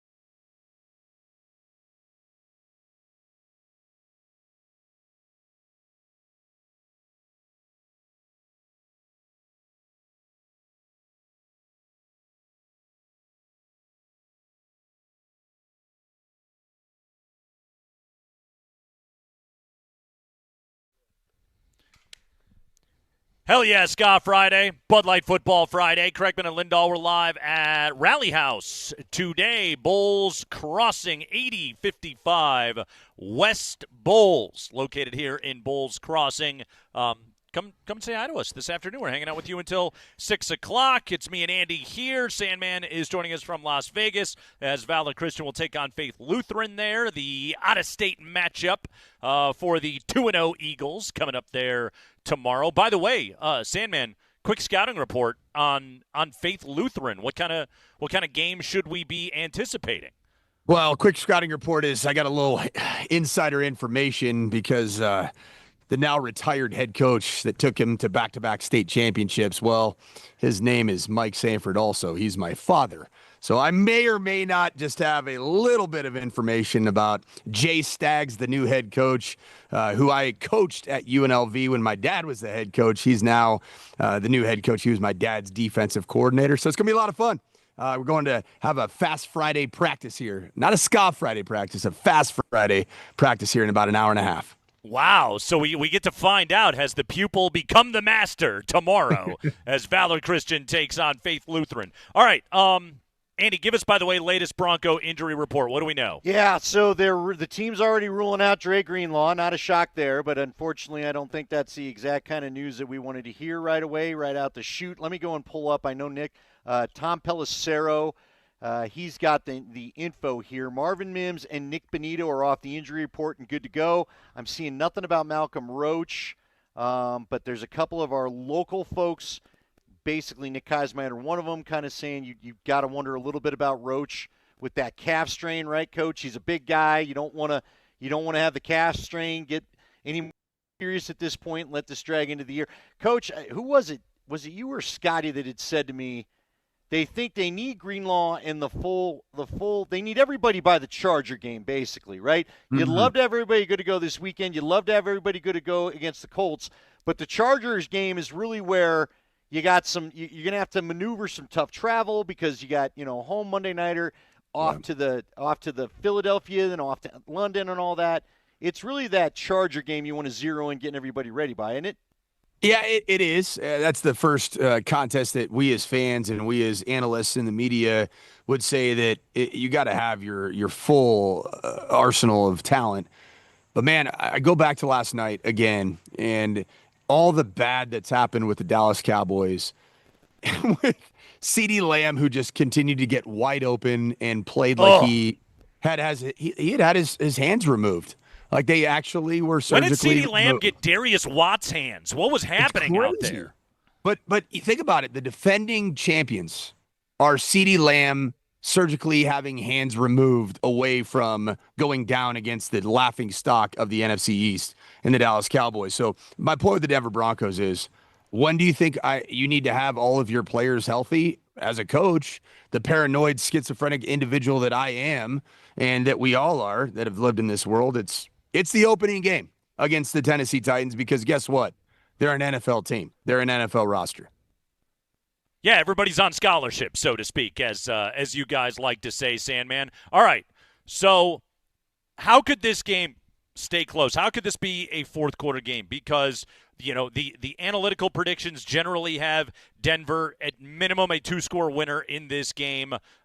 It's, right now, quite honestly, like a lot of people I think are leaning towards Denver being able to cover that massive 8.5 or 8-point spread, depending on where you see it right now. Here's something, okay? I did not realize this. Cam Ward last year threw 17 touchdowns against the blitz. Actually, one of his strengths was his ability to be able to make plays when hurried. Vance Joseph wants to blitz. VJ is one of, if not the most aggressive defensive coordinator in the NFL in terms of sending extra pressure. Now, maybe you don't need to necessarily against the Tennessee Titans, and maybe it changes the calculus a little bit, not having Dre Greenlaw, not having Malcolm Roach in this game. But in general, that's sort of where Cam Ward thrives. That could be one area, if you're looking for, of, again, first NFL start, The history of rookie quarterbacks in their first NFL start on the road is not good. It's even tougher to go and win in Denver in a situation like this. But Cam Ward, actually one of the strengths of his game, at least at the collegiate level, and the guy was in college for like 19 years, is what Denver does well. Yeah, but Coach, you could talk about it. I don't know. I'm going to guess Cam Ward hasn't seen blitz packages or cover-ups the way that Vance Joseph is going to send to him. No question. So, this is, he's got to work at the doctorate level now. Who is his top receiver, by the way? Calvin Ridley. Was it the kid? It was Ridley still. Didn't they draft him? Oh, you mean with Miami? No, I mean in Tennessee. I mean, who else is there? Didn't they draft Tyler Lockett and Calvin Ridley. Oh, Lockett's there. I forgot Lockett went there, too. Yep. Man, Coach, isn't it turnovers? Like, to me, it's always turnovers. How do you end up with a fourth-quarter game? You turn it over.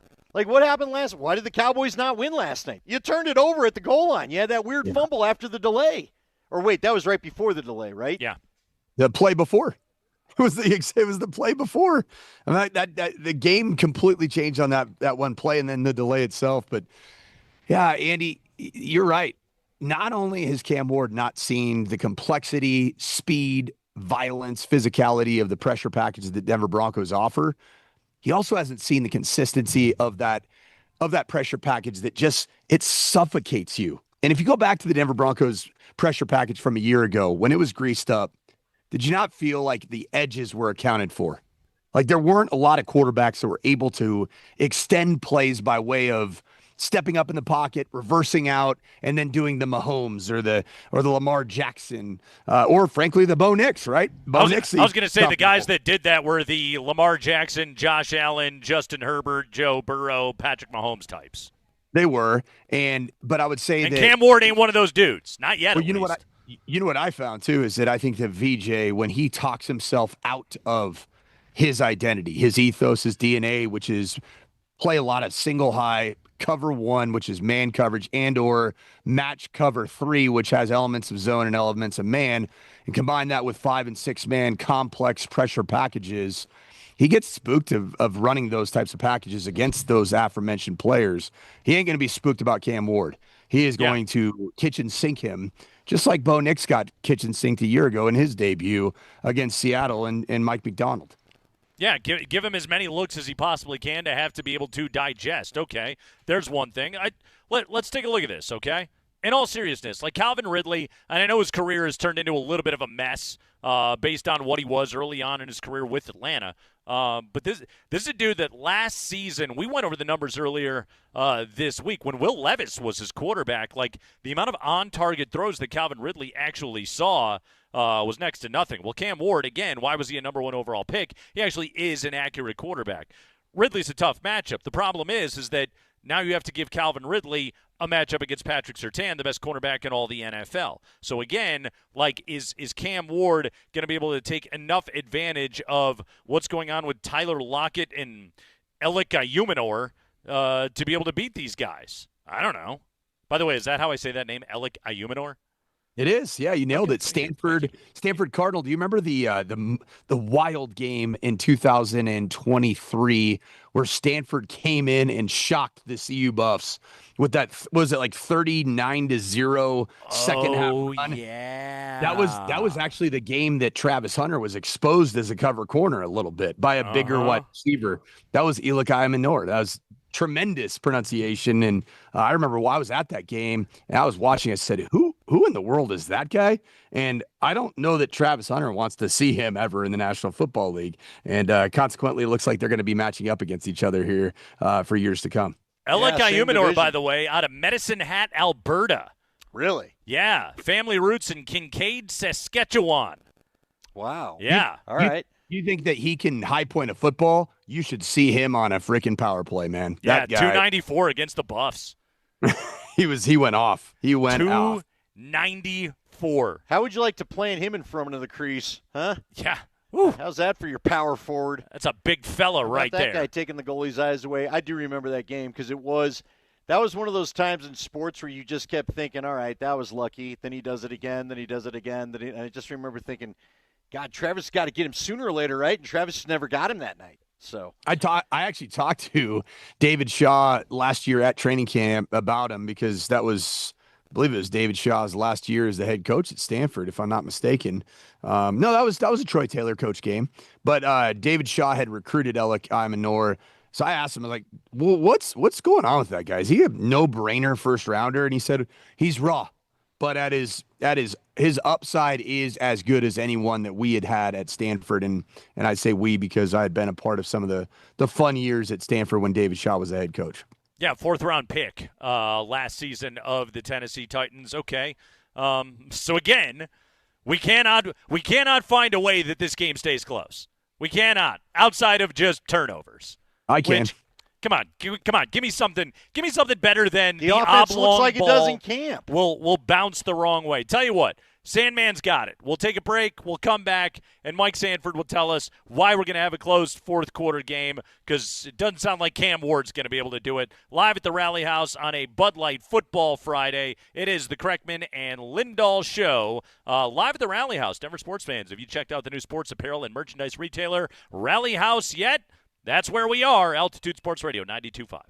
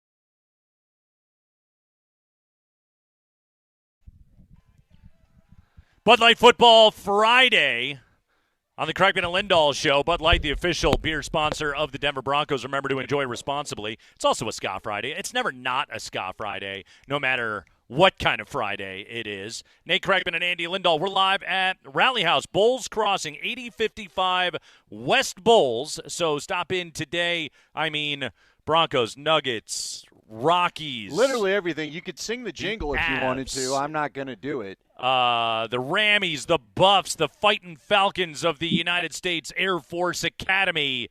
All of that is available to you right here. By the way, Air Force, the rare Week 2 bye. You don't see that. You don't happen want very that, often. do you? No, you really don't. Unless you get a big injury. What do you think of a Week 2 bye there, Sanford? Is Well, that I the think it's worst about the bye in worst. sports? It's about the worst bye in sports. I'm fortunate. I played week 0, week 1, and week 2. So then we have, I guess that's technically for us, a week 4 bye, which I'm a big fan of a week 4 bye. And it's That's just a nice bye.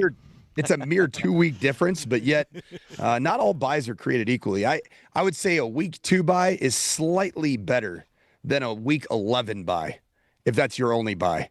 Really? You just go. I mean, if you go 10 straight weeks, by week 7, 8, and 9, you don't get that respite to get some guys backing healthy.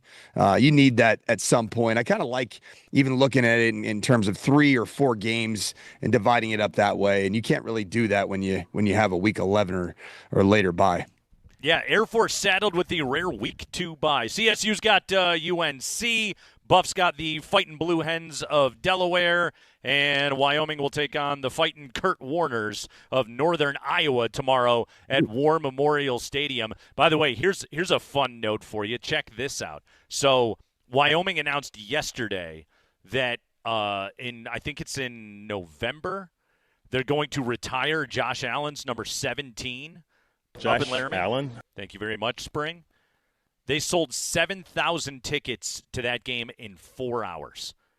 That's how much people love Josh Allen up there in the great state of Wyoming. All to go and just watch him get his number retired, which is a great, great story for you right there. How will the game be?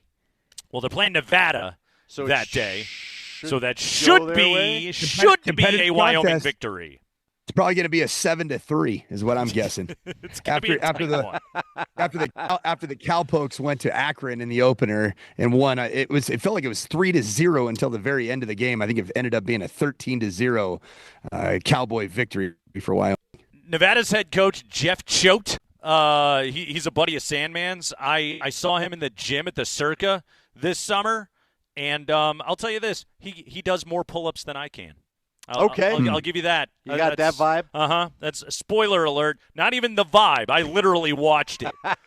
Of just like I'm over there on the treadmill looking at him and just going like, he's still going.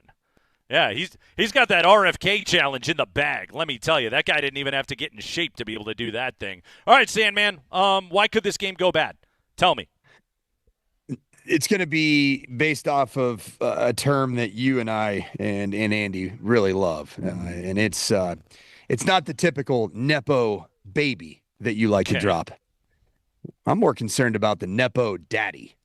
And the Nepo daddy for Brian Callahan is what I believe to be one of the top 3 offensive line coaches in the National Football League. And that's the father of Brian Callahan. And yep, it's Bill Callahan. And when you look at Bill Callahan's track record, the Cleveland Browns, who were just the drizzling doo-doos for years on offense, when Bill Callahan took over in 2020 in his first season with the Cleveland Browns as the offensive line coach, run game coordinator, calling the run game, he helped the club finish 3rd in the league in rushing with an average of 150 yards per game, just shy of it.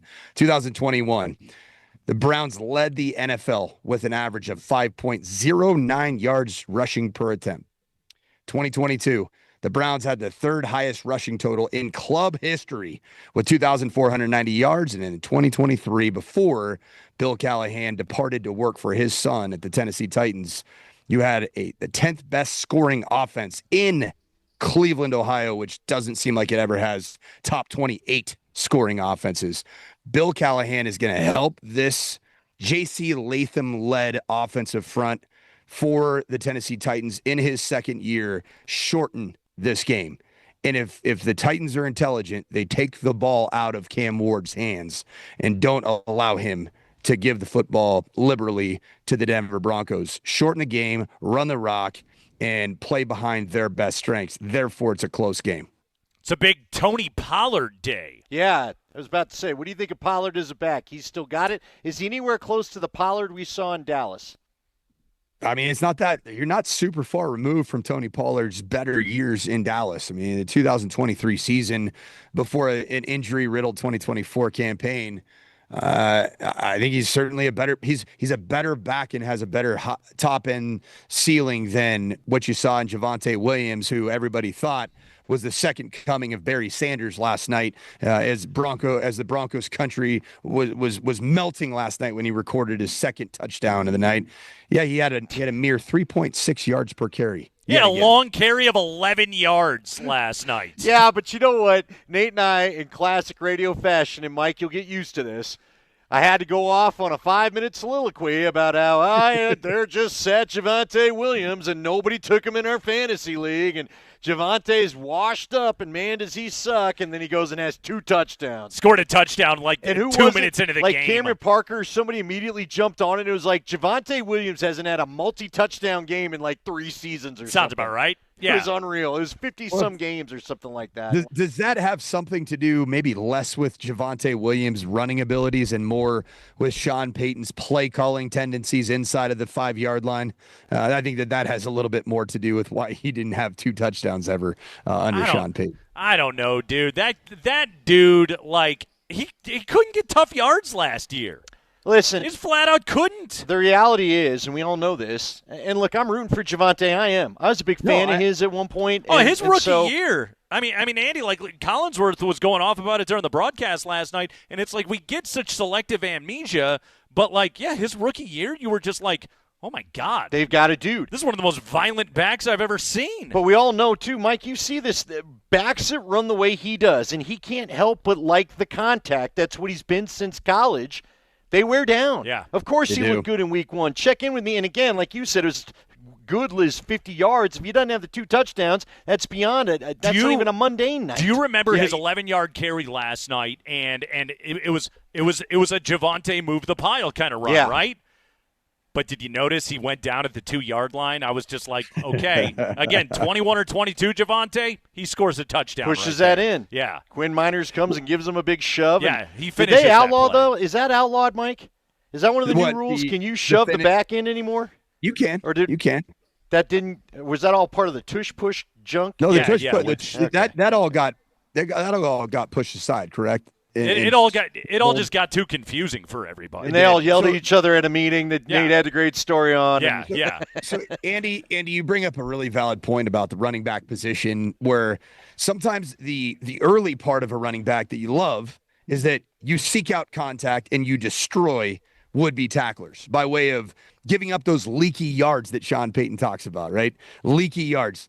Well, the problem with that style of runner is when you start to lose your explosiveness, or you have an ACL, or you have some type of history of injury, you end up becoming what is the worst thing that a running back could become. And I know this from a coaching standpoint, is just a magnet of tacklers. Somebody who just magnetize people that are going to get him to the turf immediately. And that's where I see Javonte Williams.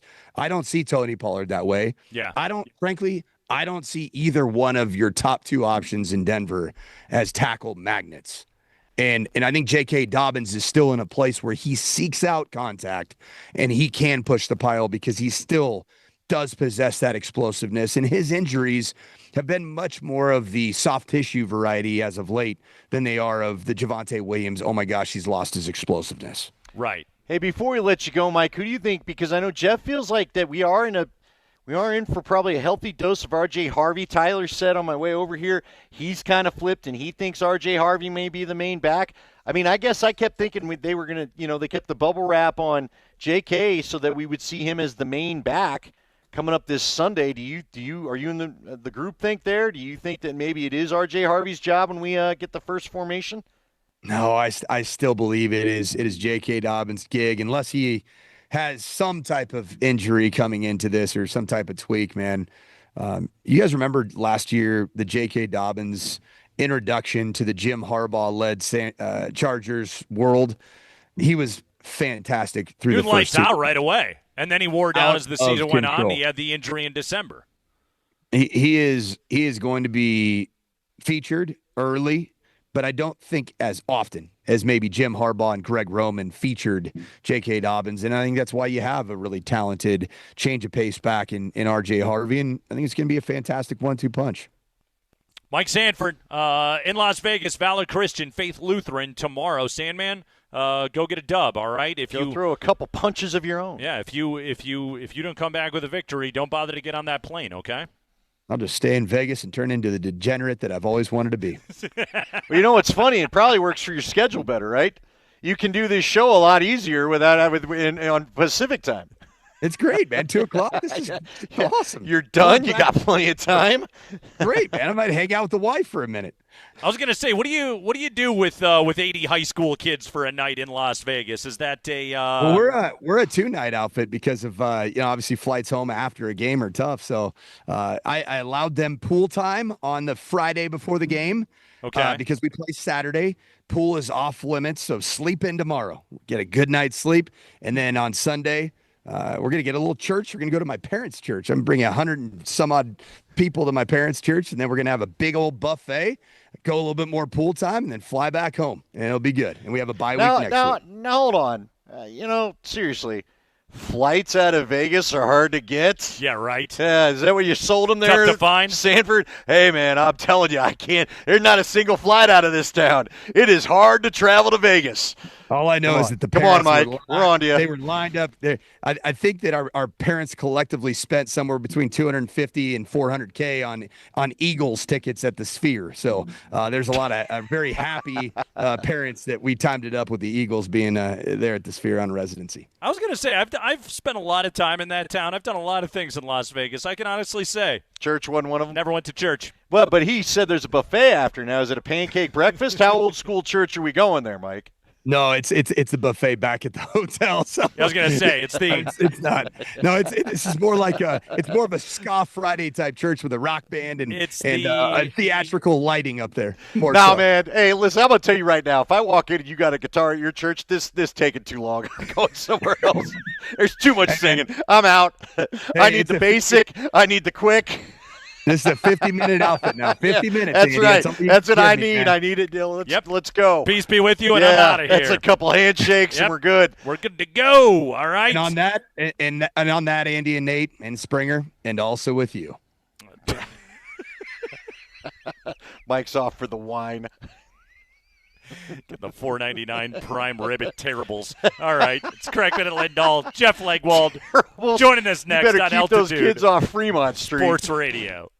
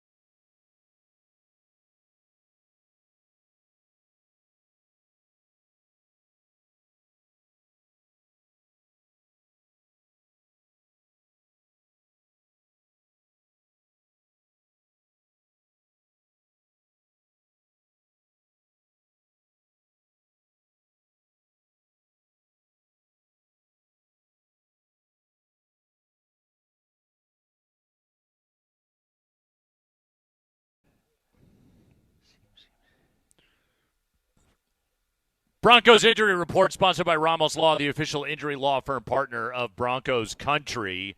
Dre Greenlaw out, Malcolm Roach out. Certainly not ideal. Joining us right now to discuss those injuries and everything else going on with the Broncos, it is Jeff Legwald of ESPN with us on a Bud Light Football Friday. Leggy, what's going on, man? How we doing, fellas? Let's start with the injury situation, the Dre Greenlaw thing. What do we know about this, and how serious is this, as in how long could Dre Greenlaw be out for? An excellent question, Nate. I saw him on the practice field Monday. All seemed to be well. Sean Payton gladly spoke about it after Monday's practice. And, I've gotten differing thoughts on it from people in the building about whether, technically this is a re-aggravation or something new or whatever. But they got their eye on it, and, they continue to be hopeful that this will come around. I think, if they thought you're going to know it's more serious if they sort of take should they do the 4-week IR thing, and they obviously haven't done that yet. So I keep hearing they're hopeful. It's been a fluky thing and that it'll come around. They don't think this is because he's doing something improperly or whatever, but it does seem all odd now that, Peyton was so dismissive in the off season when the initial reports that he could miss some regular season time came out, but I'm certain they would say he's re-aggravated things since, but this is now the off-season training camp, and now Monday or Tuesday, something has happened with this. So that's 3 separate occasions since he's arrived.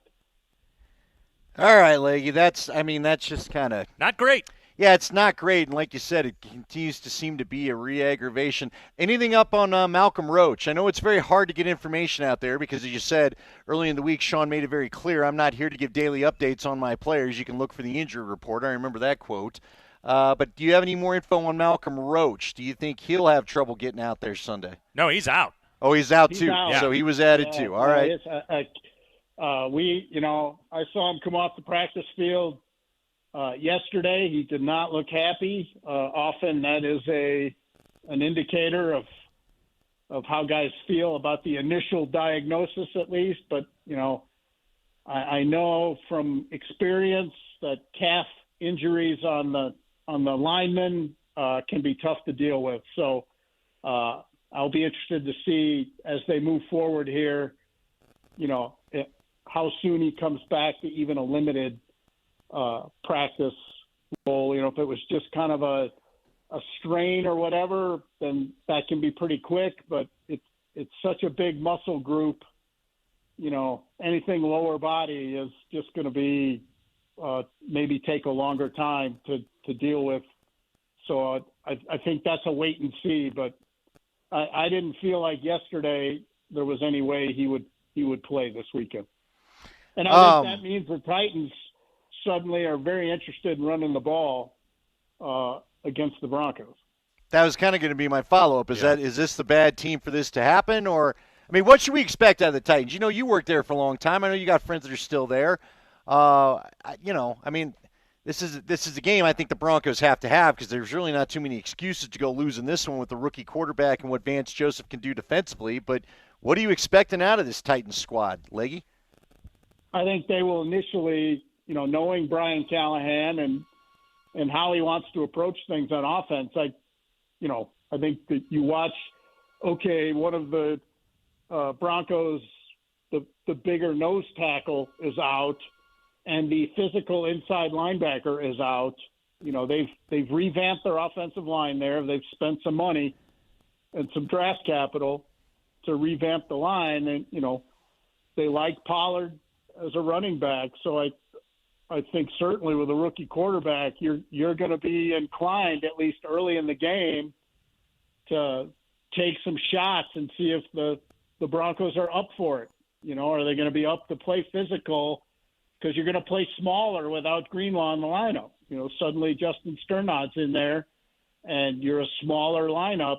And when Singleton went out last year and Sternad filled in, it was the same issue, and teams were a lot more inclined to run the ball a bit. And what that does is it opens up play action for a rookie quarterback who really doesn't have medium on his docket right now. He wants to go big in the passing game. So if they have any success at all in play action, the young guy is going to be looking for big plays down the field. I think Vance Joseph put it, he's looking to put a dagger in you every time. Other side of the ball, Leggy, Jeffrey Simmons, one of the best interior defensive linemen in all of the NFL. L'Jarius Sneed on the outside. That is a solid veteran cornerback right there. I mean, they certainly have talent on that side of the ball defensively. Amani Hooker, the strong safety, that's a box safety and a good football player right there. Plus our old friend Draymond Jones, our old friend Cody Barton, part of this defense as well with the Tennessee Titans. What kind of game plan do you expect to see offensively out of the Broncos going up against Tennessee's defense? Well, I mean, I think we may see the promised tweaks in the run game, and whether that means more of the zone run game than he's had in the past, we'll see. I mean, that's been my inclination all off season, is that they've done everything you can do to be pointed in that direction, to have more of that, the familiar things people saw in the Shanahan era here. But, I always think it's a mistake for people to try and take on Simmons, just straight on. I think you got to put him on the move and make him chase to be effective. And I think they can find some room. I looked at the Titans preseason work, and again, I know it's the preseason, but the Broncos should be able to move the ball if they simply, avoid the turnovers and stay out of 2nd and 9, too often. Because a big physical front like that, you get in second 8, 2nd 9, 3rd and 7. They're going to dictate, and you don't need that. What did you think of Simmons' comments about Bo Nix there, Jeff? I thought Tyler had a pretty good take where Tyler had said he thought that what Simmons was trying to say is we've got to be aware of the guy running. And maybe it didn't come out quite right, but however you want to phrase it, it came out like a shot at him and then obviously shot at him. And then obviously Sean got a little defensive again. What did you take of the back and forth there? Yeah, I didn't. When I heard it, I didn't have a sense of. I mean, to me, that's like a lot of defensive linemen I've talked to over the years. They're not really interested in the quarterback's progressions. All they want to know is, if he pulls the ball down, can he run? And I think that's what he was saying, is they're aware that when things break down and he can't find, somebody open, he's going to leave. I really honestly don't think he meant he only takes one read and he takes off. I don't think there are very few NFL quarterbacks you would say that about, and especially when you're going to play. But I don't think he, I wasn't there, but I don't think he meant it as, he only looks at one receiver and he takes off. I think he more meant it.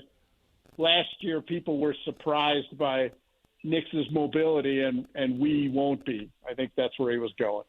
Yeah, Jeff, I don't know if anybody watched football last night or not, but defensive linemen aren't necessarily known for being the most tactful of people out there. Not always thinking about others' feelings or anything else like that. So, I think he was trying to make a point, and he made it in a semi-harsh way that I don't think is really worth reading all that in depth on. But, Jeff, let's talk about Bo Nix, because you wrote about him this week, and you talked about the most critical factors that will determine the next step forward for Bo Nix. And I really thought, to me, the most excellent piece, but the part that really sucked me in was you talking about Bo Nix and if he is prepared for the adjustments of his opponents. And, you had a conversation with Bo Nix, and I tell you what, I think Bo Nix actually is a very self-aware person, and in the conversation, he did talk about I cannot get comfortable. I cannot rest on my laurels. I always need to know what defenses are doing to me and how to improve. How do you think that part of it is going to go for Bo Nix this season, of the book being out on him now? Yeah, I think a challenge for young quarterbacks in their second year is to avoid pressing, especially if you had a pretty good rookie year, because now there are outside expectations of you for sure, but in-house, you'd have to be, numb to not feel the expectations if you're walking around the Broncos building and you're the quarterback. And I think that's the part that just to keep him from pressing, because he is very much, he wants to be good all the time. And I think sometimes it's difficult to shrug off, that temporary failure. You threw a pick, or, you had 3 punts in a row type of thing. And last year it was a struggle for him sometimes after an interception, and he didn't throw many, in the second half of the year. But especially early in the year, after an interception, it took him a minute to sort of regain his footing. And I think sometimes in year two, you're sort of like, as the quarterback, thinking, I got to be awesome all the time. And if I'm not, something's terribly wrong. And I think that's the part that's Davis Webb, the quarterback's coach, to some degree Sean Payton. But it's about the people around him, too, noticing and helping and making sure, he isn't beating himself up when it's time to move on to the next drive. All right, Jeff. What is your gut feel about this one? Does everything stay okay? Are they going to be all right on Sunday? I mean, you know what? What's your gut feel on what we see offensively? Do you have any vibe to that? Because Nate keeps asking, how does this go wrong, which I understand. But, man, if this looks like the preseason offense, I'm going to be getting a little uncomfortable on Sunday. And yet I also believe you just don't magically quit looking like you did in preseason. So what are you expecting? Are we going to be okay on Sunday? I think the defense will be every bit what people expect it to be. And, does that mean the kid doesn't hit a big player once in a while? Look, he's talented enough to be the number one pick of the draft. And he's got some good receivers. And the last time they faced Lockett, he made some plays. But I think defensively, they're right where they need to be. And if something bad happens, it's because they made mistakes, not because they're not talented. I think the whole question is what you guys are saying is did they find, or, is what they are, Sean Payton keeps saying, which is, don't worry about it. We've done good work on offense in training camp and, all of our practices and all, okay, but that's the question mark. Is it an offense that has to go 75 yards and in 12 plays every time? Because that's a hard way to live. And that's what I have my eye on early in the season here. And because we got to see how people play Bo and how many people gang up on Cortland Sutton. Do they believe anybody else can make a play in the passing game? So I do think the question marks are sort of all on the offensive side of the scale right now. By the way, Leggy, last night, Jalen Carter ejected immediately in that game after hocking a magic loogie onto the chest of Dak Prescott. I really thought that Carter's big mistake in that moment was making it as obvious as he did, doing it directly in front of the referee, but also there's going to be 1,000 cameras. I mean, Leggy, if a defensive lineman, or really quite frankly any defensive player, wants to take a cheap shot, you do it in the pile. You do something terrible when bodies are piled up against one another. Is that where you think Carter went wrong? Because you've been covering this league a long time, and you have heard and you have shared with us many a story about football players just doing terrible things, untoward things to one another where the cameras can't see them. Well, I have not known a single player in my time covering the league who wouldn't take spitting as the ultimate awful insult. How can you? I mean, that's just another level of human. You just don't do that to somebody. I mean, think about it. If he grabs his face mask and tugs him around, he probably gets a flag, and that's it, and fined later. And he's still in the game. You know, he could wrestle him. He could have wrestled him to the ground probably, and gotten just a flag over it. So I don't know where your mind goes, but you know, not spitting specifically, but there was concerns before that draft about his, you know, switch, you know, and about decisions when he's, you know, in those moments. So he's not a safe motorist. I know that about him. Yeah, that's what I mean. There were a lot of, and even his on-field stuff was a big question mark when he came out. So, you know, I hate to see somebody go to that level of humanity in a football game. But, yeah, just that awful, terrible decision on his part. And, you know, if you're the head coach, you're in a tough spot because he's a really good player, but my guess is 3/4 of your locker room is looking at you like, hey, what are you going to do about this?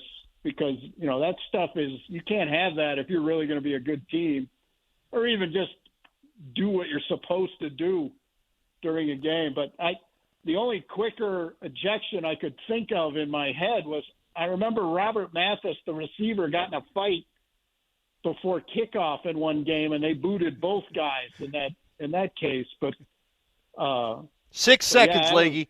Your network had it at 6 seconds this morning. Unbelievable. Just I couldn't even fathom why you would make that decision in any scenario, but let alone in that one. Yeah, he was apparently having a weird loogie-related discussion with Dak Prescott and decided he had to fire away. So weird. But again, if he'd have punched him in the, you know, if he'd have just grabbed his face mask and like jerked him around like a bobblehead, he would have gotten a flag and probably fined $20,000 or something. But he would have played. Would have played the game. No bodily functions on the field, if you don't mind, please. Jeff Legwold, everybody, ESPN.com.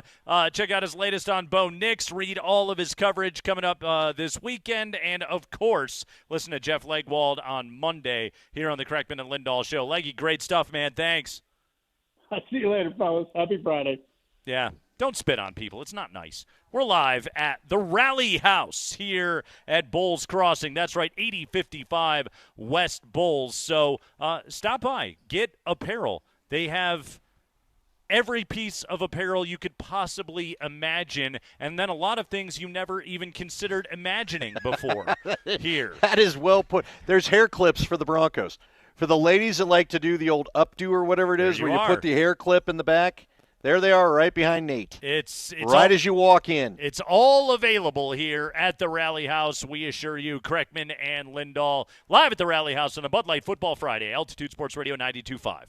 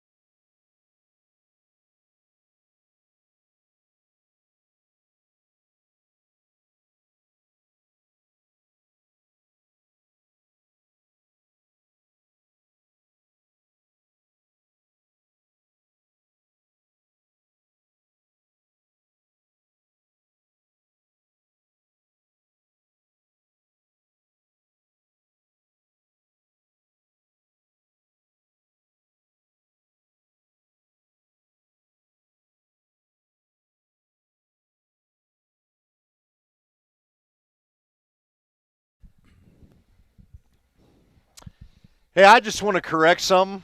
I'm not at Folsom Field. Nate and I are together at Rally House. Last week I was at Folsom Field. Folsom Field last week. Today you and I are at Rally House. We're at Rally Tomorrow House. I'll be at Folsom. Tomorrow I'll be at Folsom. At Bowles Crossing. Next week I'll be sweaty in Houston, and I think I'm going to check in with you.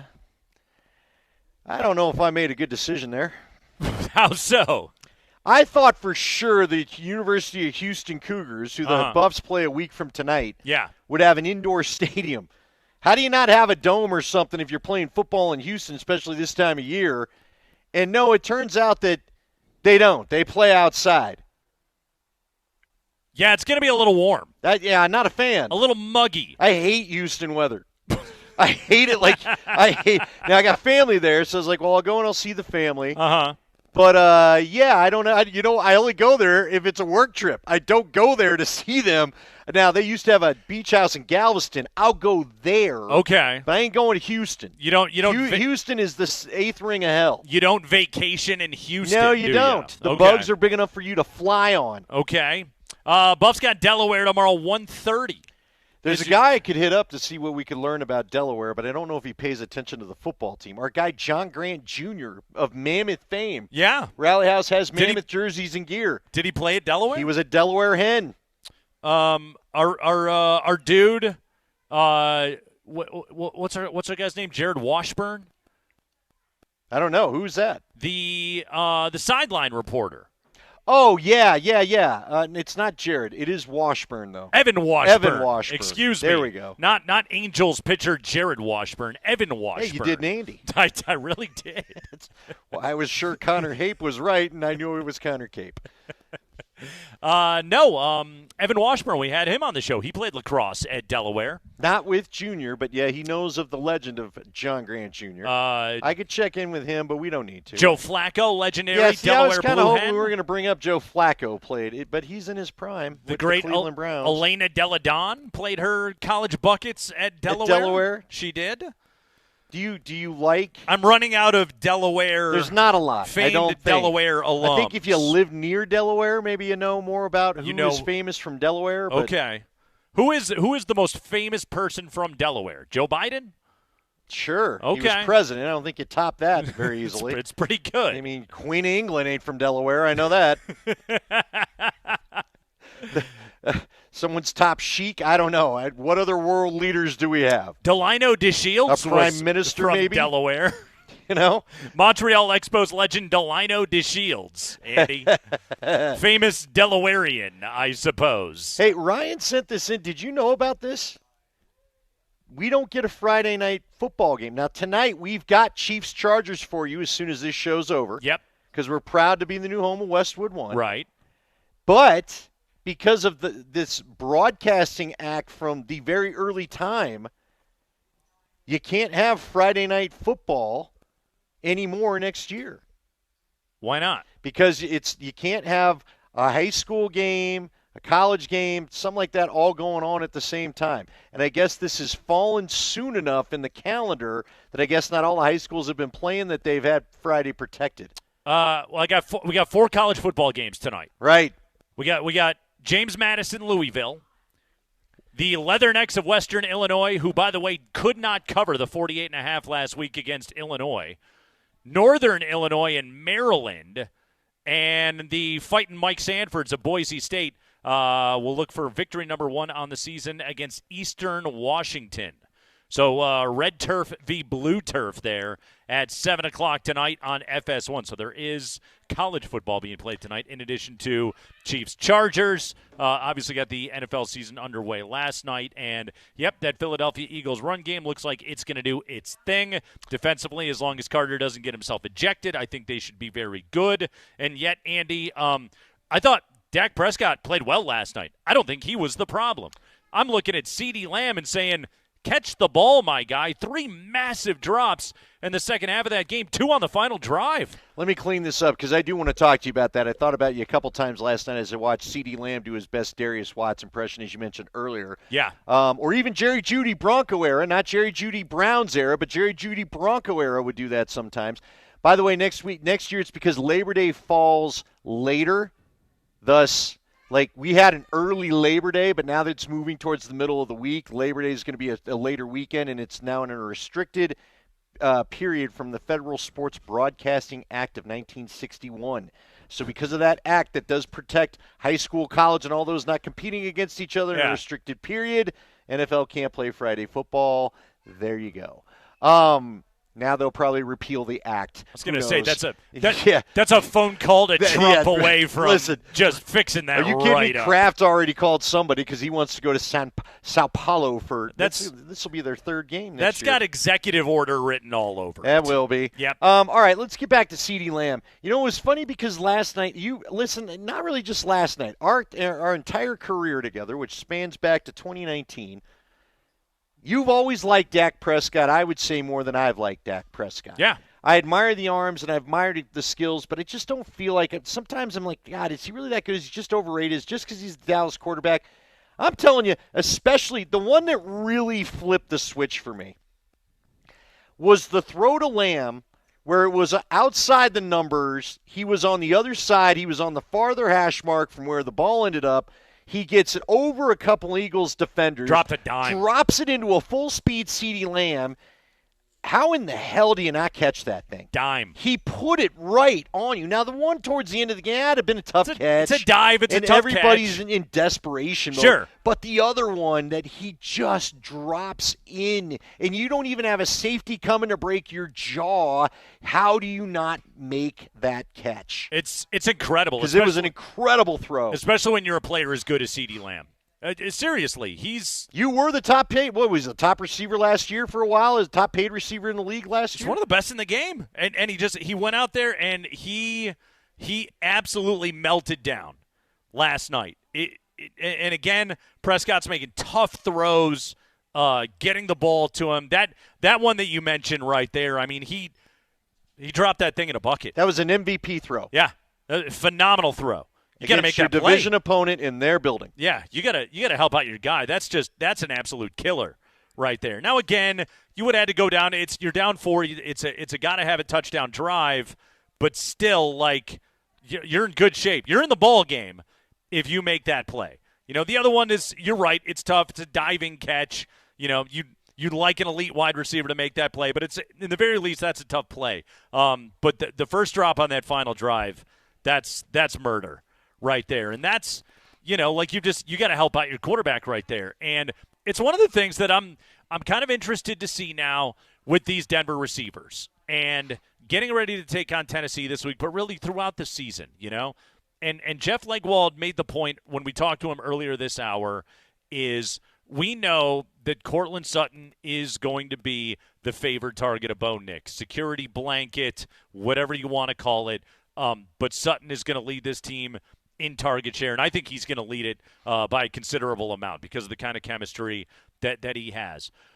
When defenses are bracketing and shading safety help over to Sutton's side and trying to make life tough on Sutton and make life tough on Bo Nix to be able to get him the football, who is that other target that's going to kill you? Who is that guy going to be? Is it going to be Mims? Is it going to be Franklin? Is that what they're hoping that Pat Bryant and his ability to be able to get off the jam is going to develop into? But, you know, question marks on this football team, I don't think there's a ton of them.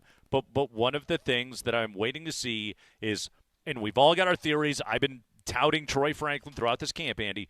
But who's the guy that's going to emerge as an actual, real-life, honest-to-God, reliable second option for Bo Nix? If you had to put a couple bucks down, would you put it on Troy Franklin or Marvin Mims? I'll go Franklin. I really will, just based on what I saw in this training camp, because I think Mims will still be more of a gadget guy. And I think Mims is going to be a dangerous player. I can't wait to watch him play this week. I can't wait to watch and see what he does this season. But, you know, the question mark of, is he truly adding those intermediate technical routes to his tree, that remains to be seen. That part I don't know. I know what he can do, and he's really, really good at what he does. Is there more there? I don't know. Troy Franklin is the guy that I watched in this camp, in this preseason, actually taking really meaningful steps forward as a football player. I'm with you, and they're going to need it because, again, what I expect to see Sunday, I don't quite know what to expect out of this offense. I hope it is better than what we watched in the preseason. God, yeah. But I'm going to tell you this. We all know this. They're not going to let Courtland Sutton be available all day. Now, maybe he just shows that he's back to that kind of form when he was younger, that he's so good he will get open anyway. Yeah. Because kind of, even in that Saints preseason game, I was like, how are you letting that guy that wide open? You do know that's his favorite guy, right? But I think that all stops Sunday. If you're a team, how are you not? I would not be shocked if Courtland Sutton's targets are down through the first month of the season until someone else shows their reliable target to pull coverage away from him. Kreckman and Lindahl, we're live at the Rally House, 8055 West Bulls. That's Bulls Crossing. Are you dying to own every single Broncos jersey that you can possibly imagine? By the way, there is a Courtland Sutton here. One of our listeners was here earlier, got a fresh white PS2. Here's the Knicks. They got a fresh white Knicks here. We'll show you on the nice old fit Zoom right there. By the way, Andy, who is the Bronco that you want to put the whammy on and get a jersey of this year? Oh, nobody. Are you kidding me? I drafted Courtland Sutton in a fantasy team. That's probably going to end. Everybody can get mad at me if it goes poorly on Sunday. Of course, I took our defense too. I tried to put a few whammies down. Do you still own the XXX Russell Wilson? Yeah, would you like it? Okay. I like when I wear it and I look like a 9-year-old. I've got so you know what? I've got 2 Sertans. Yeah. I had to upgrade the Sertan. Oh, wow. To the modern version. Okay. Well, you saw the other Sertan I had where the 2 looked too. The 2 was too small on the back. On the modern Sertan like they've got here, yeah, that new orange jersey that they've got or the blue, it's a better fitting 2 than what it was. A cornerback jersey in XXL. Yeah, they don't. You're right. It doesn't go together. It doesn't make sense. It's too much green grass, so to speak. I've got a defensive tackle body, but the desire to own a corner's jersey. I probably should like a double number. They do have an away Atwater here. It's right there. They got multiples. All right, so get over here to the Rally House and get your gear for a brand new. Oh, what do I see? Did you look down the row of Atwater? Look a little farther. What do you see over there? Wait, where's the Atwater? Atwater's go up to 3. I got a bad now angle. Go down. Just tell me.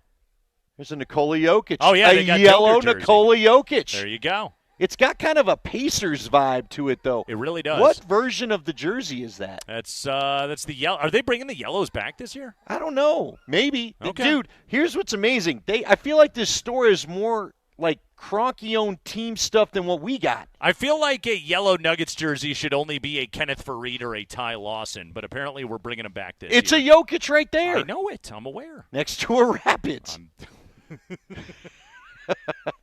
Now, the Mahomes and Kelsey could go, but we won't go ahead. Hey, they got to move merchandise, okay? It's they need to move that merchandise in back.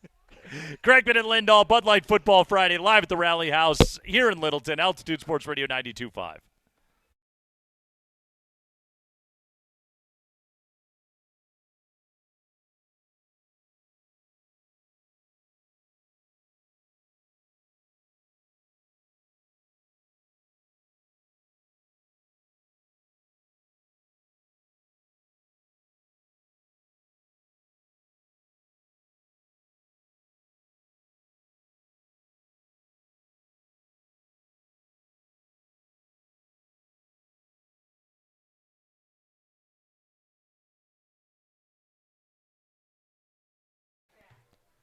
What up, dudes? Nate Kreckman here for Roller Auction. You want to go to roller.bid right now. You want to do it right now, like right this instant, and check out the upcoming auctions that they have available. And check out a consignment opportunity that they have, because Roller Auction has their big boy toy auction coming up here in the month of September, and perhaps you can take part in this. Do you have a snowmobile, a four-wheeler, a boat, a dirt bike, anything of that nature that perhaps you don't have use for anymore, or maybe you want to clear out some older stuff to get some nice, fresh, new toys. Well, go ahead and go to roller.bid and check out this consignment opportunity. They can sell your stuff at public auctions if you're looking to unload. Go to roller.bid. They will take the headache out of that situation for you. And make sure you sign up to bid at roller.bid/altitude because you can win tickets. We're giving away Avalanche tickets to one lucky listener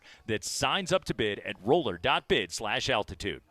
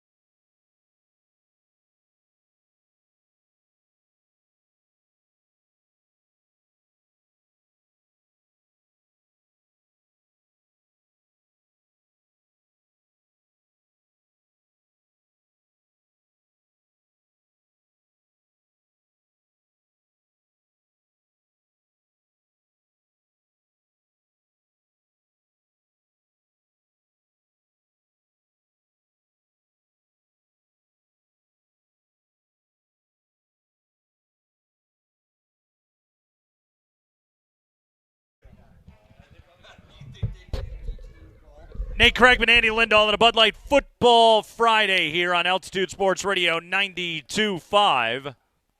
Bud Light, the official beer sponsor of the Denver Broncos. Remember to enjoy responsibly. We're live at Rally House today. Rally House at Bowles Crossing. So stop by. Get some new, fresh team gear for the season. I do have to say this, man. I I was enamored and amazed with the selection of Buffs hats in this place.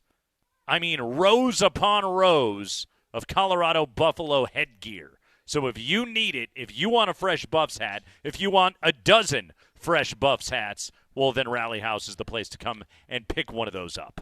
Yeah, this really is. If you love sports gear, yep, this is the place to be. It's impressive. It's everything you could want and more. Yes. Really.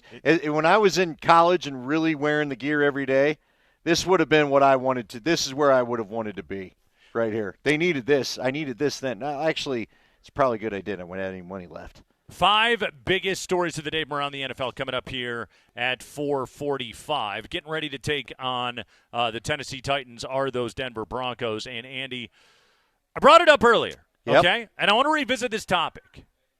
Are the vibes too good right now?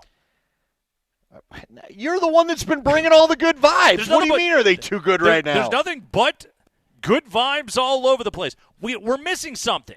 Okay? No football season has ever just gone to plan. Heck, ask the defending Super Bowl champion Philadelphia Eagles about that last night. Like, no football season has ever just gone to plan. Is the fact that Dre Greenlaw is already out with a quad injury, is the fact that Malcolm Roach is already out with a calf injury. Are these the first signs that the Broncos are dealing with a couple of soft tissue injuries, which they have largely been able to avoid in recent years? By the way, Broncos Injury Report, sponsored by Ramos Law, the official injury law firm partner of Broncos Country. Bo Nix has taken a big step forward this year. Cortland Sutton has been paid and is happy and should easily be a 1,200-yard receiver this upcoming season if he's healthy for 17. R.J. Harvey, dynamic back, taken in the second round. The offensive line, I don't know if you've heard, Andy, they were number one in both the ESPN pass rush win rate or pass block win rate and run block win rate last season. So one of the most respected and feared offensive lines in all of football. DJ Jones got paid. Zach Allen got paid. Nick Bonito got paid. One of the best pass rushers in the NFL. 64 sacks a season ago. The secondary adds Talanoa Hufanga. Adds Jahdae Barron as a first-round pick to play corner. The Broncos adding to a position of strength.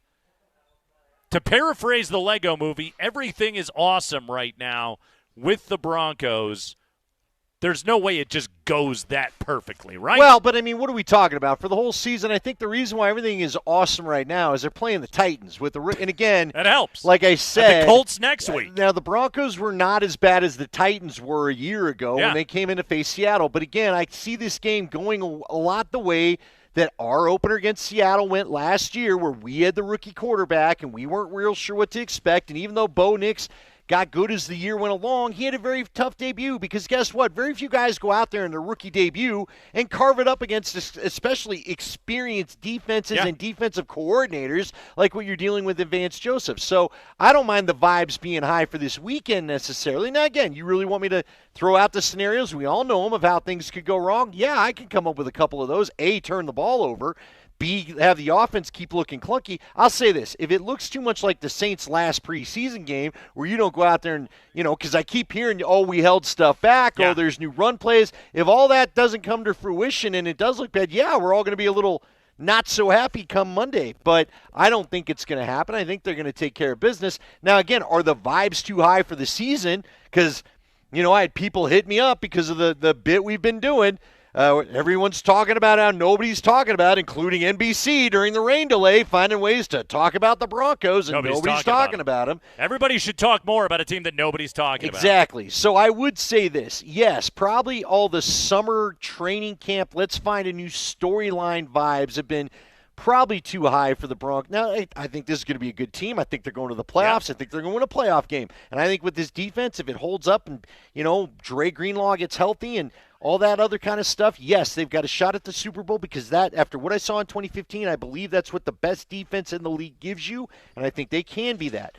But let's be honest about it. Every show that I watched, the get-ups, the first takes, the Good Morning Footballs, whatever's on CBS, the Fox version, all that stuff that had the Broncos being the darlings of the training camp when you're trying to fill time, and you and I know what that's like. Hell, we're doing it one more day today. I think now that we're ready to play some football games, and the Chiefs are about to play tonight right here on Altitude Sports Radio, the new home of Westwood One Sports. You'll hear that game tonight just like you heard the game last night. Well done. Now that we're close and now that it's about to start, everyone's going back to, well, I'm not picking against the Chiefs. Like Ryan Clark was on the TV again. Dan Orlovsky, they're all back on the TV. Danner's still kind of staying with the Broncos, but everybody else on ESPN's going, well, again, it is the Chiefs, and they do have Andy Reid, and they do have Patrick Mahomes, and I'm not ready to pick against them yet. So, yes, to answer your question as long-winded as possible, because we're radio guys, the vibes have probably been too high to this point, but that doesn't mean that good season's not going to be ahead, and I don't think they're going to have a problem this weekend. And maybe it gets a little tougher next weekend, but let's be honest, Nate. I think you and I are both fully expecting that we start out 2-0, and the real conversation begins against the Chargers in a couple of weeks. Can I ask you a question about Ryan Clark? Sure. What's wrong with that guy? Oh, because of the generational talent stuff? What is he thinking? Okay? I think he goes... On what planet is Peyton Manning not a generational talent? Because he wasn't a generational athlete. He's the smartest player I get you. to ever play the position. He's also, and this is one of the things that drives me nuts, okay, is, like, did he have Elway's arm? No. All right? Peyton Manning was the single most accurate thrower of the football I've ever seen in my life.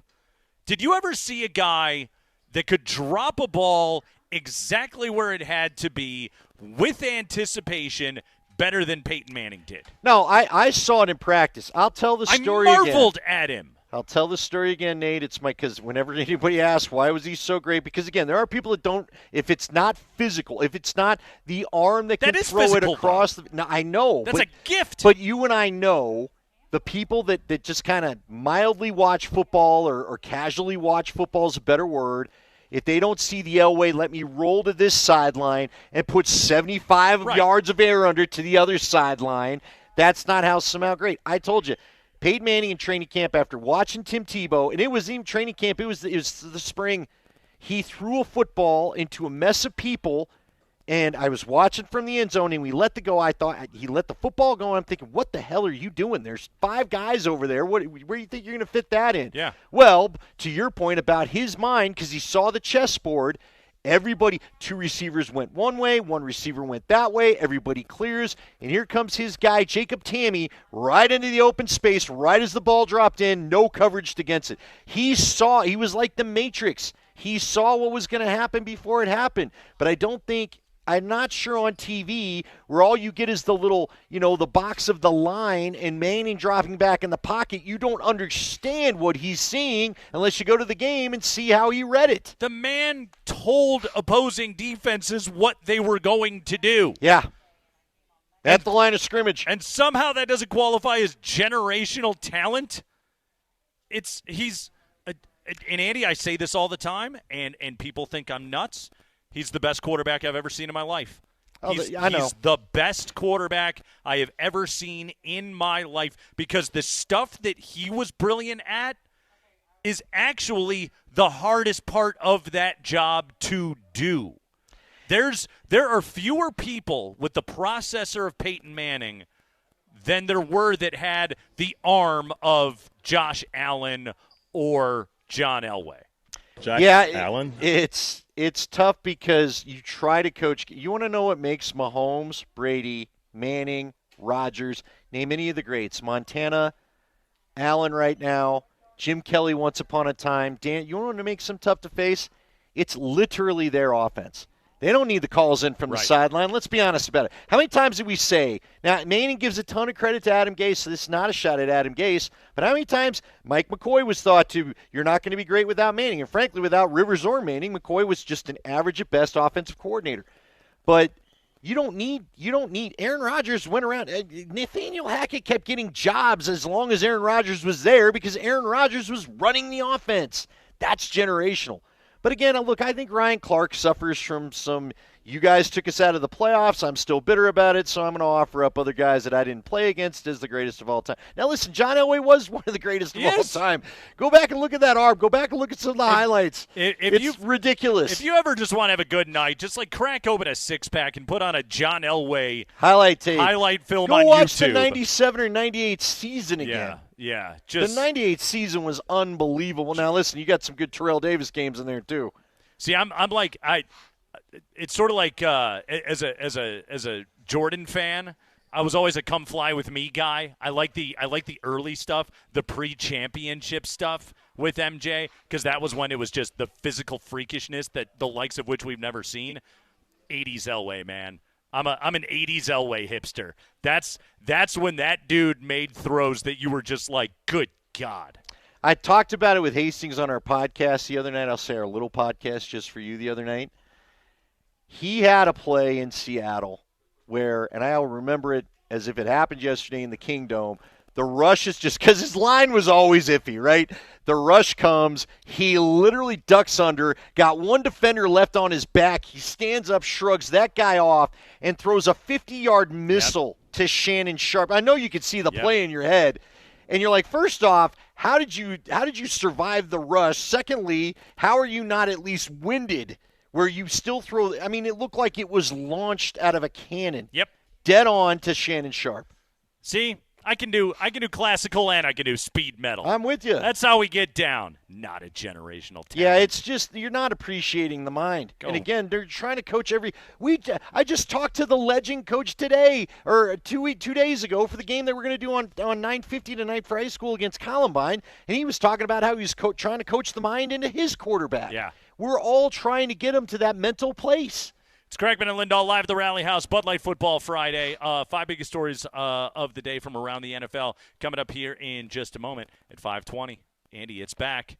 The inaugural for the 2025 season Broncos drinking game. Broncos-Titans drinking game coming up at 5:20 this afternoon here on the Kreckman and Lindahl show. We guarantee a buzz. We are quite confident that you can have a fuzzy head by the time the Broncos are done winning by 2 scores against the Titans coming up here on Sunday. So make sure you stick around for that on a Bud Light Football Friday. Bud Light, the official beer sponsor of the Denver Broncos. Remember to enjoy responsibly. 5 biggest stories of the day from around the league coming up next, including the latest Broncos injury report, which is not great, Bob. Not great. We have that for you next.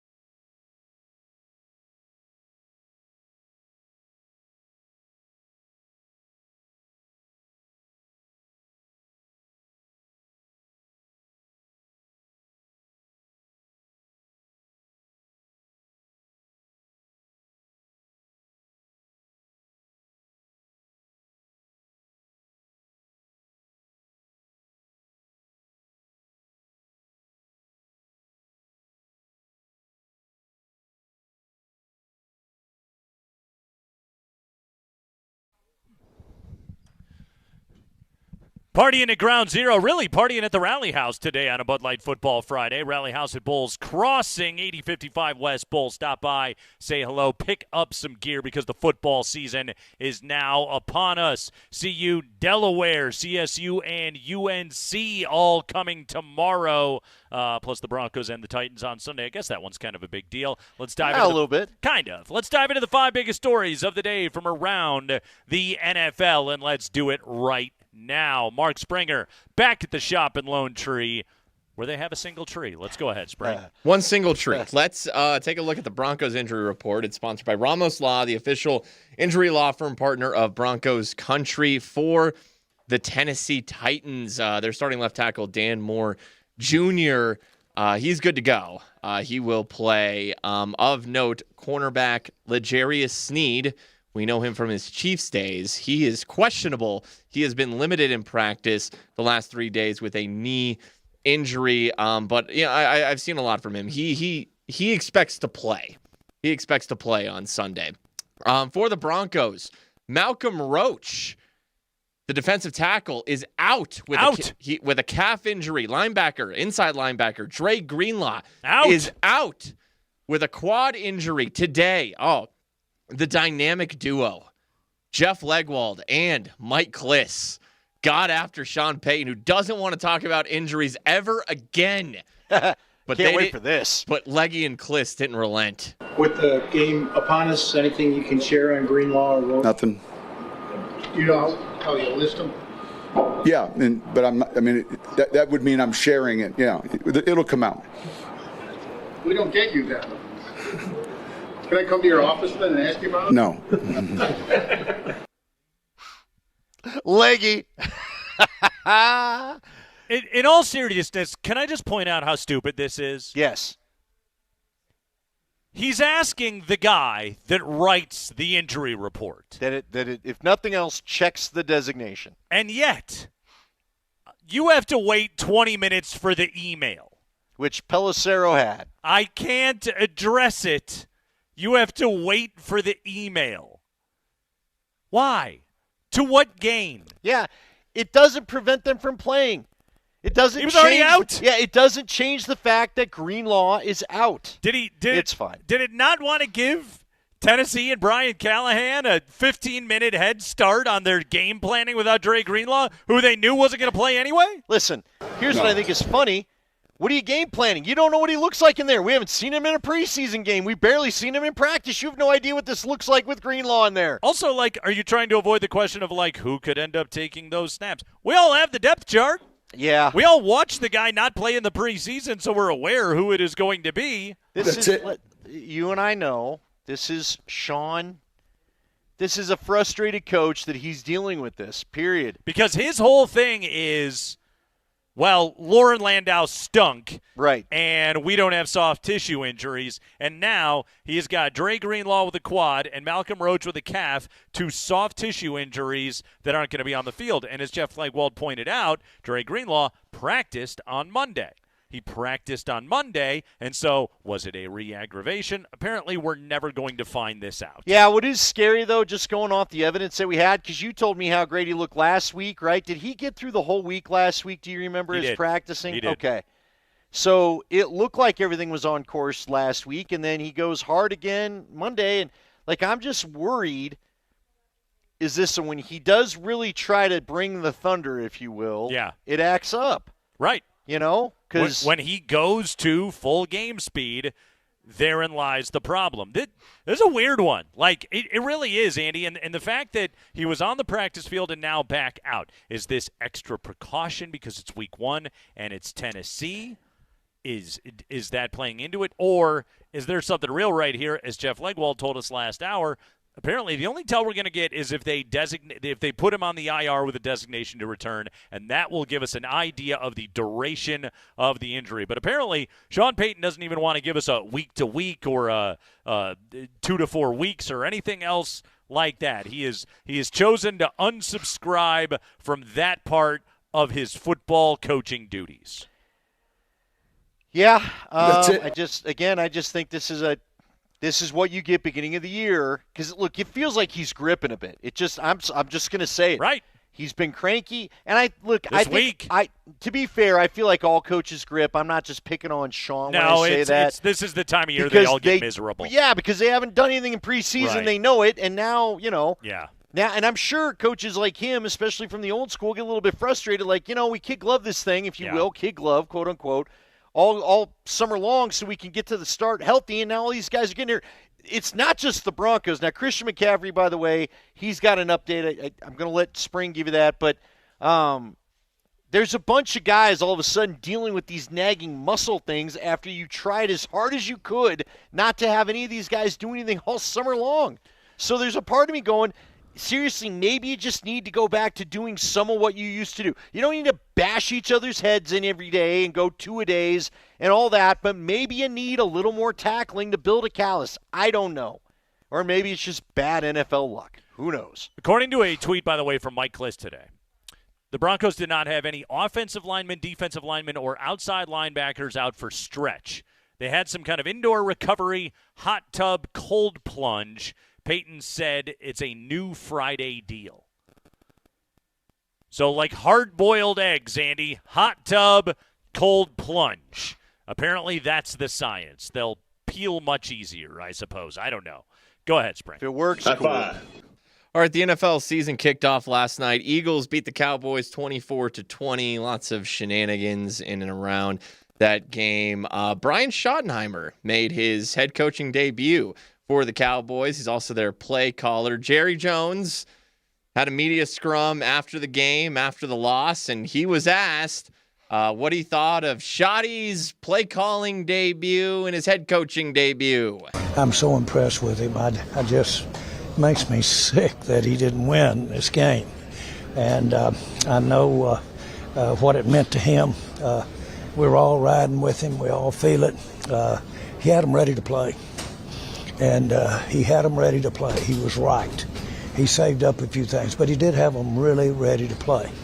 If this team will continue because of, in my mind, the skill level and the age level, will continue to improve. We got better in the second half on defense. We did that. And we just left some plays out there that if we made them, I thought Dyke may have played one of the best games I've ever seen him play. And so we had the hands and we had the ball in the hands of our key guys. I just can't say enough about this effort. And I give Brian and I give his staff all the credit in the world and the leadership. And the guys that had a chance to make some plays, they'll make those plays.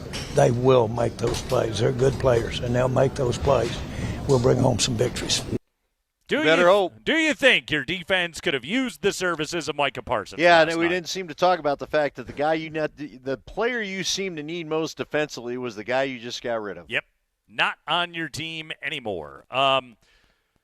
You know what, Andy? It's funny, and you've brought this up numerous times, of Jerry's frustration at paying guys after elongated fights with them, and CeeDee Lamb was one of those guys last year. And quite frankly, who was the guy blowing it in the biggest moment last night? It was CeeDee Lamb. And, is that confirmation for Jerry that he should not have paid Micah Parsons? Is confirmation bias coming home to roost for Jerry Jones right there of, I was right not to hand out a big contract because I did for that wide receiver right there, and his hands are slipperier than oil grease. Yeah, well, I like your Jerry. That's a good job, Texas. Oh, you could be on oil, man. Get your damn act together. That's right.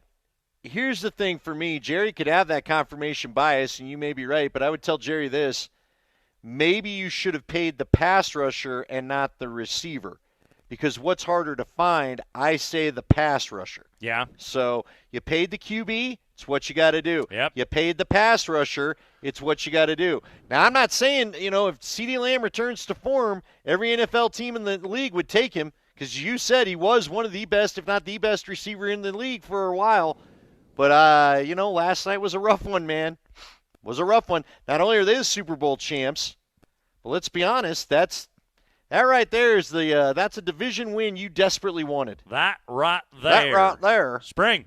High five. All right, speaking of Micah Parsons, he's been limited in practice all week for the Packers with a back injury. They list him as questionable for their home and season opener against the Lions on Sunday. Today, Matt LaFleur took questions about Micah Parsons. How's Micah looked through 2 days?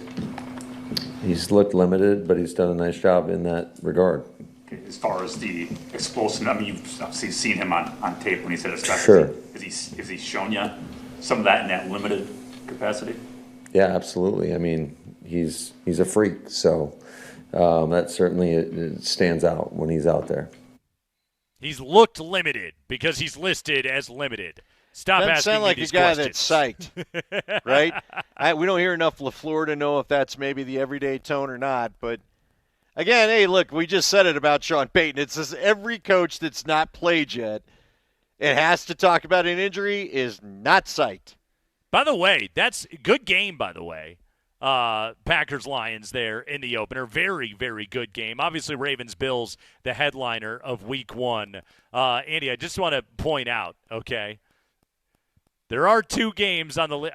And I don't think Broncos-Titans is great by any means. And quite frankly, it's a bottom third game in the NFL this week. I think we're all just excited to finally see the Broncos play. Check out these 2. Cardinals-Saints. No, thank you. Dolphins-Colts. That might find a way to be mildly entertaining if Tua goes off and the Dolphins' offense looks high-flying like it did to start a year ago. But, yeah, I'm not checking in on that one. Have you heard anybody this offseason, speaking of nobody's talking about, I was going to say, about the Dolphins or the Colts? No. Seriously. Miami is one of those teams, too. Like, they've been a good hipster pick in recent years. I can't find a hipster anywhere. Like, that is how obscure the Dolphins are going into this season. Not even the hipsteriest hipster sees anything more than 7-10 and McDaniel getting fired. Because who believes Tua's staying healthy? Right. And even if he does, what are they going to do? Yeah. Maybe win 9 games. Trade Tyreek Hill by the deadline. Yeah, get their teeth kicked in a wild card game. Okay, there's another game. So Moj asked Brett this morning, or they were talking about what game you're intrigued by. Yeah. And Brett dropped, and I was kind of on Brett's side, but Moj could not quit laughing. Brett dropped. Guess the game Brett dropped that he's intrigued by. Just mild intriguement. Bucks, Falcons. Jets, Steelers. Niners, Seahawks. Panthers. Jags. Because he said, now in fairness to Brett, he said, I want to watch Travis Hunter. I do too. And see exactly how far they go with the playing both sides of the ball thing. But does one man out of 106 an intriguing game make? I would argue no. You literally just had both sides of the Brett Moj conversation, and it's why Moj could not quit laughing about it. He's like, of all the games, you're going to really give me Panthers Jacksonville? But, hey, listen, I think if you're a Bronco fan, I'm just going to tell you right now, you don't have to watch the game by any stretch. Pay attention to the Jaguars, because if Cohen gets his guy going and Lawrence is back to being a good quarterback, not even great, good, I'm telling you, Jacksonville doesn't have the toughest. You do not want 2 AFC South teams, because I think Houston's going to be good. Yeah. You don't need one of them stealing one of those AFC West playoff spots, period. Remember, 3 AFC West teams went to the playoffs last year. Don't have Jacksonville kind of mudding this thing up because they're good again. I mean, really what the topic is does the existence of Travis Hunter in and of himself make the Jacksonville Jaguars an interesting team? If you're from here or you're a Buff fan or whatever, I think, yeah. But also, Andy, this is a guy that's going for Iron Man football. I'm with you. This is a guy that played an ungodly amount of snaps at the college level. I think that's interesting to every football fan. Again, does that make me want to watch Carolina and Jacksonville? We're not at the point of the football season where I hate my life that much. Well, there's some other really good games, but listen, you get up, it's early. What's all in that early window? Do you have the early window pulled up in front of you? I'm sorry, I didn't mean to do it to you, but early window. Bucks Falcons, little NFC South in your life. Yeah, you're giving me Panthers Jags there. Bengals Browns. I like Joe Burrow, but I'd still. The aforementioned Dolphins Colts. Yeah, I'm still watching Jags Panthers first. Raiders Patriots. That's intriguing. Ugh. It's intriguing, though. I can't talk myself into Raiders Patriots. Okay. Cardinals Saints, aforementioned. Yeah, no. Puke game. Hey, I'm not going to that for all the money in the world.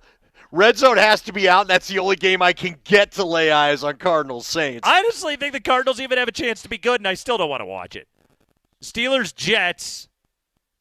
It'd be funny to see if Aaron goes all full angry Aaron on him, treats him like his family. Russ and the Giants at the Manders. Yeah, I'm curious what that looks like too. Panthers and Jags.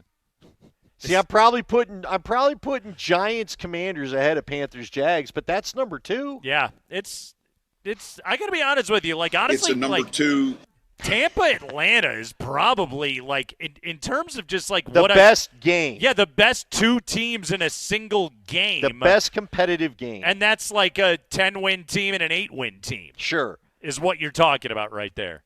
Yeah, not a great window. Afternoon window gets a lot better. Obviously, the Broncos play, but that's when you get Green Bay, Detroit. You get Texans, Rams, and you get Niners and Seahawks. By the way, let's check in on the Niners. Spring. High five. Yeah, Christian McCaffrey at the very end of our show yesterday came down with a calf injury, yet another calf injury. Today he talked to the media. He's listed as questionable for that game, but Christian McCaffrey, he says this is no big deal. Nothing serious, I can tell you that. No, I feel great about where I'm at. Just unfortunately, when you have an injury history that I have, sometimes when you don't practice, things get blown out of proportion. But like I said, I feel great. Then why aren't you practicing? Hope you do. If it was great, pretty sure you'd be practicing. Kreckman and Lindahl, Broncos-Titans drinking game. It's up. It's on. Lock in. It's coming up next. Get out the pen and paper and fire it up. Time for drinking game number 1 of the 2025 NFL season on a Bud Light Football Friday. Keep it here.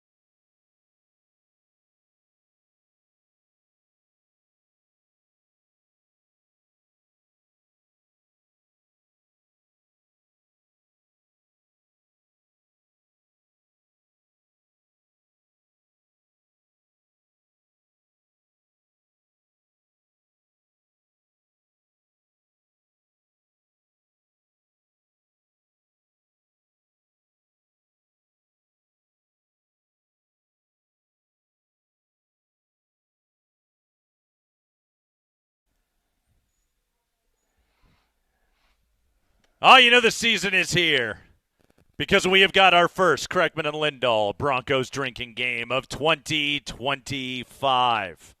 Now, you can choose to drink some Kool-Aid. Whatever you like. You can have a seltzer. If you want to say a nice chip and some dip. Some Celsius. It can be caffeine water. Whatever it is that you want to drink, we support you in whatever endeavors you're engaging in. We were out with Tullamore Dew last night. Grab one of those. Yes. Sean Brennan can't quit saying Dew in a brew. I can't either. Bud Light Football Friday, by the way, is brought to you by Bud Light, the official beer sponsor of Denver Broncos. Remember to enjoy responsibly. Okay, so this is the way this works. We give you props. You drink if they happen. That's simple. Here we go. It is time for the first Kreckman and Lindahl drinking game of the 2025 Broncos season. Andy, let's start on this one. Timely one, okay? If Bo Nix takes off and scrambles when his first read isn't there, you should probably drink. How are you going to know that? Do you have to wait for the replay? Hopefully who's our analyst, did you say? Mark Sanchez, I think? Got the Sanchez tonight. The Sanchez is this doing weekend, Sunday. Hopefully old Sanchez is on it. That's right. Well, it's hopefully we are happy with Mark. Track the camera. Look at the eyes. We'll call this the Jeffrey Simmons prop. If Bo Nix takes off and scrambles when his first read isn't there, you should drink. And if you're in the mood for a drink and you think that's what happened, yeah, go ahead. By the way, we should point out to everybody, 205 start on this one. 205er. This is not a 225 window game, folks. 205. Now when you put the Titans out there. Number 1 overall pick quarterback, and there could not possibly be less hype about this guy. All right, I got a good feeling about this one, okay? Andy, do you recall last year, every broadcast took their shot at doing the backpack story? Oh, yeah. Yeah. Sean Payton loved the Bo Nix backpack. Nothing in there but football. I know where you're going. And a lacrosse ball. Sure. If it is mentioned that Bo Nix had a meeting with Drew Brees. There it is. There it is, everybody. Doesn't get easier. New backpack story. Yes.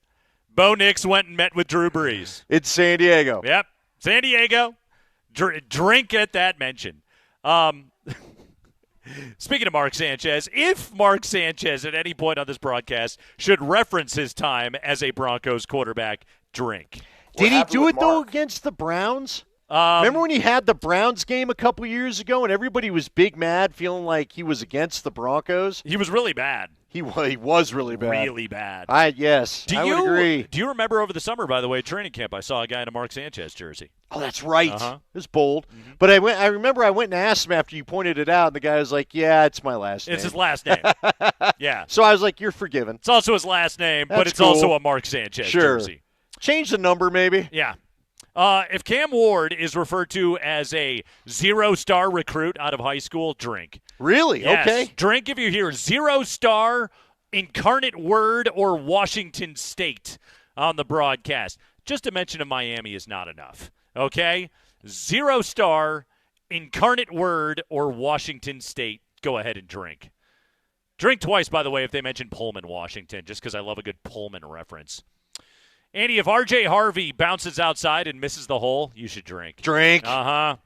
Yeah. Tries to break it wide when he can't. Uh-huh. And you'll know. We'll get a replay. Thank you. Thank you, Barney. If you get a camera shot of Brandon Allen with an earpiece, drink. Really? Okay. Titans backup quarterback Brandon Allen. Former Bronco. If Brandon Allen takes a snap in this game, finish your beer. Okay. Just put the whole thing down. Because Titan fans will be. I don't feel so good. Yeah. Titan fans will need to. You know what? Matter of fact, have a bourbon, Titan fans, if that goes down. Let's get into some Bo Nix props for you right here. If Bo Nix throws to Cortland Sutton on third down, drink. If Bo Nix misses Troy Franklin on a deep ball, drink. If Bo Nix has a completion behind the line of scrimmage, drink. What are you doing? I don't care what your beverage is. That's going to cause a lot of urination with what you're doing. You're going to be full, okay? At least the third down and the behind the line could be big. If the broadcast, Adam Amin, Mark Sanchez, if at any point they should use the term sophomore slump, go ahead and drink. It can be used in many ways. He could be having a sophomore slump. He could be avoiding a sophomore slump. You know what? Should they finish the drink if the Sean Payton pushback is either mentioned or played for everybody? Well, that's going to be here because if Sean Payton screams at Bo Nix, drink. Really? Yes. Okay. What if Bo screams at Sean? See, that's even more fun. That's when it gets really good. Here we go. The Crawshank prop here, Andy. If Jeremy Crawshaw shanks one, drink. Oh. Uh-huh. A good half. Yeah. Half the beverage. Yeah. It's if Jeremy Crawshaw has a punt sub 40 yards, then you're going to want to drink, quite frankly. I'm drunk. Let's hit the standards. Holding on Garrett Bowles. Holding offense, number 72. Drink. If we get a false start by Mike McGlinchey. Drink. You love a good home field false start from the offensive Yeah, line. man, that better not happen too much, but it has happened. Yeah. Duh. We don't need to do this. Thanks, Sean. A Patrick Surtain pass breakup. Drink 1. A Patrick Surtain interception. Drink 2. I think PS2's coming out of this game with a pick. Yeah, we like Pat. We really like him. If you hear the word contract or any mention of Denver retaining their own talent, Benito, Allen, Surtain, go ahead and drink. Drink it. Yeah, I don't know if you've Sutton. I don't know if you've heard, but they've paid a lot of their own guys. That is something the Broncos have been up to. Do you have a drink for the facility? Ooh. Drink if they show the new facility under construction, because I promise you they will. If we get a shot of the current update, and there's got to be a crane in the shot. I need to see the crane. The crane is there. Give me the crane. Crane prop, drink. Boom. 100%. They have to do the crane prop. They have to. They have to show the crane. The NFL cannot miss out on an opportunity to go ahead and say nice things about the Walton Penner Group. It's a sweet crane. It's a nice crane. Go ahead and drink. And finally, Andy, when the Broncos win this game by 3 scores, go ahead and finish your beer. Wow. Yeah. Okay. Celebratory. Yeah. Do you have to do a toast while you do it, or a toast to Sean, to a 1-0, toast to George, a toast to Bo, and a toast to Will Lutz. This would be the first 1-0 start since what, Vic's last year? Oof. It's been that long, huh? Hackett didn't get it done. Nope. Sean hasn't his first 2 years. Now he started 0-1 both years. Okay. Vic did start 1-0 with Bridgewater, right? Against the Giants. Wasn't that it? I think you're right. Yeah. Yeah, because we were celebrating 4-0 and telling people to quit being down. Win an opener. Feels easy. And don't try a 64-yard field goal at the end. Or a like tight that. end jet sweep No, with Evan Ingram. Skip all of Maybe that. not do that. Broncos-Titans drinking game on a Bud Light Football Friday. Bud Light, the official beer sponsor of the Denver Broncos. Always remember, enjoy responsibly as we join you live from the Rally House. Andy, got to get to this story before we get out of here. So Carmelo Anthony goes into the Naismith Basketball Hall of Fame this weekend. And here we go. The Nuggets they're going to show out for this. Apparently, Josh Kroenke in a tribute video made by the Nuggets for the Hall of Fame induction of Carmelo Anthony said Carmelo meant so many things to so many people at all levels of the organization. We don't know if this opens the door for a potential jersey retirement, according to Mark Spears here today. However, several notable Nuggets alums, Chauncey Billups, Kiki Vandeweghe, believe it is time for the franchise to embrace Carmelo Anthony and retire his number 15 jersey. And by the way, just so if anyone's asking, doesn't Jokic wear number 15? Yes, he does. Guess what? It doesn't matter, guys. There's teams that have multiple players retired under the same jersey, including the Denver Broncos. Couple 18s up there. Couple of 18s right there between Tripucka and Manning. So you can go ahead and do it. You can put a player in the rafters, and Nikola Jokic can continue to wear the jersey. They're not going to rip it off of his back. He's the greatest player in franchise history. Don't concern yourself with that. But, Andy, I think it is well past due, and it is time that the relationship thaw and that Carmelo Anthony gets celebrated for a great Denver Nuggets tenure. All right, let's do this because you know me. Yeah, I'm all about the clock. Yeah, but I'm going to be about the clock for once. I want to talk about Melo in relation to another guy that left town around the same time he did, and why I feel like the two are felt differently about. We'll see if that's confirmed when we get back and wrap it up. On the Kreckman and Lindahl Show on Altitude Sports Radio 92.5.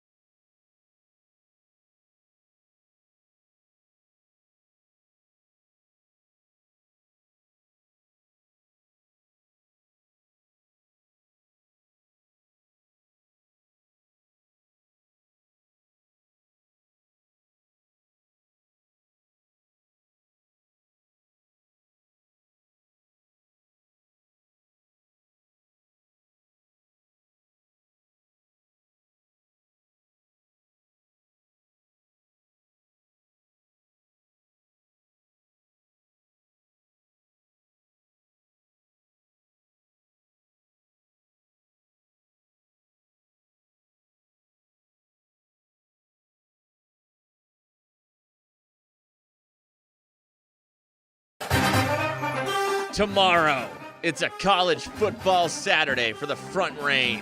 College football! The Colorado Buffaloes host the Delaware Fightin' Blue Hens. Or imagine being able to be magically whisked away to Delaware.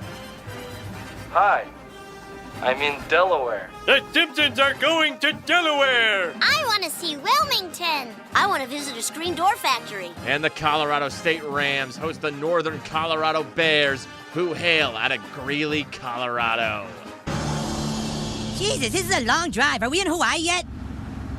Hawaii? Yeah, that's where I requested to be sent. Your foster home is here. Pretty much the exact opposite of Hawaii.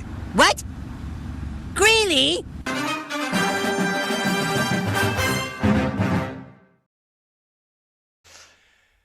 Ah, yes, the battle for 970 supremacy tomorrow. CSU and Northern Colorado at Canvas Stadium in Fort Collins. Plus 1:30 tomorrow on Fox.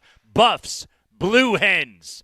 Throw out the records when these two teams get together. I don't remember any records of them playing in the past period, so that won't be a long throw. Yeah, I would say so. By the way, I'll be doing the Wyoming-Northern Iowa game tomorrow. First matchup since 1993, Andy. Do you know who Northern Iowa's quarterback was in 1993? Northern Iowa, huh? 93? I don't. He's in the Pro Football Hall of Fame. That's why I'm trying to think. He has appeared on this radio show. Really? The great Kurt Warner. Oh, really? Yes. Okay, there you go. UNI Panthers legend.